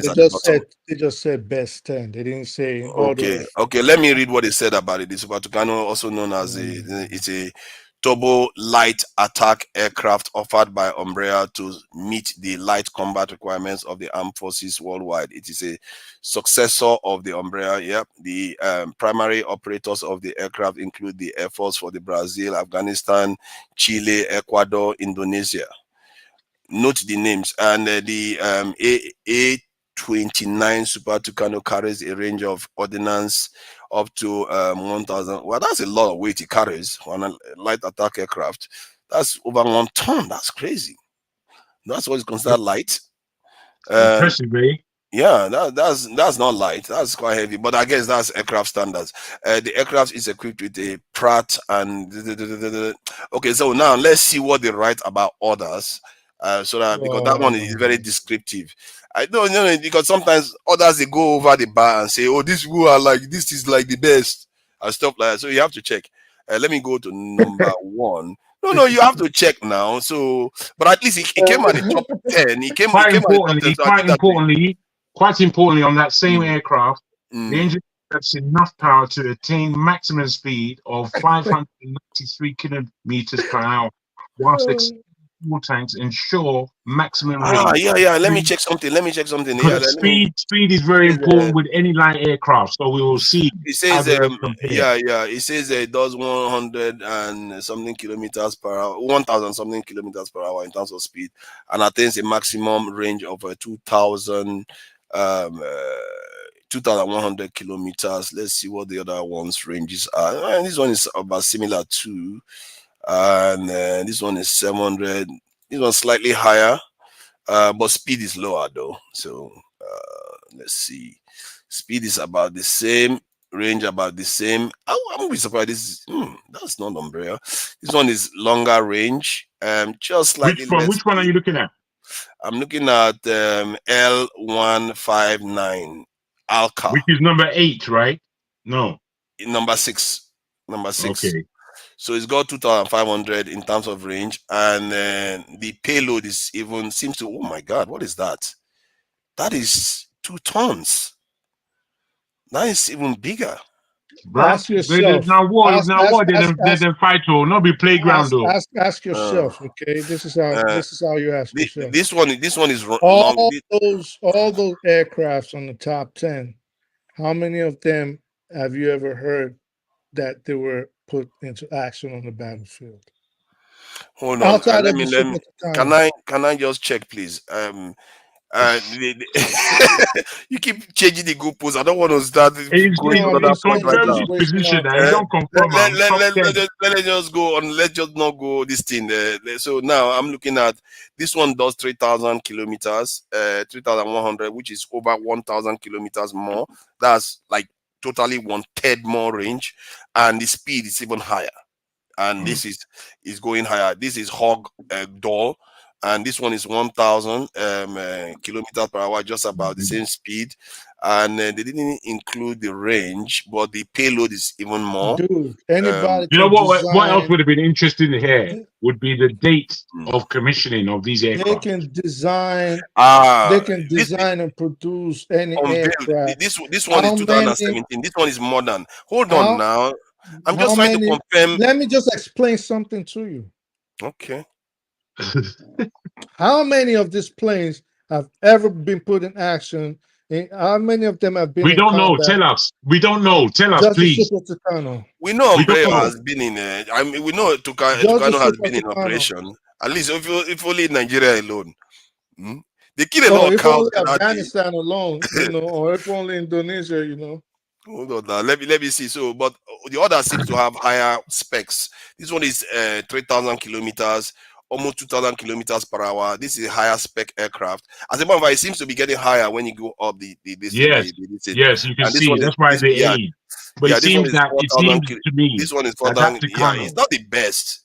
It seems to me that Tucano has kept his name because it's been there for an awfully long time. You said it's been there for an awfully long time, and that makes in the top 10. I think Speak the Truth has made his case. I don't know. For me, the way come on. No, he said it. No, hold on. Come on, don't do that. He says it's the best aircraft in the world today. Yes, but it's I didn't say no. I never said the best aircraft. I said the best light aircraft, aircraft in the world. And that's what we just searched just now. Name which any of those aircrafts on the top 10 that have seen combat in the last 15 years. Oh my. That is how you know a good aircraft. See, I just checked it just now, and it's not clearly the best attack. Let me ask you. Hold on. Let me ask you a question. Aircraft in the world today. Forefathers. How do you rate a good soldier? How do I rate a good soldier? I don't know. Maybe because he sips Gary in the morning. I don't know. You Okay, tell me. so let me Yeah? help you out. Let me help I you don't know out. why you ask me all these random questions. I ask you all these random questions so you know the criteria to use instead of just going on your suppositions and your feelings that don't count. Okay. So, how do you rate a good soldier? He's battle hardened. He's been in combat. That is how you rate a good soldier. He's a veteran. That is why we look at veterans. They're at the top of the list. So, how do you rate a good aircraft? It's been in combat. It's been in missions. It's been used on the field. It's been used to fight in battle. That's how you rate the aircraft. So Wow. you can design That is anything so you want. genius. By that standard, what is that aircraft they use in Second World War should be the best now, isn't it? What is that one they use in the UK that the UK is always bragging about? That one should be the best one at that rate. Now. It's been in battle for a very, very long time, isn't it? Where is that UK one again? Let me see if I can find it. So, see, you have to be careful with the terms. I get what you're saying. I'm going to be generous that I get what you're saying, but the way you describe it is wrong. You can't say just because you have been in battle that makes you the best. If new No, ones I come said, that how are do you better, describe? See, it's always good when you okay, someone. do it again. I said, how do you determine or rate a good soldier? That's all I said. Yeah, what was the point? Is it not to say that because the umbrella has been in combat, No, so because it they makes have it experience. Yes, they've been tested. They've good? been put into situations that they were designed for, and they acted exemplarily. So they Yes. did what they were supposed to do, probably even beyond the capabilities that they assumed they And could do. all this can be true, yet it's still not the best today. You Again, understand on that? those top 10 that you listed, okay, how Mhm. many of them have been in battles before you can compare?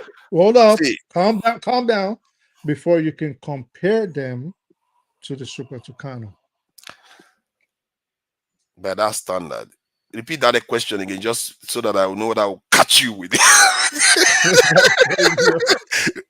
Repeat it again. Repeat it again. I want to see what I How catch you. all those you are Go ahead. nuts. Repeat it again. All those aircrafts on the Uh-huh. top 10, how many of them have been in combat outside of the Super Tucano?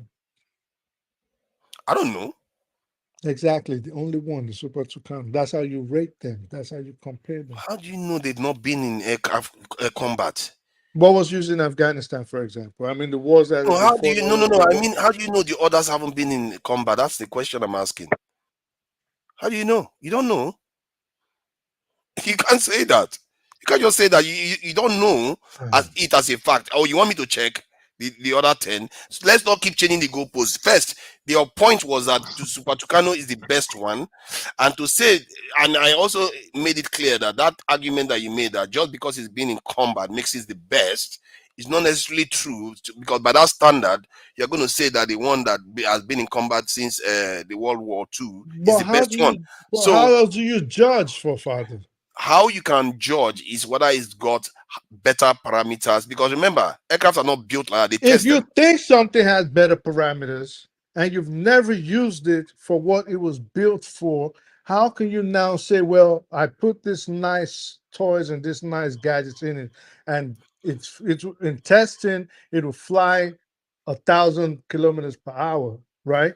But you've not tested it to see, oh, well, maybe if it flies that much, something might affect the engine and it starts going So down. you You think that's don't what know. aircraft engineers do? You see, before they bring an aircraft out and sell it, they use it to carry out military exercises and all kinds of stuff. They do all the tests before you can start you can't sell. You can't just Okay, sell an aircraft to people. okay, General Forefathers, like this is No, not. no, no. In terms of your discussion, you mustn't be so unfair, because they do test, but yet still the real test is in the battlefield. No, If I agree. wait, I haven't finished.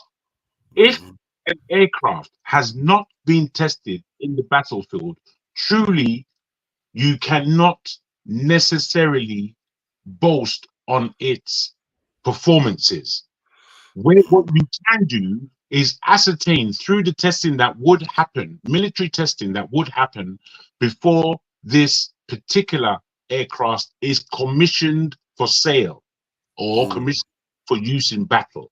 So these are the divergent different points that we're trying to ascertain, not who's wrong or who's right, or make we try to ascertain what I'm going.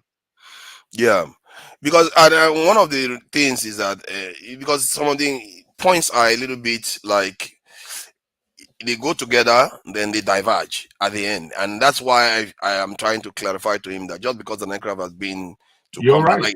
like just because it's been to combat doesn't necessarily make it better than the ones that have just arrived. Because the one that just that's the whole point of building them, is to make it better than the previous one. Tell me, what would you buy? What would you buy? Something that you're the head of your country.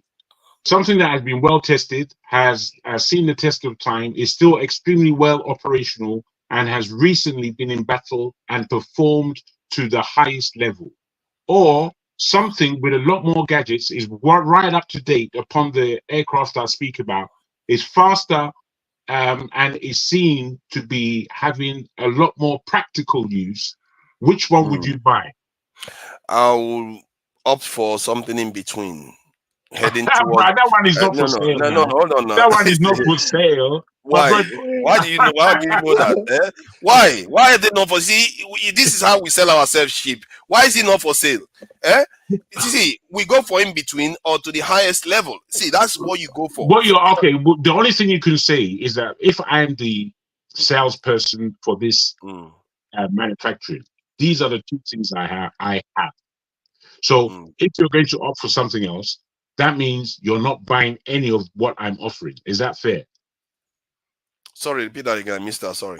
It means if I'm the person who is in position to sell these two aircraft, and that's all I have, don't have any more, you would basically not buy my wares. I'd be asked to leave. Is that fair? What two aircrafts? The ones I've just spoken about. Okay, the best one and the minimum. Yes. The minimalist one.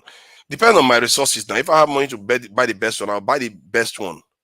Okay, fair enough. I just wanted to know because now you are entered into a war, which is why you are buying these things, and that one that you bought, which was far more expensive and never used, is brand new, spanking, shining. The people, all your pilots, they love being in the plane. They love the comfort of the plane. Wonderful.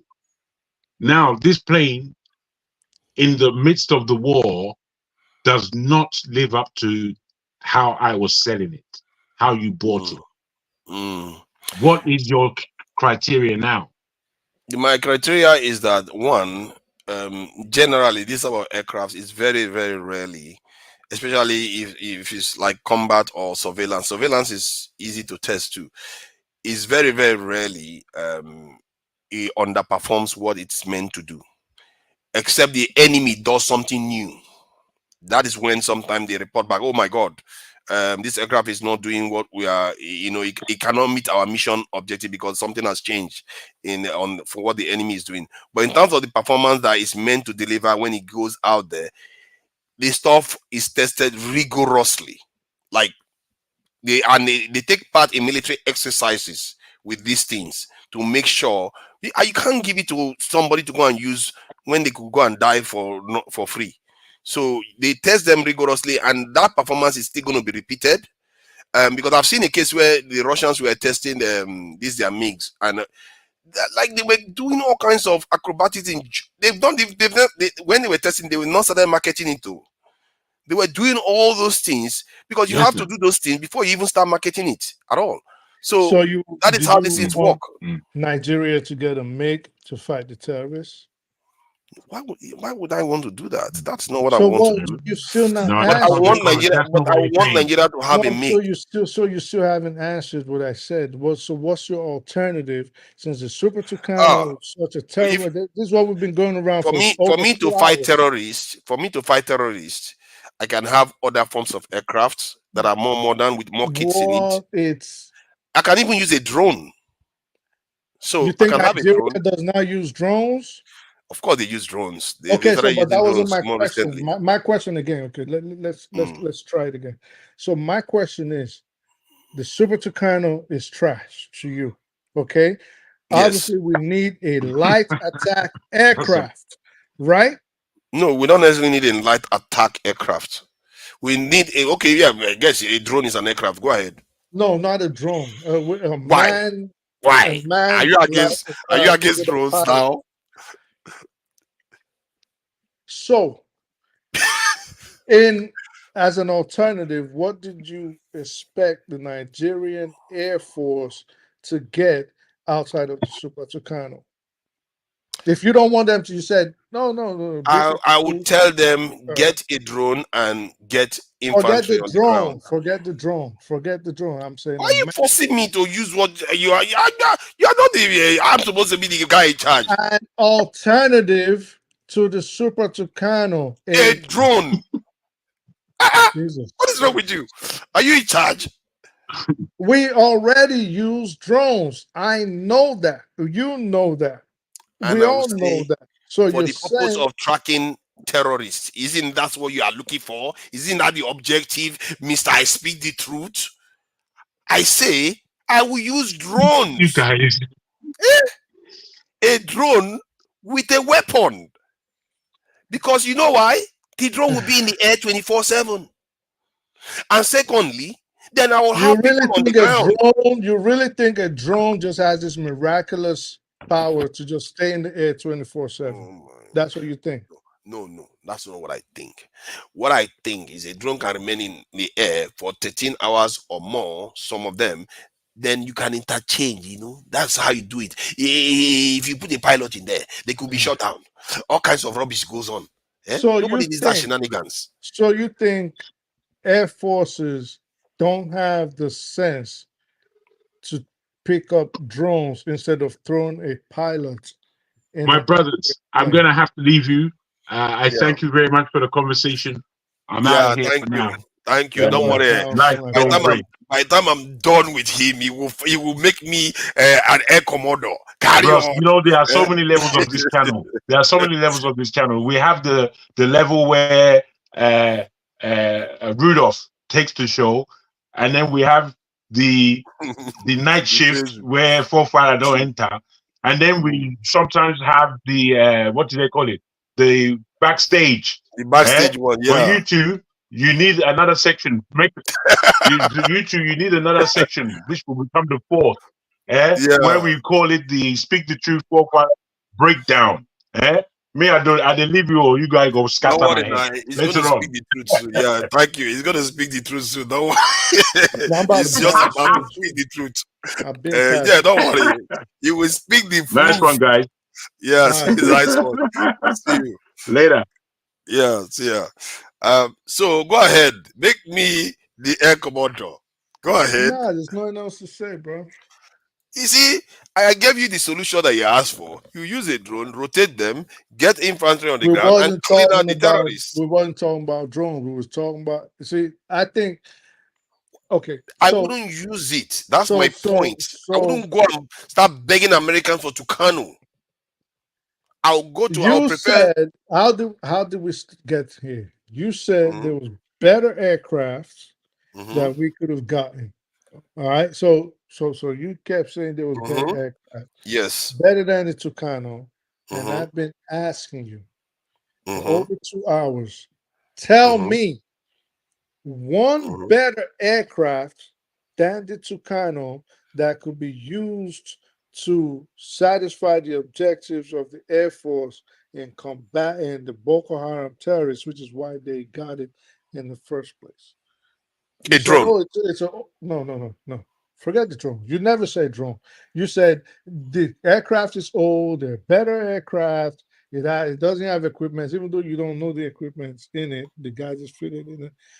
Tell us which aircraft, because obviously the Air Force needs a light attack airplane for that. Yes. Missions, right? Yep. So, what better aircraft? At the very least, you've seen 12 or 10 that you Googled. So tell us which one has better capabilities and has been proven will be better than the Super Tucano. From what I can see here, if you are forcing me, No, I'm not forcing you. No. You are basically saying I have to choose an aircraft, manned aircraft. I'm not saying you should choose. You said there are better aircraft. This is Yes, where better aircraft. Drones, UAVs are aircrafts. Oh my God. I'm surprised. I'm sure you're aware of that. Am I making this up? You know drones are aircraft, don't you? I hope you know that. So when I say aircraft, balloon fitted with exactly. So when you use your terms, be careful. You technicalities could knock you out. When you use your terms, aircrafts like a drone. I'm telling you, if I was the one doing it seriously, I'm not going to endanger men for nothing. For what purpose? Just fly. Then you have to come back home very quickly too. You don't even have to stay in the air that long. Why do that? Use a drone to solve that same problem. See, your objective is to solve the problem, isn't it? That's my point. Why is Nigeria buying a rubbish Tucano World War II aircraft when they can get a drone?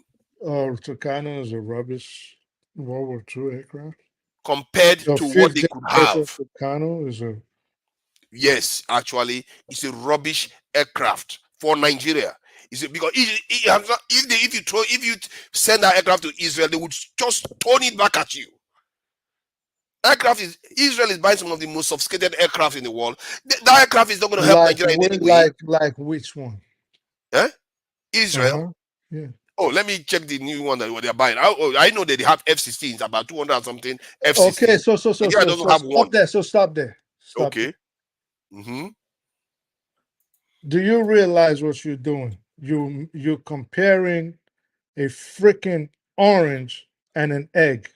Oh God! How can you compare? How can you compare? We're talking about a light attack aircraft that is suited for the terrain it is supposed to be used for. The Sambisa forest, right? So you think Nigeria should go pick up an F-16 and start using it for what? Are you the air commodore now? Stop trying to do my job. Who is going to use F-16? I'm going to use a drone, UAV, to do the job. Why would I risk my men? Why would I risk spending such a short period of time?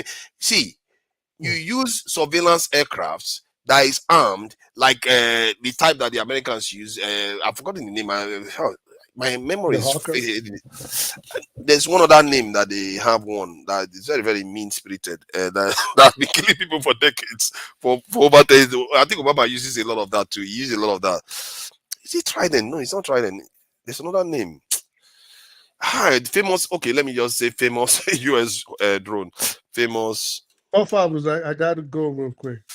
Okay, US drone. Yeah. All right. If you're so still here in 15 minutes, I'm gonna come back. But I got. That's we should close out anyway. It's 12 hours. It's weekend and all. But if so I might be here. Yeah, I might be here because I'm closing people out anyway. I have to tell them. So I gotta rush. I gotta.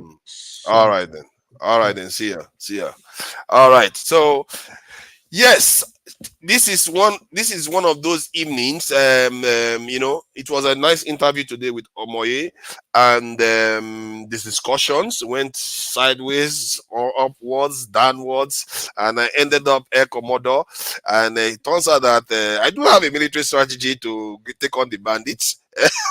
all this sort of talk about using the Tucano. Tucano is okay, fine. Tucano is not rubbish. After all, it's built by Umbrella. Umbrella is one of the best aircraft builders. True.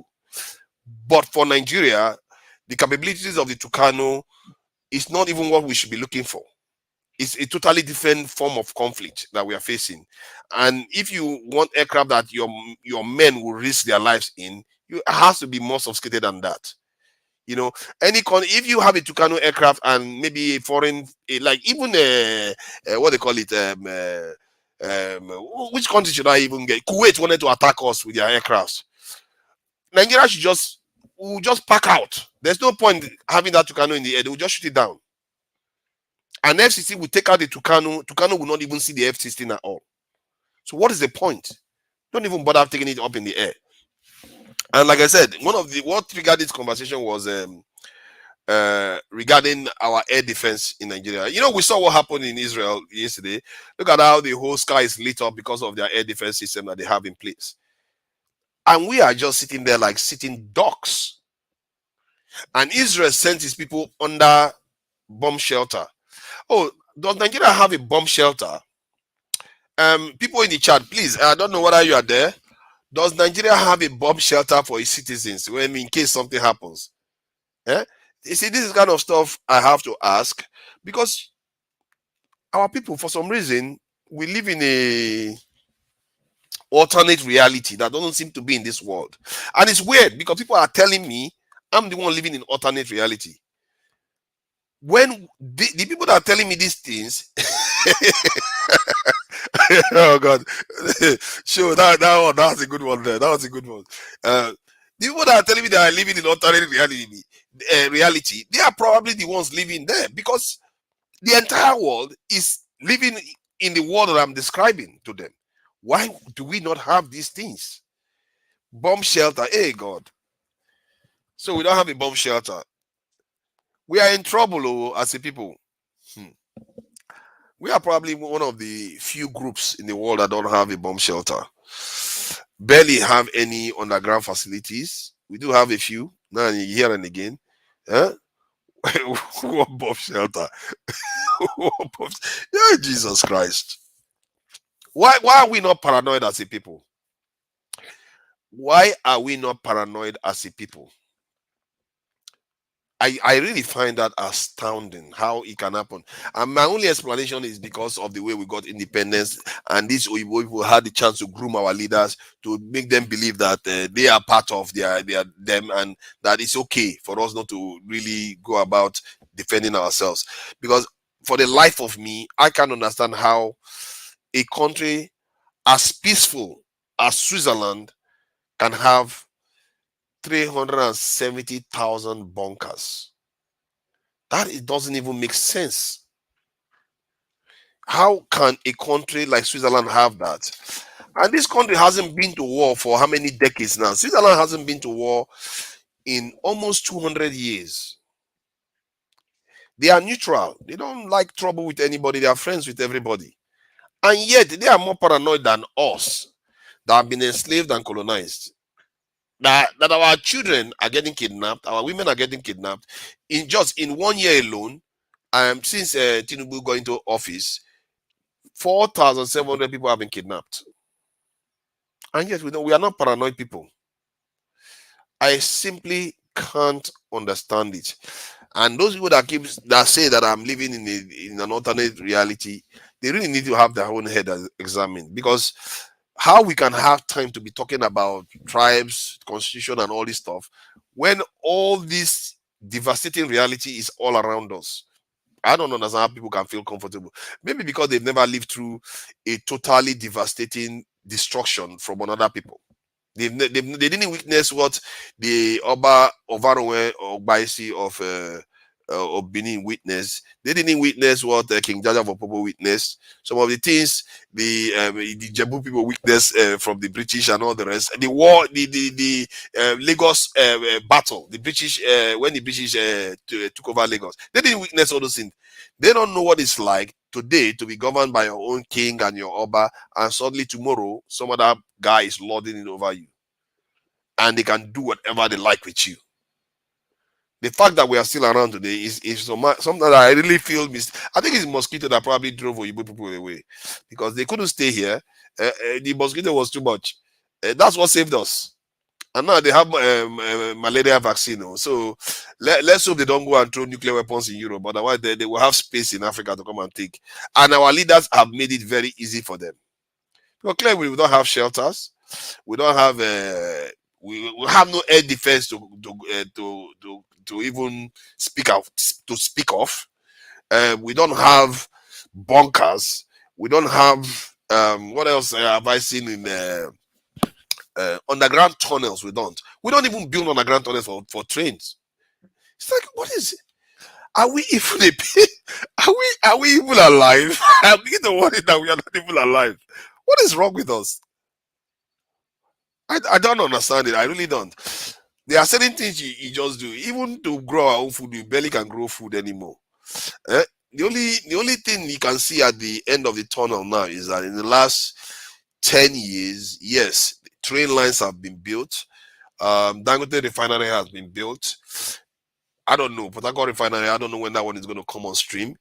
So there's quite a lot of things you would think should have improved. But those improvements are minimal because there is not even power supply. You know, let me see. But you say we have God. God, God. I hope we don't go. The truth is, a lot of us like to think like this, isn't it? God is not there to answer our this thing any more prayers, because He's already answered our prayers. The truth is, God has already answered our prayers. Any year pastor that says God should answer our prayers, that pastor should go and have his head examined, because he has already answered our prayers. We just haven't done what we need to do for ourselves. You know, you say we have bunkers in Nigeria. Hi, Beauty. Hey, do you know that? Let me see. Let's see. We have bunkers in Nigeria. We need to stop bags of rice for next election. Why are you guys joking around? You guys are just being mean. We don't have bunkers. I remember that they have bunkers for prisoners in Abuja. But the fact that you can count them, it shows you that we have a problem. How can a tiny country of about 8 million people have more bunkers than Nigeria? That they have more bunkers than Nigeria have soldiers. That is sad. That's really sad. Let me see if I can find that link of Switzerland. The Swiss are just crazy. I don't know what's wrong with those people. And they've not been invaded though. They've not been to war for 200 years. Why are they still paranoid? And do you know how much soldier this country has? The ratio of their soldiers to their citizens is 50. 1 soldier to 50 citizens. While in Nigeria, is 1 soldier to over 1,000 citizens. And yet our children are getting kidnapped. While Switzerland is one of the best countries to live in. They have almost 100% safety. And yet they are more paranoid than us. Man, whatever God created them and us, somewhere along the line, something got loose in our head. I just tell you that. Something got loose in our head somewhere along the line. Switzerland bunkers. Let's see whether I can find it. It's just madness how this can happen. Let me see if I can share some of this. Yeah, I'm still on. No, because while discussing this stuff, it just starts popping in my head. Let me show you this now. Switzerland hasn't been to war for about 200 years. Right. And look at the title. Look at that title. Switzerland has 374,142 bunkers. Because they were involved, well, they were neutral during World War II, but they needed that because they feared invasion from Germany. Okay. And how about 200 years, 100 and something years before that? What do you mean? Why they got all these defenses sometime even before then, and till today, the ratio. Is that what it said? Is that what it said? When was it all this? Some of them now. I can play some of this video. No, just say No, I want to give you one other this in statistics that is happening today now. The ratio of their soldier, 1 soldier to citizen, is 50. While in Nigeria, the ratio of 1 soldier to citizen is over 1,000. I'm gonna tell you why I always stay defending Nigeria, okay? And why I think I got a problem when people try to shit on Nigeria. These countries are old. Nigeria is only 60-something years old. How about Singapore? The ratio is even worse with Singapore. Singapore used to be part of what country before they got independent? Yeah, but they are not old. They are not old now. They are not old. Not yet anything. They used to be part of what country before they got independence? They were part of India or something, or Myanmar. These countries are old, very old civilizations. Oh, you can't eat your cake and have it. They still created Singapore out of that nation. Singapore is a new nation. That'd be like saying, well, they just 1,000 years from now, okay? And you say, well, they just created, let's say Texas breaks away or New York breaks away. Let's say New York. Let's say Massachusetts. Wherever. Yes. They break away and they say, well, we're a new country. Yeah. They're not. They've been around for the preceding 1,200 years under the United States. But it's still a new country. Technically, it's not. Technically, it is. Realistically, it's not. Nigeria is a Nigeria is still, the people have been there for thousands of years. not together as Nigeria. Yes, not together as Nigeria, but together as in that space. No, So not they are not. together at all. Not together at all. Nigeria is so new that certain parts of the country just started coming into other parts in the last like 60 or 70 years. But you can make the same argument for America or quite a few countries out there that came together to form a nation. It's not unusual. So it's not the point I'm making is that Switzerland itself, I think if I'm not mistaken, they two came together, from different. They don't even speak the same language. They came together and formed what they have as Switzerland and decided to make themselves neutral. Until today, they are more paranoid. See, Switzerland is in the heart of Europe. They are very secure. That it's one of the best countries to live in the world.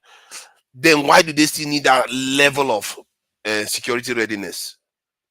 Because they've probably been had it, especially during, as you can see that picture you got on, looks like a World War II era uniform, like a German one. That's what it looks like. I don't know if it is, but there are bunkers everywhere in this country.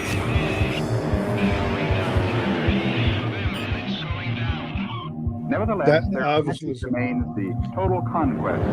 No, the point is that they are maintaining it. They are keeping it going. Just play. Okay.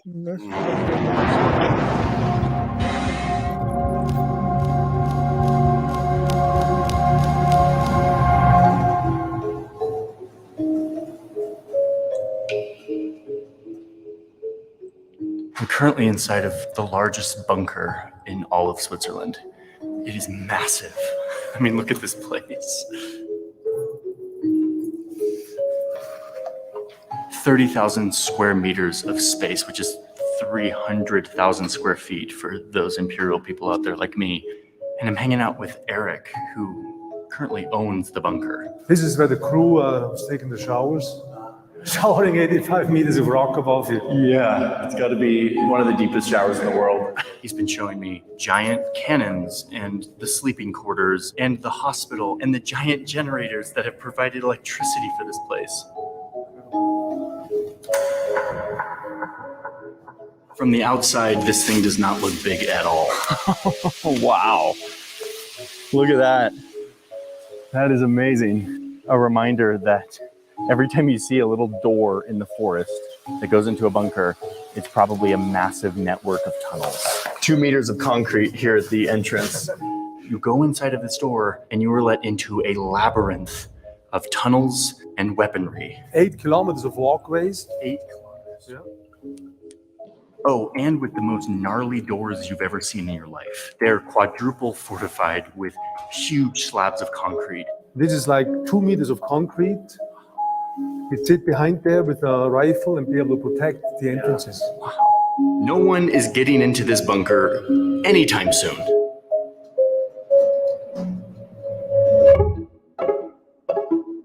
I went to Switzerland to hunt for bunkers, fortresses drilled impossibly deep into mountains and cliffs and villages, hidden from view, but packing deadly power.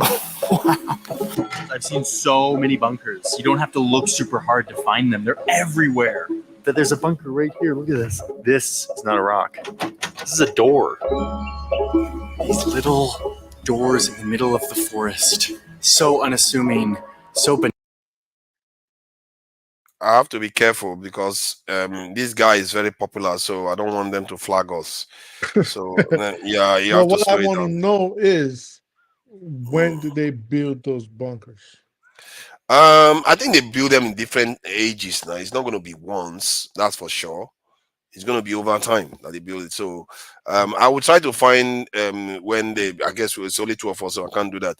But I believe it's not going to be once. It makes sense to think that it's not going to be once. So it's going to be coming down the ages. I'm sure during the First and Second World War, that must have sped up the So construction. starting, bunkers have traditionally played an important role in preserving Swiss neutrality.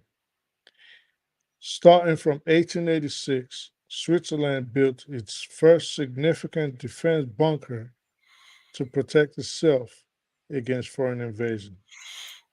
So if they started building, 1886. yes. So Imagine that.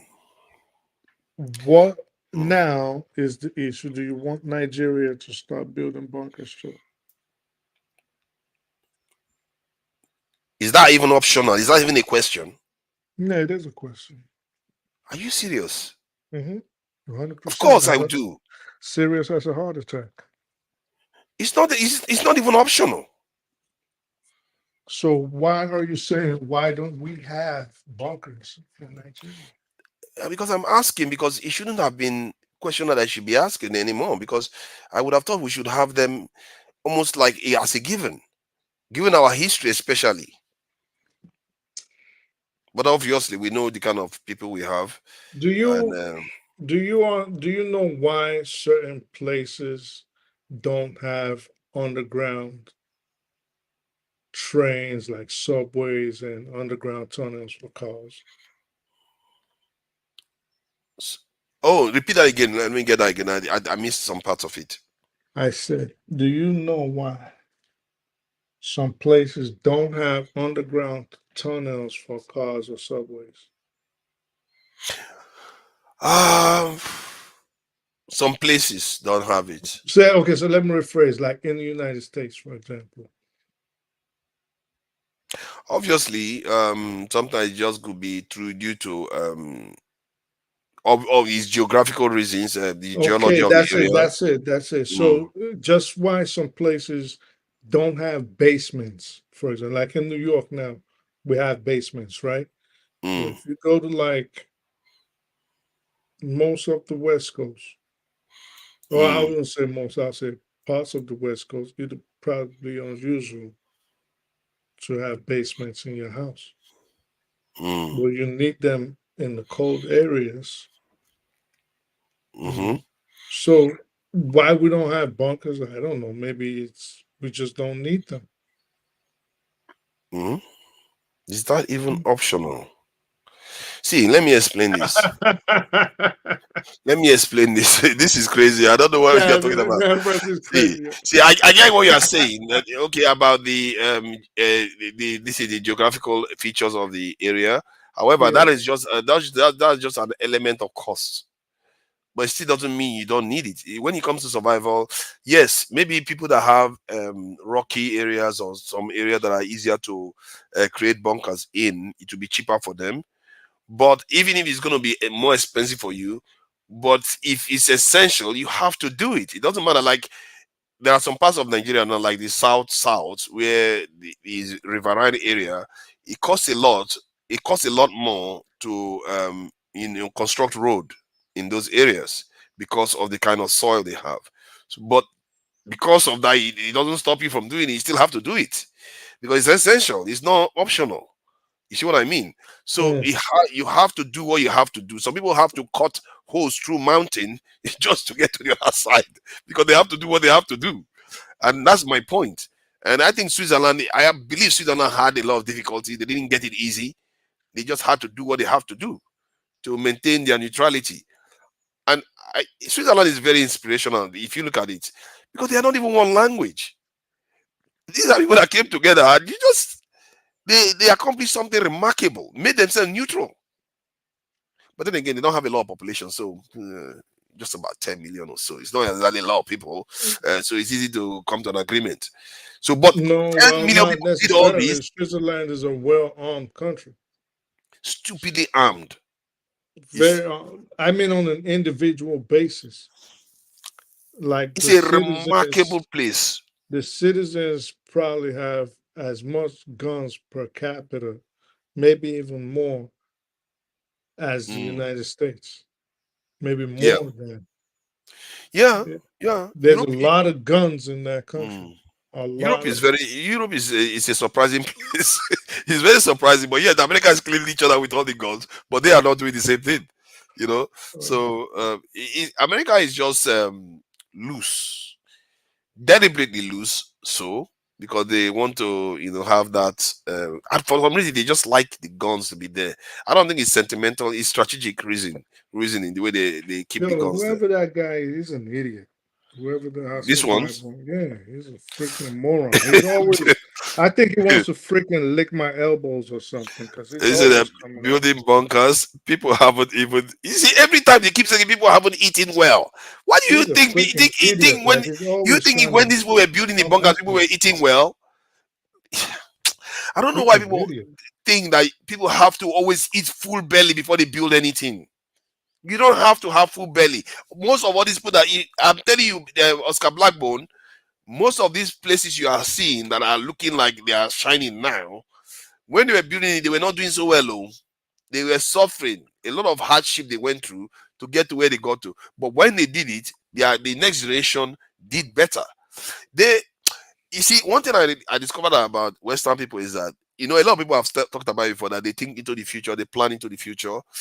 But somebody was talking about this stuff the other day. It says their true weapon is time. And we don't operate in time, because we operate in how they deal with us one-on-one. We don't see the effects of our dealings over time, while they understand that better than we do. And I've seen that they master that very well, and our people don't see that. So it's not about hunger. There's going to be hunger today. Believe you me, whether we choose to do it. Continue on the time issue. What do you mean by time? What I mean by time is that, like, when they do something now, they will do trade with you today. Let's say you gain $10, they gain $11. They are fine with that. Maybe, and then tomorrow they do another one again. You think you are getting a fair trade, but they understand that in time they will be better than you. Okay. Because that extra one is adding, and that's a weapon that they're using. And you think that they are dealing with you on an equal basis, but it's not. Yeah, and it's happened many times in history with their interactions with because people. Africans, Nigerians are bad businessmen. Yep, we are selling Ogogoro. We are selling people for bad wine, negotiators, bad businessmen. for gin. Have you We are ever not asked good. yourself why, for example, Nigeria has a nation that loves soccer so much, they cannot even point to 5. See, I told you this guy's crazy. So they cannot point to even 5 soccer clubs that have been around for over 100 years. How many Nigerian businesses last over 100 years? Wow, that's almost impossible. 100 years, that's ridiculous. You can't last 100 years. The country is not even 100 years. So that takes There's been companies that have been before Nigeria the independence. was Yeah, they do have a few of them that has existed. It's very, very rare you see a company that has Nigeria is a very volatile place. That we know that is what we are trying to stop. This is why we should have secured our country. If you had secured it, would have been like Switzerland right now. Asima will be better than Switzerland. Switzerland, okay, they might have a few natural resources, but I'm not sure they have that much. Other than those are Alps that they like to do tourism with, and all that. That's what they sell at their cute environment and cute cubicles. Chocolate. Yeah. They don't have the cocoa dough, but they just sell chocolate to the the whole Swiss world. banks. They're holding everybody's money. Okay, everybody's money, and then no wonder they needed all. Their country is basically a bank vault. Yeah. No wonder they have all those bunkers everywhere. But hey, you want some? You want some? That's a rich, very wealthy country. You see, maybe Nigeria could try copying that model, but in a big way, neutral but strong. Like what? What model? Yeah, like Switzerland. Being neutral? Neutral and strong at the same time, No, yes. Nigeria is too influential to be neutral. To be neutral. But you could be neutral to the whole world. China, to an extent, is playing neutral. If anything, if Nigeria had the kind of leaders that we need, Nigeria is supposed to be a very hostile country. Repeat that again. If Nigerian leaders were doing what they were supposed to be doing, Nigeria should be a very hostile country. Yes. Should be to an extent, you are right, but it shouldn't. See, I'm thinking we don't have to be. Okay, the Iranian model, I like the Iranian model to an extent, because Nigeria is one of those key nations. You don't want to be getting yourself dirty. You want to have others do all your hostility if you want to do that.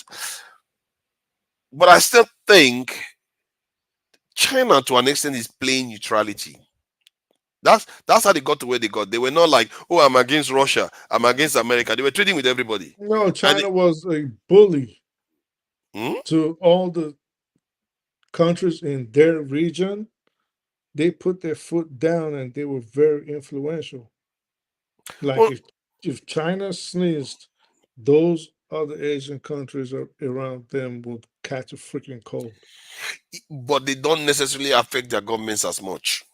They don't overthrow governments. They didn't. Well, that wasn't their model.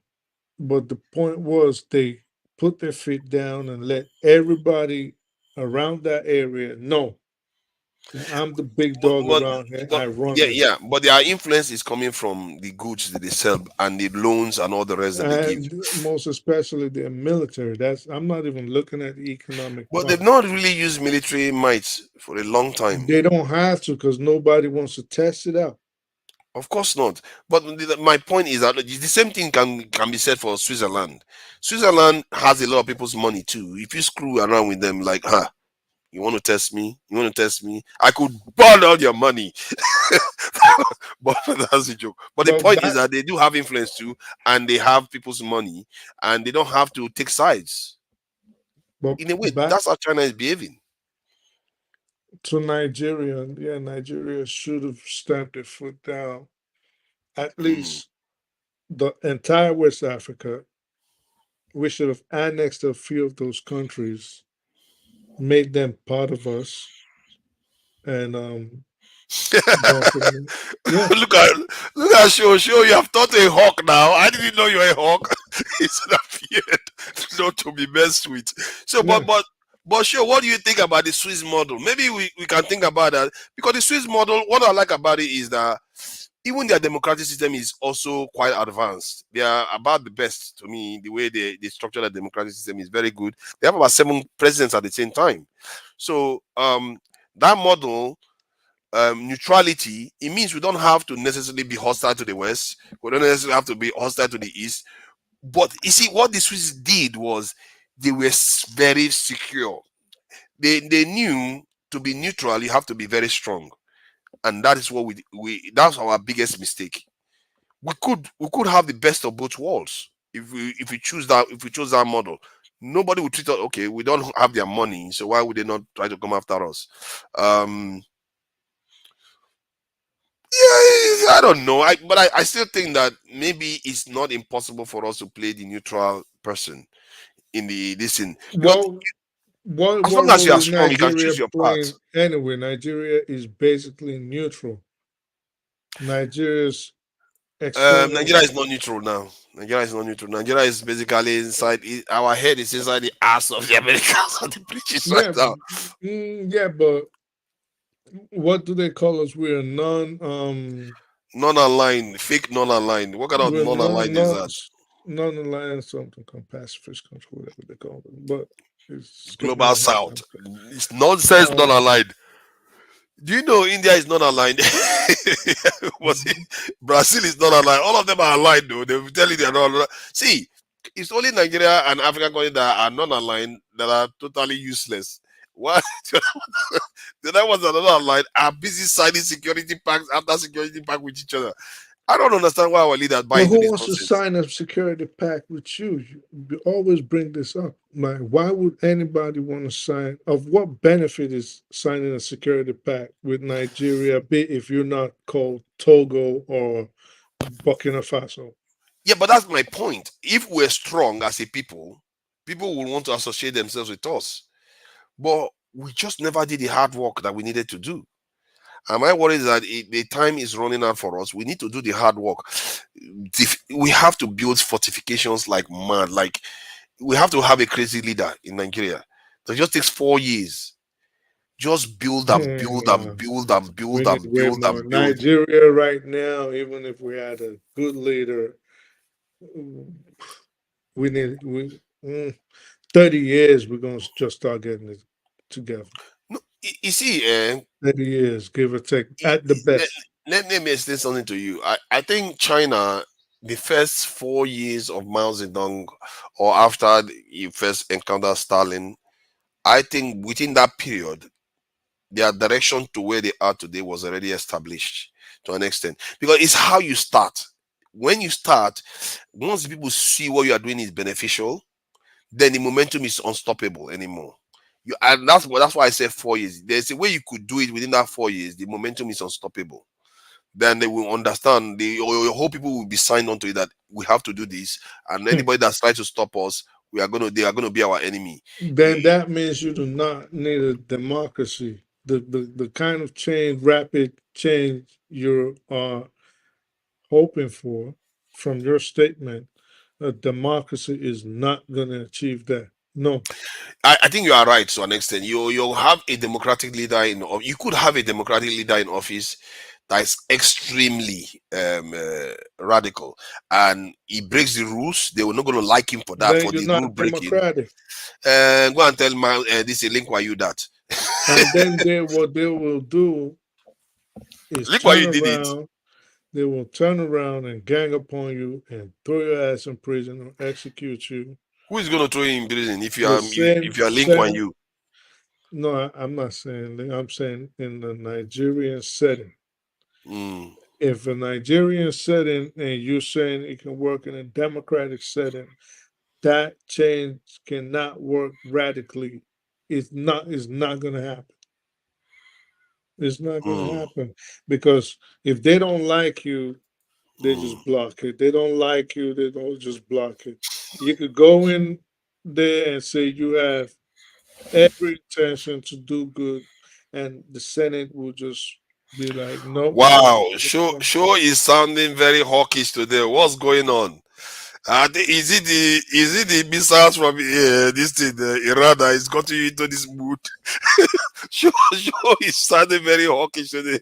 Yeah, he's calling the leaders spineless, weak, spineless people. I think this the Iran effect is beginning to come through. Can you imagine? Oh my God, I was quite impressed to an extent to what I saw with the Israeli defense. It's like it's almost real. It's almost like there's a dome around Israel because of the way they constructed that thing. And technically, give me the right people, I could build that. There's no reason. No, yeah, I'm telling you, I can. If it was so easy to build, you don't think every country on the planet will have one? No, the problem. Oh no, it's not. Yeah, most do actually. A lot of people have air defenses. Good nations. No. We're talking about the Iron Dome right now. Iron Dome is just an air defense system. Iron Dome is not just an air defense system. Iron Dome is the air defense system.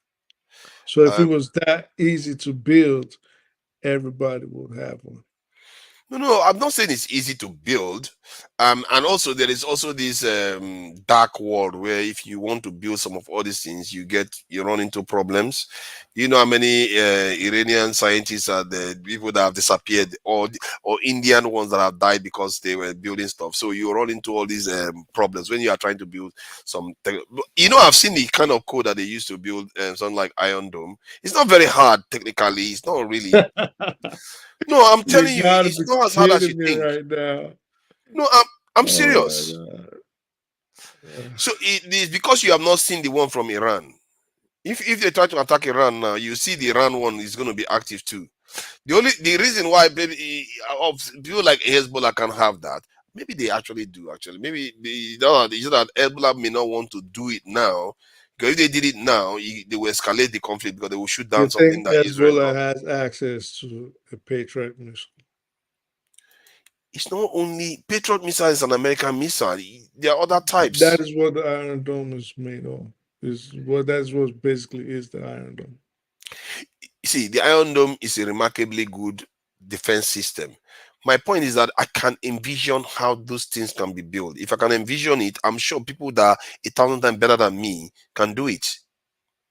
And I'm telling you, you just need the right people to come together. People that think to converge with that stuff there. It's not exactly rocket science. And with all the AI and all the technology out there now. Rocket science. Yeah, it's not exactly rocket science. I'll tell you. So why don't you just contact the Nigerian government? Okay.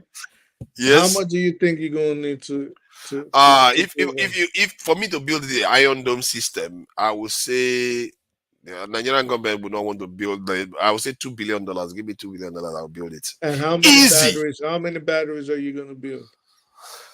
How many Iron Dome Patriot? In terms of the batteries is a set of response. This is rockets, isn't it? So let's say one battery contains 10. You can build 100, 2,000, 100 to 100.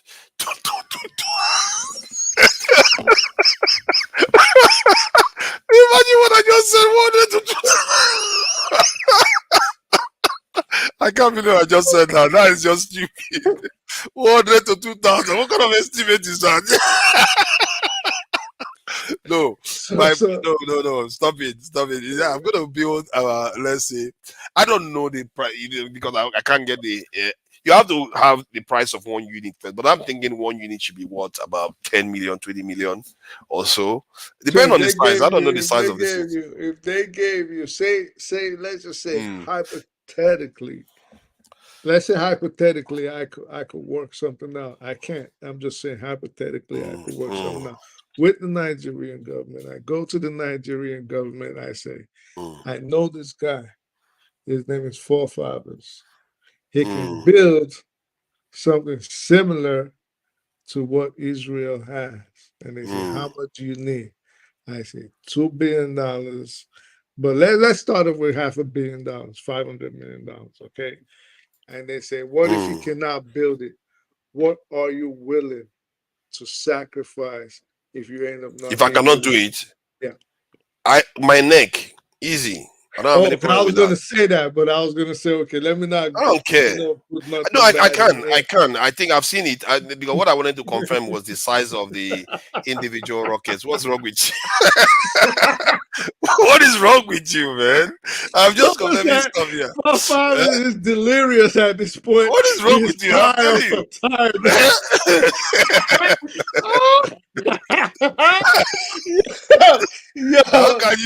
How can you say that, man? You see, you guys, what is happening here? What you guys are doing here is that you just think these things are so sophisticated. You think they are so sophisticated because it's American that did it. No, it can be done. And remember, when this stuff was built originally, they were built at a time when technology is not this advanced. You always have to think ahead, because there's leapfrogging technologies out there. I'm telling you, if you give me 2 billion, I can build something similar. Although I'm not saying it's going to protect the entire area. Then you can scale it up to do everything. No, 2 billion to build the technology. I can. I'm telling you, I can do that. Give me $2 billion, I'll build the technology itself. The image in my head, I think why I'm really cracking up is I will spend half of it. I will spend half of it buying the technology from Israel and replicating it. It's so easy. Eh? What is wrong with you? Even if they gave you, even if they gave you the plan and they put it on the table, okay, you still wouldn't even know where to start from. I'm really surprised. You really underestimate my capacity to understand. No, I'm not even saying you personally. I'm just saying Nigeria right now.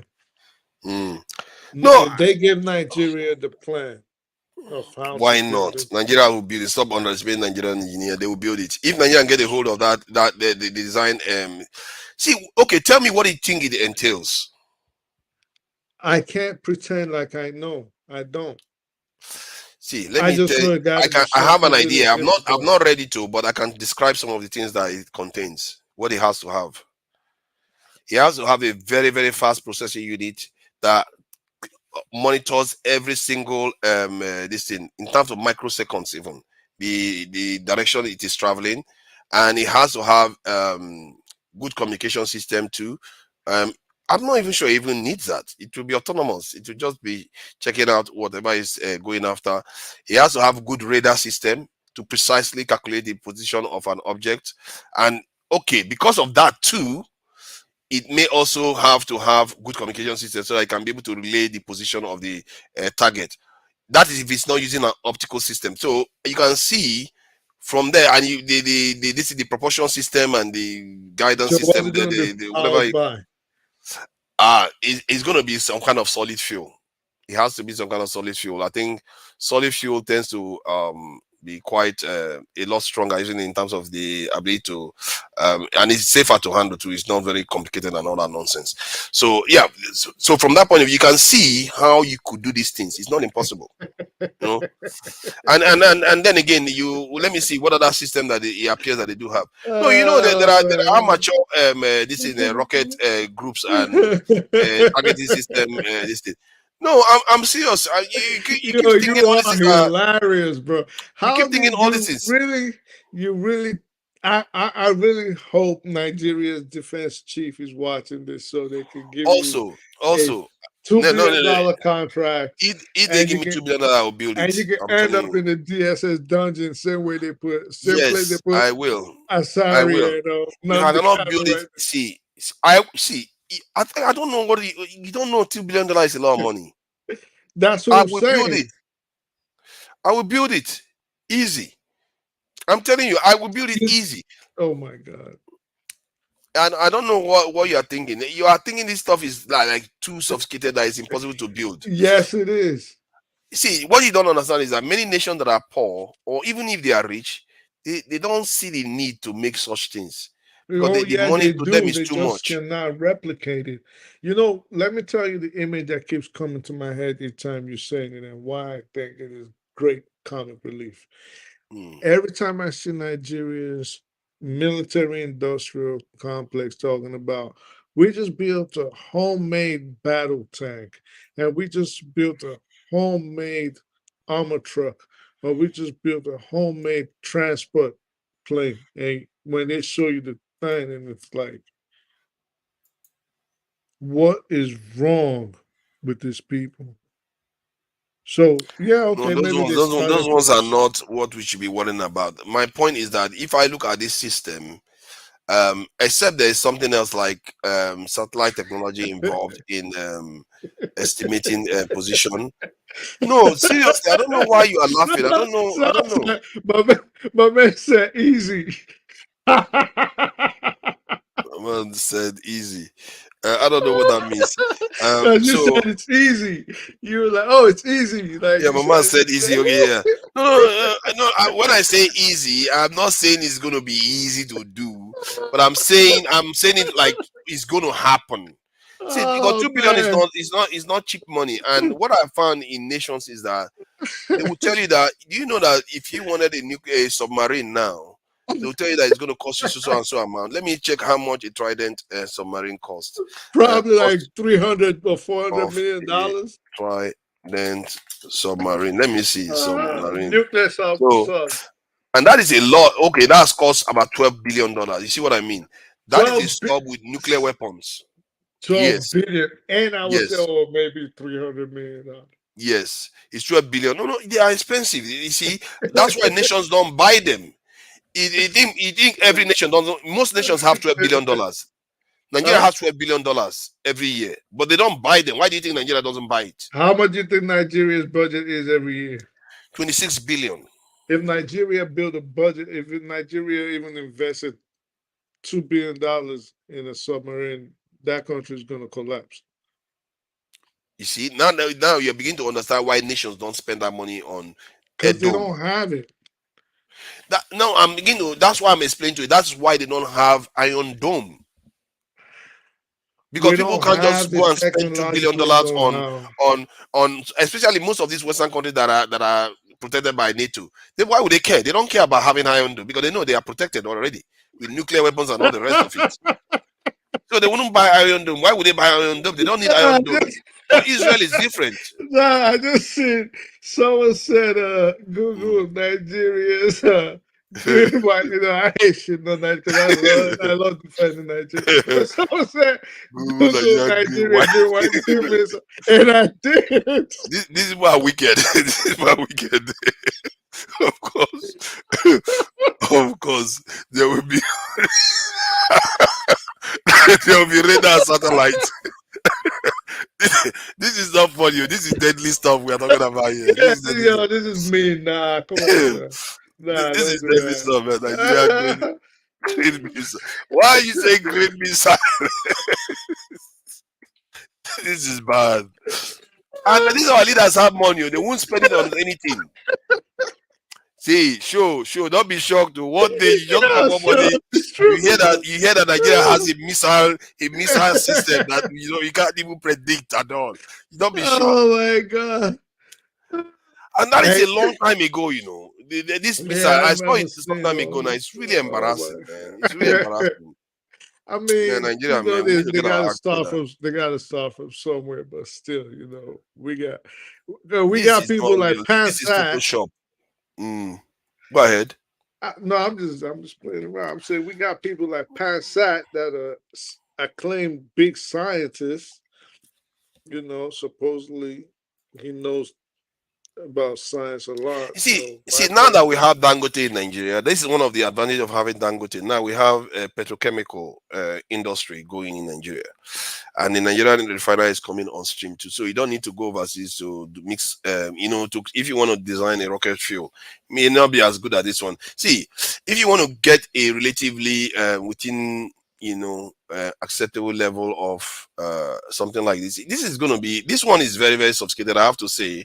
Obviously it depends on the kind of maximum speed it does. I'm not even sure they share that information. But at the same time, forefathers, yeah, you can't just run around saying you want to build arms like that. Why? So we could say we want to build it, and we sign some proliferation treaties, and they can be like, no, you can't do it. So that also, that is your biggest problem. That's why I said that's whether they will let you do it is your biggest problem, not the fact that you cannot necessarily do it. Oh, we don't have the technological know-how. So even if we do, we obviously don't. Nobody has the know-how from the beginning. See, you have the base knowledge. Nigeria has aeronautical engineers. Nigeria has aerospace engineers up to professorial level. So they have the base knowledge to build it, but whether they will be allowed or given the room to do it is another problem. That's true. And because Nigeria can't even, they don't even bother, they barely even make guns. So we can't even refine our own iron ore. Exactly. Crude oil. It's just recently we started refining our own crude oil again. So this is one of the reasons why I said some of all this conflict that is happening, it might give Nigeria, man, if Nigeria was lucky that we had a good leader at this time, Nigeria will have a chance to get out of the question I wanted, one of the questions I really wished I got a chance to ask Peter Obi. I was going to ask him, I was going to say. Why this was it. We have the ultimate dome. We have God. Can you guys just stop? Can you guys just stop teasing? God is the ultimate dome. We made Shakabula. This is what we get, man. Today we are still proud of Obudigwe and all this kind of stuff. That's what we're still talking about. One of the questions I had three questions I had in mind to ask Peter Obi, right? One was going to be how he intends to combat corruption, because the questions he's always given never makes any sense, right? Yeah. Secondly, I was going to ask him this was kind of maybe what I was going to ask about. Remember the Yes Daddy Yeah. conversation? Mm-hmm. So I was going to ask him about that. But the main one I wanted to ask him really was if you, one of your campaigns, one of the things you campaigned on was your youth, that you were younger than Atiku, you were younger than Tinubu. You said nobody knew his age, and you were in your Mm-hmm. early 60s. But by the next election, you will be past the retirement age. You will be almost 70. Do you Mm-hmm. think it is fair Wow. that you are not giving the younger Nigerians a chance Yeah. to achieve that post and lead the country in the direction it needs to be instead of you trying to take the mantle as a senior citizen? Because at that point, he will be a senior citizen going Mm-hmm. into the presidency if he won. Mm. But to me, it's just it was just Nigerian politicians are just too hypocritical. That's why I feel bad that the country doesn't move forward and the people actually believe that these politicians have Mm-hmm. their them in heart. They really think these people are going there to help them, and a lot of them are not. Nigerian politicians are just. I think the quest for power is there's just this quest for power, and they're a very very greedy bunch. There is that. I worry that there is more to it. Okay, yeah, there's a little bit of sabotage, but at the core of it is that they understand that they can do it and get away with it too, because the people's consciousness is not at the level. It's not raised up to the level where they will be pressured or forced to do right by the people. How can we not have any defense posture? Like, it's like we don't have anything. Like the things we still have are like Soviet weapons that we are still using till now. But we It's like, don't need it. Who's going to attack Nigeria? exactly, who is going to attack us? We are so innocent. All we don't hurt anyone. Of course they will attack us. Is it? But that is the problem. We have enemies. We have people that want to take advantage of us, but because we have not like shown any readiness to take responsibility, Like they're who not going to though? come out. Eh? Oh, Like who? If any country in West Africa today try to mess with Nigeria will deal with them decisively. oh no, we do have. West Africa is not our enemy. We No, have I'm foreign saying so enemies. that's the closest threat I can see Oh is the no. Western Africa. So we will destroy any What? country in Africa. No, when you In say West enemy, Africa, hands down. I'm referring to foreigners, non-Africans even, or maybe not Africans could be But also like enemies. who? The West, Why would the West want to attack us militarily? attack us militarily if they feel like you are changing the configuration on the ground. You are changing the power balance. Well, we're not. So my point is that is not something we should be scared about or worried about. We don't No, need that. We don't. if we are trying to become stronger as a nation, that's changing the power balance, and they may not like it. So what do? Stop? No. Well, I think in that instance, what Nigeria needs to do first is not building militarily, is building economically. You So if we, can't. yeah, we can. No We're a economy is rich strong without country. military. Yes, that is true to an extent. But if Nigeria right now, our problem outside of the insurgencies happening within the territorial borders of the country, outside of that, we are not facing any other threats. We're not facing it. Why do you think that? Who wants to attack us? Niger, Mali, Um. Senegal, So because they Gabon, don't want to Burkina Faso? attack you today, doesn't mean they don't want to attack you later. No, but that's still my point. My point is if we were to go to war, against any country in West Africa today, we will deal with them But it's not West decisively. Africa. I just told you it's not West Africa. Our biggest problem are foreigners. It Yeah, could be the but West, it that, could be China, it could be but India, it could be anybody. at this point, they are not our problem. That's what I'm saying. So Actually, they are our biggest problem. You're dealing on suppositions. I'm saying the facts on the ground right now is that we do not have any need for those kind of. They are our biggest problem, actually, in terms of security wise. Non-African nations are our biggest threats. The African nations don't care too much about attacking us, except their French overlords that they have, like in Cameroon and in Benin Republic. Their French overlords are a threat to us. Yes, they could threaten us, maybe in Cote d'Ivoire too. And in America, in Ghana, they have American base there too, basically in their first in their terminal at the airport. So those are threats to us.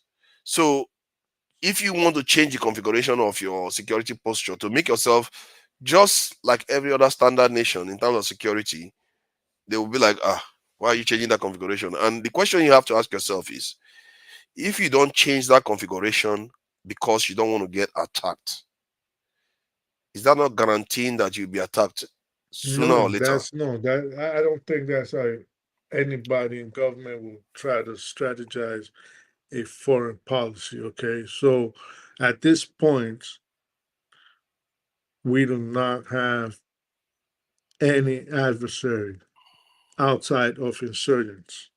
We don't. So we don't have any adversary. This is what I was talking about, killing you with time. You remain standing still while they get stronger. When they are done with whatever they are dealing with right now, they'll be back. History has suggested this. So the attack you say is not there. You are guaranteeing it by not getting ready. Well, the only way Nigeria can get ready right now, okay, is not by having surface air missiles and Patriot missiles. No, we don't need none of that. For who? Nobody's trying to get us. That'll be like. How can you say that? I can't believe you just said that. Nobody's trying to get us. We don't have actually. We should. Anybody that is benefiting from the West Africa, Nigeria, and maybe Central Africa, they are trying to get us. So that is what we should be more worried about. We should be more worried about empowering our people financially and making our economy stronger. You can have all the. You mean like the Jews were financially strong and they mashed them into the gas chamber? You can have all the batteries if you have one today. You can have all the surface air missiles you want today. If the people choose not to fight on your behalf, nobody's going to operate them. Okay, so they will have to fight. They will have to fight themselves sooner or later when the threat comes. But it better they have the tools to fight than when the fight comes they don't have anything. Yeah, but see what you're saying is probably 70, 80 years down the line. It's not even any time. Me and you will be gone. Way before all of not this at all. Not at all. This stuff is going to happen in our lifetime. You see, I don't know why we are so asleep that you don't even understand the danger of that we are in. You think Nigeria is in danger of getting invaded by a foreign power anytime soon? Not anytime soon, but in the next 20, 30 years, very possible. So 20, 30 years down the line, why would they want to attack us? Because we're changing. One, maybe their calculation has changed now that they've gotten so strong, and it's our fault if they get so strong that they feel like, you know what, we don't need to remain in our own area. Maybe for whatever reason they fought a war or whatever. They need to expand their space.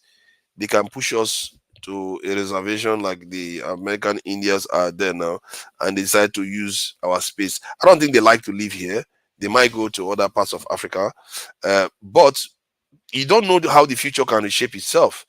But you can't assume, and it might not even be like the people you expect. It might be North Africans that are advancing faster than us now, while we are just sitting here, they are militarily stronger. It might be them. Maybe you really the think North Africa is stronger than Nigeria?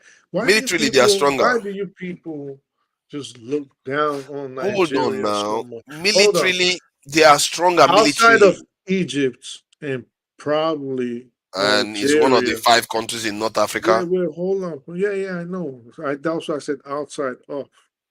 So outside of Egypt and probably Algeria, which other Northern African country do you think, if they were to go to war right now, the Nigerian army would not be able to handle? I got a feeling that the Moroccan one would take us out too. Tear them to pieces, bro. Let me check how many FCs in the Moroccans control. Okay. Yeah. Y'all need to stop underestimating Nigeria so much. Like, See, my thing is, okay, Morocco has 16 FC, 23 FCs. Nigeria doesn't have one. They will have air superiority. They will come in and do as they please. If Nigeria doesn't get a stock arrive to help us fight, we have nothing. as indisciplined as indisciplined as the Nigerian army is, okay, as corrupt as its leadership is, Nigeria probably has the second or third best, most experienced army on the continent of Africa today. Yeah, they may That have would it. mean that we And probably have the second or third best army in I Africa just told today. you how they can win with time. And see, it's like what you are doing is measuring height among dwarfs. We're talking about people that are ascending higher and higher. That clock, I'm trying to give you an idea what this clock looks like. Is a kind of this in power this in a differential clock, whereby just imagine it starts at 12 and it's coming down, and if it goes 1/4, we have advanced quite a lot where we can be pushed back. But right now on that clock, we are still stuck at just 12. We've barely moved since the colonization. This thing was, if anything, we probably have gone further backwards, because when they came to Africa the first time, they couldn't have taken over the entire Nigerian area if Nigerians were united. Like we were a nation like this, because we were too big. They couldn't have taken over the way they did. But now they have the power to do that. What do you think has happened over time? That is what I talk about, killing you with time. Over time, they've gotten stronger while we have gotten weaker. And when you keep thinking that you're going to wait for another 30, 70 years, they will even get stronger based on you standing still. You're saying we should stand still. They don't. Let's just get our economic growth I'm saying and our stuff. priorities are way vastly different from what you're suggesting. I'm saying we have other areas to develop before we start thinking militarily. We could develop bit by bit, but not focus on the military, because that is not our priority. We are not trying to annex other countries, which I would have hoped that by now we would have annexed at least half of West Africa, right? But we didn't do that in the last 60 years.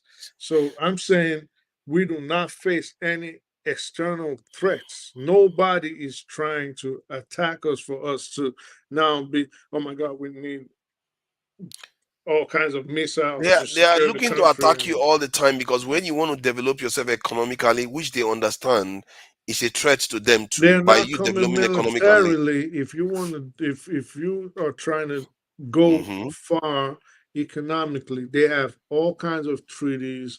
They have all kinds of ways they can subvert your economy. They can And create. why do you think they can do that? They can create discords in your country. They can create strife. Because they are superior. Their security posture is superior. That's why. But they don't necessarily. How does having missiles stop them, for example? You are confirming my point. No, I'm not. Your audio has gone. Can you hear me? You are confirming my point. Can you hear me Or now? is it my audio or yours that has gone? I'm not even sure now. I can hear you. But I seem to be hearing myself. Oh, it's my internet. Oh, I could hear. Oh, I heard a beep on your end. Oh, that's odd. Okay, I thought it was mine. Because sometimes, like the other time when I went off, I was hearing this until the stuff started swelling. I didn't even know I was offline. But you can hear me though.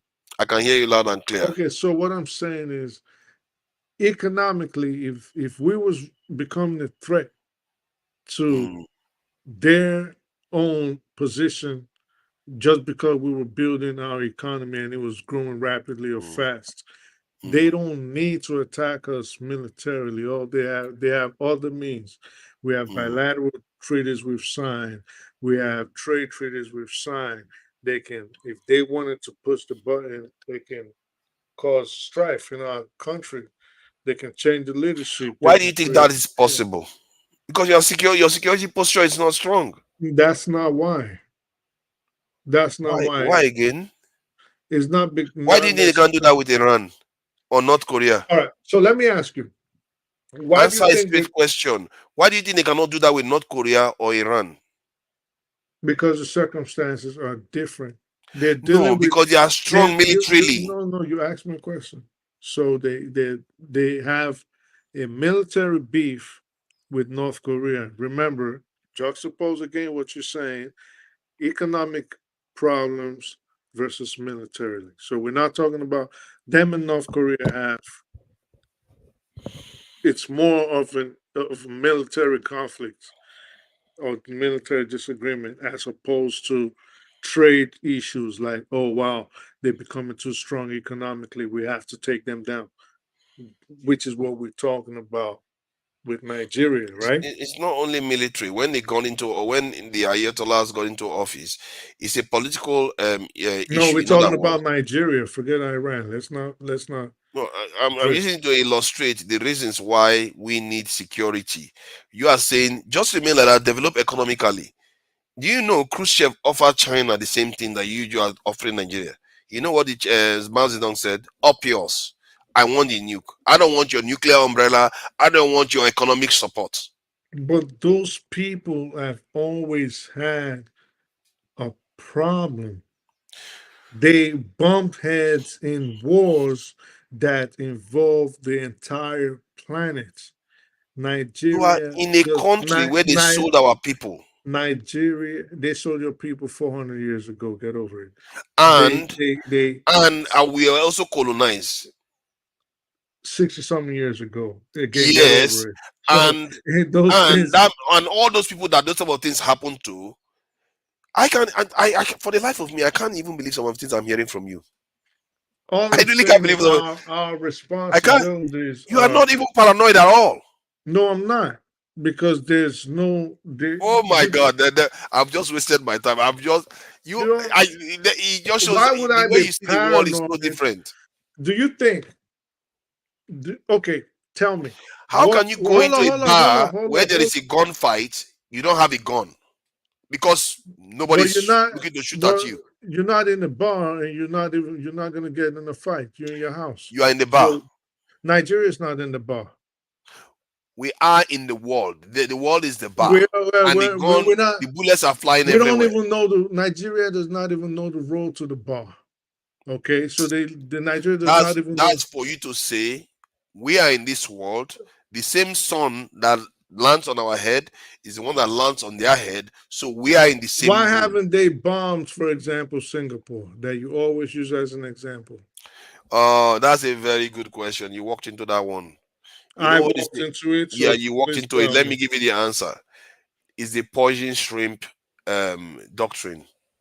Oh my God. Do you know what that is? Let me just drink water. Guys.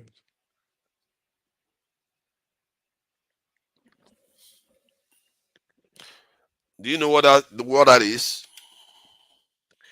I don't remember it now. I know we've discussed it before when I first came. So you walked. That's why you remember that you walked into that one. Is that it? Poison shrimp. Now you're Googling it.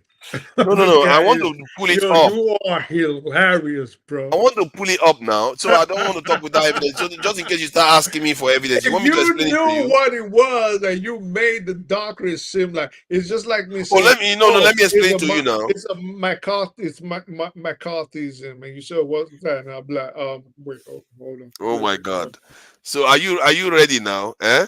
Okay, you want me to explain it to you, or you want me to pull it for you? The Persian stream doctrine is that they felt like they have to be, in terms of security, so strong that if anybody comes and attacks them, that they would, it's like poison shrimp, that they will be poisoned. In other words, they would do so much damage to that entity that entity will be poisoned. In other words, and I also that doctrine, it worked for them, and I also think that's the doctrine North Korea works with. North Korea, their approach is like, America, you want some? Come, please, come. I can't wait to fight. We're talking about Singapore. Yes, that's it. Let me pull it up, because I think words might fail me. I don't want to mix things up. Then you start using that. Well, I got you now. I got you. I got you. Hands down. I have to drink some water, bro. Yeah? Like, You'll be like, I got you, hands down. Then that's what you're going to say. Okay, look at that. Taking a closer look at Singapore's. Hold on now. Taking a closer look at Singapore's poison shrimp doctrine, defense doctrine. Look at what it says. The poison shrimp defense doctrine has long established the small, wealthy island nation of Singapore as one of Southeast Asia's premier strategic and economic linchpins, with some Australian commentators calling for Australia to embrace. Oh my God! You can't make this up. You guys don't know anything. You don't know anything. You don't know anything. You see, you are disqualified for talking anything to do with defense. It's ridiculous. You literally said we should just sit down and wait to develop economically. That is horrible defense plan. He said, it's like, you know what you are hoping for? Your enemy falls and dies. That's the worst defense plan of all time. That's what you are advocating. Your enemy will not fall and die. You have to be prepared and be proactive and be intentional, as they like to use this. That's a new thing now. It looks like it's a woke time. But my point is that Singapore did it. Shut up. I'm talking. You didn't stop. Shut up. I'm talking here. I'm talking very seriously. Singapore did it so well that look at how brilliant Singapore is now. Because the idea is, you have to believe that the worst that can happen is that you die, but whoever will come after you, you make sure that person pays the right price for it. And I believe if we have that mindset, our development is assured. At least the best is more assured than any other time. Because the option you chose is death. You are waiting for your enemy to die while you're getting stronger. The option I will choose is common sense. I am looking out for my You're saying don't defend yourself. No, I'm saying don't waste money thinking there's a boogeyman trying to jump on your back and cut your throat, slit your throat when you walk into your bedroom. That's what I'm saying. If I was president, they say boogeyman all the time. What is wrong with you? If I was president, I feel like shaking you. They say boogeyman all the time. No, there's not a boogeyman all the time. All you got, it's not saying you don't. I'm not saying don't budget money on your military, but what I'm saying is you're not going to run around with a $26 billion budget and take $12 billion of that and say you want to build a nuclear submarine. For what? What are you using it for? You don't even have electricity. Okay, you don't even have interstate highways. Your people don't even have jobs. You don't have clean water. There's still students studying under the trees. Yeah, Edward, you can put your camera on now. You see that we put cameras on here when we are on here. African. Yeah. It's always the cowards that just run their mouth. No, well, this your this your hands up doctrine is not it doesn't work for me, man. But This it's is not hands off hands-on. doctrine. It's not That's the hands-on. hands off. That's the doctrine our leaders are currently following. So, Yeah. so you think Nigeria right now needs a $12 billion submarine? No. So how much do you think in a $26 billion budget? No, the first thing we yes, need to do. Nigeria needs a $12 billion submarine. Yo, Hello, take this we have the nigga money off to if buy he's it. not showing his face, bro. No, Hi, take this guy off if he's not forefather. showing I his can't face, put my man. camera on. I'm just getting ready. Yeah, take him off, Yeah, man. no, Yo, bro, hey, take this shit I off speak the if truth. you're Hold on. You You here see, talking nonsense in no, the comment he's not talking section. nonsense. He's right, actually. You No, don't I'm know how saying far he like has at gone. me, like.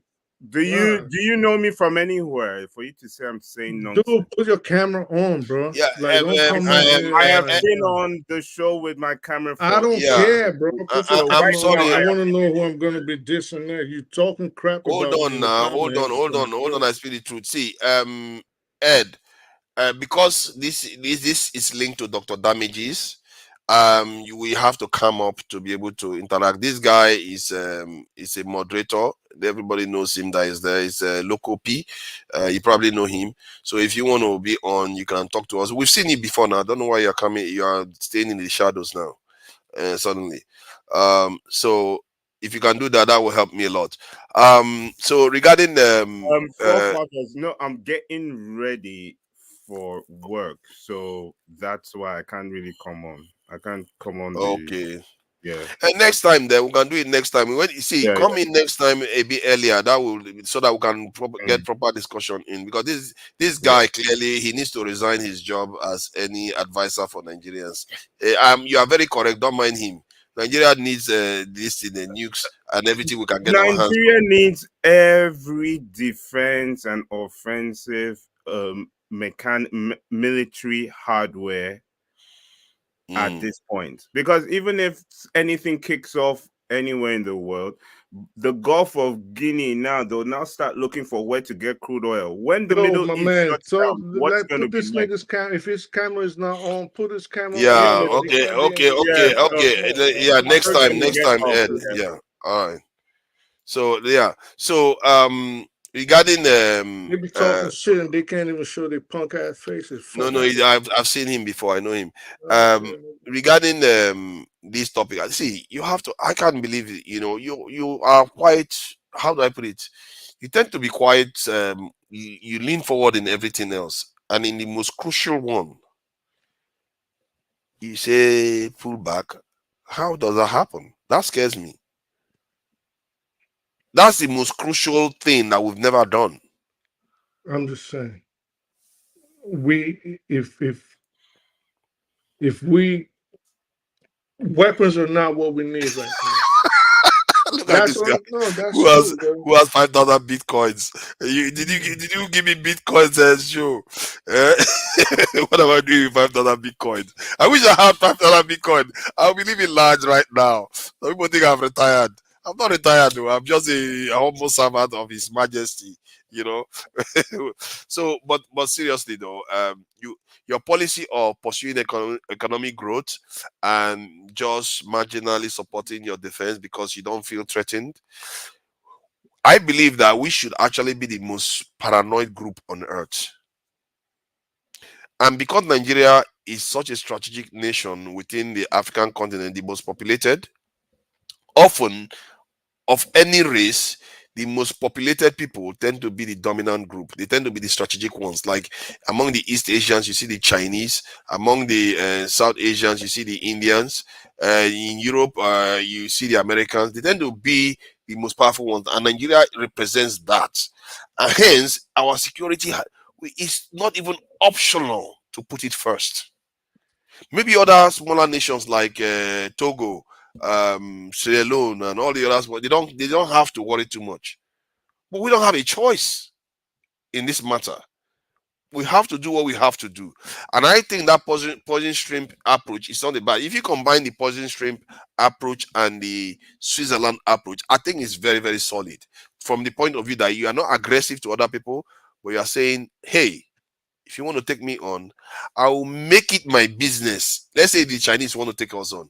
You say, "I'll make it my business to make sure by the time I'm done with you, the Americans will finish the job." And if the Americans are the ones coming with me, you say, by the time I'm done with you, the Chinese will be the superpowers in the world. That is the way you want to do it. You want to make it so costly for anybody that comes after you, and watch your people grow. Then that is when you have truly arrived, and So that's why I wait, like that wait, policy. wait. So again, let's get this clear. Are you talking about? Oh, let me start like this. If they made you president today, they made you president of the Federal Republic of Nigeria. Yeah, as I said yesterday, enemies of progress. How But carry on. much would you budget to the military, considering that the budget of the country is approximately $26 billion for the year? Okay, right now they are budgeting about $4 billion.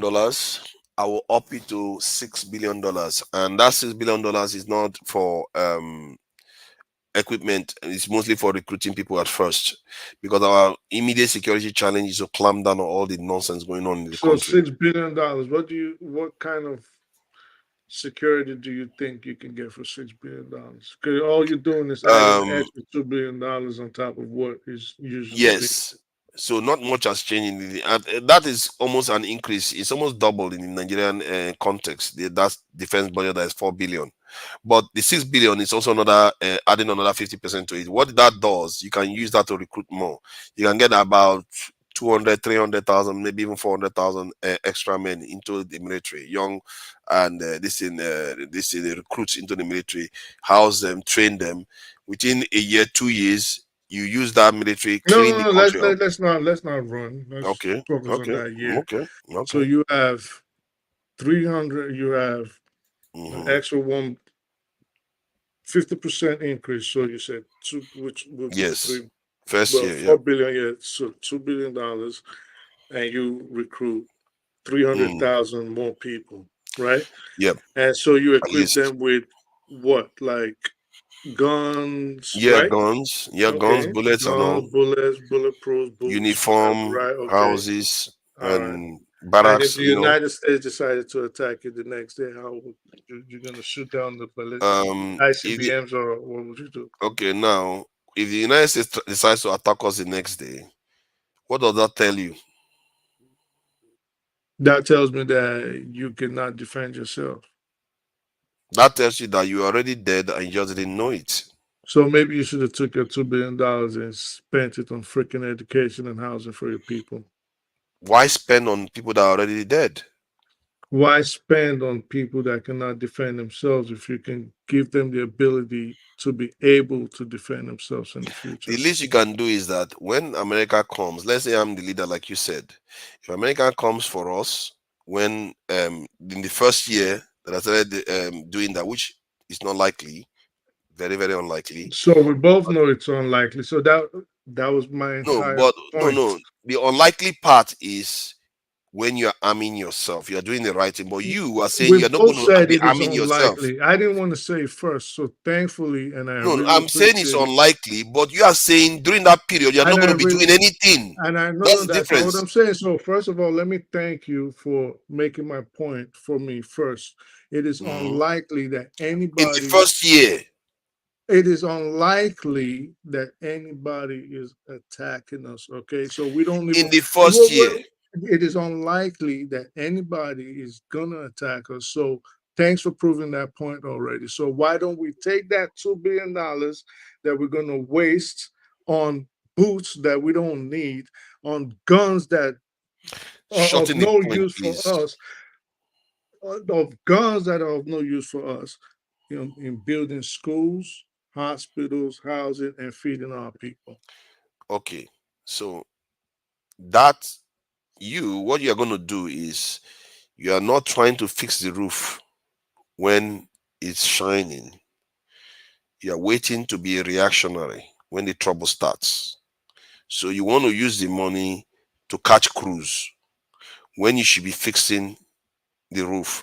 The roof is your security that protects you from the rain.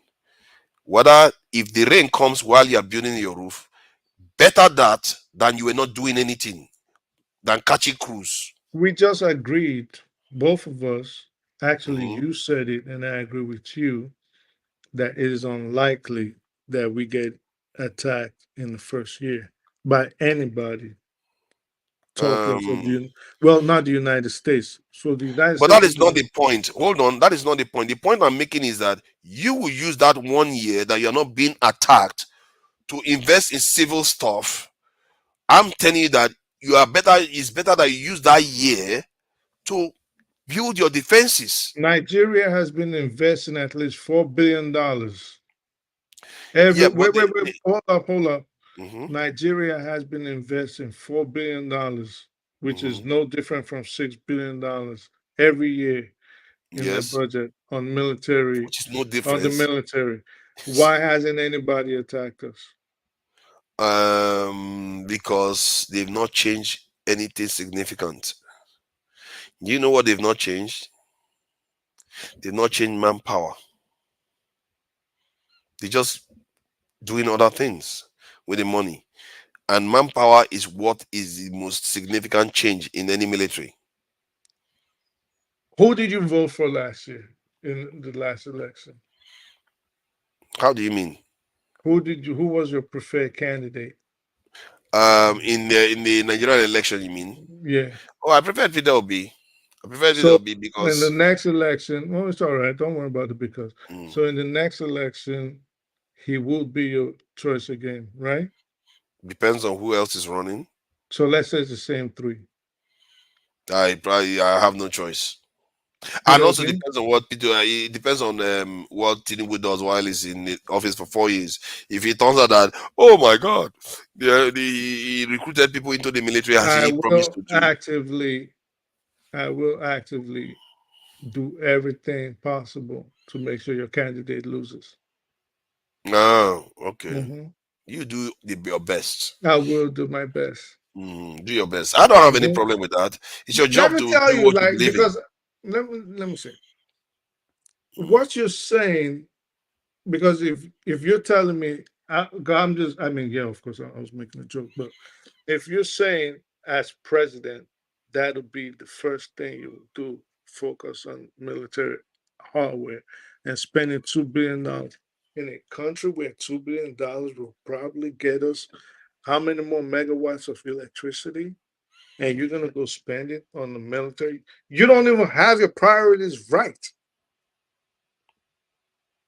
What is an extra 300,000 people going to do in the military, going to do for Nigeria right now? Have you asked me? Maybe that's the question. You want me to answer it? No, I'm saying if. Let me answer it. It's an interesting question. Finished the question, but go ahead. See, Nigeria loses equivalent of about $50 billion in GDP because of insecurity.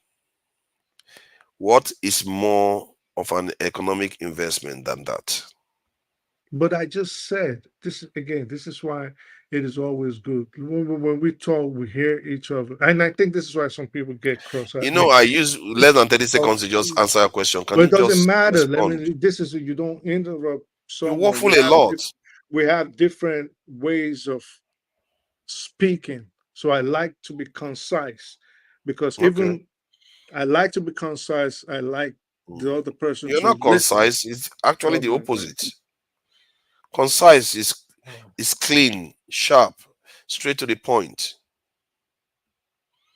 All right. Thank you, Governor Forefather. So, you know what? Go ahead. You've thrown me off. I'm glad I did. You're welcome. But the question. Let me ask you the question again. Nigerians always do. And let me ask you the question again so that you're not thrown off. I said Nigeria loses $50 billion every year due to insecurity. If I invest in our security, I'm saving more money so that you can be able to invest in that hospital. Now, go ahead. When I already said we are not, outside of Boko Haram, for example, we are not facing any existential threat from any external force. What will be the use of spending an extra $2 billion and get that? Sounds like what Tinubu was saying about, I'm going to recruit them and give them cassavas and corns to eat. there's a reason why all the three candidates, in short, all the four major candidates, including Kwankwaso, said they were going to recruit more because they understood, they knew the problem. They just didn't Because want to we solve have it. an insurgency problem, not because we're worried that the United States is going to strike the next day after the president is sworn in. It's only a fool that, okay, I don't want to call you a fool from that point of view. That's what it Yeah, it's all implies. right. So I'm You not can going to call say me that. whatever. I don't get See, mad at names. no, I I don't mind. wanted to say something more general. No, it doesn't matter. Say whatever you want to say. Highly naive for someone that has his ancestors were colonized, and then there's what they call even probably colonization going on at this stage, to think security is not paramount. I never said that. I said if we have a $26 billion budget, $4 billion is more than enough to continue what we've been doing all along. If it wasn't being stolen, we can build on it incrementally. This is what I said. So But you will not recruit more. Let me finish. Would you recruit more? So what I'm saying, let me finish, sir. So what I'm saying is, instead of us going to recruit more people scared that someone is going to invade us, right? We can make schools, equip these schools. If your threshold is that in 30 years, we might get to a stage where we might be facing forces I from. don't think it's even going to be that long, but I just used 30 years to help you feel happier. But I would appreciate if you let me finish my point. Okay, sorry. So if you say, so it's no longer 30 years. So how many years do you think it would be? No, carry on. That for No, your you just said honesty. you interrupted and said you don't think even 30 years. So let me readjust. Go with 30 years. Let's go with 30 so years. You say 30 years. All right, so let's stick with 30 years. So if you're saying 30 years, we might have a problem.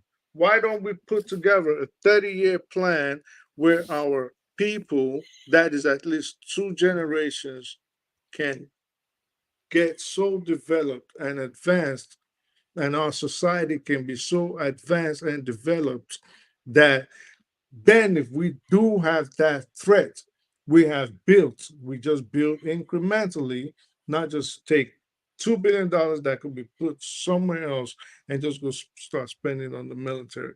For what? Who's attacking us? Okay, so the reason why they will attack you is because you have they feel like they can attack you and get away with it. That's often what they do when they attack you like that. But in the meantime, if you are developing yourself to a point whereby they cannot attack you anymore, they won't attack you at that time. So you know that what you are preventing war by preparing for it. And this is something that Switzerland understood. This is something that Singapore understood. This is something that Singapore understood. This is one thing that China. Any nation that has gone on to succeed and thrive, this is something. And sure, it's what all living entity understands. If you want to survive, you have to have protection. Why? And if you have, hold on. You don't like me giving stories around it. If you want me to go straight to the point, I'll go straight to the point. Because you would talk about Mao and Lenin. And yes. Okay. Now, okay. I will, that's why. Okay. Let's agree that because we are all a little bit tired and no, we're not tired. I'm fine. Okay. So you let's get straight to the point. Henceforth. So no, it's not about getting straight to the point. It's not moving the goalpost. So if you just stay on trajectory. I'm trying to paint a concept all over the way. I'm trying to paint a doctrine that almost every nation that succeeds have done. And even the father of modern political science, that at least a lot of people regard him as that, which is Niccolo Machiavelli, has even advocated the same thing, which I think is the policy that these Western governments are following. They are actually following his policy. If you look at the things he wrote, that's what they follow. They're always fighting wars, and that's what he advocated. So that money, for me, the initial phase of recruiting people is solving one key problem: internal instability. that we currently have. You start from there.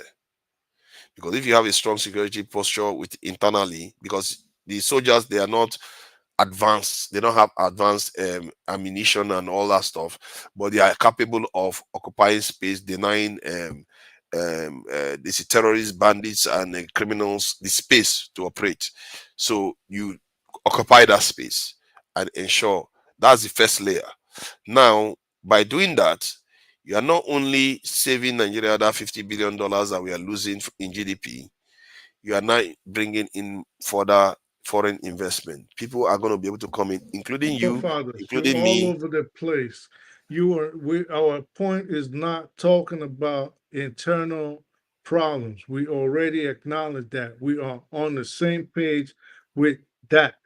Your premise was I about, said you and start with that first. your premise was based on the assumption that, for example, the United States, an external power, will try to attack Nigeria the more we become financially buoyant.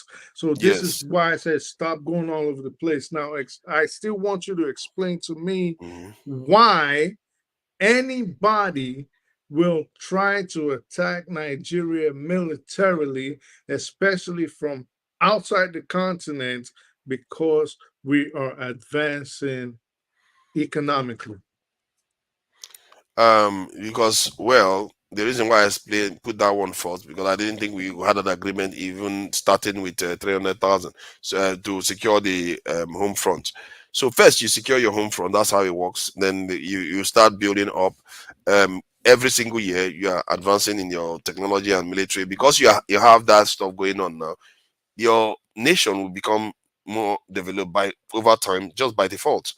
While you're doing that, you're building your military. Basically, it's a kind of feedback loop, whereby the way I always describe this is, if you have $10, you make it cost whoever wants to take down $10 away from you, it costs them $50. Now you develop your economy again up to 20 dollars.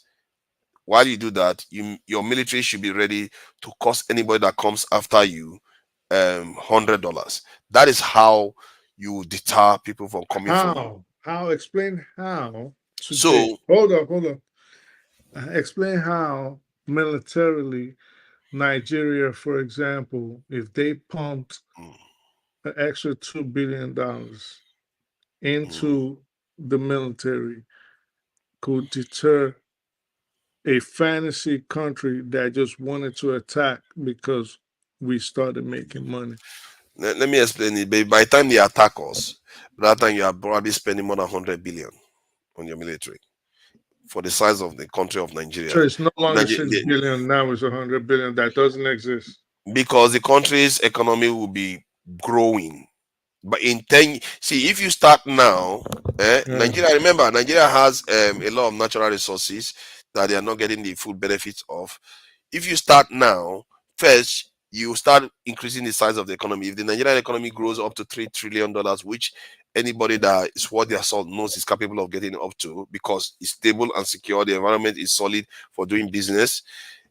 What you're going to have is that now you have extra money now to spend on your defense, because now that $3 billion we both agree on that. We will no, spend we don't money agree. I'm telling you, obviously Okay, now you're agreeing. Okay, fine. I've been said you can build. You kept using the word incrementally. I used it severally. I did not use it once. I didn't use it 4 times.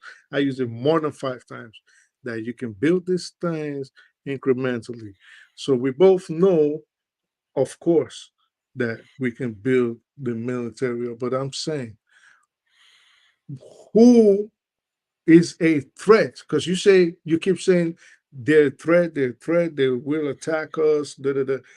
Who is a threat right now to the sovereignty of Nigeria if we rise economically? Terrorists and bandits, immediate one.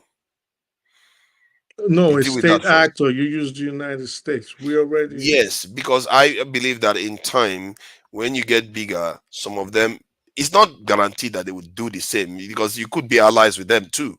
They don't see. It's not like, oh, it's given by destiny that we are going to be enemies. They are not enemies with Japan. They're not enemies with North Korea. They're not enemies with UAE. So it's not like a given. I'm just saying that when you are advancing, it's always prudent to have it and not need it than need it and not have it.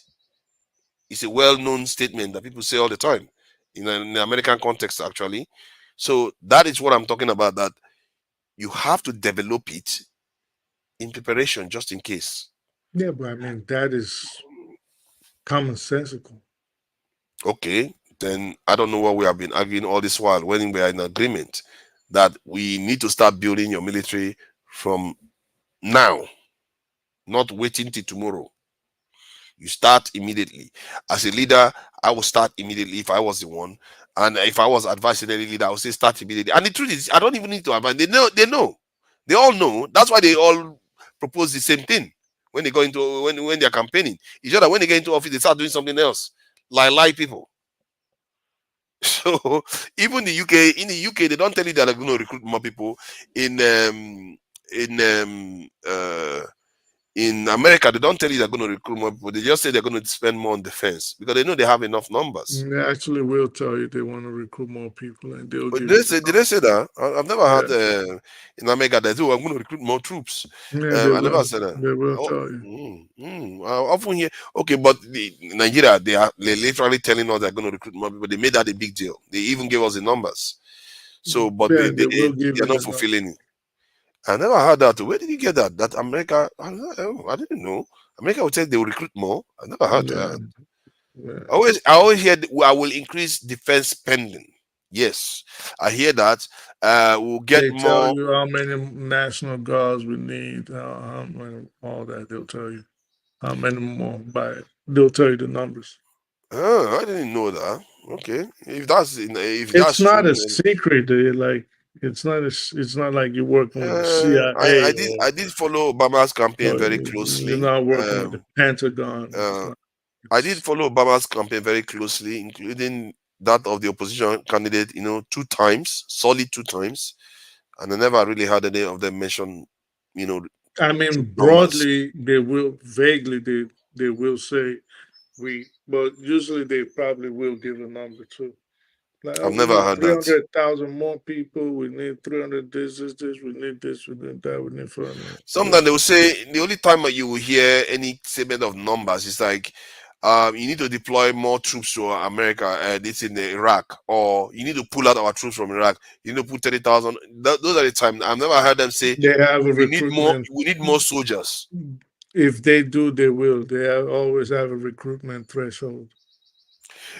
In campaigns is what I don't know. I know they have them in America, but in campaigns, like the presidential campaign, they are talking about recruitment. But in Nigeria, they were saying they were going to recruit so number. And because that's why my point was that our leaders knew. They knew what we needed. It's just when they get into office, they start talking nonsense. They start talking about synergy, cooperation. If your economy gets big, okay, you have the people you should be worried about are not the people with the guns. That's my whole point. The people you should be worried about are the people with the paper and the pen, meaning the politicians.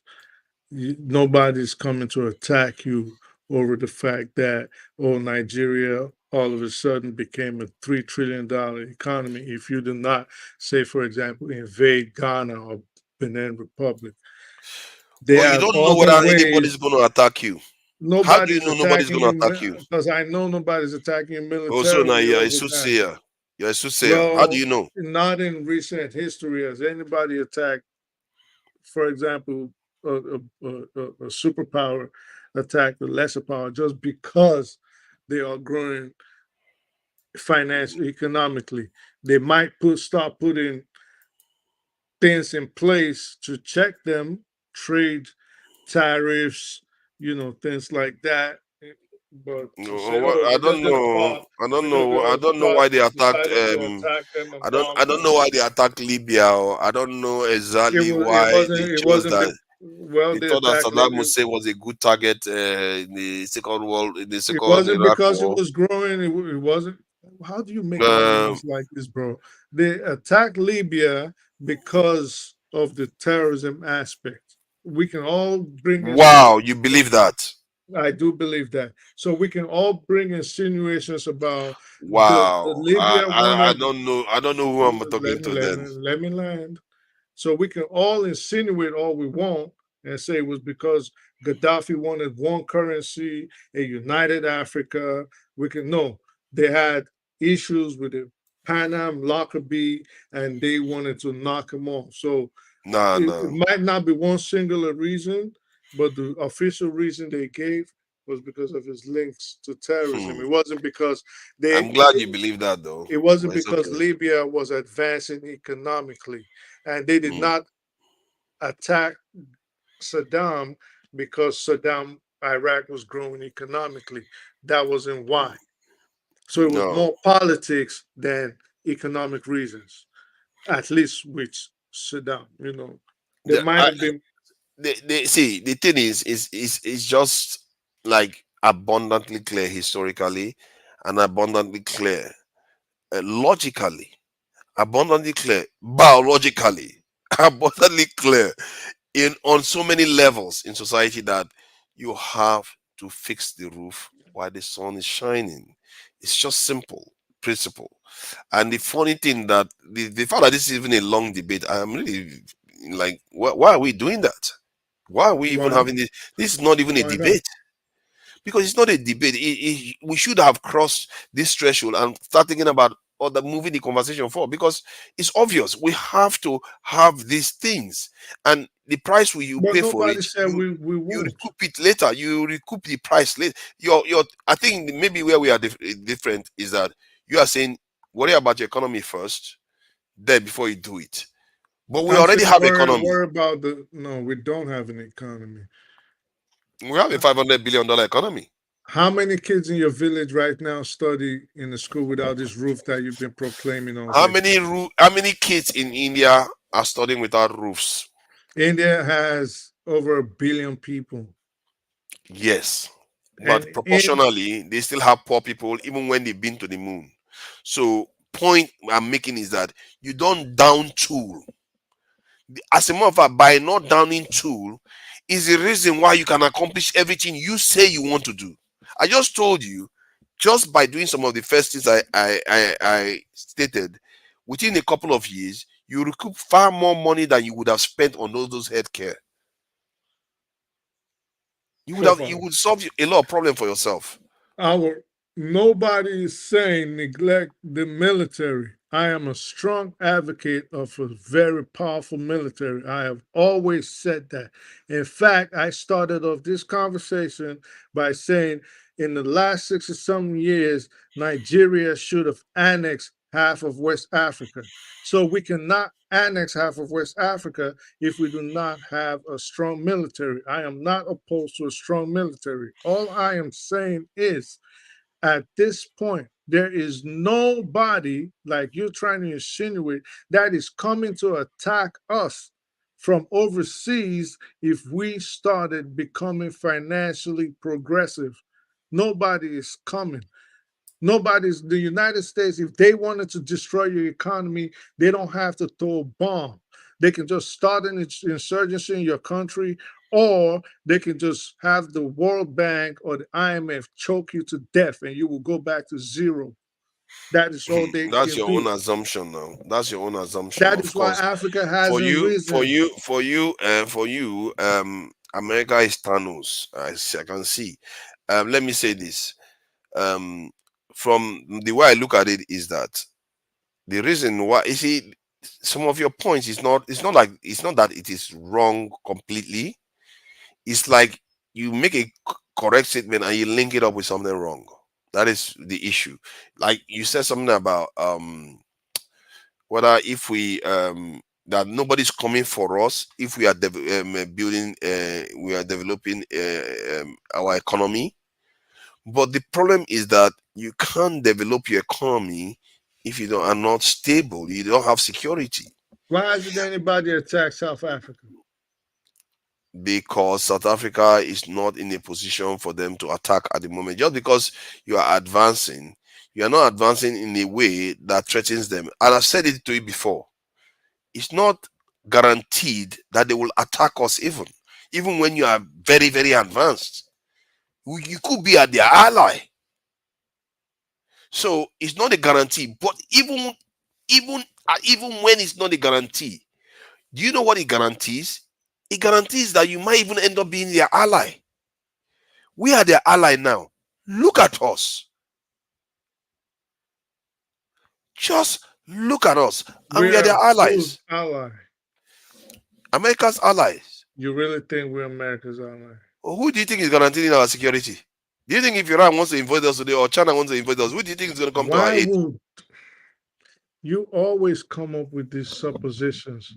Why on earth will Iran leave the Middle East or China leave South Asia and come attack Nigeria to take it over? Why? Because they think it's nice. Very sunny weather. We have the population. We need more space. They want to take it. Let's say they just theoretically want to take it. Why would they? Who do you think can't will just stop say it? No, don't worry about that's aliens could decide to theoretically. That's a secondary question. Let's say this is a thought experiment. China wants to take Nigeria. What do you think the West should do? They will be the first to intervene. What do I think they will do? Yes. If you think they will intervene on your behalf. So you don't understand there. If the Chinese ambassador went to see Joe Biden today and they struck a deal, guess what? The Chinese will walk into your country and the United States will not say anything. They'll just be looking at them. Oh, the United States will just let them walk in. Like I said, why Did did you say so? Why did you skip the other parts of what I said? Because how I do missed you it. always make your arguments? Like this is why we always go round and round. Sorry, that's why I often ask you to repeat stuff because sometimes I miss some details. I think like I said, please repeat that. I said, if the United States and China in this supposed invasion of Nigeria struck a deal, the Chinese would walk into your country and the United States would not say anything. No, if there's a deal, okay. Yeah, it's possible if there's a deal, but I don't think that would be the case because that would be a big sacrifice for them. They will not have that happen. And besides, I actually believe that the United States right now, the way the Nigerian government operates, they are very, very close to them and the UK. And technically, yeah, you are right to an extent that they could sell us out. That's quite true. We are not. No. You are right from that point of view. You come up with a supposition and then you try to prove it with actual facts. It's like they could sell us out in theory. They could sell us out in theory. However, in reality, I actually think that they will intervene against China, given the scenario we have in the world right now. Given the scenario we have in the world, I don't think China will try to attack Nigeria. If anything, because they know that these countries will come in. No, it's not that. If anything, if China wanted to influence Nigeria in any way or take over Nigeria's economy, they would do exactly what they're doing now, which is play a part in developing Nigeria for concessions, which will in turn turn into profits. This is what the Chinese will do, and which is what they're doing now. They are not doing it as much as you think. They are not doing it, but it's okay, fine. If they're not doing it as much as you think. But if in they're reality, loaning you all kinds of money. What do you mean they're not doing it as much? It's not. Politically, Americans still have far more influence than they do. See, oh my God, this guy. That is true. See, in reality, see, it's obvious now. I don't know what you think, but that is true. The Americans and the British have far more influence. We were just talking. You started off with an hypothetical invasion. And I'm saying the Chinese will, hypothetically, if they struck a deal, the United States won't say anything. Now we went back to, well, they could use money to induce Nigeria instead of attacking them, which is what they're Yes. doing now. But the thought experiment was about military and what the West would do. They Um, will you- not. yeah, the thought experiment was about what the West would do, not about whether the Chinese use money. But like you said, you're probably right. The Chinese would prefer to use money. They don't invade people generally until they do. That said, if we are in agreement that you work and put yourself you have a good security doctrine.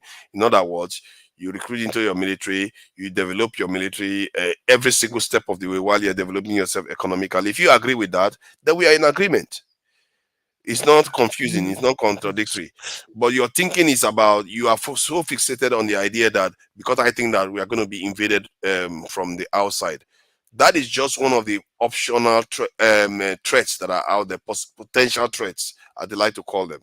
That's just a potential threat, and you have to prepare for as much as you can. You can't ignore potential external threats. You can't ignore internal potential internal threats, and you have to prepare for all of them. So that Nigeria right now Mhm. has been continuously and constantly pillaged for over 100 years. Okay? Mhm. Nobody has thought it fit, even after the British left, to come in with guns and bullets and planes. Yeah. You could argue that, oh, well, because we haven't built our military. And I could argue that it is because they have a better strategy of pillaging your country and stealing away the resources without having a single bullet being fired. I think okay. If you know how I agree with you with that, because I know the strategy. The strategy was that because of the end of colonization, they handed power over. They didn't fight our people to stay. They handed over power. It's a matter of fact, they grew the people. You see, when you fight a people that are that want to free themselves from the colony, what tends to happen is that all the people that you groomed that worked as in between the colonizer and the people, all those elites that you've groomed and worked with, when you fight a war before you leave, most of those people will turn on you or they are removed. So you lose all that class that are your collaborators. So the ones that go on to build that nation after they become decolonized are detached from you and you don't have influence over them. You're using the British and Nigeria as an example now. Yes, I'm using that as an example. But in the case of Nigeria, because we didn't fight, so the structure that they had in place when they were colonizing the country remained. The people remained. They basically just handed the So keys to them and walked. why would they waste time shooting guns? That's why I agree with you. It doesn't mean that the strategy was better, and that needs to. We have to combat that. And I don't know, the term combat seems like you're combating a strategy, but you have to we have to understand that and do something to neutralize it and move on. Because what is going on right now is that our elite class that they left are still in place, and normally you would think over time they should have, a kind of elevated themselves to a point whereby they start thinking independently. But I think it's gone on for 60 something years now and they haven't. And there has to be a break somewhere. Otherwise, we are going to end up in serious trouble actually, because if they don't break it now, sooner or later they are not going to break it in the near future, and God knows what happens down the If who line. doesn't break what? If our people don't break the control that they have over us now, and we start exercising our sovereignty as a people now, we are going to be in trouble. So you think the way to build the control is to make a bigger military? That's part of it. Not just military security. And what's the other part?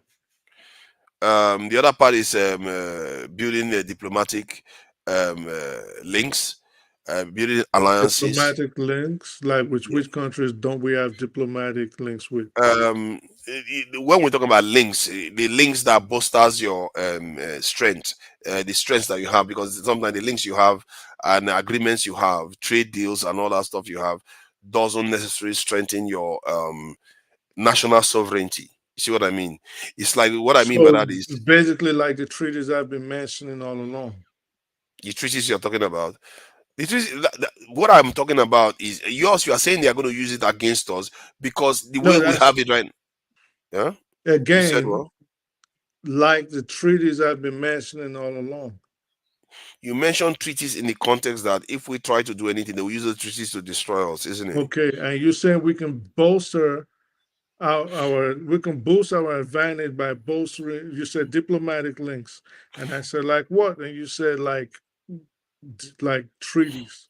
So basically, you can start having other forms of agreements with other governments to do things. Agreements are actually treaties. So okay, basically, if you want to call it treaties, no, they are treaties. So okay. basically, the treaties I've been focusing on. Not the only one you have been focusing on. You are the context you focused on them was how they are going to use it against us. I'm saying now, we are going to use that as a way of strengthening our I said they're going to sovereignty. use it, you play this word gymnastics that my head just rings when you do it. If I said they will use it against us, and then I said they will use it against us instead of military, and you're saying, well, we can use it, we can link up with them. You use the word link. Not them. You're not going to link up with the person that wants to use it against you. How do you go? Why would you do that? How do you get a treaty if you're not going to link with them? Okay, now try to understand what I'm saying. I'm saying that there are going to be those people, like you said, that want to use those things against us. That is why you sidestep them and go to the ones that don't want to use it against you. Us, I mean, then we go, and that's why I'm saying that we are going to sign other treaties and trade agreements with other people that don't want to do us in. And the advantage, that's why it's always good to have a strong military and all those things. Because now, because you have that, So Father, do you let me finish now. Let me finish. Let me finish now, please. Oh my God. That's why it's good to have a strong security posture. Because when you go and do those things now, it's harder for them to threaten you. Because they have different ways of blackmailing you, from using spies, traitors, and all kinds of stuff that they use that involves actual force. They take out your people that are important to you and all that stuff. So sign a treaty with who? Any nation that is willing to sign a treaty that benefits your interests, and you think Nigeria, does not have treaties in place with countries? You think we don't have bilateral treaties with other countries that we are currently using right now? Of course, we have treaties, but none of them are good enough to reinforce our sovereignty. So that's what I'm saying. So give me an example of which country and which kind of treaty do you think we should be signing, and with which country? I will be signing like, for an example, because for want of a better word, like those type of currency swap deals that we had with China that allows us to trade with our local currencies. I'll be approaching countries like India that sells very cheap products, and sign deals with them to buy some things from them, and we exchange these thing goods with them too. I will go to places like doing that? we are not actually. That's the problem. And even when we do it at a very, very low scale. We didn't have a currency swap deal with China. We killed it within a year or so. Guess So why? you would go back to the currency swap deal that we killed with China? No, we killed it because somebody didn't like it. Guess who didn't like it?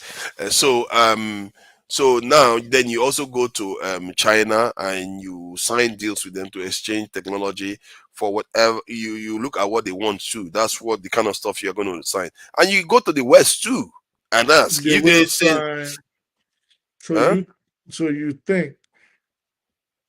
You think we don't have anybody in government right now that has two atoms working in their brain cells to say, oh, maybe we should sign some deal with China to exchange technology.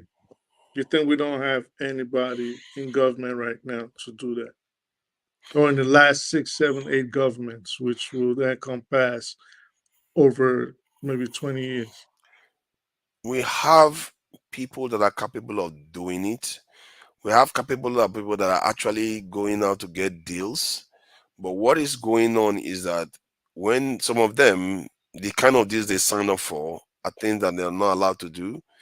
Like what?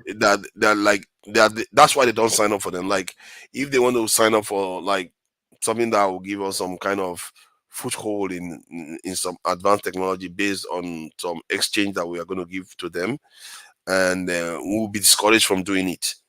For one, What do you mean we will be discouraged from doing it? we will be discouraged from doing it by people that claim that they are our friends but don't give us those things themselves. So that's I what don't happens. understand. So Nigeria, for example, wanted to sign a technological exchange deal with China, and who told us, "Oh, don't sign it. Don't worry, we got you. We're gonna do it for you." Then Oh turn around and yes, not give it to us. that's how international strategic alliances or partnerships work. If you No, actually the Chinese will not give it to you. no, they will if you have certain agreements with them. They If won't give if it to if you. if you had wings, you would be a bird. The Chinese are not giving you any of their technology. So if Yeah. they would have given you their technology, previous governments, successive governments would have signed that deal, and you would have been exchanging all this supposed fantasy technology that you've been talking about. So the I mean, reason we haven't signed, we haven't exchanged any technology with China is because we don't have any technology to exchange, and the Chinese are not going to give you no, the we are not technology. exchanging And technology. We are exchanging resources, whatever else we have to offer. That's what trade is all about. And why hasn't it happened? The only thing they could give you was railways. Let me tell you why it hasn't happened. The reason why these things haven't happened is because one, we get people whispering in our ears not to carry on with that kind of agreement because we are drifting too far. An example of this is like the Ajakuta steel that was 90-something% completed, and whenever we try to complete it, there's always confusion introduced in the middle. Even the other day when the Americans, the Russians were due to come to Nigeria for evaluation and see how they can rebuild it. Complete it. Within months, the Ukraine war has started, and that project was halted. And the last time I heard, during that time, they were saying they were contacting the British or working with the British company to try to do the same thing. So you see some of the dynamics that we go through. The first time that project 2 was stopped was due to June 12 too. In the 90s, it was halted when it was almost complete. So you can see now that if you work too closely with an ally that they don't like and they have more power over you, they will try to stop you. Guess what was going on in the 90s? That was when America was at its height of power because the Soviet Union just fell.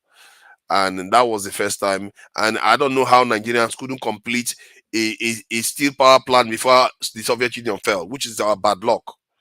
Can you imagine if we completed it before Soviet Union fell?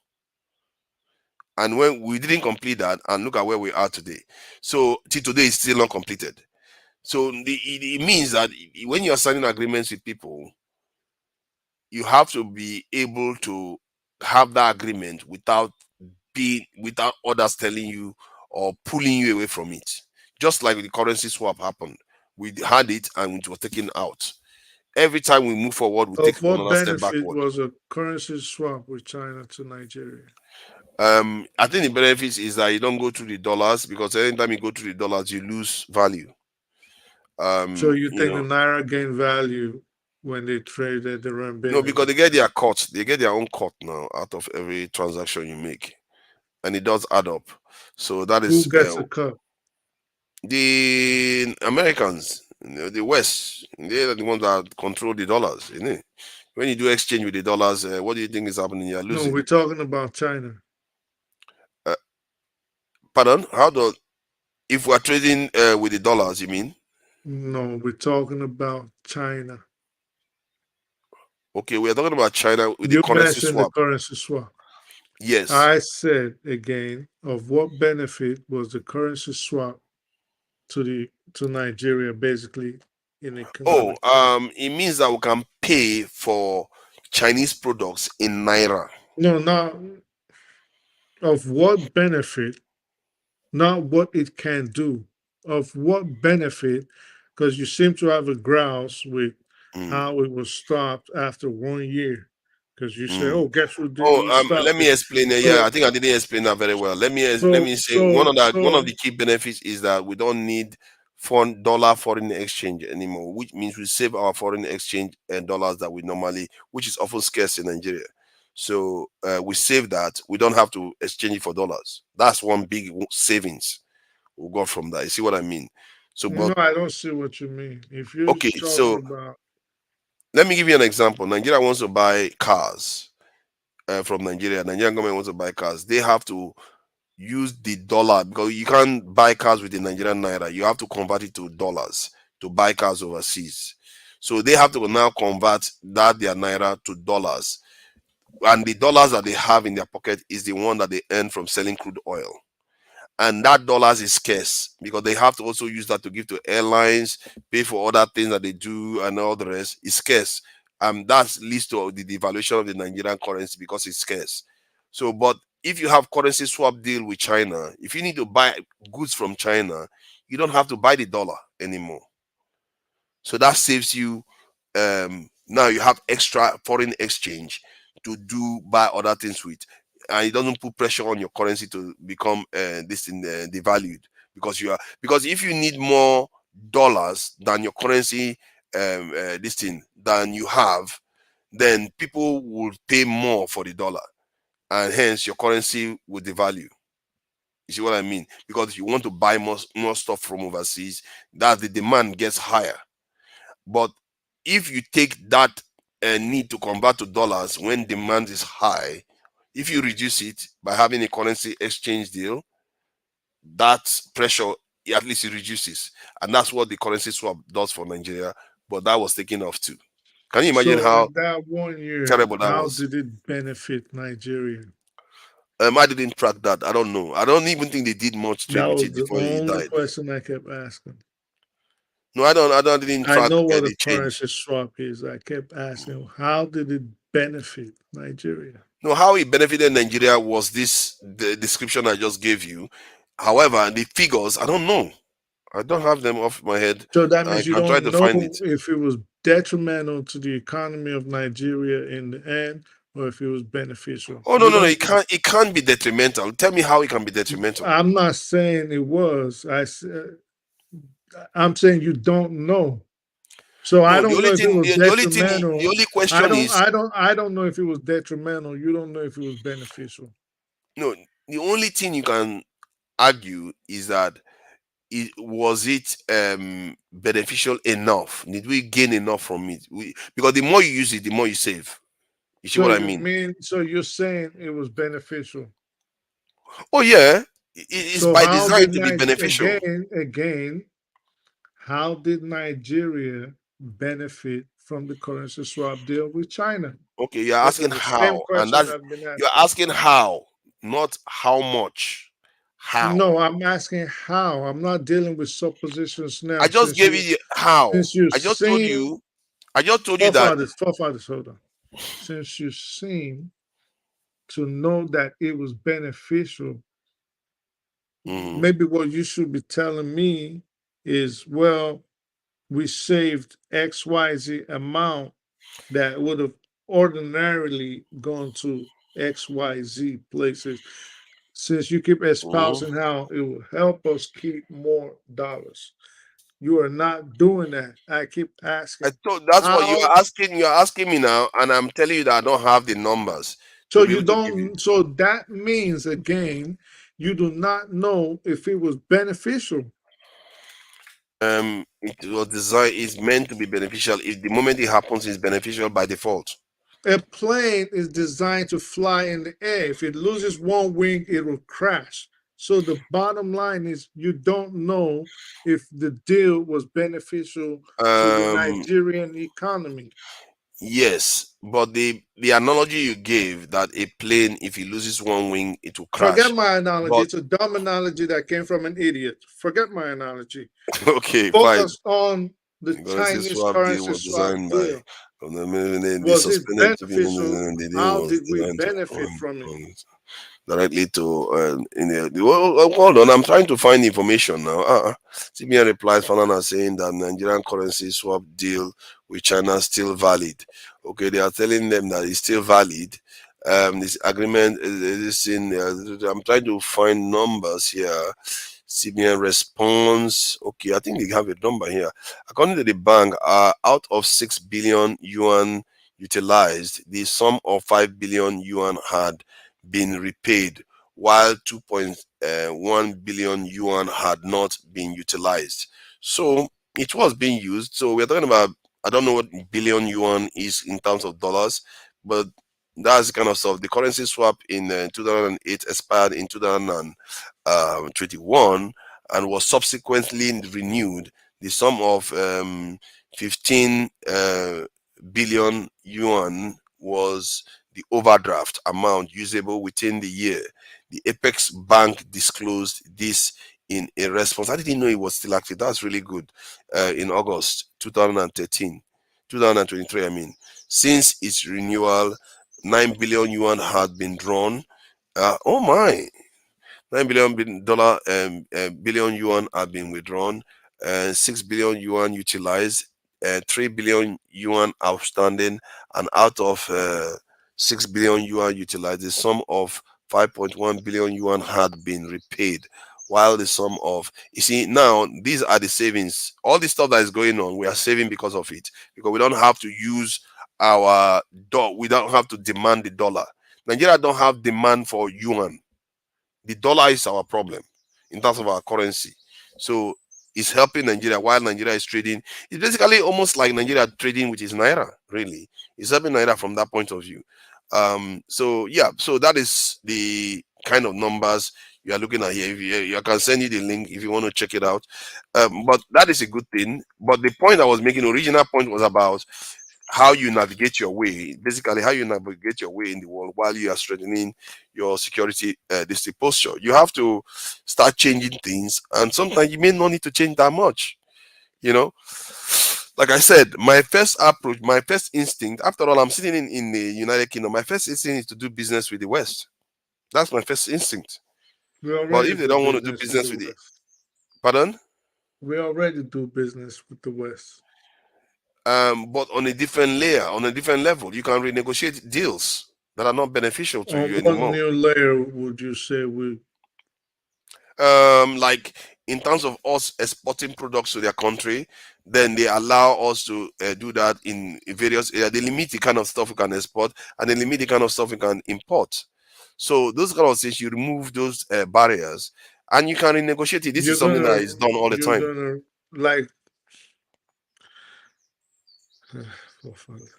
No, it's done all the time. You think you're gonna just run into a freaking boardroom and say, "Hey, you told us we cannot bring escargots into your country, but listen, we got them a lot on the Badagry beach, and we're gonna give you all these snails. You don't have to go to France no more. We're gonna give you a container of snails, and you give us IBM chips."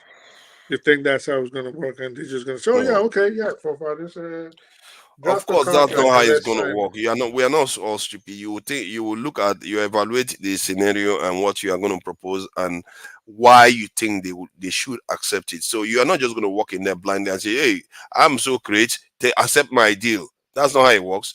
You have to go there. Hey, show what are you doing here today? Are you at work?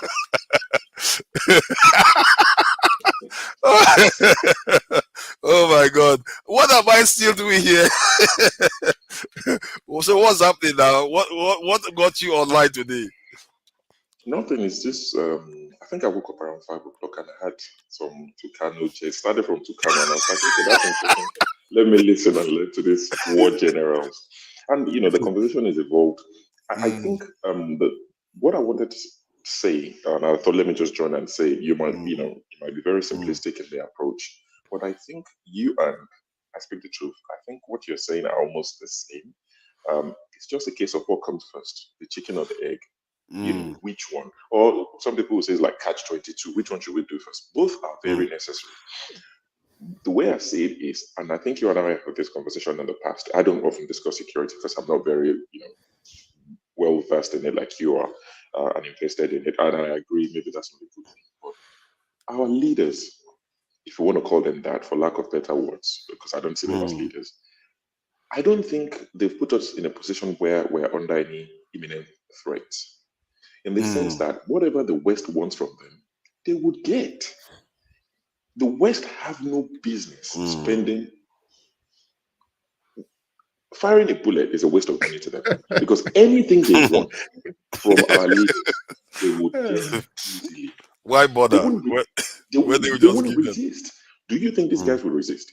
No, they won't. No, I didn't tell you. You have said it many times, and it's one of the things you say that I fully agree with.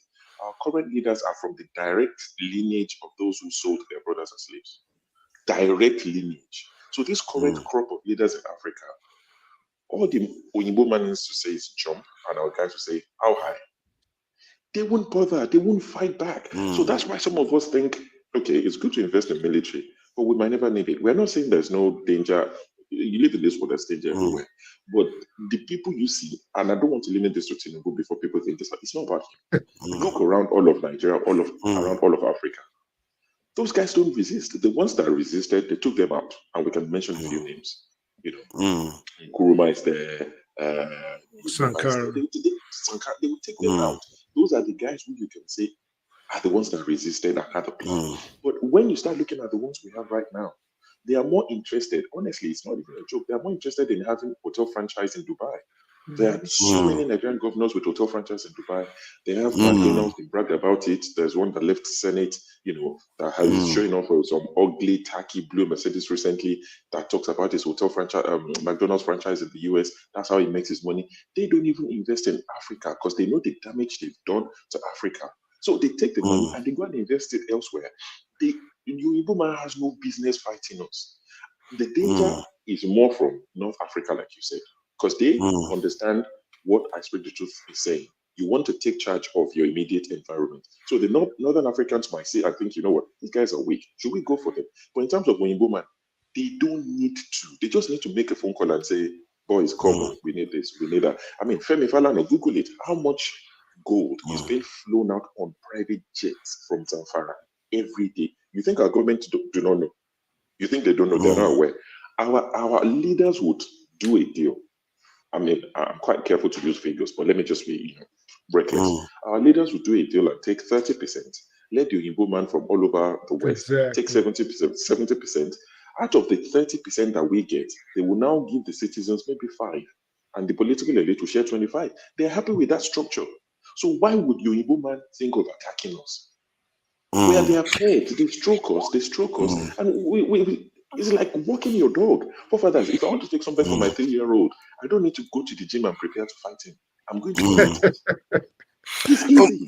No, I understand that point though. The scenario we are talking about is, let's say someone like Shona has taken over, that they cannot necessarily but I Speak the Truth covered that already, that they won't let that happen. Yeah, but that's what will have to change now. Who's going to change? That's why I say, what's going to come first? How do we get the leader that will stand for us? That's what is the most important. Because the minute they see that this guy, imagine a Showore, I don't know Showore very well, and I don't want to disparage it, but let's take everything at face value. The way he speaks, I mean, even I might go to jail. I don't know what I've done wrong in the past. Showore is ready to jail everybody, and he's ready to fight the West. Yes. So imagine someone like Showore is killing the tracks of Peter Obi is killing. The West will be interested. As much as I like Peter Obi, the West won't see him as a problem. Not because it's their stooge or whatever, but they're like, okay, this one is a nationalist, is more interested in building Nigeria, whatever, they'll be fine. But someone like Showore who talks tough, who is ready to fight the whole world, imagine everything he says is true. The minute he gains traction like Peter Obi did, then you will see the back hand of the West, and they will disrupt everything. So I think what you'll be discussing is how do we get the right leaders in position? Then we cannot move on to your discussion and say, let's be robust. And what would also happen is the $4 billion that's been budgeted, you would see the effect of it, because $4 billion is a lot of money for Nigeria on military. Have you seen the food our military guys eat? Have you seen some of them saying they don't have money to go back to see their family? $4 billion should cover that. So throwing more money at it does not fix the problem. In this current state, this current setup, make it 10 billion. It will make the generals richer. That's all that's going to happen. So you are so right. Oh, forefathers. No, it doesn't depend. Give these guys 100 billion. Think about it. Think about it from this point of view. There was, I don't know what I played that video here. One American politician, he said, the art of politics is also involves having the wrong people do the right thing. Oh, I saw that. Yeah. So I think Scribe shared it also in the group chat. Yeah. Yeah. That's why I saw it first. So yeah, because sometimes the people you have there, yeah, they are coons, as they call them in America. They are there to sell you out. But if you sensitize the people enough, and they realize certain things, like the way many Africans are beginning to realize, you might be able to push them, nudge them enough to make the right decisions for their people. So do you now agree that education, maybe not formal education, as I spoke the truth was saying, my culture, to educate the people, to sensitize the people, to have more of your population be quote unquote woke. That way you cannot push the people to push the right leader in. But if you just say the current structure, let's throw more money at it, you are making these generals richer. Look at the Dasuki gate. How much money went down in the Dasuki gate? Ruben Abati is there today. Back to the EFCC. Ruben Abati is there on Arise every day talking like Design is right there in London with you. What happened to I agree with you on that. I think, sure, one of the things I did say that we need to confirm is how much the Nigerian government is actually spending on the state that we can track. So now we know the ones that are being stolen. Because when we say, oh, they are stealing all the money, sometimes it looks like every money that 26 billion is all stolen. We need to know how much is actually going to salaries, cars, and all the stuff that is used to maintain the state, and then extrapolate how much is being stolen. Then we can now even compare it with other nations to see whether it's normal or how out of, because sometimes we have to really be informed about some of the things we are talking about so that we can now be more precise about the kind of problems we are facing.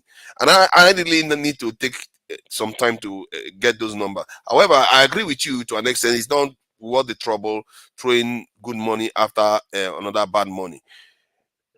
In the context of Nigeria, that's why I'm saying we need to do the numbers to see how much is actually being spent on the military and buying all those things. But I believe that if you recruit people, those are human beings, you have to pay them salary. That most of the money is going to go to overhead. They will not be in work if you don't pay them. They will not be in work if they don't have somewhere to live or they don't have uniform. And that is going to stimulate the economy. And besides, we don't want Boko Haram members or people joining Boko Haram instead. They are joining Boko Haram, they are joining banditry. So those ones, you can solve that problem, and it gives us more room now. You have bad leaders, but to change those leaders, we have to put pressure on them. I've actually advised on this channel that we need to have a campaign. This channel, Nigeria Watch, One Man, Mayegun, I don't know Mayegun too much. We all have a campaign for security, for electricity, for education. Whatever we need to do, we can do that and pressure the leaders to do the right thing, just one at a time. Maybe 2 months, you'll be surprised how loud it gets. And you never know, they might change their mind about some ideas that we are doing. That's in a way trying to get the wrong people to do the right thing. You see what I mean? So you will have to try something. We can't surrender. What choice have we got? So that is my take. The only thing I think the grounds people have with you is maybe, and I've told Rudolph this, and I even mentioned it before, decided to bring Omoye's corner to say, let's have a Sunday. Honestly, let's have a Sunday. There are people who are interested in security and would speak like they understand it. Someone like Kulata. It doesn't often come up. But now, at that point, we won't be discussing Tinubu or OP, so it's not, something polarizing like that. So someone like Kulata, I know he's always challenging in the comment section. So Kulata can come up, even with his balaclava and all of that. Someone like Astrid Truth, who understands all this, I know and what jet is good and which one is bad and what's lightweight and all of that. Maybe like 3-4 people, sensible, no argument. Let's have a Sunday where you get to tell us exactly, like almost step. It doesn't mean it would happen, but step by step, so that we can fully get you. Because the way it comes across to most of us is you're just saying, let's look at Nigeria's budget, let's take half of it, give it to the military, and we'll be good. That's the summary of what we get from you. But let's have a thing where you actually tell us, what do you think is the best plan? How do we go about it? Tell us nations who have done it in similar terrain. Don't tell us about China or somewhere, because, like as Victor said, it seems like I'm quoting him a lot. The democracy we practice would not give birth to what you want. Where you have National Assembly, they would block you. You would spend your 4 years in court every day. So what you want, I don't know what that type of democracy is. Maybe it's hybrid democracy, dictatorship / I don't know what it's called, but I get what you're saying. So imagine you had like a show with all the good intentions without the National Assembly. Then you can say, yes, it would have a free reign. But in today's Nigeria, even with Peter Obi, he comes in and he says, let's do this. Or even forget Peter Obi, anybody with good intentions. These current crooks at the National Assembly who are allegedly paid $30,000 not to read the budget and pass it, you think they care? No, they don't. No, they don't. So, I agree with you on that. I think this is why you are right in the sense that there's no point quoting the Asian this thing. I think P2B actually used Egypt as an example when he came the other day. However, our own solution is not necessarily going to be the same as theirs. Like you said, our democratic system means that the system is, and we don't have a dictatorship in the center. That we just, I guess, if Tinubu decides to want to do it, he will get it done. Because the House of Assembly will do what he wants. So it means if you target Tinubu, if you make him the target and say you promised, and everybody's shouting at him everywhere he goes, he will not have a choice. And do you agree? I don't know. Do you have you noticed that in the politicians like Tinubu and everything that he responds when people complain about something? Does he respond? What you're complaining about? Some of them, yes. No. The student loan thing, he did respond. I think there was something else that it did change as well, and they said because there's been a lot of chatter in the social media. It depends on what you're asking for. Like the tariff, you can complain from now till tomorrow. It's not changing. Which tariff? So that tariff one. The electricity tariff is gone. Are you sure? If people complain, are you sure it's not going to turn? No, it's not going to turn. And that's why the way they sold it, they said it's going to affect the richest in Nigeria. But those who get 20 to 24 hours electricity, who would not particularly complain. And slowly it will trickle down because the Minister for Power said that they are going to increase it even further, which means it's coming to everybody's doorstep. And it's already told you, turn off your freezer when you go out in the morning, and turn it on when you come back in the evening. So, and look at the fuel subsidy as well. It's gone. People can cry, they can complain. A liter of diesel is 1,250 naira. So it depends on what you're complaining about. I get it. It listens sometimes, but it depends on what you're complaining about. And I don't especially if it is his own policy. Because that is part of his manifesto policy that he said he was going to recruit more into the security forces. Do you believe if you pressure him, the day they get into office, they look at that manifesto? The manifesto is to get satisfied. Student loan is doing it too. He's doing the student loan he promised to do. Which other thing did he promise to do? When you know somebody from your village that gets that student loan, please come and tell us. Okay, you know what? Oh no, I think that one. Okay. No. That's not fair. when anybody, no, it's not fair because I don't know. I can't go and check for my village, but we'll have a lot of. I guarantee you, a lot of people will get the student loan because I think they changed it now. And from what I gather, it's almost open goal now for anybody to apply. Should be we're here. Wait. Okay, fine. That's a good challenge, and I will remind you, if people start getting it, I will remind you. Not people. I can get someone to record the video and say he got it. The person that you know personally that gets okay. it. I'll I can find tell somebody that I everybody know. do. I'll find somebody. I will find somebody within my acquaintances. I will ask them whether they know somebody that has gotten a student loan. That would be fair. If they get it, then that's an improvement, isn't it? Of course it Yeah, is. Of course it is. it is. Yeah. Does that It's a help? good thing. Does that help prevent university strikes? It should. It should, because the fees universities will charge now. What's happening is it's gone up. Universities have started to increase their fees because what they're now saying is it's no longer subsidized, but you can get a loan. So universities are saying, you know what, we're going to increase our fees because you have access to loan to pay us more. So the more we pay our universities, then the more they can pay their lecturers. I guess that should help in some way. I mean, it doesn't mean that strikes will be forever gone, but from 9 months, So we might go down 4 to 6 years months. from now, our university students are getting loan, not one strikes. What do you say to Tinubu? Well done to Tinubu for that. Well done. I'm not here just to hate on somebody for the sake of hating. I don't know him. True. So there's no need to hate someone. If he's done well, I would applaud him. You know, Right. like the Orosanye report now. That report now. When was the last time you had anything about that report? It's gone quiet. We've been on this road too many times. We're familiar with our politics. We know them. So all these manifestos is something is like a man trying to impress a lady. The first few, if you go to the, 5-star restaurants and you go to Hibaki restaurants and they cook in front of you and they're tossing the egg. But in 6 months, you're going to McDonald's. That's when you tell her, I actually like the McDonald's breakfast. It's not because of the egg cost. I just like it. Then you're ordering takeaway and telling her to come and do Netflix and chill. That's what happened. I'm quite happy you mentioned something about that. What people hear me say is that when I talk about security, is like take all the half of the money of the country and put it in the Honestly, military. that's the way it comes across. It's gonna solve, because those type of feedbacks are actually useful. Then it means I have to pay more attention to the way I explain the delivery. it. Yeah, it's the delivery. You just tell us, just recruit. You sound like Tinubu. You know when they say recruit. Tinubu ruined that for everybody. I don't know why he did that. He just ruined a very critical thing. He ruined it for the And he now made the entire mistake nation. and said 50 million youths. Yes. Out of a population of, of course, it was a mistake. It was a slip of tongue. Yes. He didn't mean 50 million. So, but that just ruined it completely. Just so ruined the entire thing. Aye, that was sad. We all agree that we need more men. We agree we need more boots on ground, but because of what we've seen so far, we don't trust that throwing more money at it will fix the problem.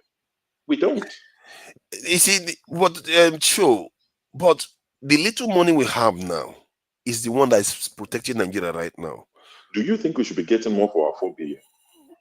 We should be getting more, definitely. Exactly. So that's the problem. Then throw more into it, and you will not get 4 billion. You get okay. Let's say you throw 4 billion, you get value of 1 billion. You throw 6 billion, you get value of 1.5 million. At what cost? What's going to suffer when you throw this? Let's say you want to put. Someone said in the comments, African King who came on earlier, I think Edward, you said his name was. He said you and him have discussed this, and you both agreed you need about $10 billion every year. Now, so you've taken 10 out of 26. So that's 6 billion. What's going to suffer for us to make some generals richer and get 3,000 more soldiers? What's going to suffer? Can you tell us what's going to suffer? Imagine our healthcare getting worse. No, he's talking about 10 billion in an ideal situation. When the one I'm talking about is around 2 billion for the first and second year. The reason why is because it's mostly manpower you're getting into the military, and because Nigeria is losing up to $50 billion in GDP every year. If you start plugging that, every single penny you put into it you are getting money back from it. That is the point. So let's look at it from this angle. So you say, I've heard you say a few times that we lose about $50 billion due to insurgency every year. So do you genuinely believe insecurity? Insecurity, which is mostly insurgency and all this local. Yeah. So do you genuinely believe that throwing $2 billion extra that we don't have, because we're going to be taking it from somewhere, from this 26 billion. So something's going to suffer. Maybe education, maybe health, maybe roads. So something's going to suffer. But let's even say it's the sacrifice we all agree to make. Do you think adding $2 billion to our military or our defense budget will solve insurgency? Think about it this way. A military general said, if insurgency lasts more than, I don't know how long he said then definitely 24 hours. Power. Yes, he said people in power are involved. Do you think these Boko Haram members don't have a back end. Do you think $2 billion is what's going to stop them? There are people profiting from it who are part and parcel of our government. We've had many people in the corridors of power come and tell us that this is the situation. So I don't think throwing more money at it is going to necessarily. So have you heard Tinubu say anything about, like, strongly about it since he came on board? How many people have been abducted since he came into power? How strongly has he spoken against it? It's almost like they all know who are in charge and they're afraid to ruffle feathers. So, me personally, you can add more money to it. It might make a slight dent. The way I'm looking at it is that it's like better to have it and it not being people are stealing money everywhere than not to have it and people are stealing money everywhere anyway. I don't think we've said don't have it. We all agree we should have it. We just believe that from our shoestring budget, if I'm going to take a penny extra and add to security, you better show me results. Show me workings, as they show on social media. Show me workings. I can't give you one. They are still stealing money from the healthcare that you want to invest. They are still stealing money from all of them anyway. But the one that gives us the biggest bang for the investment is from what I see in security. And because we look at all of us in the diaspora, part of the reason why we are not going, I'm talking about the estimation people give. Some of them even give 10 billion, some of them say 50 billion. But if the diaspora goes in, it's even more that will just because people feel safe in Nigeria right now. So that's the reason why I'm arguing for it, because Nigerians are also spending money on security too. The burglary proof and all the nonsense that they install all over the place. So let me ask you this. Let me ask you, because for me it still boils down to leadership. If you were to choose to give the Nigerian president $10 billion to spend on security, Obasanjo, Jonathan, Tinubu, who would you give? Yeah, none of them. If you had a gun pointed to I mean, see, ideally, I might start with Obasanjo. OBJ. Because Jonathan, because he's ex-military and he's a nationalist. Okay, so sorry, let me throw Buhari into it so it doesn't seem like it's just because he's ex-military. Throw Buhari into it. So the four of them. Buhari is I'll give it to Buhari. The Buhari might also do it. Do I get to tell them what to do with the money? No. Based on what they've done, they've all been our president. I can't. If I give them the money and don't tell them what to do, they will just go and do the same thing that they've done. They're not going to solve the problem. I'll give it to Buhari. Yeah, you know what? You do have a point to an extent, because Buhari, he was very unlucky in his time in office. Things were going, everything was going down. He didn't have much of a chance. But I still think Obasanjo will make because when Obasanjo was in office, Nigeria wasn't this insecure. I think it will be more reactive. That's the point I'm trying to make. You need to have a political leader or president who has the will to control things. Like, they keep telling us, especially when they roll out all this, their media aids, the first thing they tell you is no country is 100% safe. And we're not asking for 100% safety. We're just saying that let there be some sort of normality where people can go about it. Stability. I go home, and when it's 7 o'clock, my mom is calling me. Oh, are you back in your hotel? Are you back in the house? Imagine that. And I'm thinking, I didn't leave Nigeria until I was 22. Imagine. That's all I knew. When I go back home now, and my mom is afraid. And I go to America, I go to Spain, I go to anywhere in the world. Nobody's calling me to say, are you at home? Have you gotten to your hotel? I don't have to know their roads. You get there, you rent a car, you drive around. But you go home and it's a totally different. And they're even telling you, oh, some of your friends that you went to secondary school with 25 years ago, you are just in there. You don't know what they're up to. Be careful around them. And you're thinking, what's the point of coming back to this place? You can't even have fun. They scare you. They scare you. Exactly. But you can't blame the parents because of things they see. They are so afraid, We just want a country that is half safe. Just half safe. Let's start from there and we can work our way forward. So you need political leaders that are willing to fight this terrorism head on. Until then, you can throw all the money in the world to it won't fix you. Sorry, excuse my whatever, but I'm going to go now anyway. Thank you for joining us. Thank you for joining us. I've enjoyed the conversation. Nice one. Thanks for the insight, man. Nice one. I really wish. I wouldn't wish. I think it's something I need to push for all the major channels. we need to break it down in a couple of 2 months each. Just champion one thing you want the government to do. It's a kind of messaging, isn't it? Signaling I out heard there. of this. The only Nigerian channel I know. I heard of that one man went to Mo. Yeah, there's But one man went to Mo. There's I went Niger to Watch. his channel one time just to look at his videos, and I seen like he was streaming for like this, and I was like, "Oh hell no, this is too long." Yeah, sometimes they don't normally go that long. Check it out again, but I see why it would be like that now. Experiencing this, so, yeah, it's quite cool. This discussion actually, I think it's often good when both of us start exchanging after we finish the fighting part, and then we start exchanging. People tend to enjoy that, especially when you start asking questions. I start answering. Because I like to talk quite a bit. People tend to enjoy that. If you came around me and my family, my boy, you would think everybody want to fight. I'm not surprised because sometimes you get in the mood too. Then that when you calm down. Nothing. It's just be having fun. It's nothing. I mean, some people could be antagonistic, so now I have to like go back and make slight remarks. But usually it's like I don't care. Like I really don't. Yeah, that's cool. Thank you for joining me. I speak the truth. I'll probably have 15 hours. This is one of the longest Sunday sessions, man. You just dragged me like crazy. The third time we've done this. Yeah. You dragged me on the Sunday long. Thank you for coming in. I speak the truth. I really appreciate your time here. Yeah, let me flag up all the people that have come in. Show, I see you there. Thank you for coming in. One man, one Nigeria. Thank you for coming in. One Nigeria. Tracy Jacobin, I see you there. Thank you. What they walk. Nigerians are at work. We are there. We are talking to them. I did walk. Forefathers. Now, man, you build. Thanks.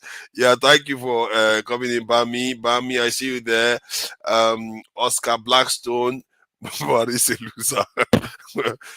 Blackbone, Oscar Blackbone. Thank you for coming in, Oscar Blackbone. I see you there. If I chose Jesus, Oscar Blackbone would call him a loser. Whoever he is, I think it's someone I don't know who. Oh God, get used to it, man. These people, they are just I don't care. They are becoming nicer to me now. They are becoming nicer to me, man. Man, I sure that got used to getting abused. Now they turn on me again. It's almost like they have a meeting and say, "Let's start having a go at him." No, it would be in the comments. I'll just be talking crap to people. Like I don't care. See. Let's get used to the fact that we have a chat session that often attack the panelists. Yeah, like they attack the hosts.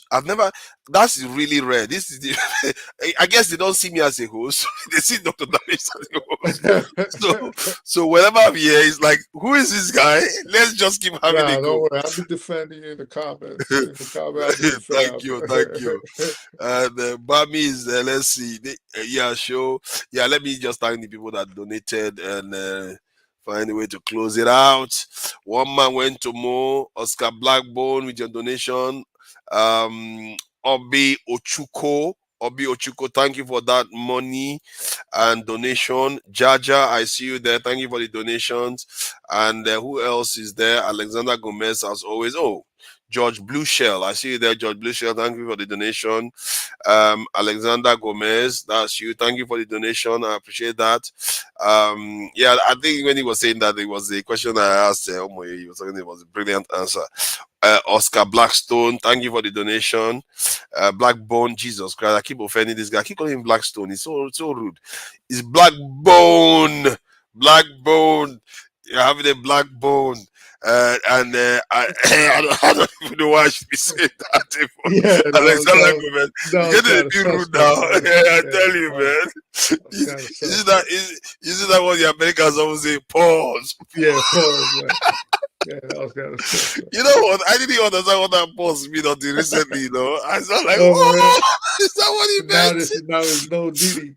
It's like, did you just say that? Pause. Yeah, now they say no Diddy. Yeah. Thank you for the. Now they say what? No Diddy. No Diddy. Oh yeah. Oh my God, man. We're not gonna hear the end of all these things, man. We're not gonna hear the end of all these things. Thank you, a Black Beauty for the donation. A Black Beauty donated quite a few times. Thank you for the donations. Till next week. That Black Beauty is she is tough. Yeah. Like her mentality.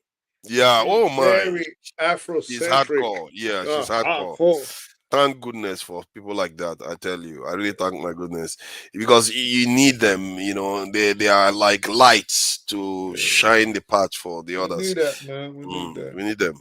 And let me greet the people. You know, I hope you all have a great week ahead, including you. I speak the truth.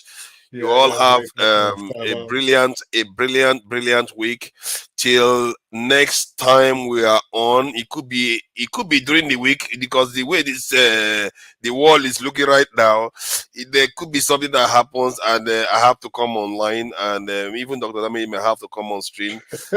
You know, nobody knows, man. We might all have to be packing back to Nigeria anytime soon. Oh yeah.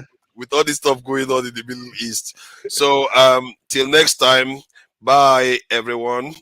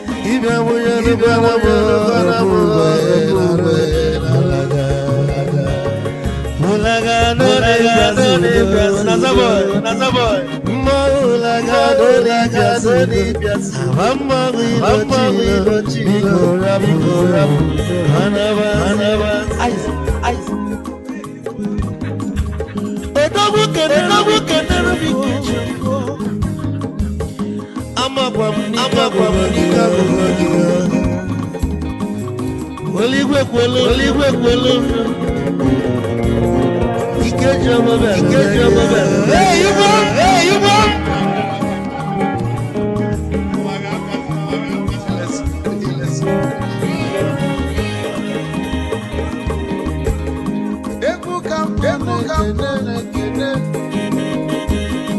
Ọmọgọ ndị nsọ Chukwu emeka nke Chukwu ga-egazi esi nwanne m ịlapụlụ ife niile na-eme wee bịa ka gosili na gị na gị na gị bụ nwanne ya ka nne gị maịkị banya mbe esili mmasị ọ bụ na-etiri egwu a malụkwa malụ n'ife ọjọọ wee sị gị nwanne m ife ọbụla ịchọrọ na nke ebe wisdom onume ekene ọbama ihe bidola m na-asị ya